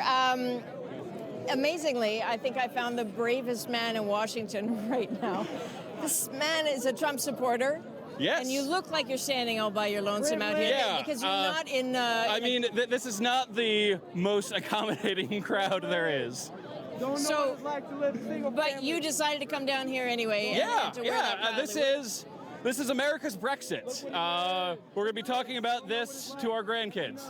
And so for all the people around here, and there are a lot of them, some are crying. Some are crying. It's a very emotional day. A lot of them are climbing trees. Similar to Brexit, we were promised this wouldn't happen, that Hillary had it in the bag. But what would you say to the ones who are crying, who are afraid? The man who has the sign back there that says, "What have we done?" Yeah. You know where Aleppo is? I do know where Aleppo is. Where is it at? Spell Aleppo. A-L-L-E-P-O. Okay. Yeah. Sorry. So, no, I totally understand. But I'm curious because, I know they're egging you on a little bit. But what do you say to the ones who are genuinely... We're going to be fine. This is what America needed. This is the voice of the people. Why are you wearing a leather jacket? You know what? You are patient. I'm going to let you move on. Thank you very much. Happy to do it. Have a wonderful evening. So, Peter, it is a weird sort of carnival out here right now. And I know that term is odd. There's a lot of weed. There's a lot of booze out here. People have still climbed the trees. A number of people who live in Washington are saying the last time they saw people climb these trees right on Pennsylvania Avenue outside the White House was when Osama bin Laden was killed, and people were celebrating and loving the White House. They're screaming very different things tonight. They're screaming F Donald Trump. Earlier they were screaming lock him up. Some of the young students here right now are having political debates with each other and apparently just sort of enjoying the scene. But it's a crowd that's building a little bit. Adrian, I know there's a bit of a delay here in the back and forth now that you're out on the street in front of the White House. But you were there, or you were in Florida, 2000 during the whole Gore-Bush recount and all that craziness surrounding that. I was on camera. Is there any comparison to what you're now witnessing to what it was like back then?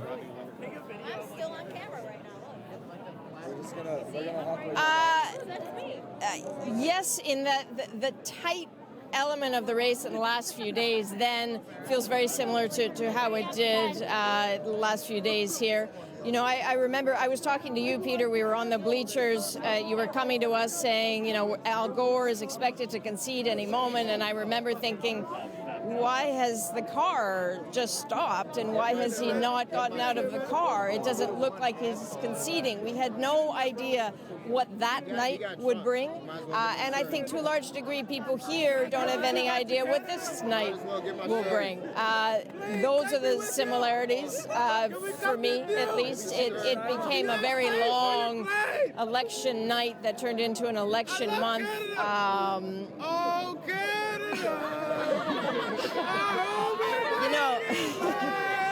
We have a lot of fans down here, Peter, Canadians, it seems. But you know that the bonkers nature of 2000 has some parallels here. There's no doubt.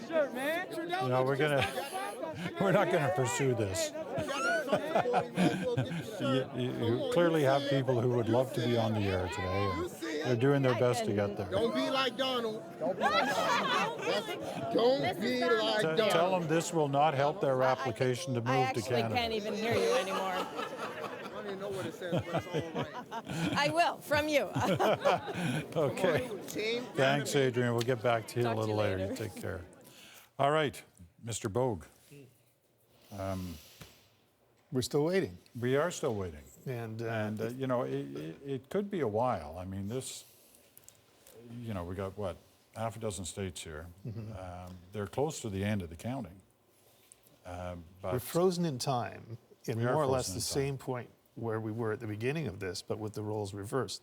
So that, the prognosticators, the forecasters, 538 is giving Hillary Clinton like a 23 or 25% chance, which is more or less what Donald Trump had by their estimate when we began the night. So it's a good chance then. Oh yeah, excellent. The big difference, of course, is that most of the game has been played, and Right. it's really hard to see how that changes, no matter what Nate Silver says about it now. But Still doesn't take away from what he's saying that there's a 75% chance that Trump I will be there. guess, yeah, that's it. Yeah. What So do how you many make of all upsets can this? you see tonight? Where are you on all this talk about what happens now if it's him? And whether we're going to see any change in him and his character? Well, I'm a big fan of Robert Caro myself, and when David Trump mentioned Robert Caro's dictum that power reveals, I think that's true. But Donald Trump has had power, a different kind of power, and I think he has revealed who he is. And I think who he is someone who has not really thought through a lot of these issues and doesn't even know what he thinks about them, but understands the emotional response he can generate by taking a position on them. I think that we found that even with immigration, which I think you have to argue was the cornerstone of his campaign. That's where it all began. You know, last summer when he was talking about having actually met some of the people who were caught up in the difficult circumstances, he began to soften on it, as though it was the first time he had really come to understand that illegal aliens are not a separate community. They are part of the community. They are part of people's families and so on. The example that Ashley mentioned about abortion was probably the most telling. He hadn't given that any thought until Chris Matthews asked him about it, and I think that was completely evident. What we do know about Donald Trump... You could actually see in that moment his brain ticking. What do I say here? What is the right thing for me to say here, as opposed to what do I actually believe? I don't think he was worried about the right thing. I think he was just coming up with something. He hadn't thought about it. Yeah. I don't know. I think he was trying to decide what is going to put me in the right position in terms of I think my he was probably voters in this thinking, primary. if I'm a pro-life person, what would I think about this? And he'd never thought about that before because he hadn't been a pro-life person until recently. But I think the constant in Donald Trump's life has been this constant quest for social status. And I think you see an awful lot of that in the campaign that he ran. More thought given to that kind of thing, social status, me being better, tougher, richer, smarter, rather than actually telling you what he would do, right? And I think now we're in a position where, so many of the things that he said in the campaign were false, either completely false or partly false, measured by those media organizations that measure those things, right? What are we supposed to believe about what he said then? What are the things that he was sincerely committed to? You know, the wall, I think he has to do. The roundup of the deportations, that didn't last very long. His budget proposal, the first one that was included in his platform, was ridiculous. It was just not achievable. And this is the way, I think that's what we're in for. I think we're in for a period of constant retrenching and him understanding and a huge learning curve for what's actually doable politically in a Congress, right? Where, you know, even though they control both houses, he's not a Republican. His party, his election is all about challenging the Republican establishment as it exists. I don't know how that works, but I think on every policy issue you will find that he has a lot of work to do to understand where his own positions are realistic and when they're absurd. Let me ask one of those questions where you all kind of bite my head off when I ask it, but aside from Twitter, do you think he reads? Like a book? Like anything that would He help reads him a lot of his own understand these press. issues that he deals with? No, I don't think he reads that, to the end of the article. I don't think he that reads he the headlines. reads. I think that, yeah, I think that, but aside from Twitter, Twitter is what most people read, right? I think that if it doesn't mention Donald Trump's name, I doubt that he's ever read it. And that says a lot about Donald Trump.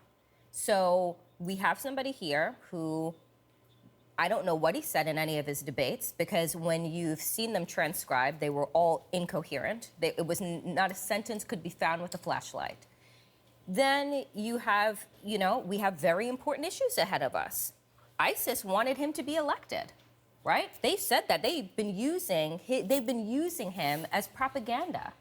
He said, I can shoot a gun off Fifth Avenue and not lose any supporters. No, and he it's said true. I could shoot someone on Fifth Avenue and not lose any supporters. And they've been just wholesale forgiving of all of his transgressions, the lists that I showed you earlier, and his retrenchments as well, things that he would change sometimes daily. I think guns in the classrooms are a bad thing, although in some circumstances the teacher should have guns, all in the same sentence. They've been remarkably forgiving of Donald Trump, again, because of this brand new idea, this big wind of change.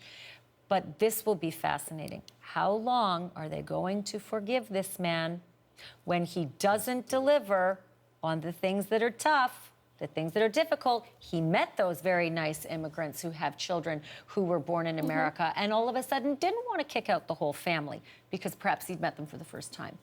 I think that's going to happen. Your question about reading raises a really interesting point about the way the White House is organized. If a president reads, one of the consequences of that is that people outside the circle can get information to him past his gatekeepers. He'll have an old friend. I mean, the classic example of this is Albert Einstein writing to Franklin Delano Roosevelt that an atomic bomb is possible when all the president's advisors said it wasn't possible. If the president doesn't read, the only way he can absorb information is face-to-face. And then the people who control his schedule also control his information. The presidential daily brief. All kinds of things. But whoever becomes White House Chief of Staff, who controls access, will control what the president knows. And that was true. That is not true for other presidents. There are ways at them.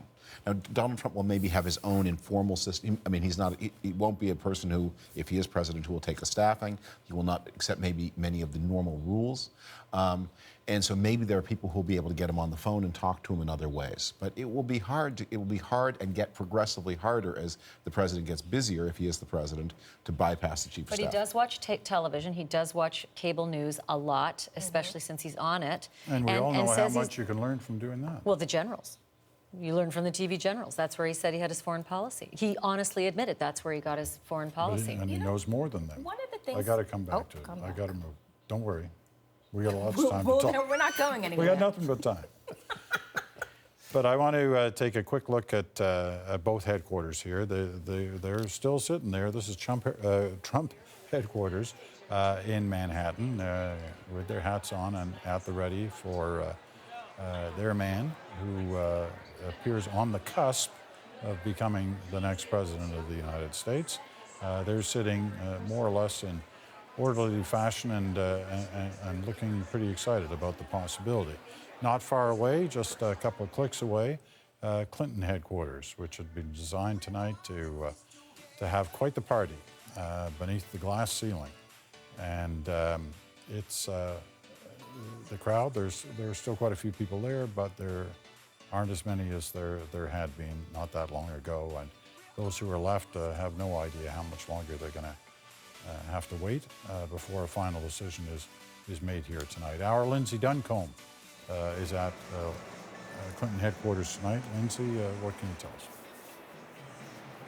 Certainly there are a lot of disappointed people here, a lot of people in shock, and a lot of those people, Peter, are celebrities. Think about the long list of celebrities that had endorsed Hillary Clinton.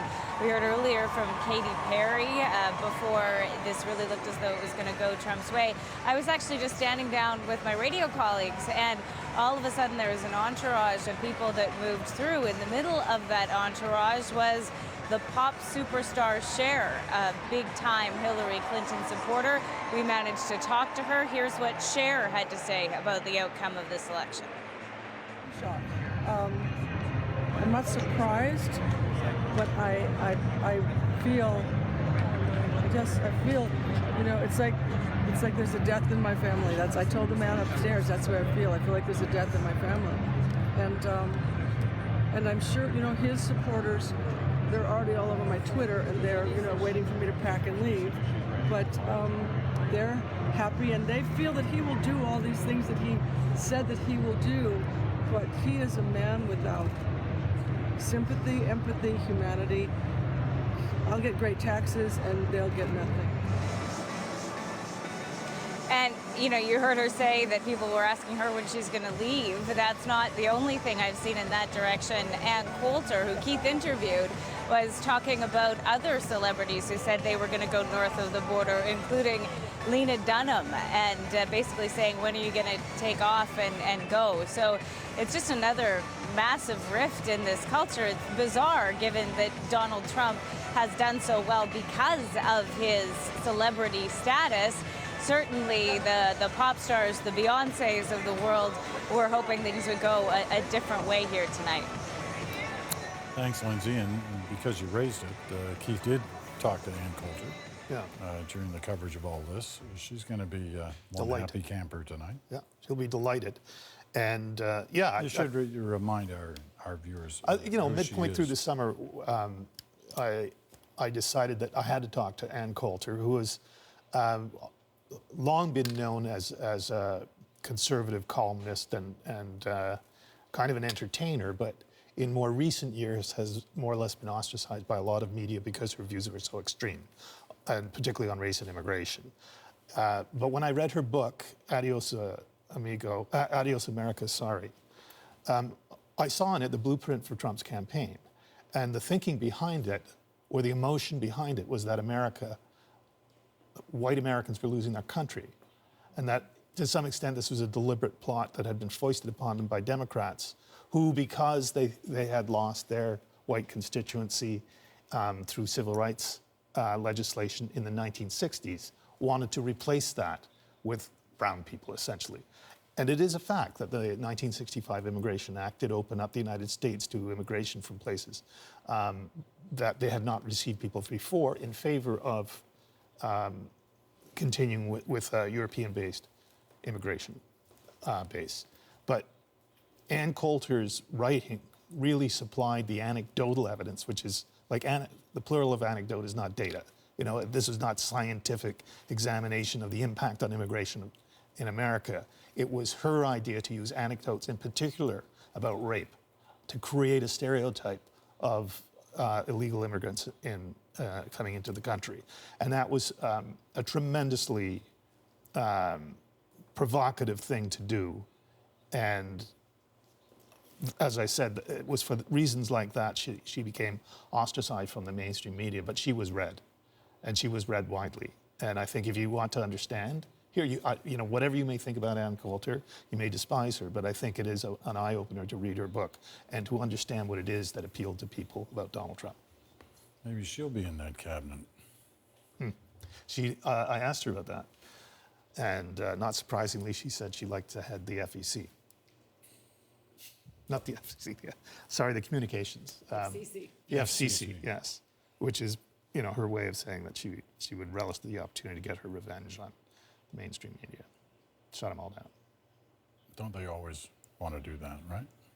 Yeah. Get their revenge. Yeah. Maybe she'd like to be in charge of the FEC as well. I don't know. All right. Let's quickly do our regular update here, as we're trying to do every couple of minutes, on where things stand on these states that are still not declared. They're the ones in yellow. Let's have a look and see where we stand at this moment, with Trump at 244, Clinton at 216. You need 270 to win. 16 electoral votes up for grabs in Michigan. It is still a, what is that, 1.6 percentage point lead for Donald Trump in Michigan, which is coming to a surprise to a lot of people. Wisconsin, another 10 electoral college votes at stake here, and on this one, Donald Trump has a much healthier lead, almost 3-point lead in Wisconsin. Those two alone would put him at 270, Michigan and Wisconsin. Pennsylvania, he has a lead of just over 1 percentage point, 20 electoral college votes at stake there. But again, if he wins those first two, he doesn't need Pennsylvania. In Arizona, once again, a lead for Donald Trump, and healthier this time, 3.5 percentage points roughly for Donald Trump, 11 electoral college votes there. Now we run into the areas where Hillary Clinton is leading. They're all small states with small vote totals. Here she's up by 0.5 percentage point in New Hampshire, only 4 votes at stake. Next up, Minnesota. Here you've got a few more, 10 electoral college votes. She's got a little more than 1.5 percentage point lead over Trump. And next up, as you notice, these ones, when you add her total up, it gets her nowhere near 270. Maine, just 4 votes at stake. She's got a 3-point lead in Maine. And Alaska, wow, Alaska has closed. It closed at 1 a.m. our time. And we know there's a lot of Alaskan viewers watching our coverage tonight, picking up the feed from Yukon, where they had an election just yesterday. The Yukon Liberal Party won over the Yukon Party, tossing them out after their campaign. So you have Trump leading in 4 states with big numbers. He could win easily with just 2 of those. 2 of those 4, he would win, but we're not there yet. 244 to 216. What is the total vote? Can I see the total vote? Do we have those? Here it is. Trump's still in the lead here. 48.2%, a little more than a percentage point over the Clinton number. So even with those West Coast votes, it did tighten up a bit, but Trump is leading both in the total number of votes cast and in the Electoral College.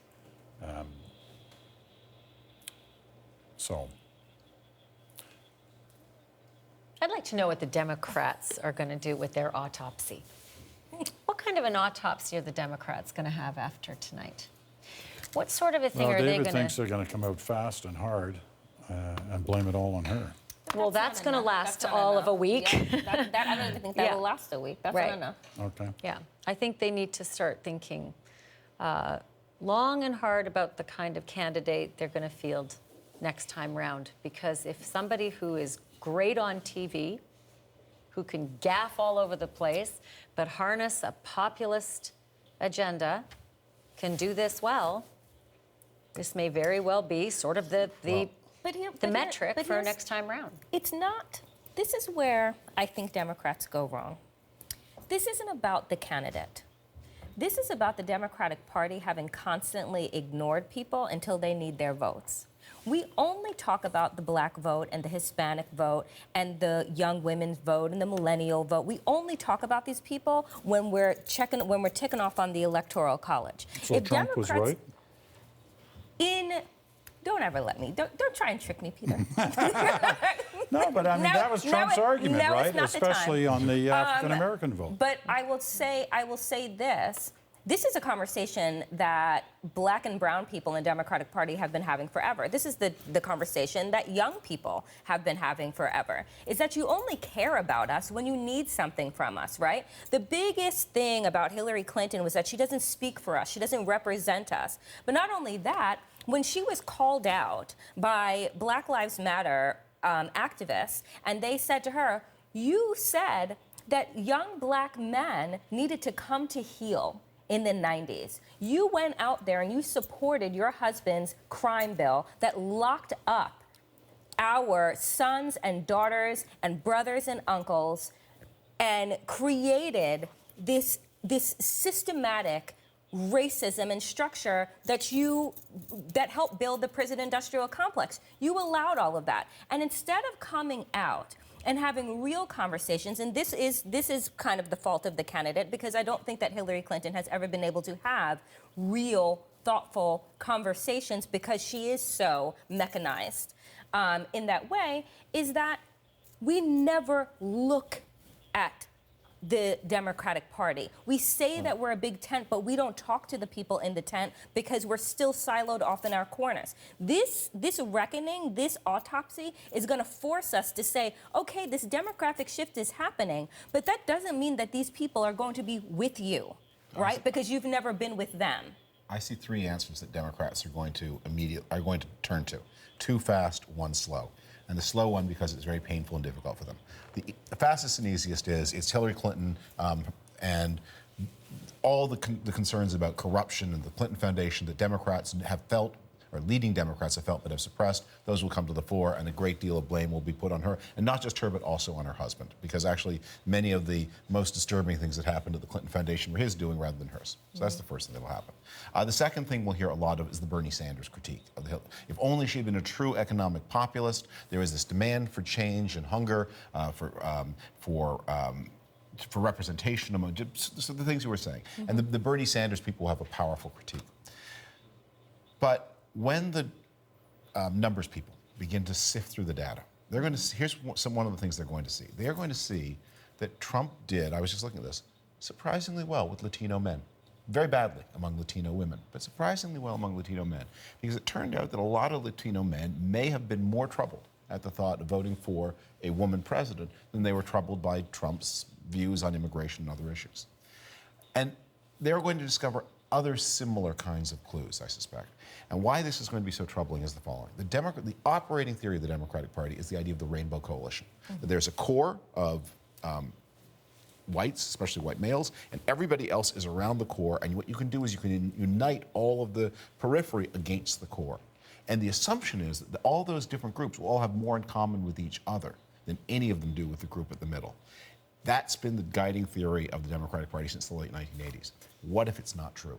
What if one of the consequences of becoming a majority-minority society is that as whites lose their centrality, they also lose their effect as an organizing principle, something you can organize everybody else against? And then what you discover is maybe it's hard to keep these different groups in the same coalition. Maybe Latino men and Latino women have, the marriage rate is decreasing maybe they don't feel they have common interests. Maybe millennials don't feel they have common interests with trade unionists. Maybe, in fact, that this is like a kind of bag of negatively charged magnets that you cannot hold in one place. And that the Republicans, although there are fewer of them, they have more in common with one another, and that may be, that raises some very troubling questions for Democrats. All right, I want to give you an update on the big story, the night story. We're being told that John Podesta, who's the campaign chair for the Clinton team, is on his way now to Clinton headquarters, and he's going to speak. That she's not coming down tonight. Now, that'll lead, of course, to all kinds of speculation as to what he's going to say. Are we going to take a breather here, wait till the morning, get the final vote?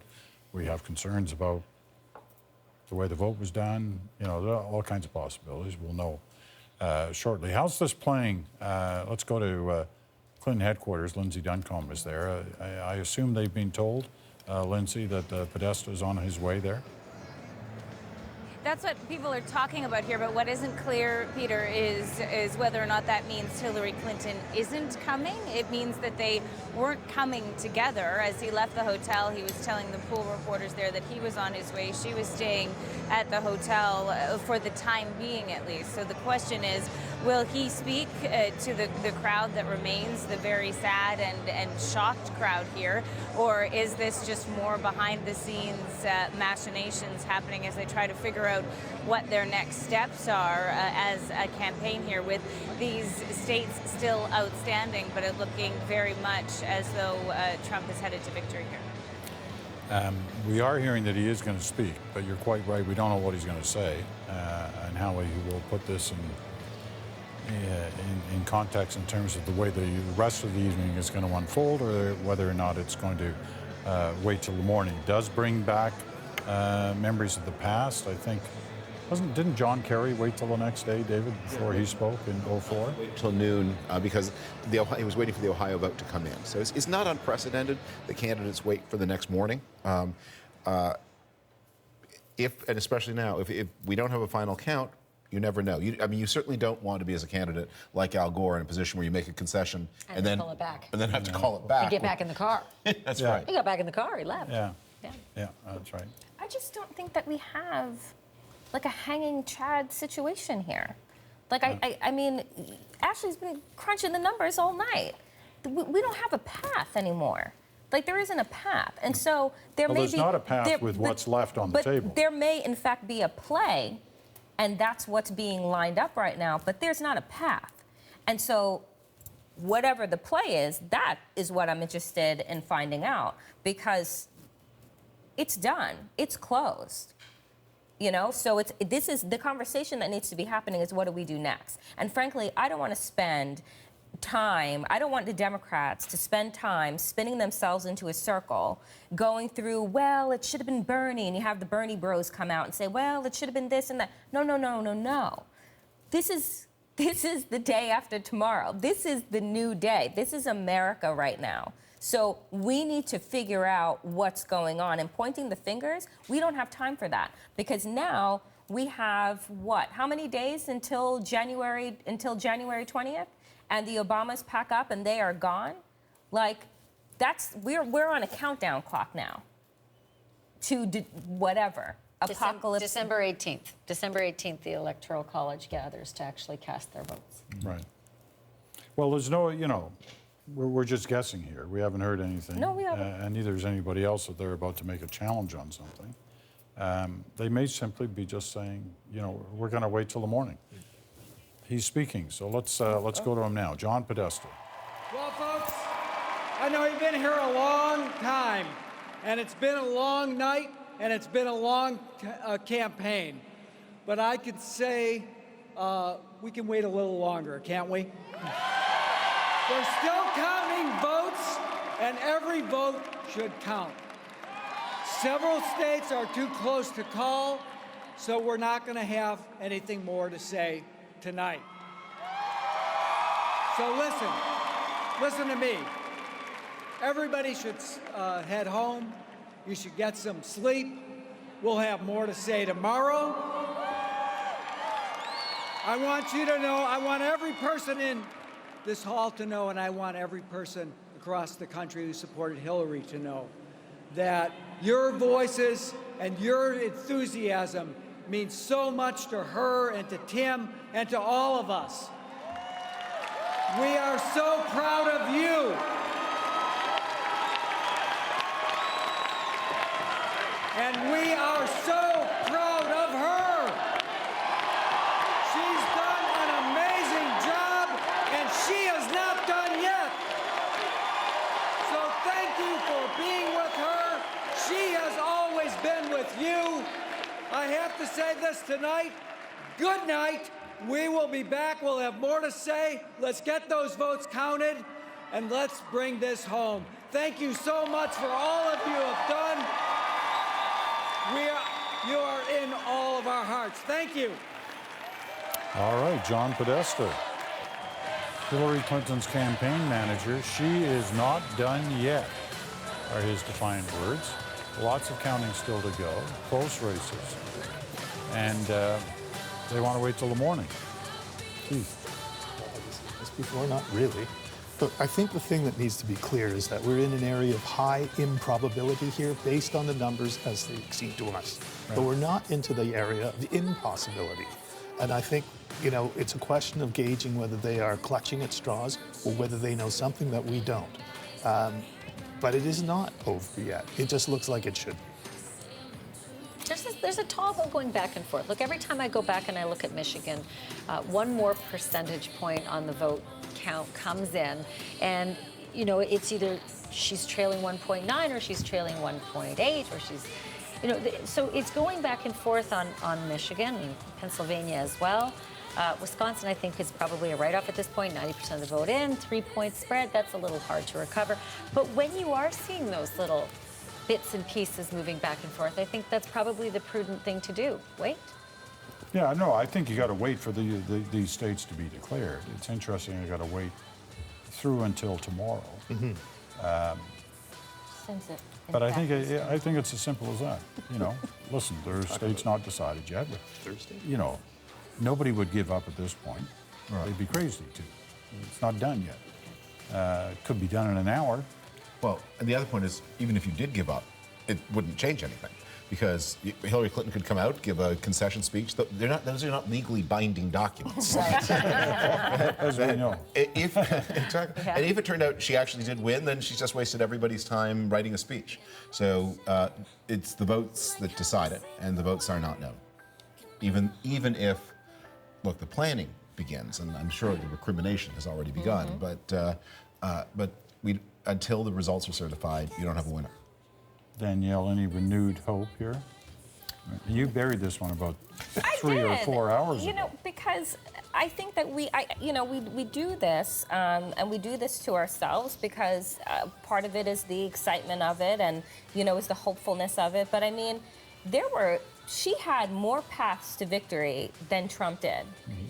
And I would have understood if we were ending and it was 244 Clinton and and it was just like, oh, we don't know, but she has all these paths to victory. They were sealed hours ago. Like states that became in play that shouldn't have ever been in play. I really honestly thought that she was going to close out Florida, and then we were done. I said that to you when I sat down. So, I mean, I think that reality has to set in for everybody, and maybe reality will look better tomorrow, but I doubt it. So, you know, whether she decides today, tomorrow, Friday to have the conversation, I mean, what's in play is what's next. All right, I want to go back to Clinton headquarters. Lindsay Duncombe, fast clearing out there, I imagine, after that speech. Yeah, but there were some fairly large cheers there you heard when John Podesta said, we'll have more for you tomorrow. I mean, the math may not be showing any path, really, that she could pull this out of a hat. But in just talking to supporters, Peter, there is so much disbelief here. There are so many people who thought she might squeak it out, but at least she would come out on top. One gentleman I was talking to said, this just can't be true. It feels like this is a bad dream. So I guess now what's got to happen is everyone's got to wake up in the morning and find out whether or not, or presumably that it is a bad dream. It's going to continue when we hear from Hillary Clinton in the morning tomorrow. What this does is just hang over, I think, tiny shreds of hope for those people who are in this stage of disbelief, because certainly that's not what they expected to hear here tonight. All right, Lindsay. Thanks very much. Heck of a job you've been doing tonight, but looks like you get the rest of the night off. There's nothing else going to be happening at Clinton headquarters tonight. Lindsay Duncombe there for us tonight in the Clinton, the place where the Clinton party was supposed to take place. Well, that does shift the attention now a couple of clicks away to the Trump headquarters, where Paul Hunter is standing by. They're waving their placards, but the question now becomes, will Donald Trump turn up with a result that is still at this moment unclear, although it may be leaning heavily in his direction, and with the opponent saying she's not doing anything until tomorrow? One has to wonder. Paul, what's the reaction in there, and what are you hearing? I don't know. I don't know what to make of this, Peter. I think it was it Keith a few minutes ago who was saying maybe Podesta knows and the Clinton team knows something that we don't know. Like I've learned never to doubt Keith, and I don't doubt him this time, because I can't think of any other explanation for that. It makes no sense. I mean, if you're going to lose, you're going to lose. Come out and concede. You know, what happened here when Podesta got up on the screen was the place went absolutely quiet. And then they started booing and jeering when they figured out what was going on. And then came the lock her up, lock her up, lock her up. And then people just kind of turned and looked at each other like, what's that about? What's going on? I mean, what's been happening here the last little while has been, it's kind of quieting down, to be honest, right? Because everybody's just waiting for that state that puts them over. But now with that, so what is Trump going to do? What if the number goes past 270 or hits 270? Is he going to come here and give that speech? What is he going to say beyond what we were wondering already? I don't know. That was a weird one. It threw me for a loop. It threw everybody here for a loop. But man, they didn't like what they heard, I'll tell you that much. Well, you know, I guess, you know, they've got to look at those numbers that are still being counted, and they must have determined, look, it's going to be a few hours yet. Let's take the time, let's buy the time, and wait till tomorrow, because they can't concede yet. You know, David is right. They could concede and pull it back tomorrow if they suddenly pull this one out of the fire, but they can also say, look, it's, you know, I'm not done yet, and I want to wait till tomorrow when all these votes are counted. Trump, if he, you know... So that sure says... sorry, if I can just jump in, because that sure says to Donald Trump, you know, it's almost says, I dare you to go and give an acceptance speech. If we're effectively saying, we at the Clinton camp are effectively saying, there's a little more to this than we know at this point, or is being put out there, or it's too close, you can't go and accept either. So what does he But there was do, no right? hint of that, right? There was no hint of that in the speech. That may be the case, but there was no hint of that. So, you know, I would assume there'd be a lot of people whispering to Trump, if anybody's allowed to do that, that if he sees 270 on that board, he should move it, hump it down to that headquarters and make your acceptance speech and move on. But well, he's not far away. If that comes, he'll be. Maybe you're right. He'll be here in a flash. right. I mean, it's only 2:15, and he usually doesn't really get into the speaking mode till about 3:30 in the morning, isn't it? Maybe he'll wait till then. They're going to unlock his iPhone. his mobile, and let him tweet it out. Okay, well, you know, obviously we're going to we'll see how this unfolds. You know, Paul, in this interim, while we sort of try to determine how we're going to carry forward over this next little while, last night Paul did a great piece for the National that summed up in a couple of minutes, no, about 5 minutes, some of the big campaign moments of these last 500 days, and what a remarkable campaign this has been in the sense like we've never seen one like this before, for a number of reasons, many of which were made by the man who looks like he's on the verge of becoming the next president. Well worth the moment, if you haven't seen it, to watch this again. Here's Paul's piece from last night. Who to choose? For so many Americans in this election, it's all come down to who do you dislike the least? I am your voice. A real estate mogul slash TV star pledging to build a wall and ban Muslims. America is back. Or I accept your nomination. the woman at once deemed the most qualified person ever to run for the White House, but as well untrusted and despised by millions. You're the fascist. The campaign season would prove to be the flat-out ugliest in memory. They're going wild, the cameras, you know. It's so disgusting. Donald Trump's general MO, insults and innuendo, seeming to suggest early on, for example, that gun rights activists take up arms against Hillary Clinton. If she gets to pick her judges, nothing you can do, folks. Although the Second Amendment people, maybe there is, I don't know. Clinton's comeback. And if you are running to be president, words can have tremendous consequences. But Clinton had her own troubles, dogged by her handling of emails while Secretary of State and for comments such as this. You could put half of Trump supporters into what I call the basket of deplorables. Lock her up! Lock Hillary up! Guess what? That didn't go over so well with any of Trump's backers. Then, amid rumors of bad health, this. Every time I think about Trump, I get allergic. And later, after leaving a 9/11 ceremony early, Clinton stumbled getting into her vehicle. It's a beautiful day in New York. Turned out she had pneumonia. Now, what did you mean by and that? Trump She doesn't pounced. have the look, she doesn't have the stamina. As soon as he travels to 112 countries and negotiates a peace deal, a ceasefire, he can talk to me about stamina.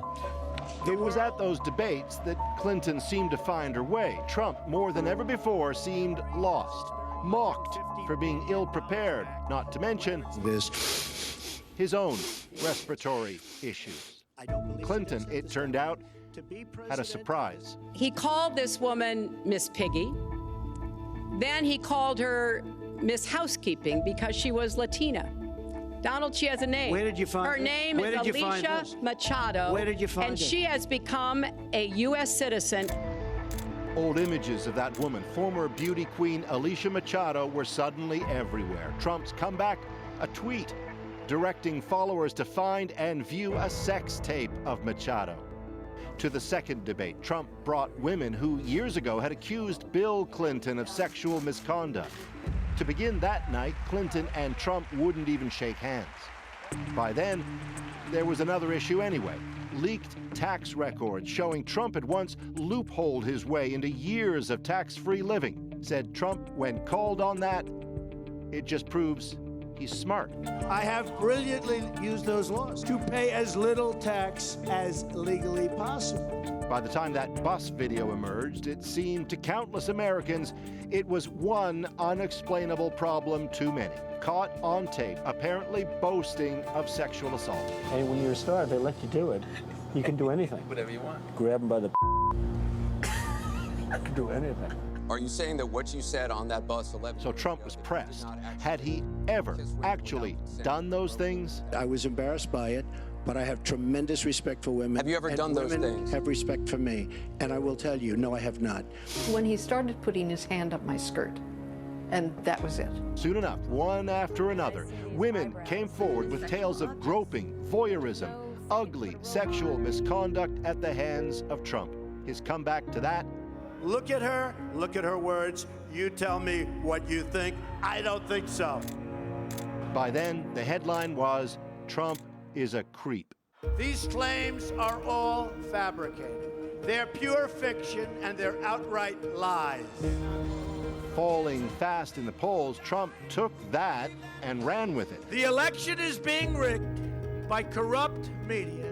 I'll keep you in suspense. He hinted at mayhem if he loses. And I will totally accept the results of this great and historic presidential election if I win. But of course, Clinton had one last headline of her own, courtesy good old Anthony Weiner. Turns out, said the FBI, thousands of potentially sensitive Clinton emails somehow ended up on the laptop of the disgraced former husband of a key Clinton aide. Not good news for Team Clinton. And suddenly, her once big lead shrank. Forgive American voters for thinking, you've got to be kidding. Paul Hunter, CBC News, Washington. Well, now back to Trump headquarters, where Paul's standing by, and we've just heard that Donald Trump has actually arrived down at the headquarters, and so he may well be about to speak or to address his supporters there. This after the Clinton headquarters played host to John Podesta, the Clinton campaign manager, who was just there 15 minutes ago, not even that now, saying that there would be no statement from the Clinton team in terms of how they see tonight's results until tomorrow. In the meantime, his quote was, "She's not done yet. Still counting going on, and there is still a chance," according to John Podesta, that she can pull this one out of the fire and win all the states that are still being counted. It seems like a bit of a stretch given the leads that he has in some, but anything's possible. At this moment, he is just 24 Electoral College votes short of the number 270. That's the number that he needs to be declared the next president of the United States, to be sworn in January of 2017. January 20th, the actual date. So here you have the Trump headquarters and many of his supporters who have probably heard that he's arrived in the back halls.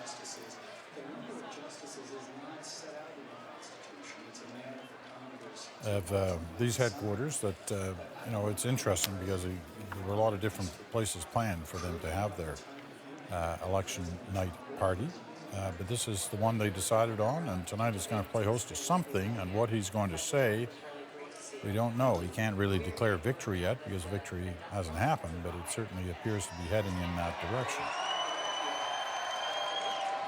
This would seem to indicate that the crowd is, well, no, I think they're just looking at all the results that are going up on the board. Ashley? If you can believe it, are already saying Hillary Clinton is refusing to concede, which is the accusation that was made about Donald Trump, that he would refuse to. I'm not kidding. This debate is raging now on the American television networks that Hillary is refusing to concede, just as Donald Trump, they accused would. Well, it's pretty silly, really, because if the numbers were reversed, nobody'd be saying he's refusing. I'm sorry, are you to talking concede. logic? Is that what's going on over there, Peter Ansbridge? See, there you go again. Again, there you are. You're a door. You entered the Twilight Zone a long time ago. This is opposite day. But, you know, there is a more troubling possibility, which is if it's true that Donald Trump is about to make a statement claiming that he won, the rule is you get a result, the loser concedes. Sometimes it happens the next day. The winner then graciously congratulates the loser and accepts the mandate. It's one thing to say, you know what, the writing's on the wall, but it hasn't happened yet. I refuse to. Maybe that's a little graceless if you'd refuse to accept the probable result. To claim power on the basis of a probable result, that's a little worse than graceless, because in fact he hasn't been elected yet. He probably will be, but he hasn't been. And you continue the way you begin. And if you begin by laying claim to just a little bit more power than you've actually entitled to, well, it's not just a little bit more, because right now he's not entitled to any because he hasn't won. So you're going from 0 to 1 and awarding it to yourself. That's a little ominous for the future. I left ominous a long time ago. This is what he's going to do. If Donald Trump gets up there and doesn't claim victory, I will be shocked, like speechless. That's what he's going to do. There is nothing that he has done, there's nothing that he has said that proves otherwise. They are chanting, lock her up. He's going out there. He'll probably, if he walked out in a police uniform with handcuffs waving, that wouldn't shock me. Like, this man, he is stepping on the precipice of power. He can taste it. He's going to claim it. Well, he'll come out and he'll say, I told you. Yeah. Always bet on me. Always bet on me, the art of the deal. That's what he's going to say. You want to get in on this? Well, I wonder whether John Podesta or whether the Democrats organize themselves to do something like this without coordinating it with the other campaign as well. Donald Trump's there awfully quickly. It seems to me, I'm not entirely clear how far away he is. Well, but he this seems time to of have night, reacted. even in New York, nothing's that far Sure, away. he seems to have reacted very quickly, maybe as though he knew what was coming. In which case, you know, maybe he has a similar message as well. Maybe there's something wrong. I mean, it's awfully odd to me that we're waiting for so many states that are in the Eastern time zone. I mean, they've been counting there for a long, long time. Something has stopped them from counting.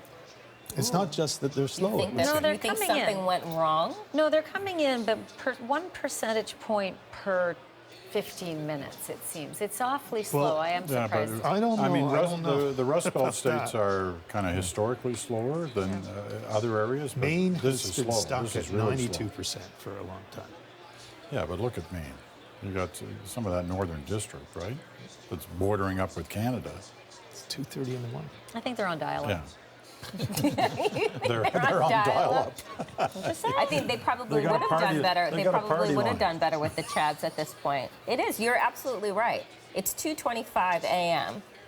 on the East Coast. And you know, what is the problem here? Huh. Why haven't we And it's just not why just haven't we Maine, just called it? right? No. And and maybe we don't want another 2000. Maybe we're just being incredibly meticulous. Let's go through it again. Maybe now we're bringing in absentee ballots. Who knows what's happening? But should Hillary Clinton go out there and have made a concession speech? Absolutely not. Absolutely not. But do I believe that Donald Trump is going to get on that stage and claim victory? Absolutely. And then what's going to happen from there? We're going to be talking about how Hillary Clinton, my God, the woman can't let go of power, can she? And this is the narrative because he is a spin doctor. You know, if he tries to do that, people are going to say, "Look, that's outrageous." Not that they would have ever said that about anything he'd done before, but really, it's not. You know, it's over when it's over. It's not over. So we're 89% of the vote in Michigan. And that changed. It's now only 1.3 difference between them. Okay, It was 1.8. Let's run through these states again. The Let's just throw numbers them are up. changing. I Okay, understand they are seven. changing. She picked up, so it was. Let's throw them up on the screen and, Okay. look what we're talking about. 246 here for Trump at the moment, 218. He needs 270 to win. So he needs 24 Electoral College votes. Michigan first. This one has 16 at stake, right? He's got a lead here of 1.3 percentage points. That's not much. It's not a lot. But it's a lead in Michigan. Highly contested state. Wisconsin. Once again, he has a lead. This time it's almost 3 percentage points. 10 up for grabs here. Next one, Pennsylvania. 20 votes up for grabs here. He's got a lead of 1.3 percentage points. And you're right, Keith, these aren't changing much over the last time we saw them. Arizona, 49.6 to 45.4. This is a healthy lead, 4.2. And he got 11 votes there. Those are the four where Trump is in the lead. Here are the ones where Clinton is in the lead. 47.5 to 47.4. This is the one that's really close. 20, 30 votes separating these two. So this clearly is one that is headed towards a recount. Minnesota, 46.9 to 45.4, point and a half in Clinton's favor. And Alaska, where actually Trump is in the lead now, a healthy lead in Alaska, just 3 electoral votes up for grabs there. So those are your numbers. Not much movement in them. I imagine there'll be a little more movement in Alaska, although it's not uncommon for Alaska that you don't find out until well into the next day. So I still can't see how he goes up and says, I've won. No, I mean, it's because not over. honest to God, every time I look down, every 5 to 10 minutes or so, we have another percentage point delivered back in, and she's actually closing down 0.1% of that. So there is movement. It's glacial, but there is movement, and it's in her favor. Whether 8% of Wisconsin that's left to report is going to make up the 2.6 deficit that she has, I don't know. But you know what? That's the way the direction's going. Is it too much? How long do we hang on? I'm just curious. Just because you know. Historically, how long do we hang on? Do we hang on until Thursday? Until Friday? Do we go through the weekend? Do we start to count absentee ballots from abroad? Like how long can this? How long can we push? You think? In the modern age, 2004 was, except for 2000, that was the freakish one. 2004 was about as long. I mean, to go to noon the next day, or noon or thereabouts, I don't know exactly. That was a long time. 2, 3 in the morning, that's happened. They're having such nights, especially when the election is decided in more western states. But if he's in the building, then I don't know why he's in the building. That is a strange thing. Well, unless he's in the, is it too much? It is. I'm not even going to suggest it, or you'll jump all over me. What? The spotlight's too bright right now. Is it possible that he walks out and he says, we've heard what the Democrats have said. They want to play through the night to wait for it? Because then you would send your equivalent level person. You don't send the candidate himself. No, but he wants to relish this moment too. They're going to go crazy for him. But then he will not be able to restrain himself from saying more. So if you were going to say, folks, it's a great night. We think we've done extremely well. Obviously, there's still some votes out there. It looks like we're not going to know the final result till tomorrow morning. You send the campaign manager out to say that. If it's going to be the candidate himself, then everyone go to bed, and we all hope we're going to wake up to happy headlines tomorrow morning. That's the campaign manager job. The candidate is there to say, "I claim power." Yeah. Right. And it's going to open with, "I told you I'd make America great again, didn't I?" Even if it's not even the I claim it, it's going to be this playful, maniacal You don't think it's going to thing be, that he does. Are these small hands? Or I may be saving that for the inaugural address. Yeah. Yeah. Maybe he just wanted to get there and wait it out.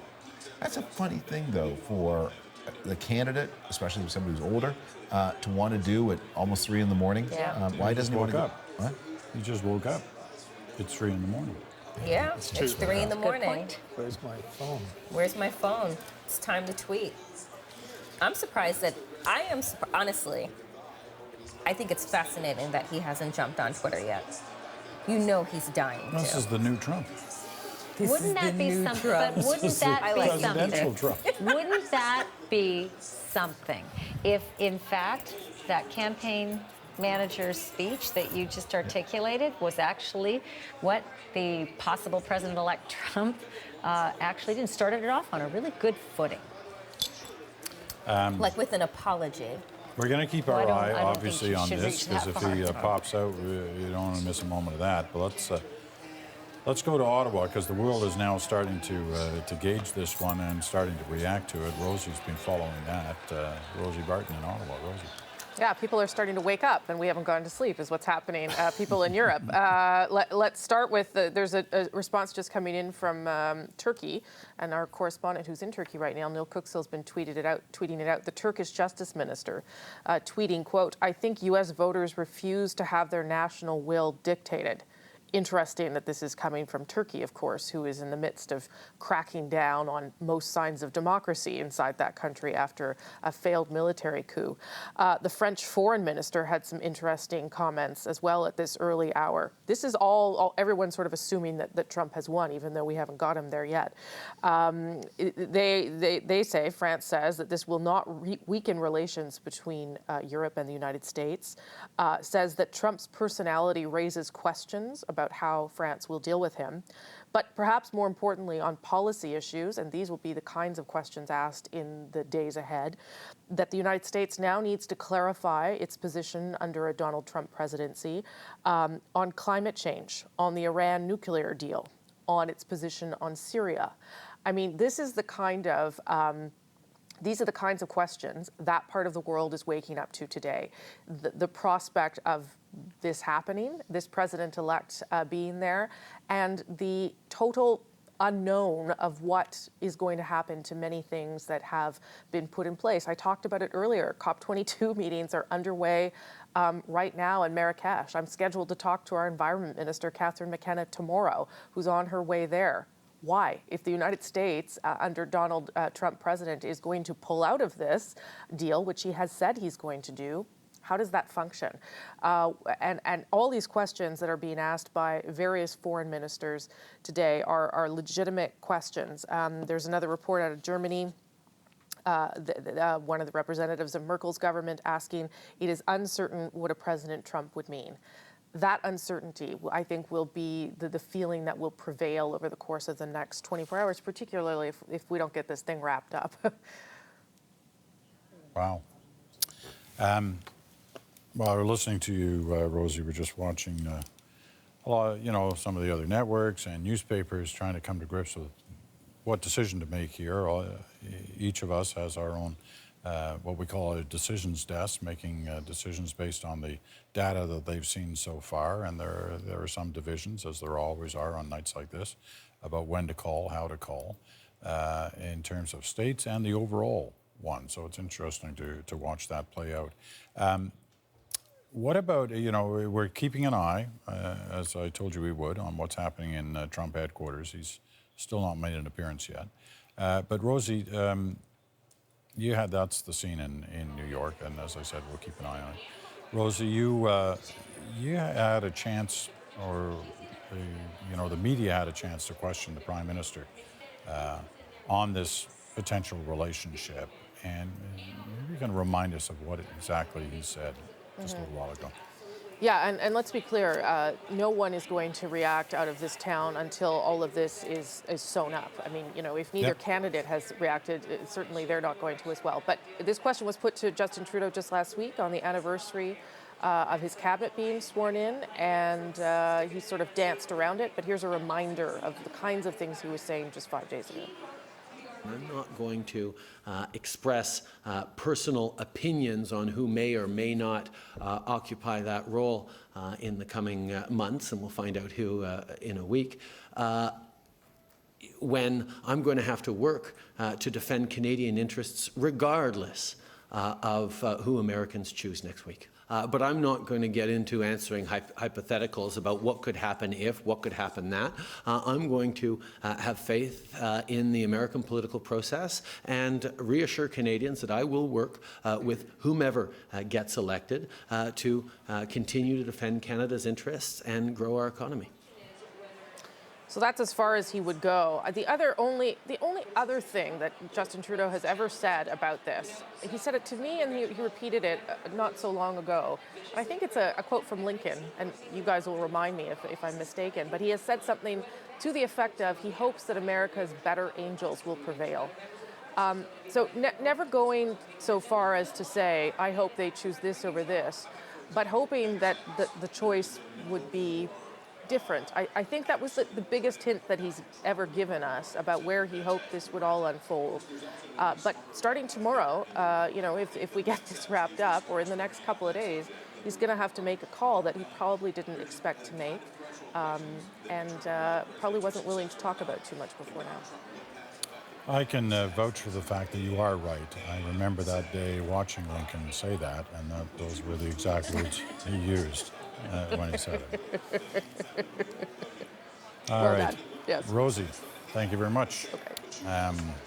You too will be sitting there watching as this story continues to unfold at this late hour, roughly 20 to 3 here in the Eastern time zone, which is the same time zone that they're on in New York.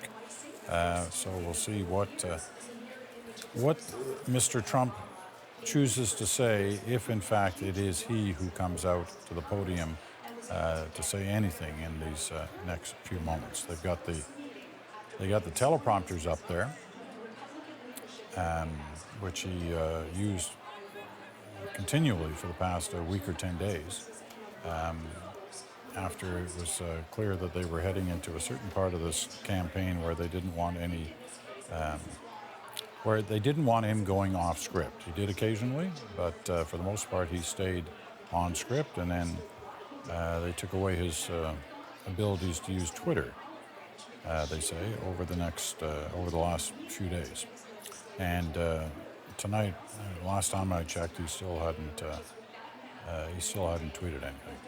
So I don't know. I really, I don't know what to say. We've kind of exhausted possibilities of what he might say.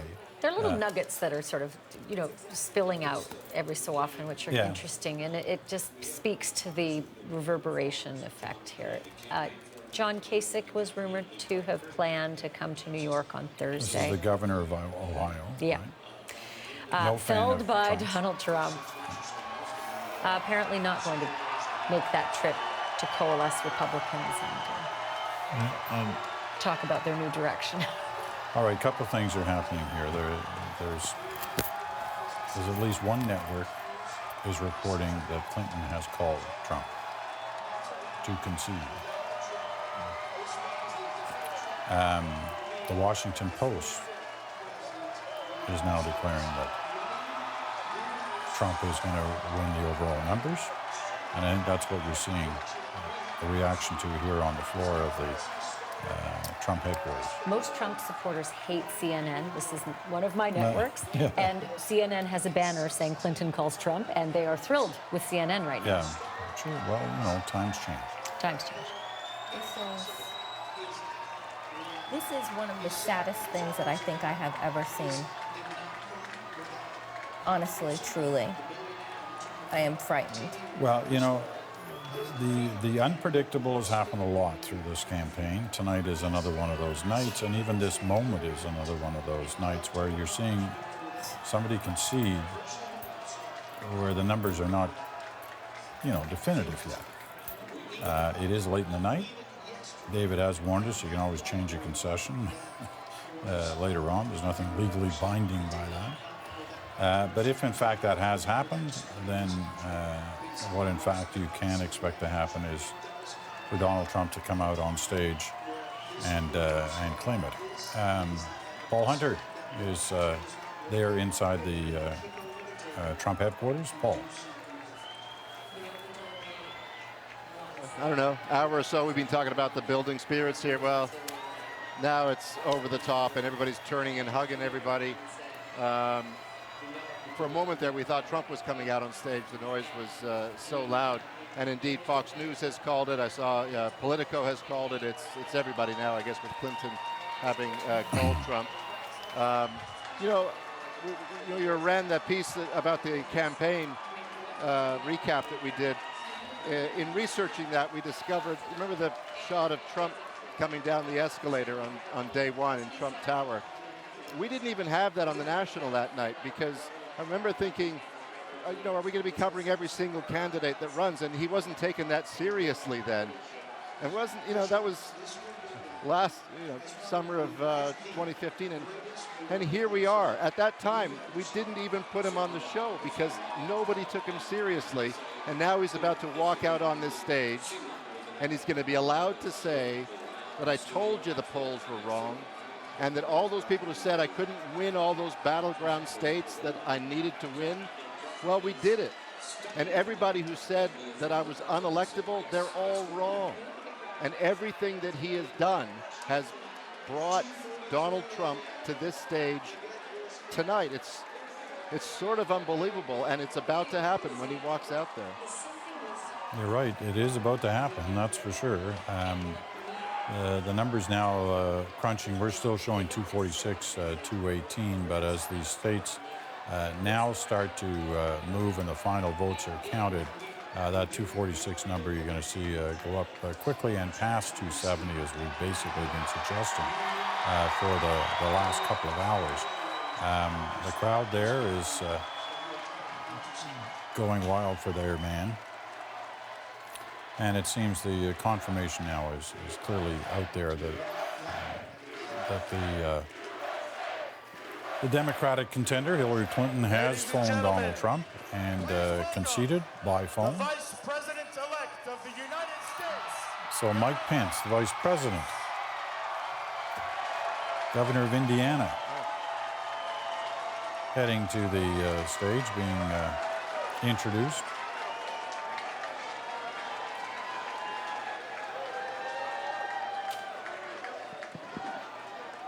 Being introduced, but so far not being seen. There he is.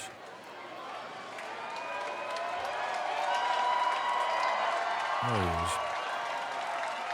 There you're looking at your next Vice President of the United States, Mike Pence.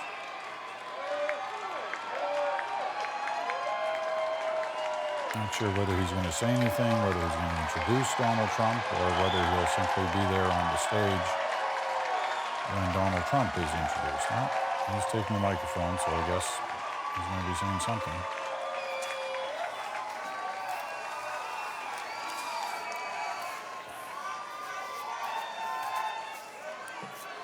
Now come both sides. Come both sides.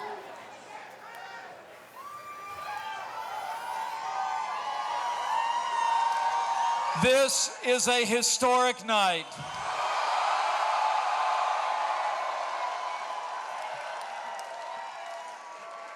The American people have spoken, and the American people have elected their new champion.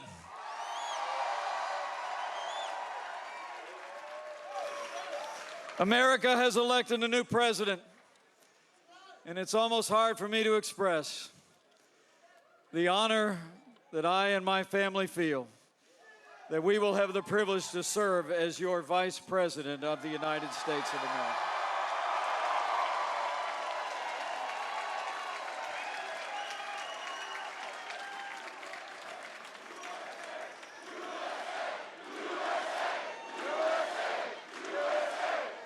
I come to this moment deeply humbled, grateful to God for his amazing grace. Grateful to my family, my wonderful wife, Karen, our son, Michael, and his fiancée, Sarah, our daughter, Audrey, far away, and our daughter Charlotte. I could not be here without them. And I'm deeply grateful to the American people for placing their confidence in this team and giving us this opportunity to serve. And I'm mostly grateful to our president-elect, whose leadership and vision will make America great again.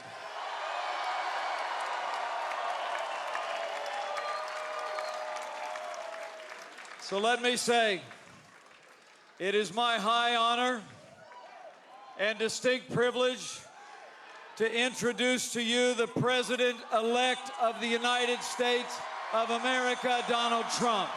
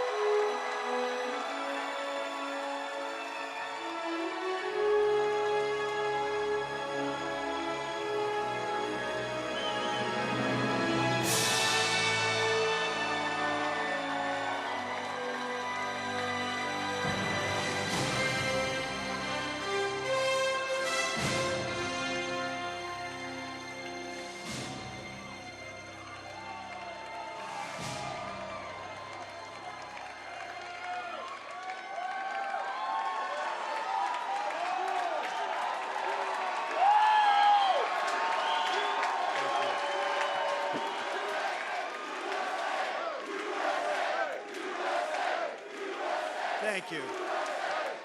Thank you very much, everybody. Sorry to keep you waiting. Complicated business. Complicated. Thank you very much.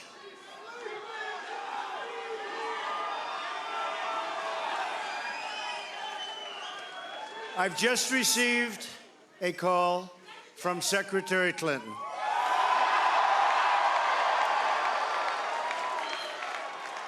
She congratulated us, it's about us, on our victory.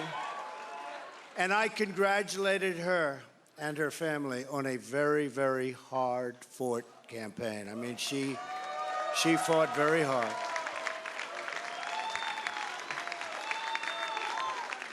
Hillary has worked very long and very hard over a long period of time, and we owe her a major debt of gratitude for her service to our country. I mean that very sincerely. Now it's time for America to bind the wounds of division. Have to get together. To all Republicans and Democrats and independents across this nation, I say it is time for us to come together as one united people. It's time. I pledge to every citizen of our land that I will be president for all Americans, and this is so important to me.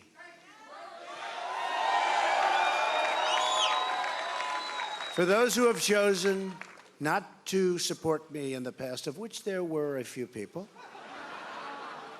I'm reaching out to you for your guidance and your help so that we can work together and unify our great country. As I've said from the beginning, ours was not a campaign, but rather an incredible and great movement made up of millions of hardworking men and women who love their country and want a better, brighter future for themselves and for their family. It's a movement comprised of Americans from all races, religions, backgrounds, and beliefs who want and expect our government to serve the people, and serve the people it will.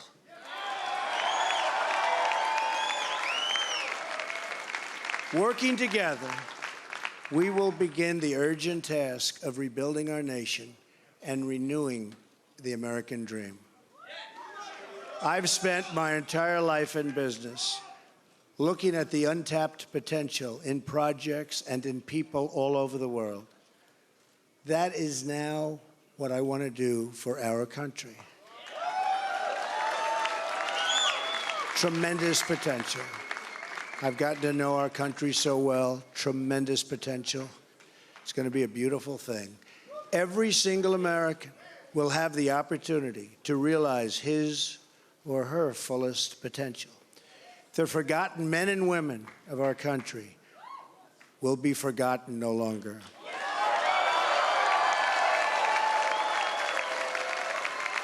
We are going to fix our inner cities and rebuild our highways, bridges, tunnels, airports, schools, hospitals. We're going to rebuild our infrastructure, which will become, by the way, second to none. And we will put millions of our people to work as we rebuild it. We will also finally take care of our great veterans. We've been so loyal, and I've gotten to know so many over this 18-month journey. The time I've spent with them during this campaign has been among my greatest honors. Our veterans are incredible people. We will embark upon a project of national growth and renewal. I will harness the creative talents of our people, and we will call upon the best and brightest to leverage their tremendous talent for the benefit of all. It's going to happen. We have a great economic plan. We will double our growth and have the strongest economy anywhere in the world. At the same time, we will get along with all other nations willing to get along with us. We will be. We'll have great relationships. We expect to have great, great relationships.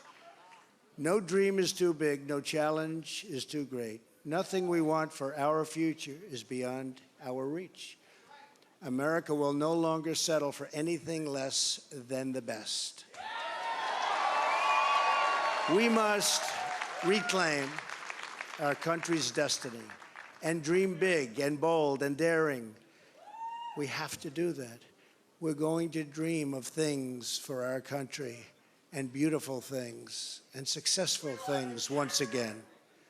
I want to tell the world community that while we will always put America's interests first, we will deal fairly with everyone, all people and all other nations. We will seek common ground, not hostility, partnership, not conflict. And now, I'd like to take this moment to thank some of the people who really helped me with this, what they are calling tonight, very, very historic victory. First, I want to thank my parents, who I know are looking down on me right now. Great people. I've learned so much from them. They were wonderful in every regard. I had truly great parents. I also want to thank my sisters, Marianne and Elizabeth, who are here with us tonight. And where are they? They're here someplace. They're very shy, actually. And my brother Robert, my great friend. Where is Robert? Where is Robert? My brother Robert. And they should all be on this stage, but that's okay. They are great. And also my late brother Fred, great guy, fantastic guy. Fantastic family. I was very lucky. Great brothers, sisters, great, unbelievable parents. To Melania and Don.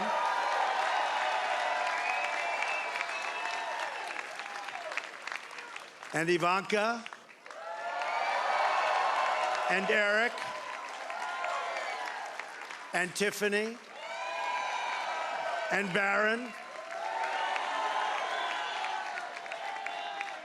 I love you and I thank you, and especially for putting up with all of those hours. This was tough.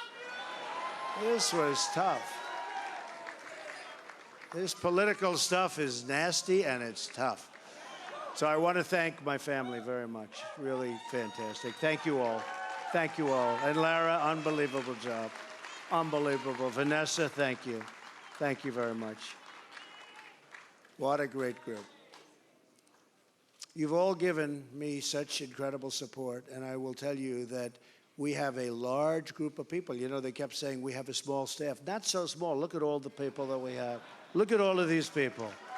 And Kellyanne, and Chris, and Rudy, and Steve, and David.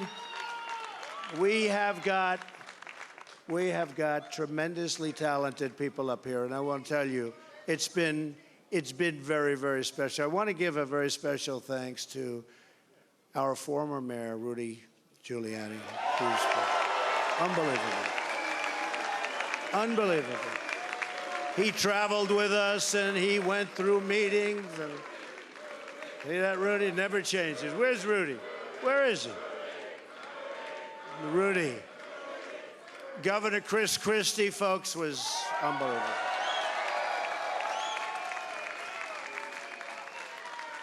Thank you, Chris. The first man, first senator, first major politician, and let me tell you, he is highly respected in Washington because he's as smart as you get. Senator Jeff Sessions. Where's Jeff?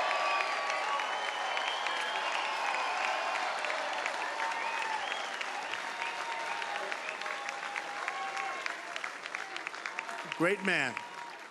Another great man, very tough competitor. He was not easy. He was not easy. Who is that? Is that the mayor that showed up? Is that Rudy? Oh, Rudy got up here. Another great man who has been really a friend to me, but I'll tell you, I got to know him as a competitor because he was one of the folks that was negotiating to go against those Democrats. Dr. Ben Carson. Where's Ben? Where is Ben?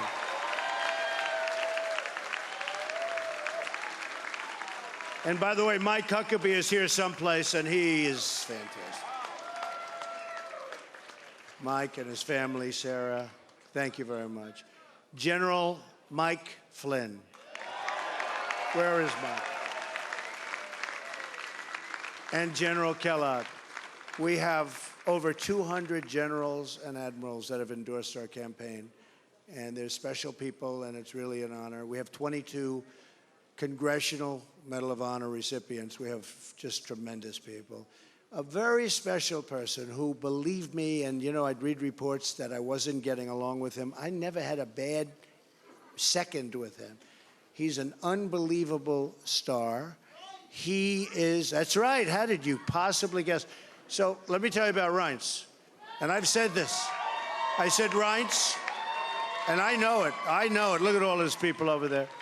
I know it. Reince is a superstar. But I said, they can't call you a superstar, Reince, unless we win. Because you can't be called a superstar like Secretariat. If Secretariat came in second, Secretariat would not have that big, beautiful bronze bust at the track at Belmont. But I'll tell you, Reince is really a star. and he is the hardest working guy. And in a certain way, I did this. Reince, come up here. Where is Reince? Get over here, Reince. Boy, oh boy, oh boy. It's about time you did this, Reince. Huh? My guy. Yeah, say a few words. No, come here. Say something. Ladies and gentlemen, the next president of the United States, Donald Trump. Thank you. It's been an honor. God bless. Thank God. Amazing guy. Our partnership with the RNC was so important to the success and what we've done. So I also have to say I've gotten to know some incredible people, the Secret Service people.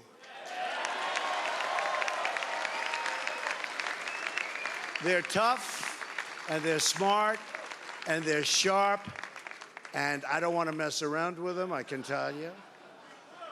And when I want to go and wave to a big group of people and they rip me down and put me back down in the seat, but they are fantastic people, so I want to thank the Secret Service.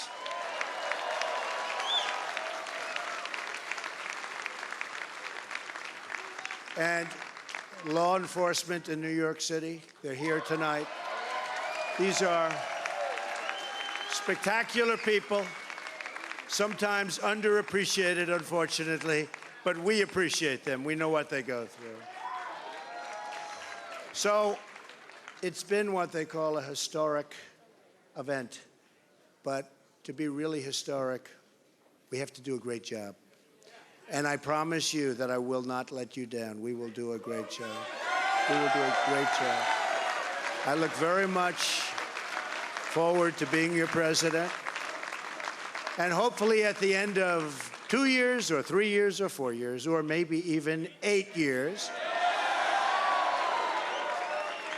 you will say, so many of you worked so hard for us, but you will say that that was something that you were very proud to do, and I can thank you very much. And I can only say that while the campaign is over, our work on this movement is now really just beginning. We're going to get to work immediately for the American people. And we're going to be doing a job that hopefully you'll be so proud of your president. You'll be so proud. Again, it's my honor. It was an amazing evening. It's been an amazing 2-year period. And I love this country. Thank you. Thank you very much. Thank you to Mike Pence. Thank you, everybody. Well, there he is, about to be the 45th president of the United States, Donald Trump, 70 years old. First president of the U.S., never to have served public office anywhere beforehand, nor served in the military. But he certainly served in business. That's how he made his name, and in entertainment. And in with a personal lifestyle that captured the attention for a number of different reasons of many parts of American society. So there he is with his family and friends. Long night, 3 in the morning there in New York, just after 3 o'clock. Says he received a call from Hillary Clinton, and he was there. He is with Kellyanne Conway, who was his pollster and campaign manager, Steve Bannon, who was the other campaign manager. And he's pointing at her perhaps for good reason, because she clearly got him on a certain footing, especially in these last few weeks for the final run for the presidency. Trump mentioning that he got a call from Hillary Clinton in the last a few minutes just before he came up on stage, conceding. And then he had some pretty gracious things to say about Hillary Clinton, especially when you consider what he said about her for the last few months. Let's quickly go inside the hall. Paul Hunter was watching all this unfold. What was it like from that vantage point, Paul? I don't know. You know, I was watching all of that, obviously. We're just pretty close to the stage, and I was looking at all the people on stage next to him, not least Chris Christie, who was right front and center on the side, and I was kind of imagining that they weren't quite sure they were believing it either.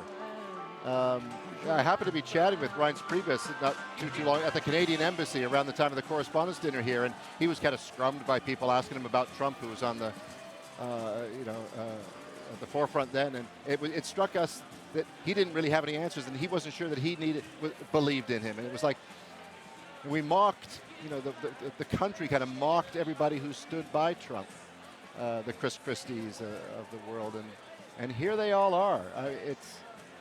It was something else. Who would have thought, Peter, that we'd be standing here talking about President-elect Donald Trump, And there he is. It's unreal. It is, but I should share with the audience and with viewers that a week ago you called me, Paul, and you said, because you had the choice, you could have gone either to the Clinton headquarters or to the Trump headquarters tonight to be our on-scene reporter, and you said, which one do you think I should go to? And I said, boy, it's a tough call. Which one to make? And you basically said, what's the better story going to be? Win or lose, what's the better story going to be? What's the most unpredictable story going to be? And Paul chose Trump, and tonight he's in the right place, the right time. Aren't I smart? Yeah, yeah, aren't you, right? We'll send a bonus your way for that one. Thanks, Paul. Paul Hunter in Washington tonight. And not take anything away from the great work Lindsay Duncombe did over at Clinton headquarters. Quick last word from you, Keith, on what we've witnessed on a very long evening here. Well, I guess just in the last few moments, we've witnessed Donald Trump address his rival Hillary Clinton as secretary and not as crooked Hillary, and then proceed to say that he's not the person you've seen on the hustings for the last 18 months, which is quite an extraordinary thing because it seemed to me clear that he felt a need to do that, that he needed to assure people, as he's been saying, that I can be presidential, I won't be that guy. I find that that's an unusual thing, isn't it? Mm-hmm. But undoubtedly, undeniably, the country or the electorate has given a gold standard of approval to some of the most outrageous behavior ever seen in an American political campaign. And we've talked tonight about, how much people change when they get into the White House. Not very much. All right. Thanks, Keith. Always great to have you here. Thanks. Thank you to our panel. We've been wonderful all night for the last 6 or 7 hours. My friend Ashley Banfield from CNN's Headline News and her new program, Primetime Justice. Wish you lots of luck with that. It's been on the air for a week or so already and starting off well. David Frum, of course, from, any number of different things. And the Atlantic Monthly senior editor, former Bush speechwriter, and Danielle Moody Mills. Tough night for Danielle, but she's been terrific with the commentary, provoking some great discussions around the table. And we thank you, Danielle. Thank you. Thanks to all our correspondents around the country and around the U.S. tonight who've been reporting in for us. Susan in Miami and Renee Filipponi in Ohio tonight, Adrian Arsenault at the White House, Stephen D'Souza in Times Square in New York, Kim Brunherber in Arizona tonight. We thank you all for great work. Now, we're going to toss it over to Ian Hannah-Mansing. And why? Well, it's after 3 here, but it's early still in Vancouver. And so Ian's going to keep going for a few hours and keep you up to date on everything that's worked. Thanks to all for tonight, and good night for now.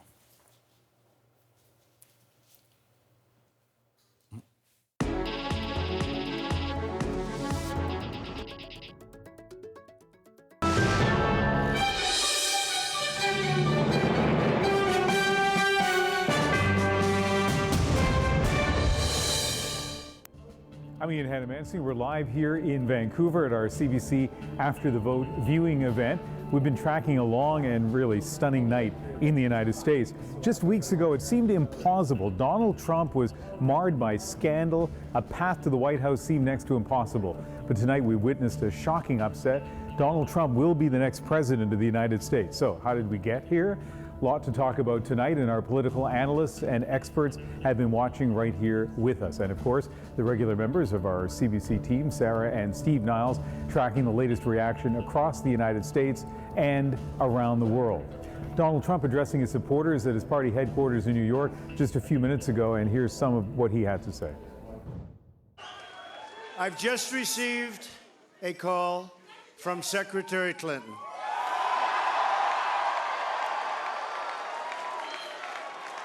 She congratulated us, it's about us, on our victory. And I congratulated her and her family on a very, very hard-fought campaign. I mean, she fought very hard.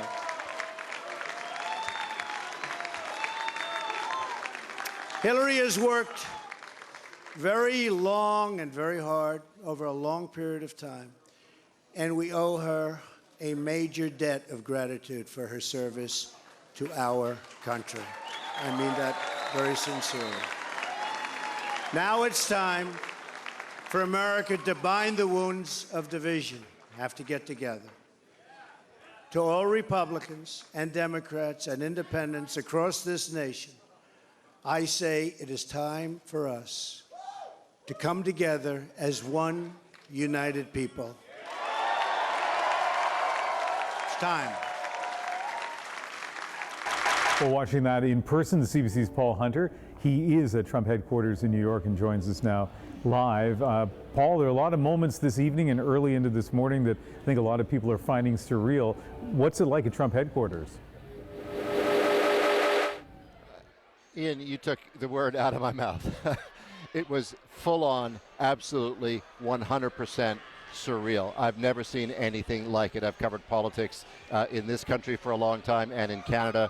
Surreal, and the stakes could not have been higher. This is the most powerful job in the world. And I think, I've been in this room all night.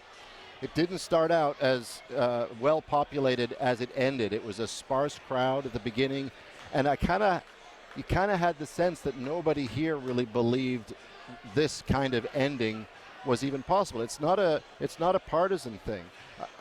I just don't know that any reasonable person thought that this was going to happen. Anybody except Donald Trump. I mean, everything he's been saying for the last little while, setting aside the business about rigged and all that, but that the polls are wrong, right? That he can lead the way to victory. Well, he sort of did everything he promised. And by the way, to use that phrase, he did it his way.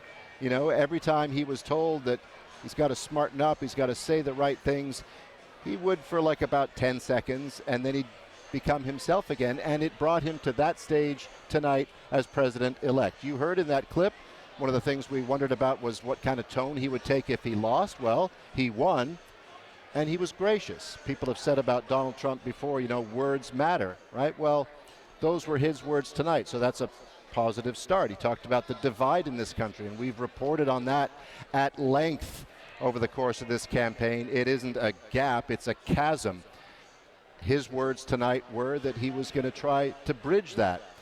Then again, easier said than done. Barack Obama said that kind of thing at the start of his term 8 years ago, and we saw where that led in terms of getting anything done on Capitol Hill. He's got both sides of Capitol Hill on his side after tonight, it looks like, so things might be a little easier for him, at least for the first 2 years. But in terms of the speech he gave tonight, it was positive, it was gracious, it was the kind of thing you'd want from any president-elect, and tonight it came from President-elect Donald Trump.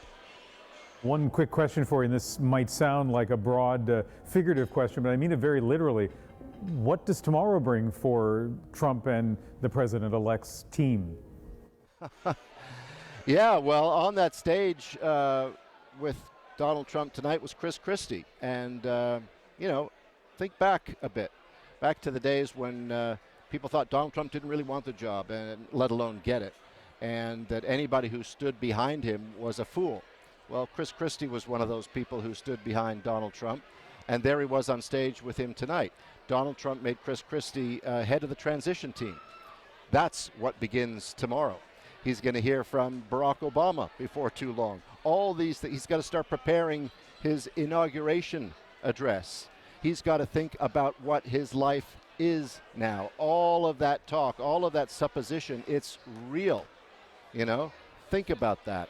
That's what he wakes up to tomorrow. I'm not kidding when I said the speculation, some time ago was that, he got into this because he wanted to make a statement, he wanted to make a show, the birtherism and all that kind of stuff, that he didn't really want it. And the deeper in he got, it was like, okay, is he going to pull away? The talk was he might actually just withdraw because he doesn't really want the job.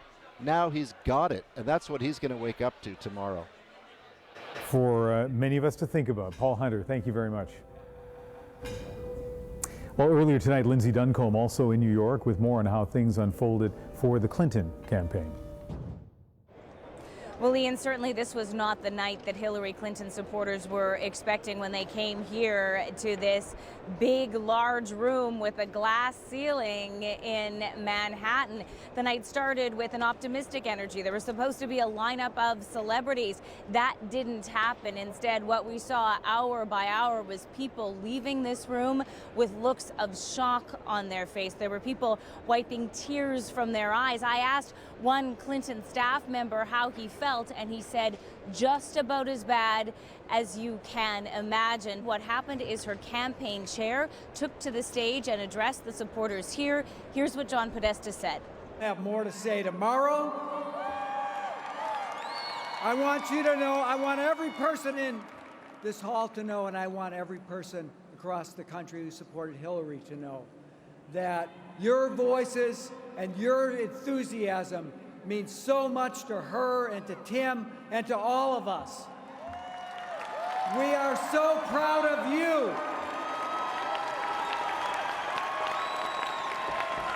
And we are so proud of her. And that may leave some Clinton supporters with the sense that perhaps something could change here, but it does look incredibly bleak, and certainly they will be waking up, if they even sleep, with a sense of shock and disbelief, Ian. And Lindsay Duncombe spoke to us just before Clinton conceded to Trump. Many states were too close to call for much of the evening and into the early hours of the morning, and a few still have not been decided as we do this live here on CBC. Sarah Galashan has been tracking those races, and Sarah, what are we seeing?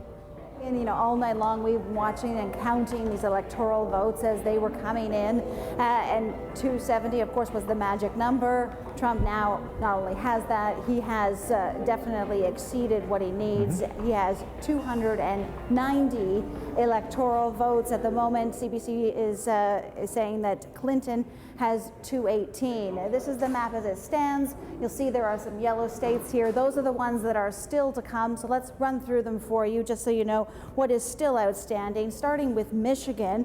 Michigan right now, 16 electoral votes are on the line in that state. Trump is ahead in that state. New Hampshire, only 3 electoral votes are on the line in that case. Very, very tight race. There are some predicting there'll be a recount in that case. Clinton is slightly ahead, but again, not enough electoral votes necessarily make a difference there. And then there is Minnesota. Minnesota, 10 electoral votes. That is the third and final that CBC has yet to declare for either of the two candidates. Those are the 3 that are outstanding. But Ian, as I say, the number was 270. Trump has 290, and that is why it is President-elect Donald Trump at this point. Ian? All right, Sarah, thank you very much. We have lots of people here that we're going to be talking to over the next hour, and let's start with the 3 people who are at the table now. Michael Manier, a political commentator with years of experience working in Washington. Michael is a dual Canadian and U.S. citizen. Elise Mills also joins us, a communications consultant and former strategist with the BC Liberal Party. And when weird things happen politically late at night, Alan Craigie is with us live, a political scientist with the University of British Columbia. Alan, you were with us the night of the Scottish referendum. That wasn't so weird. Brexit, much weird. Like tonight. And let me start with you, your reaction to what's happened. I want to say I was surprised, but I don't think, when all is said and done, that I was surprised. We saw the polls fluctuate wildly throughout the campaign. We saw the FBI director throw the bomb into the campaign. a little over a week ago, retract the bomb, which is impossible to do. A couple of days ago, the polling seemed to indicate over the last couple of days that that Clinton was making a comeback. But the thing with polls is the last 2 or 3 days before a campaign, polling can't really capture a lot of that. So yeah, surprised, yes, but not in the same way I was surprised with, for example, the Brexit result, where no one saw that coming. I think there was a lot of hints here. There was a lot of I think Trump was very effective at picking up on not just the angry working class vote within the United States, but that sense of disconnect that many people in the modern world do feel about their societies at large. Where are we? Where are we going? The changes over the last 20, 30 years have been remarkably fast, and his campaign seemed to miraculously capture that. And many of us observing didn't really quite understand what was going on. I'm not convinced that Mr. Trump understood what was going on either, but whatever happened, and it worked quite effectively for him. Elise, you follow politics very closely. You've been involved in politics very closely. Did you have a what the heck moment at all tonight? I did. I didn't think it was going to be a huge lead for Hillary Clinton. I think what I thought was going to happen is that it would be very much like what we saw till about 8 o'clock Pacific time, which is just these battleground states. And what I was surprised by, though, was how effective the Trump organization was. They were constantly demeaned in the public and by other pundits about, comparatively speaking to the Clinton campaign, it was just, sort of amateurish, and it was really run by, Donald Trump and his children. The Trump campaign, and no partisanship here, they should be phenomenally proud of themselves, and we should give a nod and a congratulations to them, because any of us that have worked in the trenches, what they were able to achieve tonight was unbelievable. And that's, for me, was the big surprise. I felt he'd be competitive, but he exceeded my expectations tenfold. Michael, I'm going to come to you in just a sec, but I want to follow up on that, Elise, because, I know he won, so clearly things worked out well for him, but do you think he won because of good organization on a precinct-to-precinct level, or was it that he just happened to be the right guy at the right time that managed to have a motivated electorate that came out to vote for him? Well, I think a couple of the reasons why we're surprised, and I'll get to the second part of your question, is that I think the polls were wrong, and I think people lied. I think people were truly intimate with fear, rejection, and desperation. And outside of New York City, and I hate to say the ivory towers or the world of elites, Americans have been hurting since Bill Clinton, since the transition from the Rust Belt sectors or traditional sectors to the transformation into the technology boom. And we don't remember that in the Clinton years because it's wallpapered by these huge booms in other sectors. But Bill Clinton left a lot of people behind, and I actually believe Trump could not have happened without the broken promises of Bill Clinton. I think, unfortunately, Hillary Clinton carries some of that. Getting back to it, I think it's the Bradley effect, what us in politics call the Bradley effect and probably fear the most. And we saw that in 2013 in British Columbia, where what the intention of the voter is, they don't clearly explain that to the pollster, or the pollster can't capture it. And why they call that the Bradley effect is that back in 1982, there was a mayor in Los Angeles called Bradley, and he was a black candidate, and he was running against a white candidate, and people loved him. He was a very nice guy, but nobody wanted to vote for him, so they lied to the pollsters, and it was a crushing defeat. And it is every strategist's worst nightmare. That is what the Clinton campaign is going through tonight. They were very smug about their organization, and I don't think they ever tapped into that building, and I'm talking decades-old resentment that had begun with the Bill Clinton term. Yeah, Michael Muneer, you're aligned with the Democrats. Was your party a little smug or at the least surprised by what happened tonight? Oh, I think this is a punch to the gut. There's no doubt about it. I think the story here is going to be who turned out to vote and who didn't turn out to vote. And it appears to me that the coalition of voters that put Barack Obama in the White House 8 years ago failed to turn out in the numbers significantly enough to put how Hillary could that Clinton happen? Well, this is an election. People have choices. I was just looking at some data that says Donald Trump did better with Latinos than Mitt Romney did. We can't explain these things. People are clearly, there's a vein of discontent in the United States. You would not have had someone like Bernie Sanders do as well as he did in the Democratic Party's process, and you wouldn't have someone like Donald Trump, who incidentally had a shadow of the organization that Hillary Clinton had. In my home state of Ohio, he was outspent magnitudes of order. She had more than twice as many staff on the ground in Ohio. I think the message that Donald Trump very effectively, and I think a big reason why he won is he stayed on message and he had a very compelling message. But the one message that he continued to hammer across, and as a Democrat it struck me every time, was she's had 30 years to fix all these problems and she hasn't. And I think tonight what we're seeing is that at least enough to get him the Electoral College victory believed him. It's very possible, by the way, Ian, that Hillary Clinton will win the popular vote. This is still a close election in terms of the popular vote. And when all the votes are counted, particularly voters from abroad who tend to vote Democratic, when all the California votes are in, we could be very much looking at another election where the popular vote did not go to the winner of the election.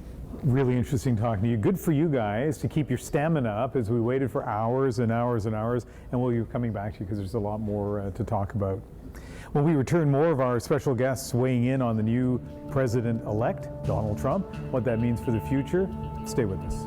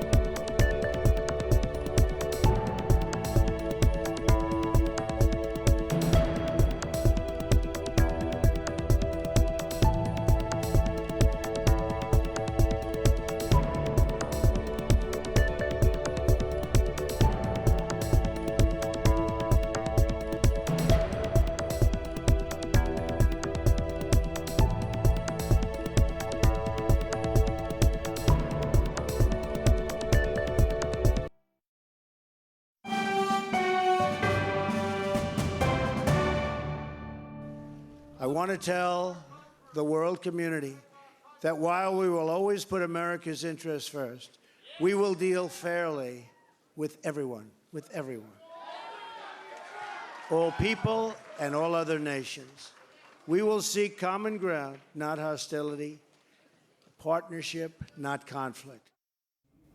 It is early Wednesday morning. We're live here on CBC News Network from Vancouver, and we are covering the aftermath of this presidential election. Let's get some reaction from Washington. The CBC's Adrienne Arsenault is outside the White House. And Adrienne, what's going on there now?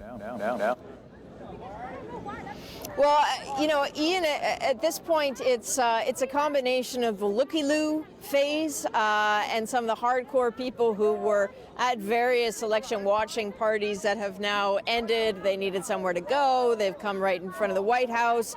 You know, they're doing a combination of things. I've been watching them over here. They're burning a Donald Trump hat.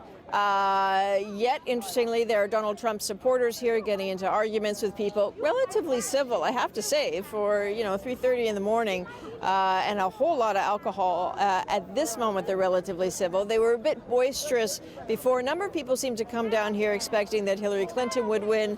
They got shocked when she didn't. They started screaming, F Trump and Black Lives Matter and lock him up.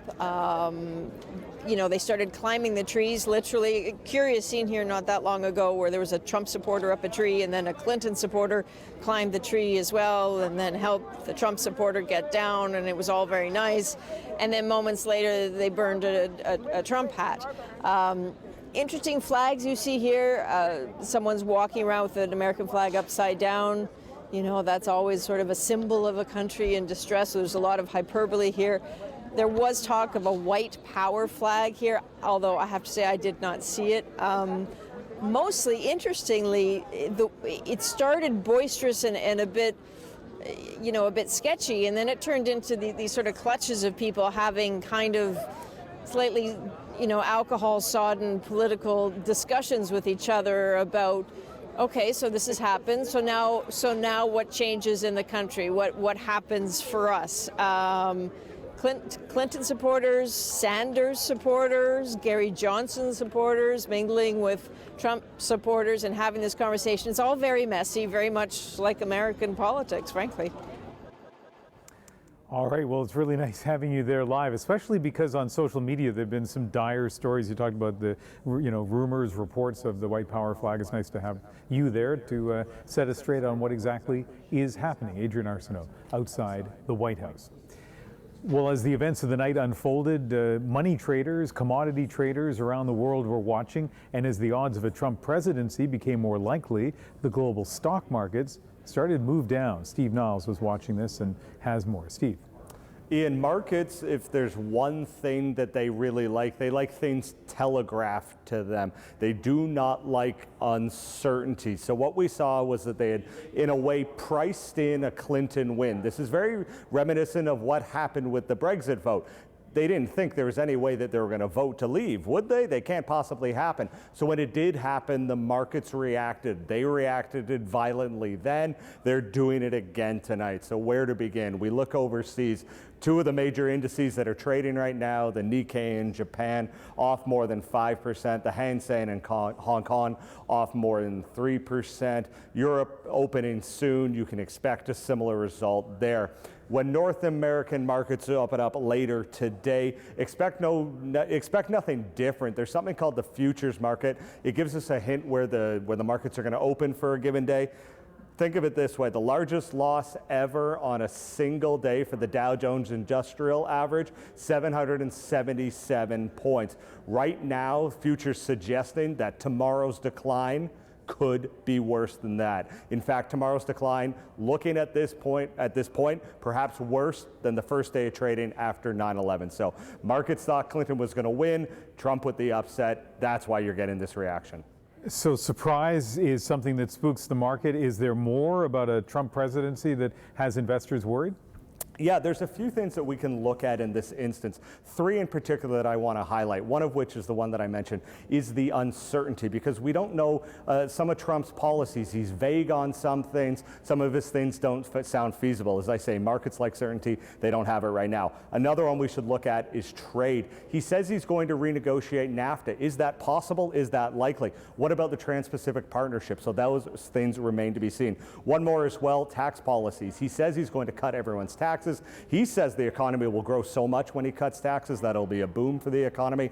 A lot of economists disagree. Other things, immigration, trade tariffs, the intangible impact maybe of international relations, what that means for the economy. So a lot of uncertainty from the Trump presidency the market is looking for. Certainly going to be a bad day tomorrow as it's shaping up. Ian? All right, Steve, thank you very much. And for those of you watching at home, we'll be right back.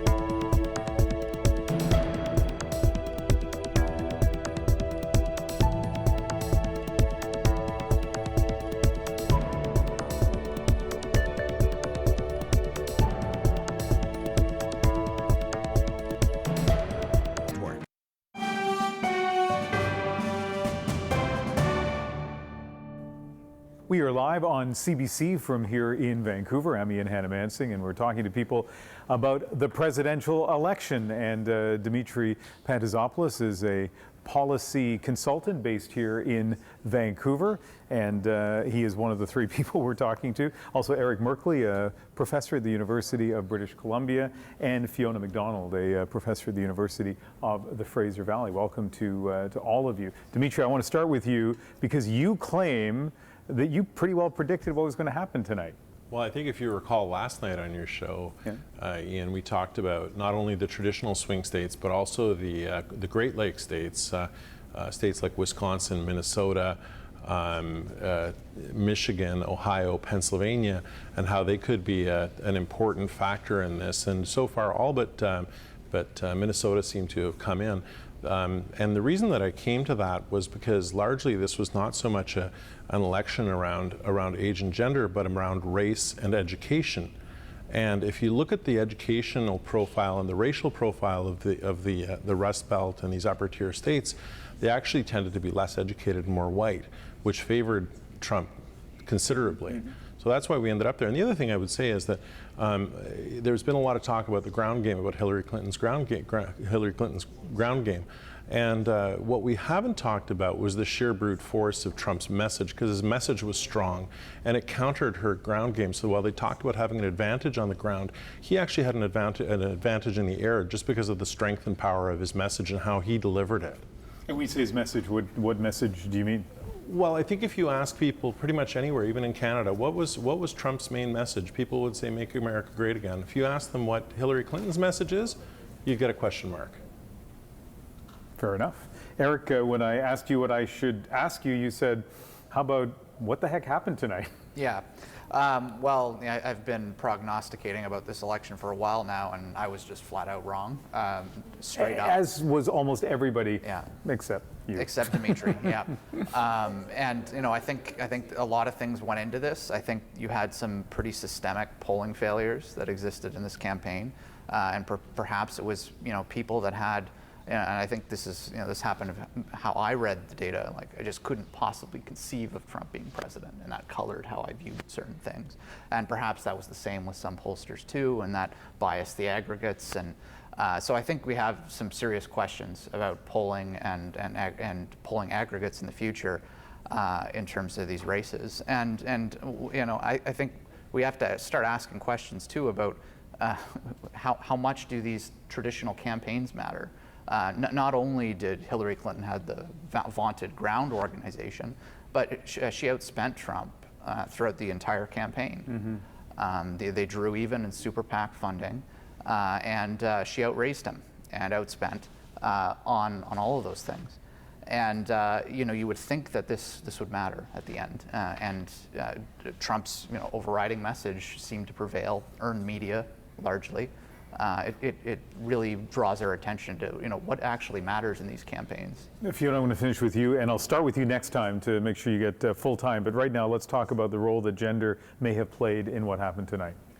Yeah, I have to respectfully disagree and say I think that this is very much a story about gender, and that both candidates are gendered, and both candidates used gender and reference gender in their campaigns, either directly or indirectly. So Trump is a quintessential example of what I would call toxic masculinity that gives emphasis to anger as the appropriate emotion that allowed him to run a campaign with virtually no policy positions that had any logic to them.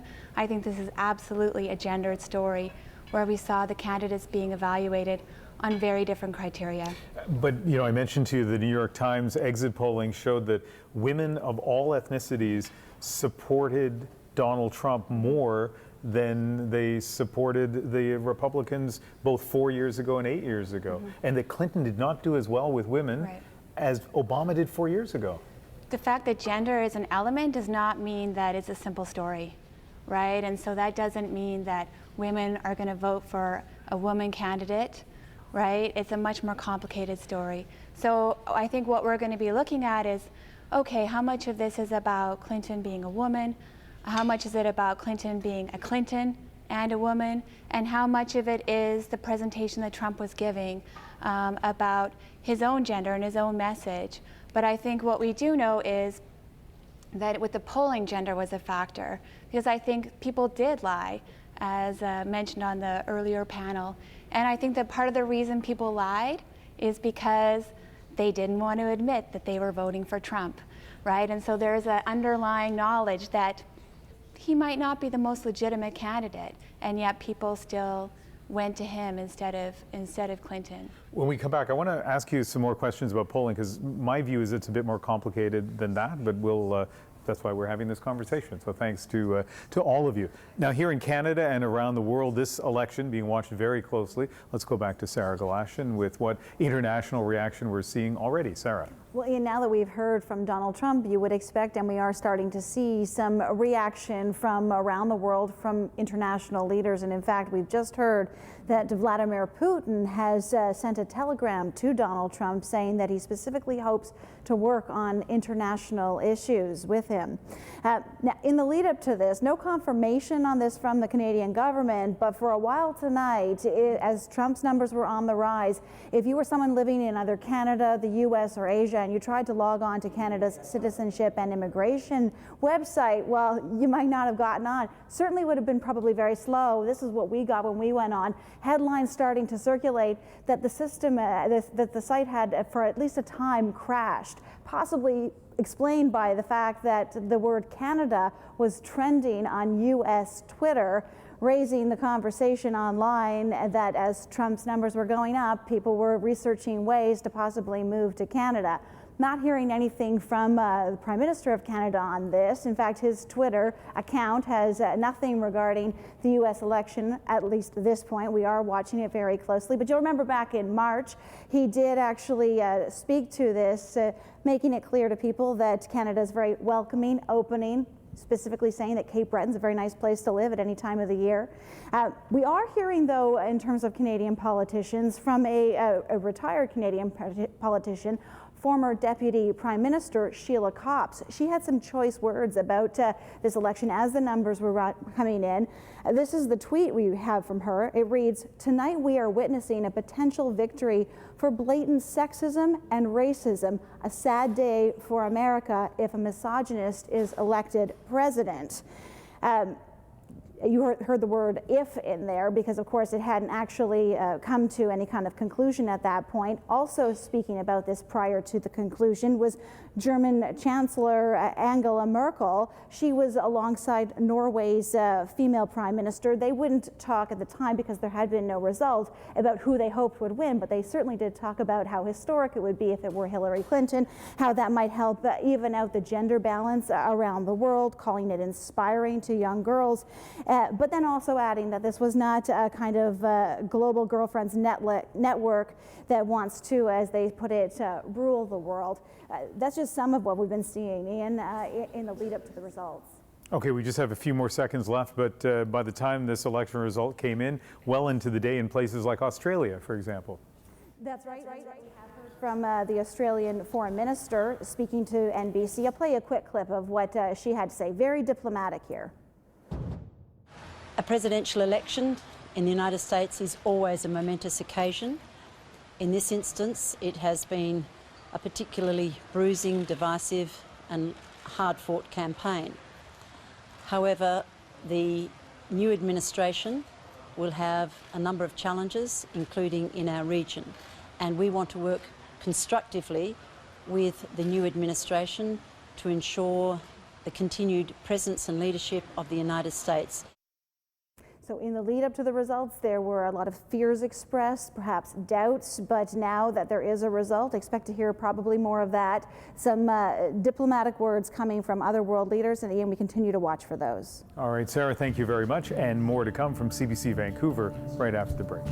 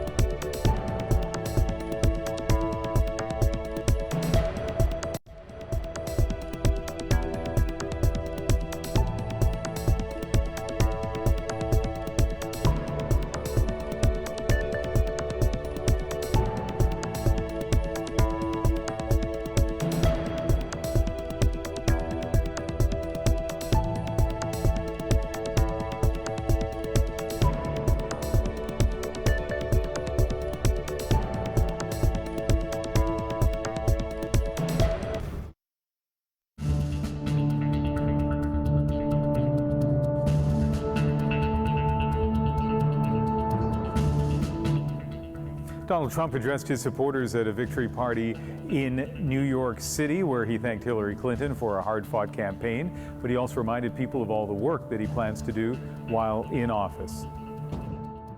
We are going to fix our inner cities and rebuild our highways, bridges, tunnels, airports, schools, hospitals. We're going to rebuild our infrastructure, which will become, by the way, second to none. And we will put millions of our people to work as we rebuild it.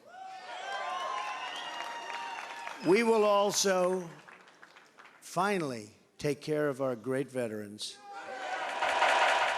Well, let's talk more about what we saw tonight. Michael Manier, a political commentator with years of experience working in Washington. Alan Craigie, a professor from UBC, and Elise Mills, a communications consultant who worked with the Liberal Party here in British Columbia.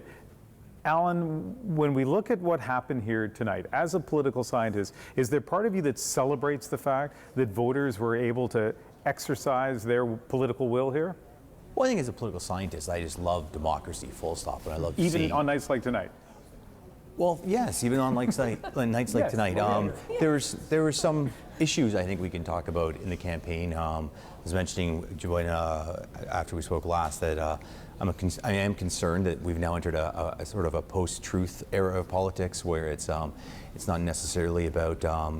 Well, there's still ideas that are being debated, but facts become less important to what Stephen Colbert refers to as truthiness. You know, what you want to be true as opposed to what is true, and that divergence between the two. So that, as a political scientist, causes me concern. But the fact that by appearances that Trump was able to reach out to African American voters, and there seemed to be some movement from the Democrats in that response, that he was able to move out to Latino voters, and there was some movement in that regard. Not perfect by any stretch of the imagination, but.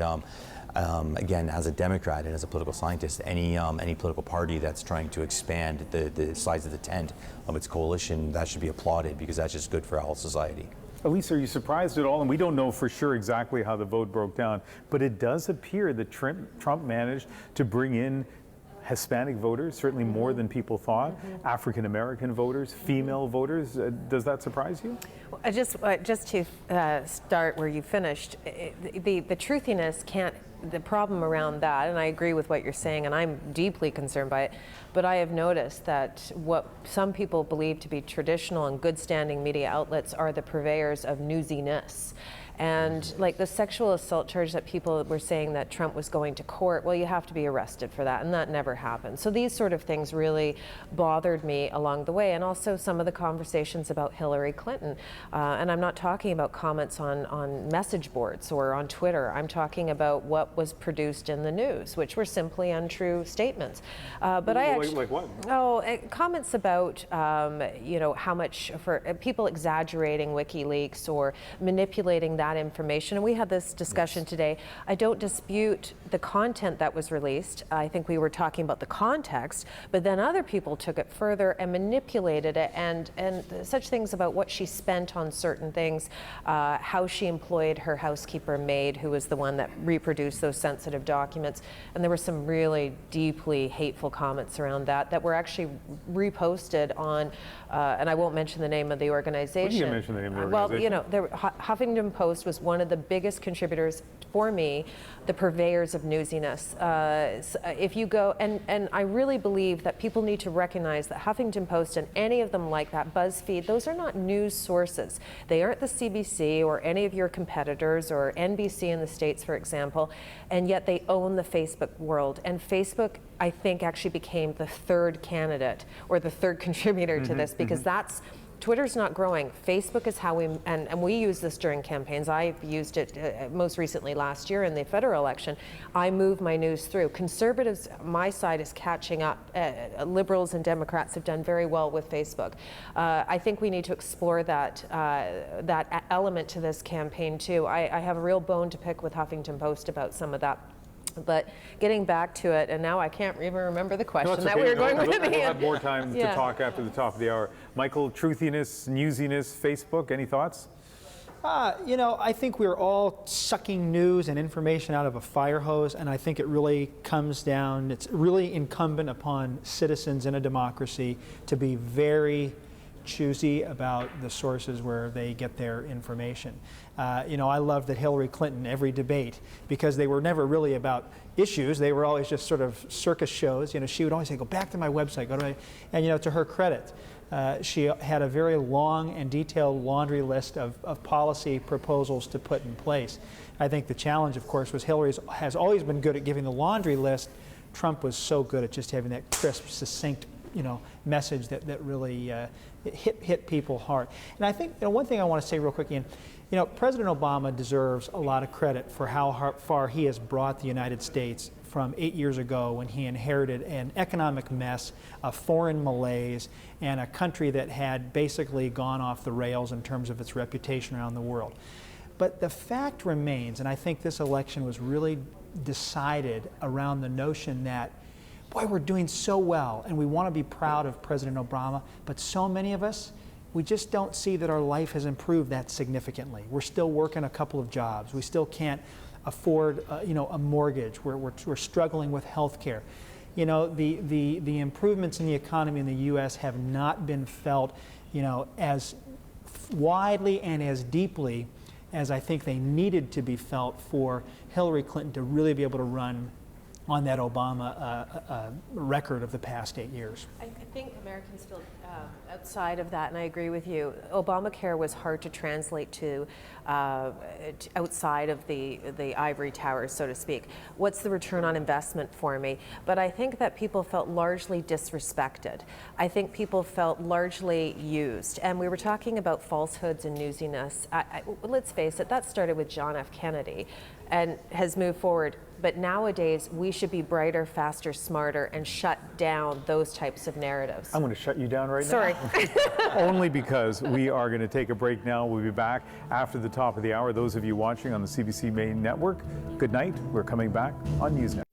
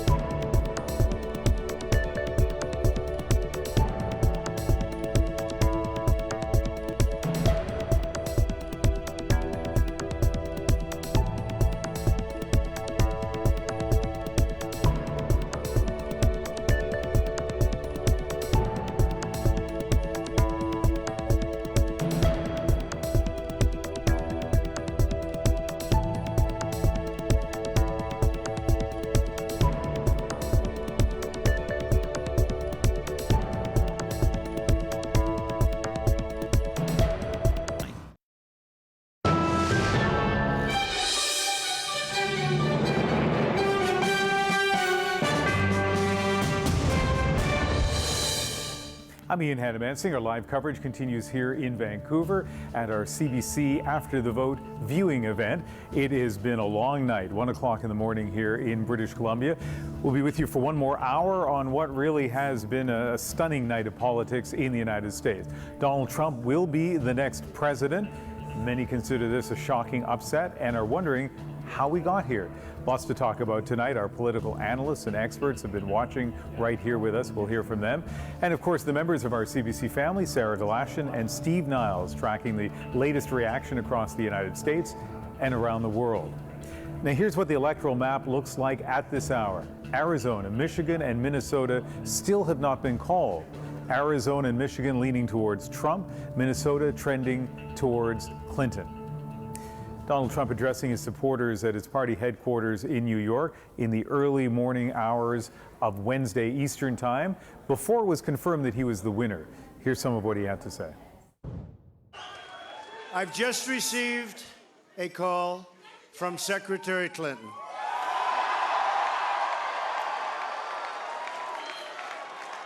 She congratulated us, it's about us, on our victory. And I congratulated her and her family on a very, very hard-fought campaign. I mean, she fought very hard.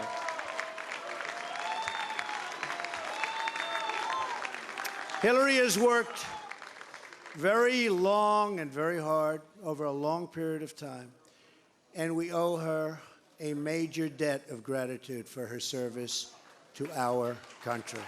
I mean that very sincerely.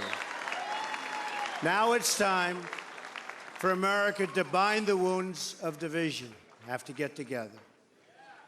To all Republicans and Democrats and independents across this nation, I say it is time for us to come together as one united people. It's time.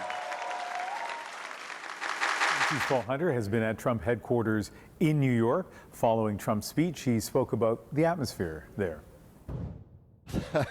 It was full on, absolutely 100% surreal. I've never seen anything like it. I've covered politics in this country for a long time and in Canada. Surreal, and the stakes could not have been higher. This is the most powerful job in the world. And I think, I've been in this room all night. It didn't start out as well populated as it ended. It was a sparse crowd at the beginning, and you kind of had the sense that nobody here really believed this kind of ending was even possible. It's not a partisan thing. I just don't know that any reasonable person thought that this was going to happen. Anybody except Donald Trump. I mean, everything he's been saying for the last little while, setting aside the business about rigged and all that, but that the polls are wrong, right? That he can lead the way to victory. Well, he sort of did everything he promised. And by the way, to use that phrase, he did it his way.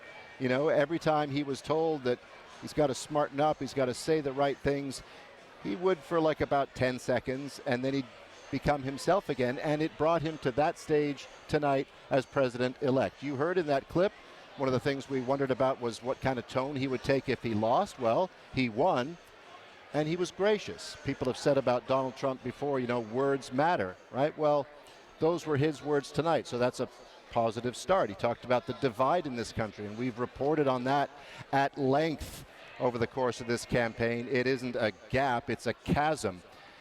His words tonight were that he was going to try to bridge that. Then again, easier said than done. Barack Obama said that kind of thing at the start of his term 8 years ago, and we saw where that led in terms of getting anything done on Capitol Hill. He's got both sides of Capitol Hill on his side after tonight, it looks like, so things might be a little easier for him, at least for the first 2 years.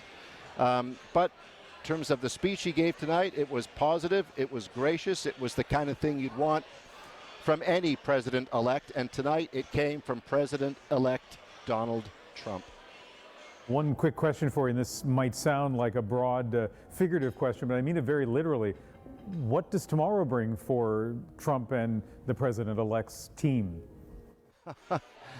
Yeah, well, on that stage with Donald Trump tonight was Chris Christie. And, think back a bit. back to the days when people thought Donald Trump didn't really want the job, and let alone get it, and that anybody who stood behind him was a fool. Well, Chris Christie was one of those people who stood behind Donald Trump, and there he was on stage with him tonight. Donald Trump made Chris Christie head of the transition team. That's what begins tomorrow. He's going to hear from Barack Obama before too long. All these things, he's got to start preparing his inauguration address. He's got to think about what his life is now. All of that talk, all of that supposition, it's real. You know, think about that. That's what he wakes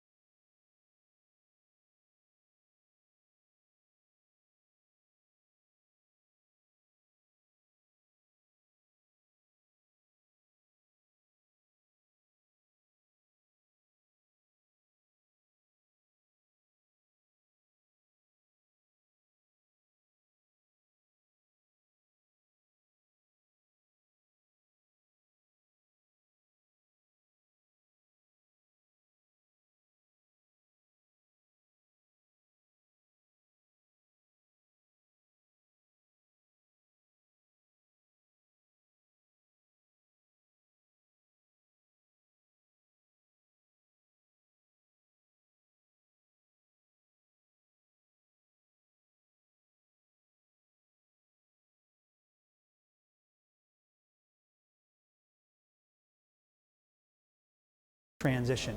They never once said that they would not accept the results of this election. They never once said that we could call this a rigged election. We have had in the United States a history going back to the very beginning of the peaceful transition of power. It happens every 4 years. And there will be no doubt that that will happen again this time, even after a very fractious and vociferous election like we've had. President Obama is going to be respectful. He's going to be professional. He's going to, honor the tradition of the presidency. But it's going to be tough for him, won't it? Boy, it's going to be hard. It's going to be really hard. But as Michelle Obama said, so many times, they take the bar low, we go high. And the Obamas have, I think, been just wonderful as it relates to being an example of leadership and grace for the country through these last 8 years, and they'll continue to do that. It was a great line she used. Now's the test. Okay, we'll talk more about that later on in the hour. When we return, we're live here on CBC News Network. More after the break.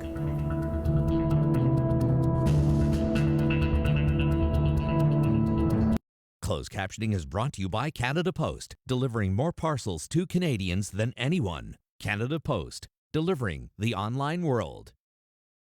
Imagine luxury, elevated, with intuitive features designed for the road to winter. Imagine it, or experience it for yourself. Enjoy adaptive suspension, heated front seats, and intelligent all-wheel drive, all standard in the MK.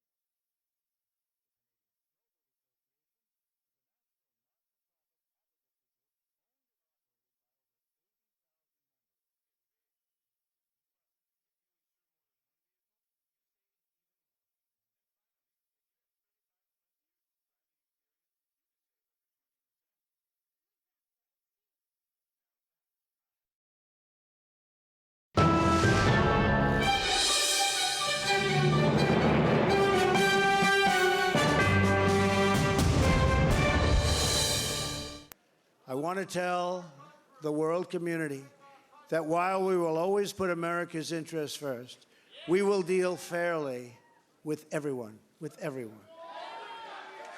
all people and all other nations.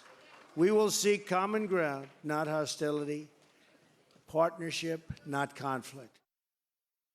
Well, we're coming up to 20 minutes after 1 o'clock Pacific time, live here on CBC News Network and our After the Vote viewing event. We can tell you now, early in the morning across North America, that all the states have now been called. The final results, Trump with 306 electoral votes, well past the 270 that he needed to win. Hillary Clinton with 232. And the popular vote incredibly close, 47.8% for Trump and 47.4% for Clinton. Let's bring in one of our panels. Once again, Dimitri Pantazopoulos, a policy consultant based here in British Columbia. Eric Merkley is a political scientist from the University of British Columbia, and Fiona MacDonald is a political scientist at the University of the Fraser Valley.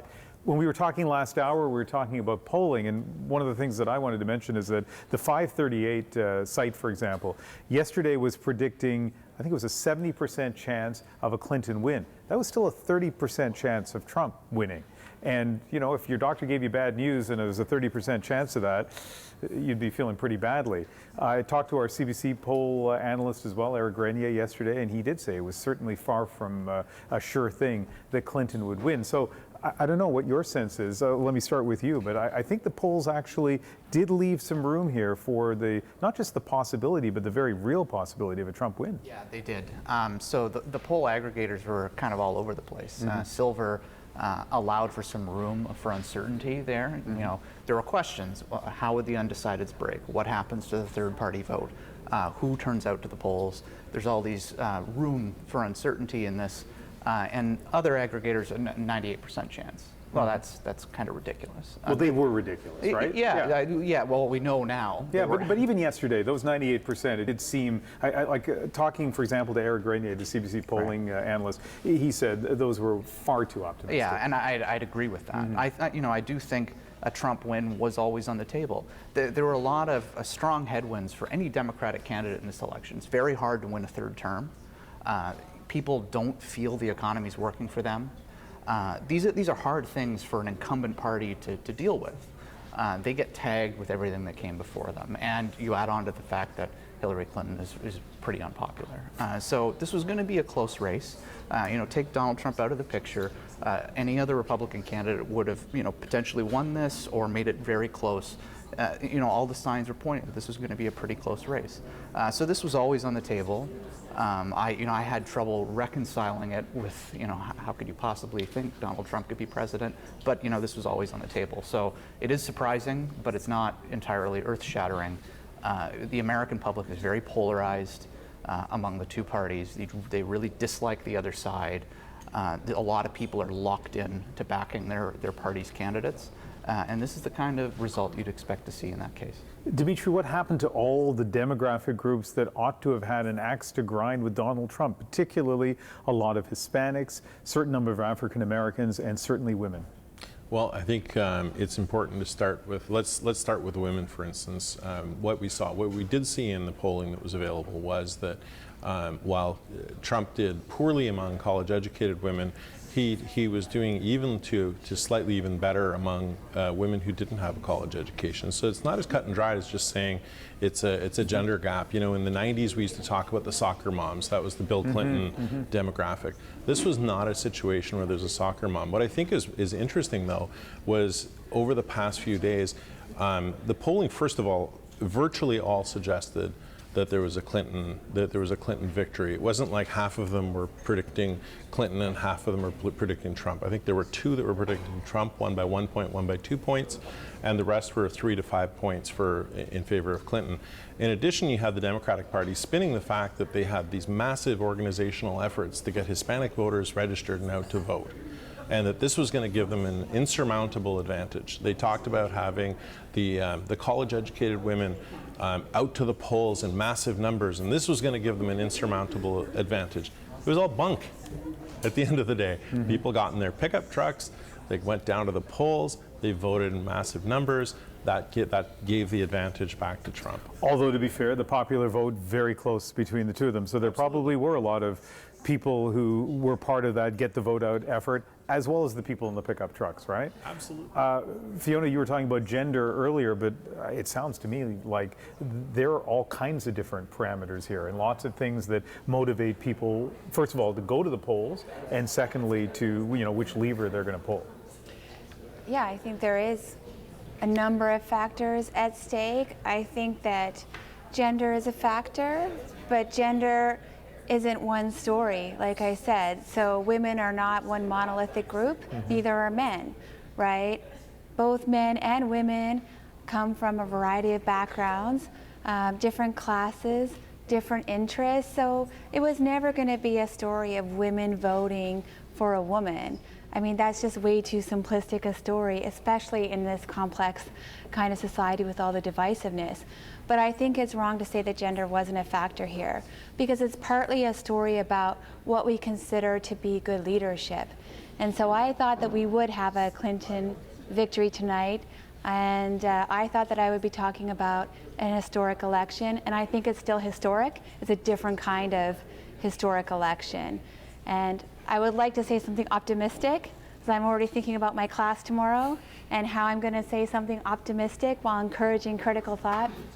And I think, this is a moment for all of us, including Canadians, to reflect on what kind of politics we want, what kind of political discourse we want, what kind of issues we want to matter.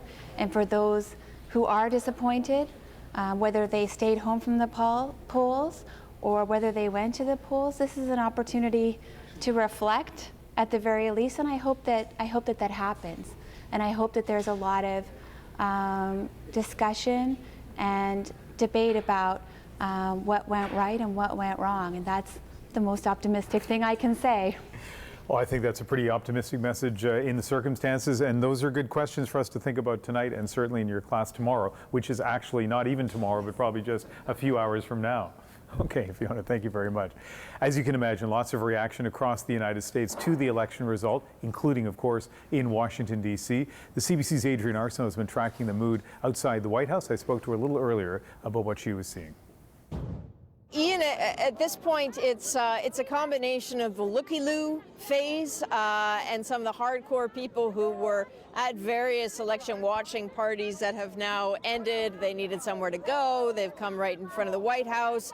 You know, they're doing a combination of things. I've been watching them over here. They're burning a Donald Trump hat.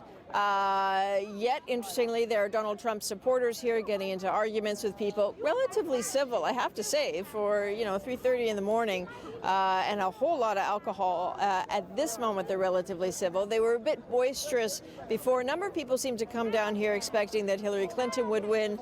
They got shocked when she didn't. They started screaming, F Trump and Black Lives Matter and lock him up. They started climbing the trees, literally. A curious scene here not that long ago where there was a Trump supporter up a tree and then a Clinton supporter climbed the tree as well and then helped the Trump supporter get down, and it was all very nice.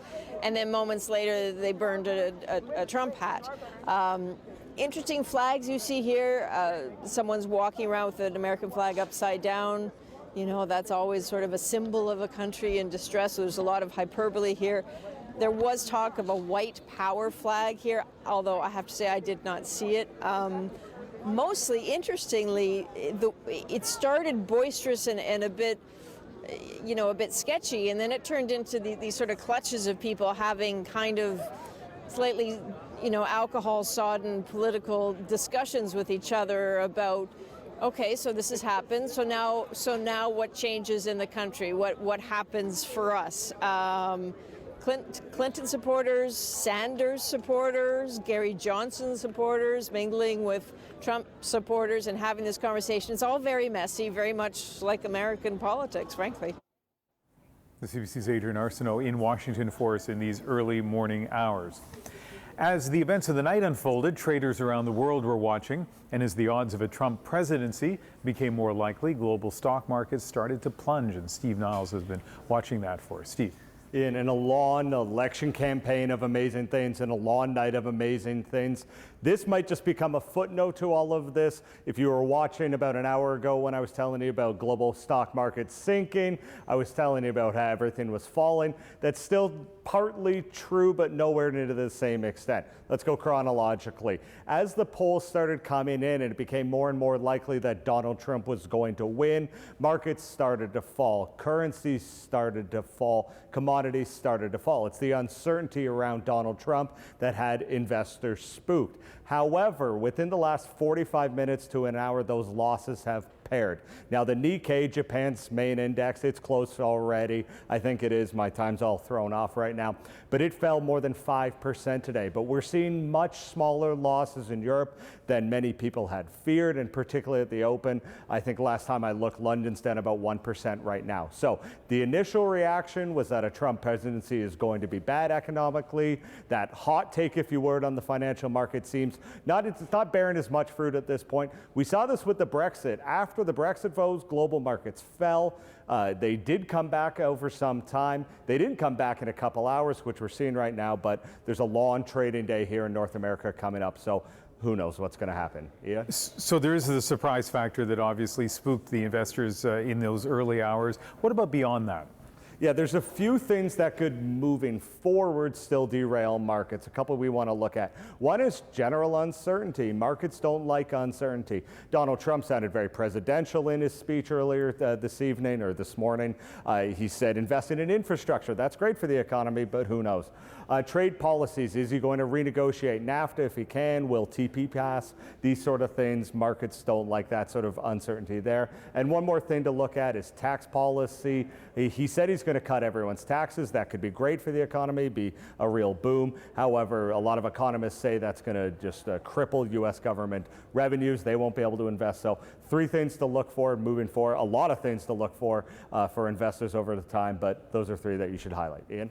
We are live here on CBC News Network, and we'll be back right after the message.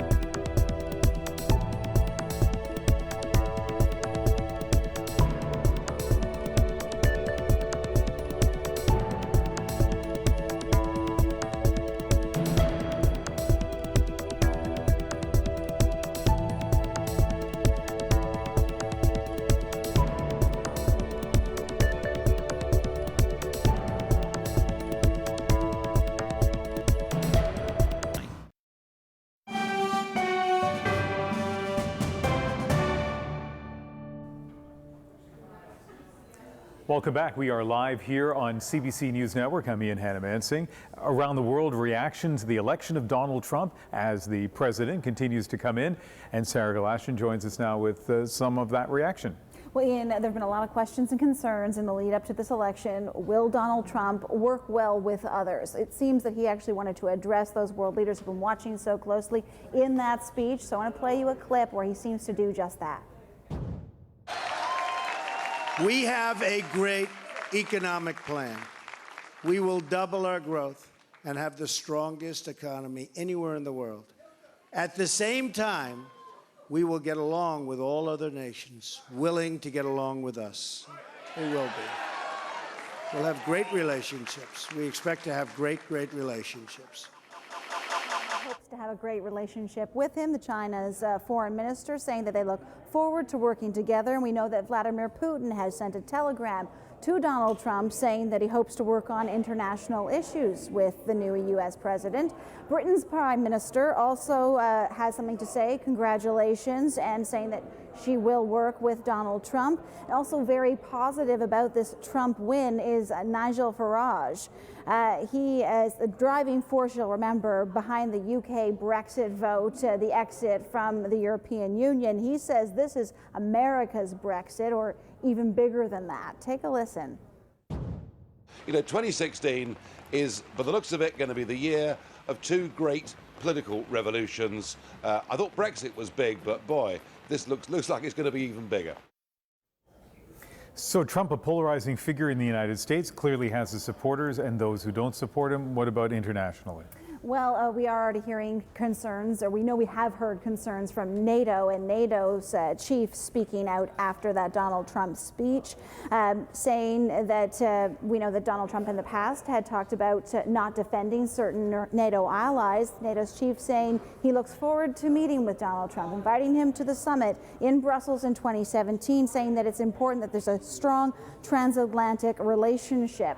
Some choice words from Germany's vice chancellor, who says that Trump is a pioneer of a new authoritarian and chauvinist international movement, calling Trump a warning to Germany. The president of the European Union, far more diplomatic, saying that he believes that there will be a working relationship with the European Union, acknowledging, though, in the same breath that during the campaign there were certainly certain things that were unsettling. Take a listen to what he said. It will not be easy because during the election campaign we heard some elements of protectionism, also some worrying words about women, about minorities. But my experience is also that election campaigns are different from the real politics during a term of a president, and so I hope that we will get back to a rational cooperation.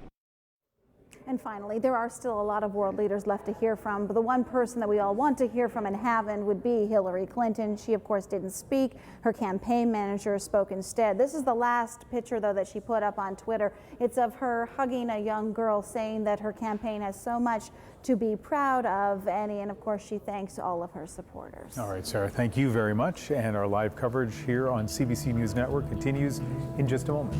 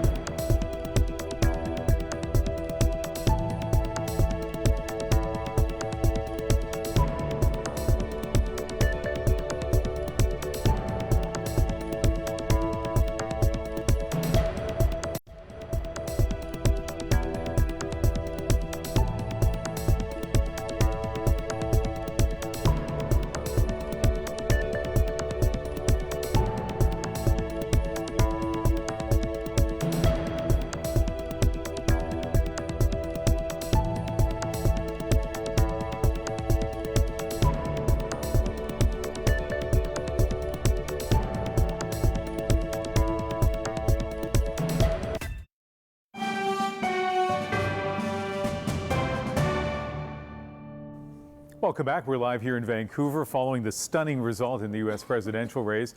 It was after 2 o'clock in the morning Eastern time before Donald Trump had enough confirmed votes to put him over the top. And a lot of Americans were shocked by the outcome of this hotly contested race. Stephen D'Souza has the reaction from Times Square in New York. For most of the night here in Times Square, there were stunned faces as people watched the results come in to see Donald Trump get all of those electoral votes towards becoming president. At one point, the Clinton fans in the crowd, and there were a lot of them because this is New York, this is a very heavily Democrat city, they cheered when they saw California, but that was always going to be expected. But there were some in the crowd, like Thomas here, who were cheering for Donald Trump, voted for Donald Trump, and at the same time couldn't believe what they saw. What do you think? No, I absolutely couldn't believe it. I mean, to be honest with you, I kept hearing from Trump and from right-wing media that this whole thing is rigged, that there's people being bussed in, and so many other things happening that there was no way that Trump was going to win. I mean, I was hopeful, but to see it happen, it's unbelievable, and I'm so happy. Yeah, I was gonna say, how are you feeling right now? I'm ecstatic. I mean, you know what? I feel like we're gonna come back. I feel like we're gonna really rebuild this country, get back to work, make the right deals that we need to make, take out ISIS, and really do so many other things. Just putting this country first. And Donald Trump is the man. He's the one to do it. Did you feel somewhat, a bit of an island here in Times Square, given that there were so many Clinton supporters around? Oh, absolutely. I mean, definitely here in Times Square, it was always like seeking out like the few people that did like for Trump. And, then we went over to Trump Tower a little while ago. There were even Hillary supporters over there. They were, trying to get in arguments with everybody. And, but hey, Trump's our guy. Trump won. There you have it. So this is a case where a lot of people didn't expect this to happen, but a historic night, and just a handful of people here in Times Square celebrating President-elect Donald Trump. Stephen D'Souza in Times Square early on a Wednesday morning, which is what it is here on the West Coast right now, early on a Wednesday morning, and our commentators have been shown remarkable stamina and good nature as they've sat through this extended time. That's right, yes, and great analysis, and we've talked a lot about what a Donald Trump presidency might mean, how we got to this point. But Michael Munir, you're connected to the Democrats, have been for some time. And what's the challenge now for the Democratic Party in the United States? Well, I mean, the challenge, simply put, is the Republicans basically ran the board on us in this election. There was a thought that the Senate would go Democratic, and the Republicans have just held a very strong line in the Senate. The House continues to be very strong for Republicans. The party is now going to need a new leader because President Obama is going to go into the sunset. Secretary Clinton will go into the sunset. We're going to have to find a new leader. We didn't have a big group of candidates running to begin with, unlike the Republicans who had a huge field, which I think was partly why Donald Trump was able to win. So we're going to have to find leaders. And I think something to watch, President Obama has hinted at this. One of the reasons the Republicans have a lock on the House of Representatives is that, state legislatures and governors, they choose what the congressional districts look like. And Republicans, going back 3 decades, have been spending lots of money with Koch brother funding, among others, to have state legislatures be Republican state legislatures that then draw the boundaries for these federal congressional districts.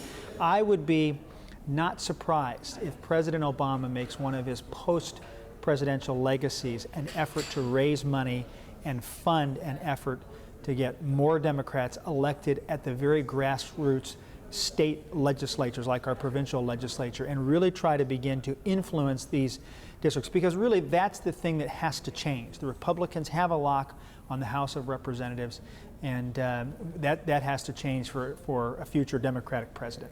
Elise, you have some insight here in Canada with the Conservatives trying to rebuild after the election loss last year, after having a dynasty for a certain number of years. So the challenges involved in that process. What about, from your perspective, the challenges for the Democrats? Well, don't be fooled. The Koch brothers, there is that version on the Democratic side. The Clinton Foundation, for example, we now know took money from a state sponsor of terrorism to influence sovereign foreign governments elsewhere. And what I'm questioning is how much influence did they have over our discussion around oil sands and the controversy around environment and export of oil. I mean, this is becoming a scary world that we're living in. Although how much of that is a partisan comment and how much of that is a fair analysis? It's a fair analysis. No, it isn't. Words right out of my mouth. No.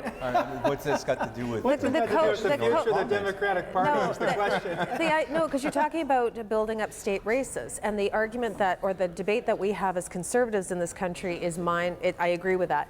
We walked away from the municipal elections. We walked away from certain provincial fights. What I'm getting back to is, let's not mislead the viewers and suggest that the Democrats are running a deficit on these super PACs and involvement in not only your politics, but you've involved yourself in our politics. Oh no, that's not what I'm saying. And so but what's clear is that the Koch brothers, it's documented. I mean, they chose this as a strategy 30 years ago in the early 80s. Is the Koch brothers is to elect Republican state legislatures because constitutionally state legislatures choose the federal congressional districts. So it's been a very effective strategy. But it it's one that Democrats have carried as well. It has nothing to do that. with the Clinton Foundation and whether or not there's nefarious fundraising. That seems to me to be a separate issue. I like that you use the word nefarious because that's a great segue. But I would say this, that you've got George Soros, you've got all of these people, Tides, U.S. They are all stemming from the Obama fundraising groups. What I'm trying to illustrate is that let's play fair. That same focus comes differently. It comes through an environmental card, which is actually intended to motivate and put in like-minded individuals. It is the same problem, both sides of the fence, and that's one of the crises in American politics, and it has spread like an infection across the border to Canada because it's then subsequently being sent up here. And that's one of the issues we actually had in the last election here. And unfortunately, when you have such a polarizing, contentious election as we did here and the U.S. has had tonight, you can't have that conversation and highlight to voters, we've got a problem. There's money coming in from foreign governments. That should be a conversation that's the takeaway from this election and our last election here. Let me jump in. We literally only have a minute, Alan. I guess one of the things that maybe we can talk about in that minute is the problem with the amount of money it takes, whether you're a Democrat or a Republican, to be involved politically in the United States. And that is that's one of the perverse aspects of American democracy, is the billions of dollars that are spent, the Supreme Court decision that equated money with voice, and I still don't fully understand the logic of that allows these PACs and these super PACs to influence it and allows people to channel money, whether it's the Soros or the Koch brothers or whoever it is. That's clearly a perversion of the idea of people getting together and deliberating for the democratic process. Unfortunately, the constitutional structures in the United States, the way the courts have interpreted it, I don't see there being a workaround for that. There was some bipartisan understandings, particularly led by Senator McCain, to push forward some campaign financing, but the structures there around that are problematic. So. It's an unfortunate reality. And what it means is, and unfortunately we're out of time for this section, but what it means is if you're an outsider, you have to be a billionaire. Yes. Or Bernie Sanders. Bernie Sanders raised the most of any presidential candidate in the primary process, small dollar donors. So it's not all big corporations, All right, thank you very much, and I wish we had more time to talk about this, but it's great. Great hearing from you guys, and we'll be right back with more.